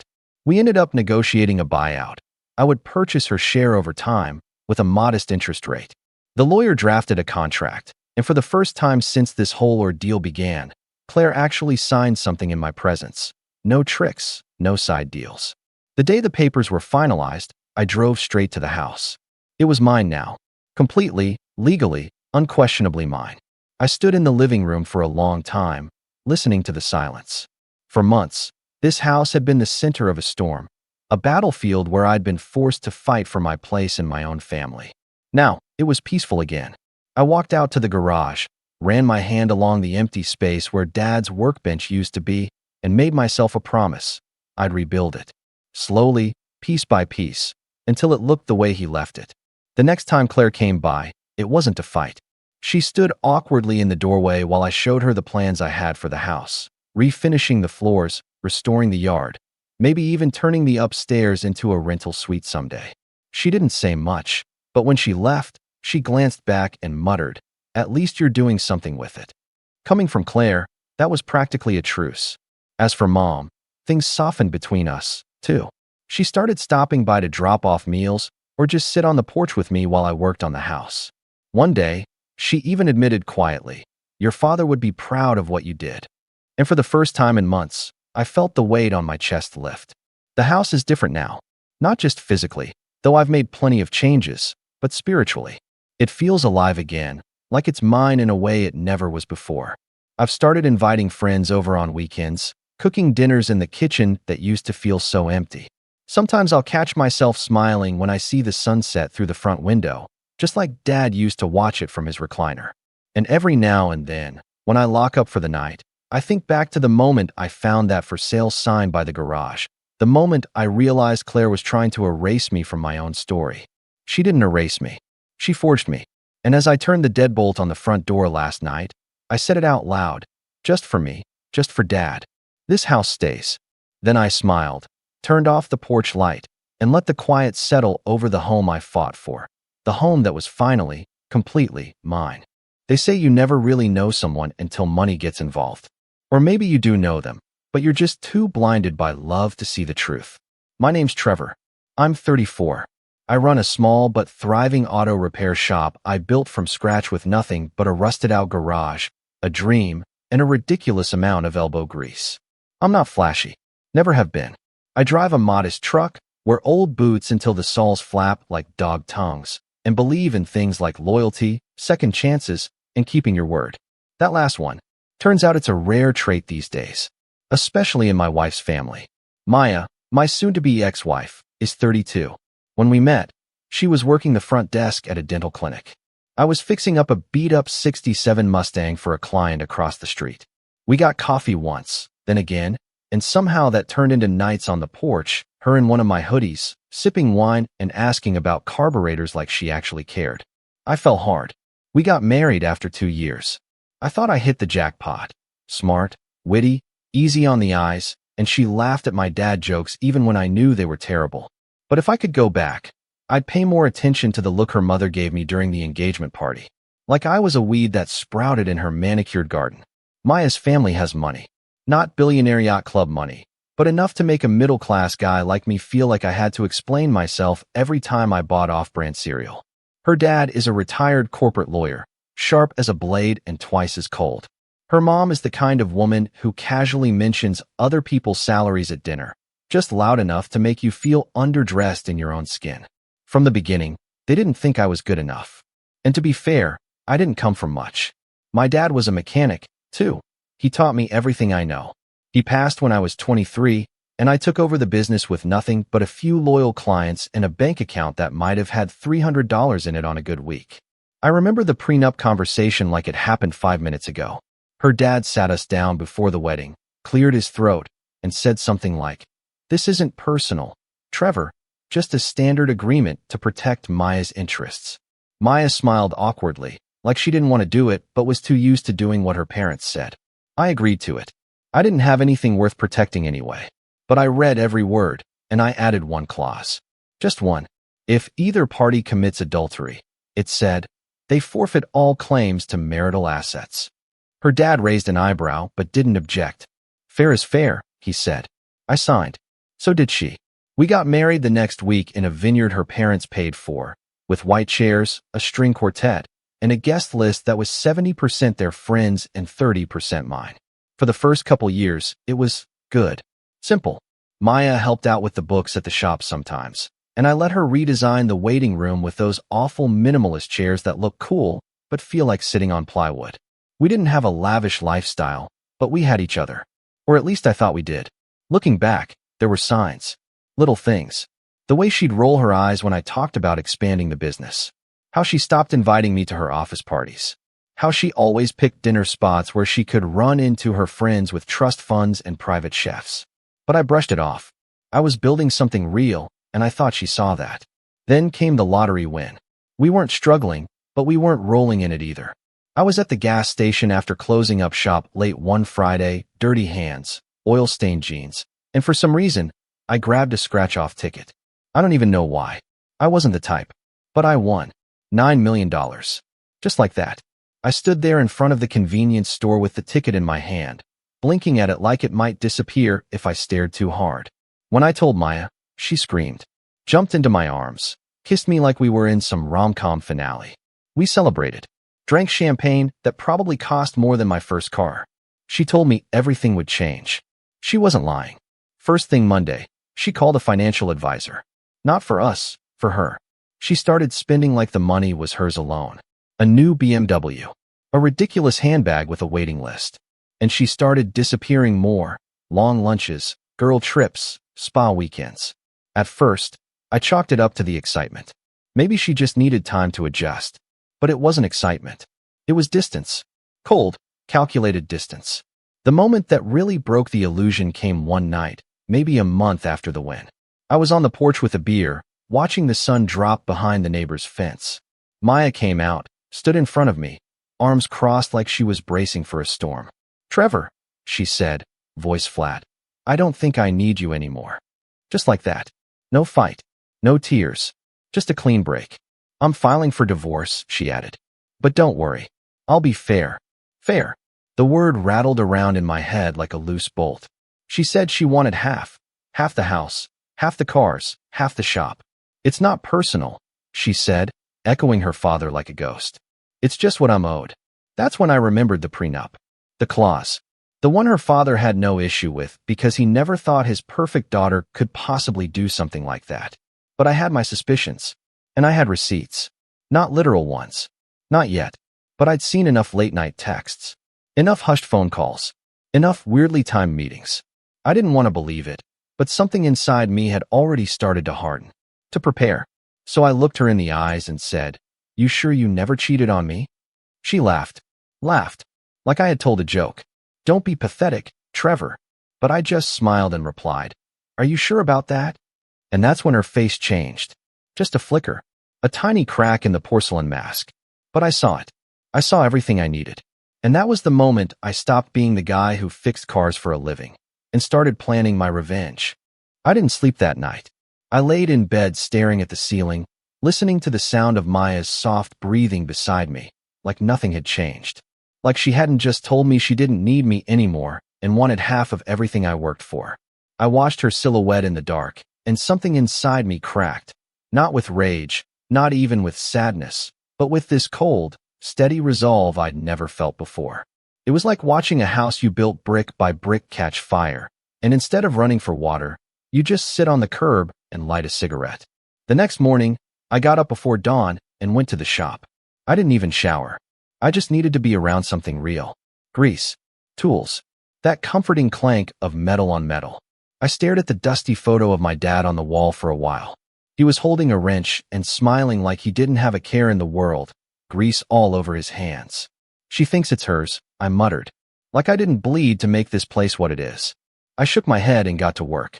But even as I fixed a client's busted axle, my mind was already putting the pieces together. I needed proof. Real proof. I wasn't going to accuse her of cheating unless I could back it up with something that would hold in court. So I did the thing I swore I'd never do. I hired a private investigator. His name was Doug, and he looked like a guy who'd been on the losing end of too many bar fights and still enjoyed them anyway. Thick neck, eyes like a hawk, and a no-nonsense attitude. He listened to my story with a slight squint and said, "You're not the first guy to get blindsided by a pretty face. You got money now. That changes people." I gave him everything I had. Dates, names of Maya's coworkers, phone numbers I'd seen pop up on her screen. He nodded, took notes, and said he'd get back to me. I didn't tell Maya. I played it cool. Pretended like I was processing the divorce talk, like I was being mature about the whole thing. She seemed relieved, almost smug, like she'd expected a fight and got a handshake instead. Over the next 2 weeks, things got weirdly civil. We ate dinner at the same table, but barely talked. She started sleeping in the guest room. Her parents called constantly, asking about how we'd be splitting things. Not if, how. Her mom even had the nerve to say, "Don't worry, Trevor, we'll make sure you land on your feet." Like I was the one being dragged out by the collar. Then the real insult came. One Thursday afternoon, I got back to the shop from a parts run and found her parents in my office, sitting in my chair, sipping the good coffee I kept in the back. Maya was with them, all smiles like this was some kind of intervention. "We just want to talk," her dad said. "There's no reason to be difficult." I stared at them, stunned. "You broke into my business to talk about my divorce?" I asked. "It's not breaking in," Maya said quickly. "I have a key." "Not anymore," I snapped. "Hand it over." Her mom gave me this pitying look, like I was a wounded dog growling over a scrap. "Trevor," she said slowly, "we know this is hard for you. But Maya deserves a fair settlement. She gave you the best years of her life." I laughed. I actually laughed. She gave me what exactly? A redesigned waiting room and a few Excel spreadsheets? You want half my business for that. She supported your dream, her dad said stiffly. And she's entitled to her share of the lifestyle she helped build. I walked to the door, opened it, and pointed. "Out. Now." Maya looked startled. Her parents looked offended. "We're trying to be civil," her mom hissed. "And I'm trying not to lose my temper," I said. "Leave. And Maya, your key. Now." She dropped it on the desk with a smirk and walked out without another word. That was the moment the line was drawn. Whatever hope I had of this being a misunderstanding or a heat-of-the-moment thing, gone. They weren't just trying to take my money. They were trying to erase me, treat me like some bumpkin she'd outgrown. And I'll admit it, my hands shook after they left. My dad's photo stared at me from the wall like he was waiting for me to stand up. I didn't have to wait long. Doug called the next night. "You might want to sit down," he said. "I've got photos. Lots of them." Turns out Maya had been seeing someone. A guy named Greg, mid-30s, worked in finance, drove a Tesla. They'd been spotted together at least 6 times over the last 3 weeks. Fancy lunches, hotel bar, one night at a spa resort just outside town. Doug even got a blurry photo of them kissing in the parking lot, right before she got into her BMW. "You want timestamps?" he asked. "Receipts?" I got M. I stared at the phone for a long time. "Can you get me more?" I asked. "Buddy," he said, "I already did." He sent everything to a secure folder. Photos, video clips, logs of locations and times. The works. I downloaded all of it, made copies, backed it up on a flash drive, and put one in the glove box of my truck just in case. The prenup clause was clear. Infidelity meant she forfeited everything. Everything. And here she was, parading around town with some finance bro like I was already out of the picture. I didn't confront her. Not yet. I needed to be smart. Calculated. She wanted to play games? Fine. I could play too. A few days later, she came home from one of her mysterious yoga retreats with an extra glow and a shopping bag from some luxury store I couldn't pronounce. I was in the kitchen making chili, pretending not to notice. She breezed past me, kissed my cheek, and said, "Smells amazing, babe." Babe. Like we hadn't talked about divorce. I smiled, stirred the pot. "You want some wine?" "Sure," she said, toeing off her shoes. We ate together, watched some Netflix, even laughed at a few scenes. She leaned her head on my shoulder at one point, and I almost pulled away. Almost. But I didn't. Because I needed her to keep thinking I was a fool. That she had the upper hand. That I was still that small-town mechanic with a soft heart and a blank checkbook. But inside, I was already building the endgame. Then came the betrayal I never saw coming. One morning, I got to the shop and found a city inspector waiting outside. "You Trevor Whitman?" he asked. "Yeah. What's this about?" "Anonymous complaint. Zoning violations. Safety code issues. We're doing a walkthrough." My stomach dropped. I followed him inside, showed him around, and watched as he took notes and pointed out things I'd already fixed years ago. "Gonna need to see the original permits," he said. "And your business license renewal form." It took me a few hours to pull all that together. Everything checked out, but he still slapped me with a warning and said he'd be back in a week. The next day, a health inspector showed up, then the fire marshal, then a labor board rep asking for employee documentation. It was like someone had flipped a switch and activated every bureaucratic nightmare possible. And the worst part? Every complaint was anonymous. Except I knew exactly who was behind it. I confronted Maya that night. Calm. Quiet. "Anyone in your family know someone at the city planning office?" I asked, setting down my fork. She blinked. "What?" "I've had 3 inspections in 3 days. All from anonymous tips. Kind of a coincidence, isn't it?" She shrugged. "Maybe someone doesn't like your chili." I stared at her. "You trying to burn me down before the ink's even dry?" She stood, arms crossed. "If you can't handle some pressure, maybe you shouldn't be running a business." That was it. That was the moment something inside me snapped. Not with anger, not with grief, but with this cold, razor-sharp clarity.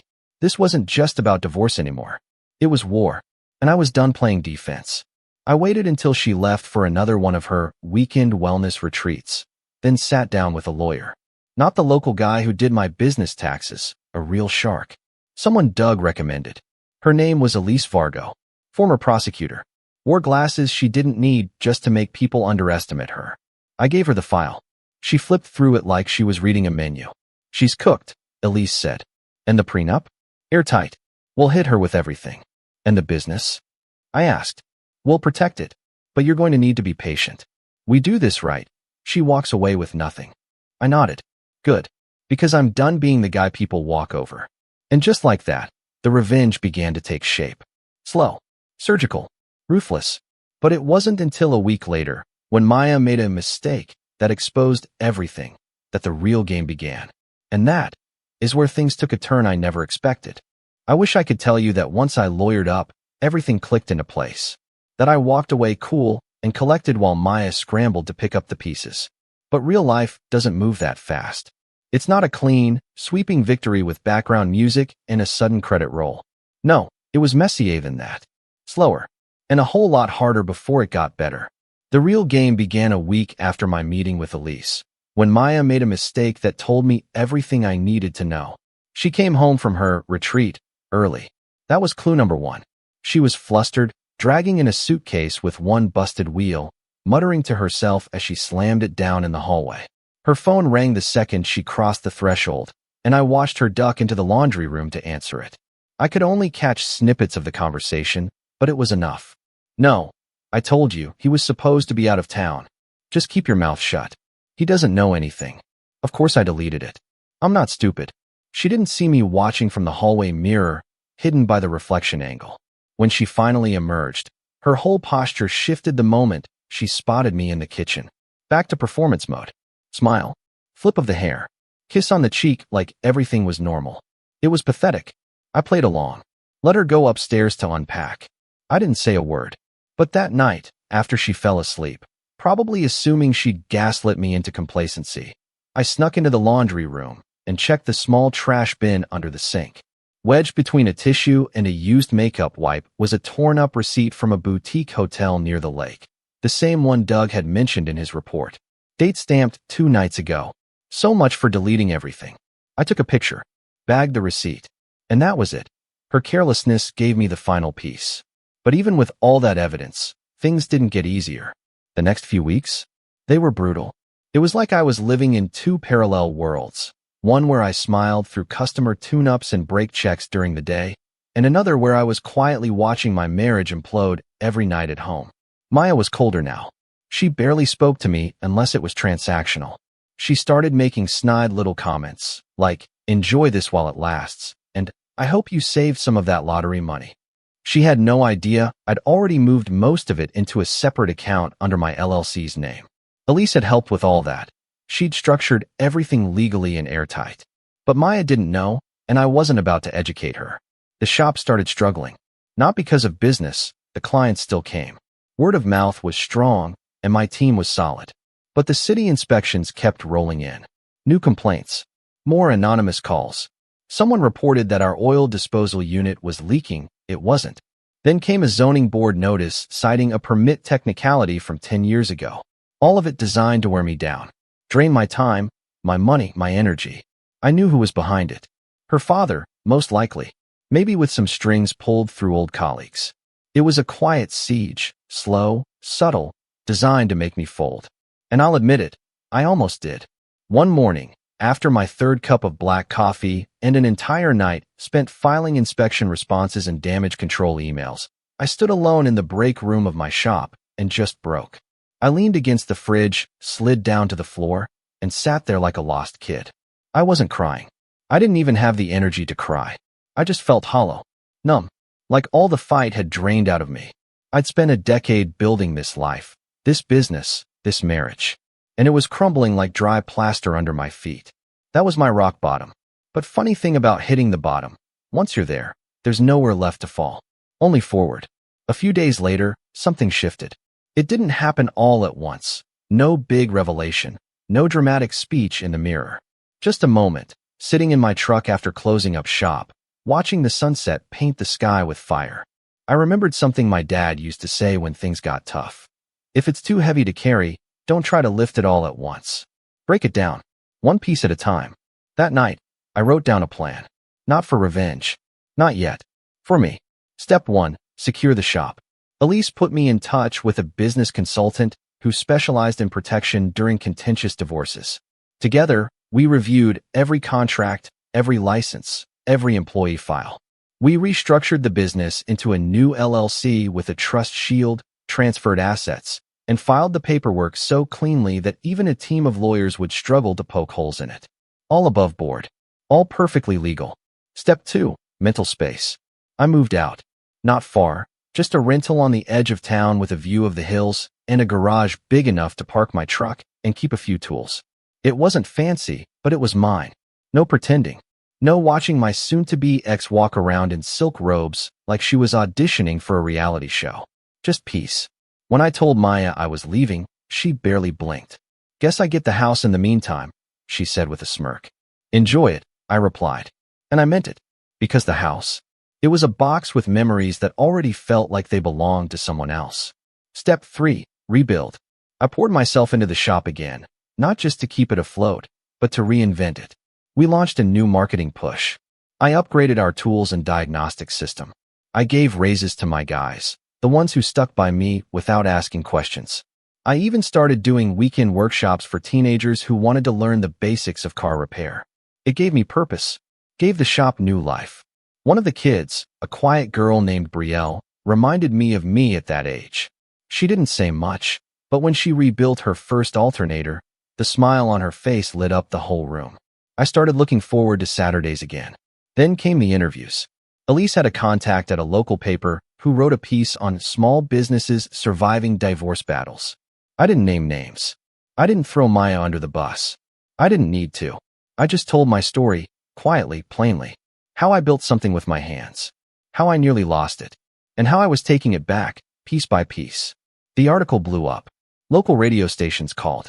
Clients poured in. We went from scraping to thriving in a month. I didn't brag. I didn't gloat. But inside, I felt something I hadn't in a long time. Pride. And then, just when I was starting to breathe again, the next twist came. It was a Wednesday morning. I was at the shop early, organizing invoices, when Elise called. She filed, she said. I froze. Filing what? She's officially filed for divorce. She's demanding 50% of all assets acquired during the marriage, including the shop, the lottery winnings, the truck, even the furniture. She knows about the prenup. Elise paused. She's claiming she never cheated. I leaned back in my chair, staring at the ceiling. Of course she is. She wants a formal mediation, Elise continued. And she's retained her father's firm. Which means this is going to get ugly. I exhaled slowly. Let her come. She's confident, Elise said carefully. Too confident. That worries me. Either she thinks we don't have enough to prove infidelity, or she's planning something. I didn't answer right away. My mind flashed to the receipt. The photos. The phone logs. But Elise was right. Maya had money, resources, and enough charm to play innocent if needed. She won't win, I said. Elise lowered her voice. Then we better be ready. The next week was a blur of paperwork, depositions, and prep meetings. Maya played the part of the wronged woman to perfection. Showed up in light makeup, modest heels, talking about emotional neglect and how I changed after the lottery. Her lawyer, a smug, silver-haired fox in an Italian suit, leaned into it, painting me as a stubborn, emotionally distant man who got lucky and left his wife behind. I stayed quiet. Let them talk. But when Elise opened her folder, slid the photos across the table, and dropped the time-stamped hotel receipts, the room charges, the surveillance stills, even a credit card bill with both their names on a spa day, the entire tone shifted. Maya's face drained of color. Her smile faltered. For a second, she looked right at me, and I saw it. Panic. Her lawyer tried to recover. Claimed the photos didn't prove anything. That the man could have been a friend. That the hotel receipts were circumstantial. Elise didn't even blink. Would the court like to see the text messages? We have copies. Maya turned sharply. What text messages? Her lawyer whispered something, but she wasn't listening anymore. Her posture collapsed in on itself. Her eyes darted. She realized, for the first time, that she'd miscalculated. But Elise didn't stop there. She outlined every clause of the prenup, walked them through the infidelity clause with the grace of a seasoned sniper. And then, as she pulled out the ace, a signed statement from Doug's contact, a hotel employee who confirmed Maya had requested the discreet entrance for repeat guests who prefer privacy. She'd used it 3 times. With the same man. The room went silent. Maya didn't speak. Her lawyer asked for a recess. They left the room, whispering furiously. And I sat there, calm, still, the same way she looked the night she told me she didn't need me anymore. Except now, the roles had flipped. And that was the moment I realized the fall was over. It was time to rise. They say revenge is a dish best served cold. And let me tell you something. The colder it gets, the clearer your mind becomes. After that mediation session, Maya knew the tide had turned. For the first time, she wasn't the one pulling strings. She wasn't the one with the smug smile or the condescending tone. She wasn't the puppet master, not anymore. And I wasn't the fool in overalls, wiping grease off my hands while she made plays behind my back. I was calm, patient, focused, because this was the part of the game where silence did the real damage. After her lawyer called for that recess and they stormed out of the room, Elise and I didn't say much. We didn't need to. She closed the folder like she was sealing a coffin and gave me a single nod. She's shaken, Elise said. But don't celebrate yet. She's the type to come back swinging. I nodded slowly. Let her. And I meant it. Over the next few days, Maya went quiet. Not completely. She was still living in our house, though I was long gone from it. But the flurry of emails from her lawyer slowed. The court filings became more cautious. Suddenly, she wasn't demanding the shop or the cars. She wanted amicable terms, fair division, peaceful resolution, as if none of this had been a targeted assault on everything I built. But it was too late for that, because now, I had something I didn't have before, leverage, and I wasn't going to waste it. The truth is, I didn't just want to win in court. That would be too clean, too easy. I wanted something else, not spite, not cruelty, but understanding. I wanted Maya to feel the weight of what she'd tried to destroy, to face the people she dismissed, the sacrifices she mocked, the legacy she laughed at. So I started laying the groundwork. The first thing I did was secure my team. I gathered every employee, my 2 mechanics, my front desk guy, and my part-time assistant, and brought them into the back room for a meeting. I told them the truth. Not everything, but enough. There's going to be a lot of noise in the next few weeks, I said. People might ask questions. Papers might dig. And there might be rumors. But this shop? This crew? We don't fold. We hold each other up. Tony, my longest tenured guy, just grinned. Boss, we've seen you rebuild a transmission blindfolded. We're not going anywhere. I gave them all bonuses that week. Not out of guilt, out of gratitude. Because loyalty like that, it deserves to be repaid. Next, I reached out to Doug. He'd done his job, and done it well, but now I needed more. Not just proof. Strategy. I want to know everything, I told him. Not just Maya. Her parents. Their assets. Their connections. The legal firm. Everything. Doug raised an eyebrow. Going for the nuclear option? I want to see the whole board, I said. Every piece. Then I'll decide. It took him a week to compile the file. Maya's parents, as it turned out, had more skeletons than I expected. Her father's law firm was legitimate, but they were known for aggressive tactics, backdoor deals, and occasionally skating on the edge of legality. He'd settled a harassment case quietly 3 years ago. Nothing criminal, but it wouldn't look great in public records. Her mother? She'd borrowed money from her charities fund to float a remodeling project, repaid it before the books closed, but there was documentation. And Maya? She had debt. Not a lot. Not enough to ruin her. But it was there, credit cards, a cosmetic surgery bill, a quiet loan she'd taken from her father's firm, all buried beneath her image of control and perfection. More importantly, Greg, her little side project, wasn't just a fling. He was her exit plan. Doug tracked emails, found property searches. She'd been looking at condos 2 towns over, all in Greg's area. She was trying to move in silence. Start over. Build a new life with someone who didn't know the version of her who used to cry in front of my dad's old toolbox when she couldn't balance our first joint budget. That stung more than I expected. Not the betrayal. That was old news. But the erasure. Like I was just a stepping stone. But that was fine. Let her plan. Let her dream. Because I had plans of my own. And mine.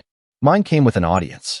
You see, during all this, the inspections, the lawyer meetings, the press, one thing had kept me grounded, my dad's legacy. The shop wasn't just a business. It was a symbol, a place he built with bare hands, calloused fingers, and honest sweat. When he passed it to me, he didn't give me a will or a vault full of money. He gave me purpose. So I decided to make it public. I called the local paper again, told them I wanted to do a feature, not on the divorce, not on the lottery, but on the anniversary of the shop, 30 years since my dad opened it. I framed it as a legacy piece, invited past customers, local officials, old friends. We set a date for a Saturday morning, set up food trucks, local radio. It was going to be a celebration. But for me, it was going to be something else. An opportunity, because I knew Maya would hear about it. I made sure she did. I casually mentioned it during a property mediation. Elise, don't forget, I'll need to reschedule the next meeting. The shop's hosting an event. 30 years, you know. Dad would have been proud. I didn't look at Maya when I said it, but I felt her shift in her chair. Event, she asked. I shrugged. Local thing.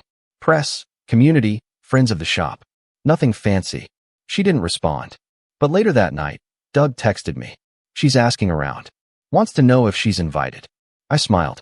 Let her wonder. In the days leading up to the event, I tied up every loose end. Elise finalized the asset protection moves. Doug confirmed that Maya and Greg had argued.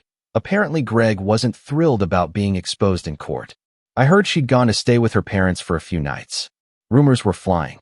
Friends of hers started unfollowing her. The flawless image was cracking. Then, 3 days before the event, I did something bold. I sent her an invitation. Just a small white envelope. No return address. Inside was a formal card. Celebrating 30 years of Whitman Automotive. Honoring the legacy of James Whitman. Saturday, 10 a.m., community open house. All welcome. No signature. No message. Just the invite. And sure enough, she came. She showed up in a long beige coat, oversized sunglasses, and a perfectly neutral expression. Her mother was with her, dressed like she was attending a brunch for senators, not a mechanic's anniversary party. Her father didn't come. Probably smart. I watched them walk in from the back office. Watched her eyes scan the crowd, looking for someone. Me? Greg? Maybe both. I waited 10 minutes. Then I stepped outside, walked up the small stage we'd built with the help of the city council, and tapped the mic. "Hey everyone," I said, voice steady. "Thanks for coming. 30 years ago, my dad opened this place with nothing but a single toolbox and a heart bigger than his wallet. He taught me everything, not just about cars, but about people, about respect, integrity, work you can be proud of. So today, we're not just honoring a business. We're honoring him." There was applause, some cheers. A couple of old customers whistled from the crowd. But I wasn't done. "Some of you know I've had a rough year," I continued. "Personal stuff. Divorce, legal fights. It's no secret. But I'm standing here today not because of luck or money, but because I never forgot where I came from. Because even when people tried to tear this place down, we stood our ground." More applause. Louder this time. I locked eyes with Maya. Her smile had vanished. I held up a small box, a gift we were giving to the first 100 guests. Inside was a limited edition keychain shaped like a wrench, with the words, "Built to last." "My dad used to say the best machines are the ones that take a beating and keep running," I said. "So to anyone who ever doubted this shop, or me, I just want to say, we're still here, and we're not going anywhere." The crowd erupted. "And Maya?" She turned and walked away. No goodbye, no speech, just a silent retreat, her mother scurrying after her like a chihuahua chasing a car. I stepped off the stage and let the celebration continue. But inside, I was already preparing the final move. Because that wasn't the end. That was just the setup. And the real revenge was coming next. After the anniversary event, Maya disappeared for a bit. Not literally, but socially. No posts. No updates. No wine and brunch selfies with her friends. No passive-aggressive memes about healing or starting new chapters. For a woman who used to treat Instagram like a confessional booth, her silence was louder than anything she could have said. But I didn't let my guard down. Because people like Maya don't just walk away. They recalculate, reshape, regroup. Sure enough, 3 days after the celebration, Elise called. She's asking to amend the divorce terms. I raised an eyebrow. How bad? She wants to drop her claims on the business. She's offering a clean split of the remaining assets, house, accounts, vehicles, but she wants a confidentiality clause. No public mention of the affair. No mention of the prenup. I stared at my laptop, then out the window of the shop. She's trying to save face. Elise didn't even need to respond. I already knew. Maya didn't want to win anymore. She just didn't want to lose publicly. But this wasn't about the public. Not for me. Not anymore. It was about making sure the people who thought they could play God with other people's lives, who thought they could stomp on loyalty and still walk away clean, finally faced a consequence they couldn't talk their way out of. "Elise," I said, "decline her offer." "You sure?" "I'm sure. I want full execution of the prenup. She gets nothing. Not a penny. And no confidentiality clause." A pause. "Understood." And with that, we moved forward. The court date was set. I didn't tell anyone. Not the guys at the shop, not my friends, not even my mom. I didn't want distractions. I didn't want drama. I just wanted it done. The courtroom wasn't packed, just the essentials. Me, Elise, Maya, her lawyer, and a judge who looked like she'd rather be anywhere else. But the air was thick with unspoken things. Maya walked in wearing a navy blue pantsuit that probably cost more than my first car, her hair pulled into a sleek bun, makeup perfect, posture sharp. Image intact, but under all that polish, I could see the tension in her shoulders, the fear behind the gloss. Elise stood, presented the case. Methodical, precise. She didn't belittle Maya, didn't rant, just laid out the facts, the prenup, the clause, the evidence, the dates, the infidelity. She referenced case law, precedent, and financial disclosure timelines. She presented it all so cleanly that even Maya's lawyer didn't object. Then Maya took the stand. I didn't expect a confession. I didn't expect an apology. But what I got was desperation. She tried to pivot, claimed the relationship with Greg didn't begin until after our separation talks, claimed emotional neglect, claimed she'd only agreed to the prenup under familial pressure. Her voice trembled, just a little, but enough to notice. Her lawyer looked like he was trying to melt into his chair. Elise stood calmly when it was her turn. "Mrs. Whitman," she said, "can you confirm this is your signature on the prenup?" "Yes." "And this clause here, you read it before signing?" "Yes." "And these photos, these receipts, These time-stamped messages. You're saying all of them occurred after the marriage was emotionally over, but before it was legally dissolved. Maya hesitated. Yes, emotionally it was. Did you tell your husband you were seeing someone else? No. Did you attempt to hide it? Maya didn't answer. Thank you, Elise said, and sat back down. The judge took an hour to review. It felt like a week. When she came back, her decision was blunt. Per the legally binding prenuptial agreement signed by both parties, and based on the provided evidence of infidelity, the court rules in favor of the petitioner. The respondent forfeits all claim to shared marital assets, including business holdings, property, and lottery earnings. Maya flinched, just a twitch. Then came the final nail. Furthermore, the court sees no cause for a confidentiality clause. This matter will remain public record. It was over. I didn't look at her when we left. She didn't look at me. But her mother was waiting outside the courtroom. When Maya stepped into the hallway, her mother stood, took one look at her, and whispered, not loud, but loud enough. You should have listened to him. Then she turned and walked away. I don't think I'll ever forget the look on Maya's face in that moment. Not rage. Not sadness. Just nothing. Like everything had gone silent inside her. I thought that would be the end. But there was one more card to play. See, revenge isn't just about what you take. Sometimes, it's about what you give back. The day after the ruling, I called Greg. Doug had dug up his number months ago. I never used it. Never had a reason. But now I wanted to see something. He answered on the third ring. Hello. Greg, this is Trevor Whitman. A pause. What do you want? I just wanted to say thank you. For what? For making my divorce easier. Silence. I don't. You will, I said. Check the court filings. They're public. Click. I don't know what he did after that. Maybe he ran. Maybe he ghosted her. Maybe he stuck around out of guilt. But I never heard about him again. Maya moved out of the house a week later. I didn't ask where she went. I didn't care. I kept the house, not because I wanted it, but because I earned it. I donated most of her furniture. Gave the guest room to my godson for weekend visits. Turned the office into a music room. Bought a cheap used piano off Facebook Marketplace and started learning to play. I was awful, but it didn't matter. It was mine. The shop kept growing. I brought on 2 more employees, expanded to a second location with Elise's help, and started offering trade workshops twice a month. One of my students, Brielle, got a scholarship to an engineering program. I wrote her recommendation letter myself. The lottery money? I barely touched it. Most of it went into an investment trust under my mom's name and a fund for community development projects. We opened a free car care clinic for single parents and veterans. No fanfare. No plaques. Just real help for real people. One afternoon, about 3 months after the ruling, I found myself back on the porch of the shop, drinking iced tea with Tony. The sun was setting, casting long shadows over the pavement, and the smell of oil and rubber hung in the air. You ever think you'd be here? He asked. I took a sip and smiled. No, I said, but I'm glad I am. He nodded. Hell of a thing, what she tried to pull. Yeah, I said, but it's done. And it was. The thing about revenge is, it's not about destruction. Not really.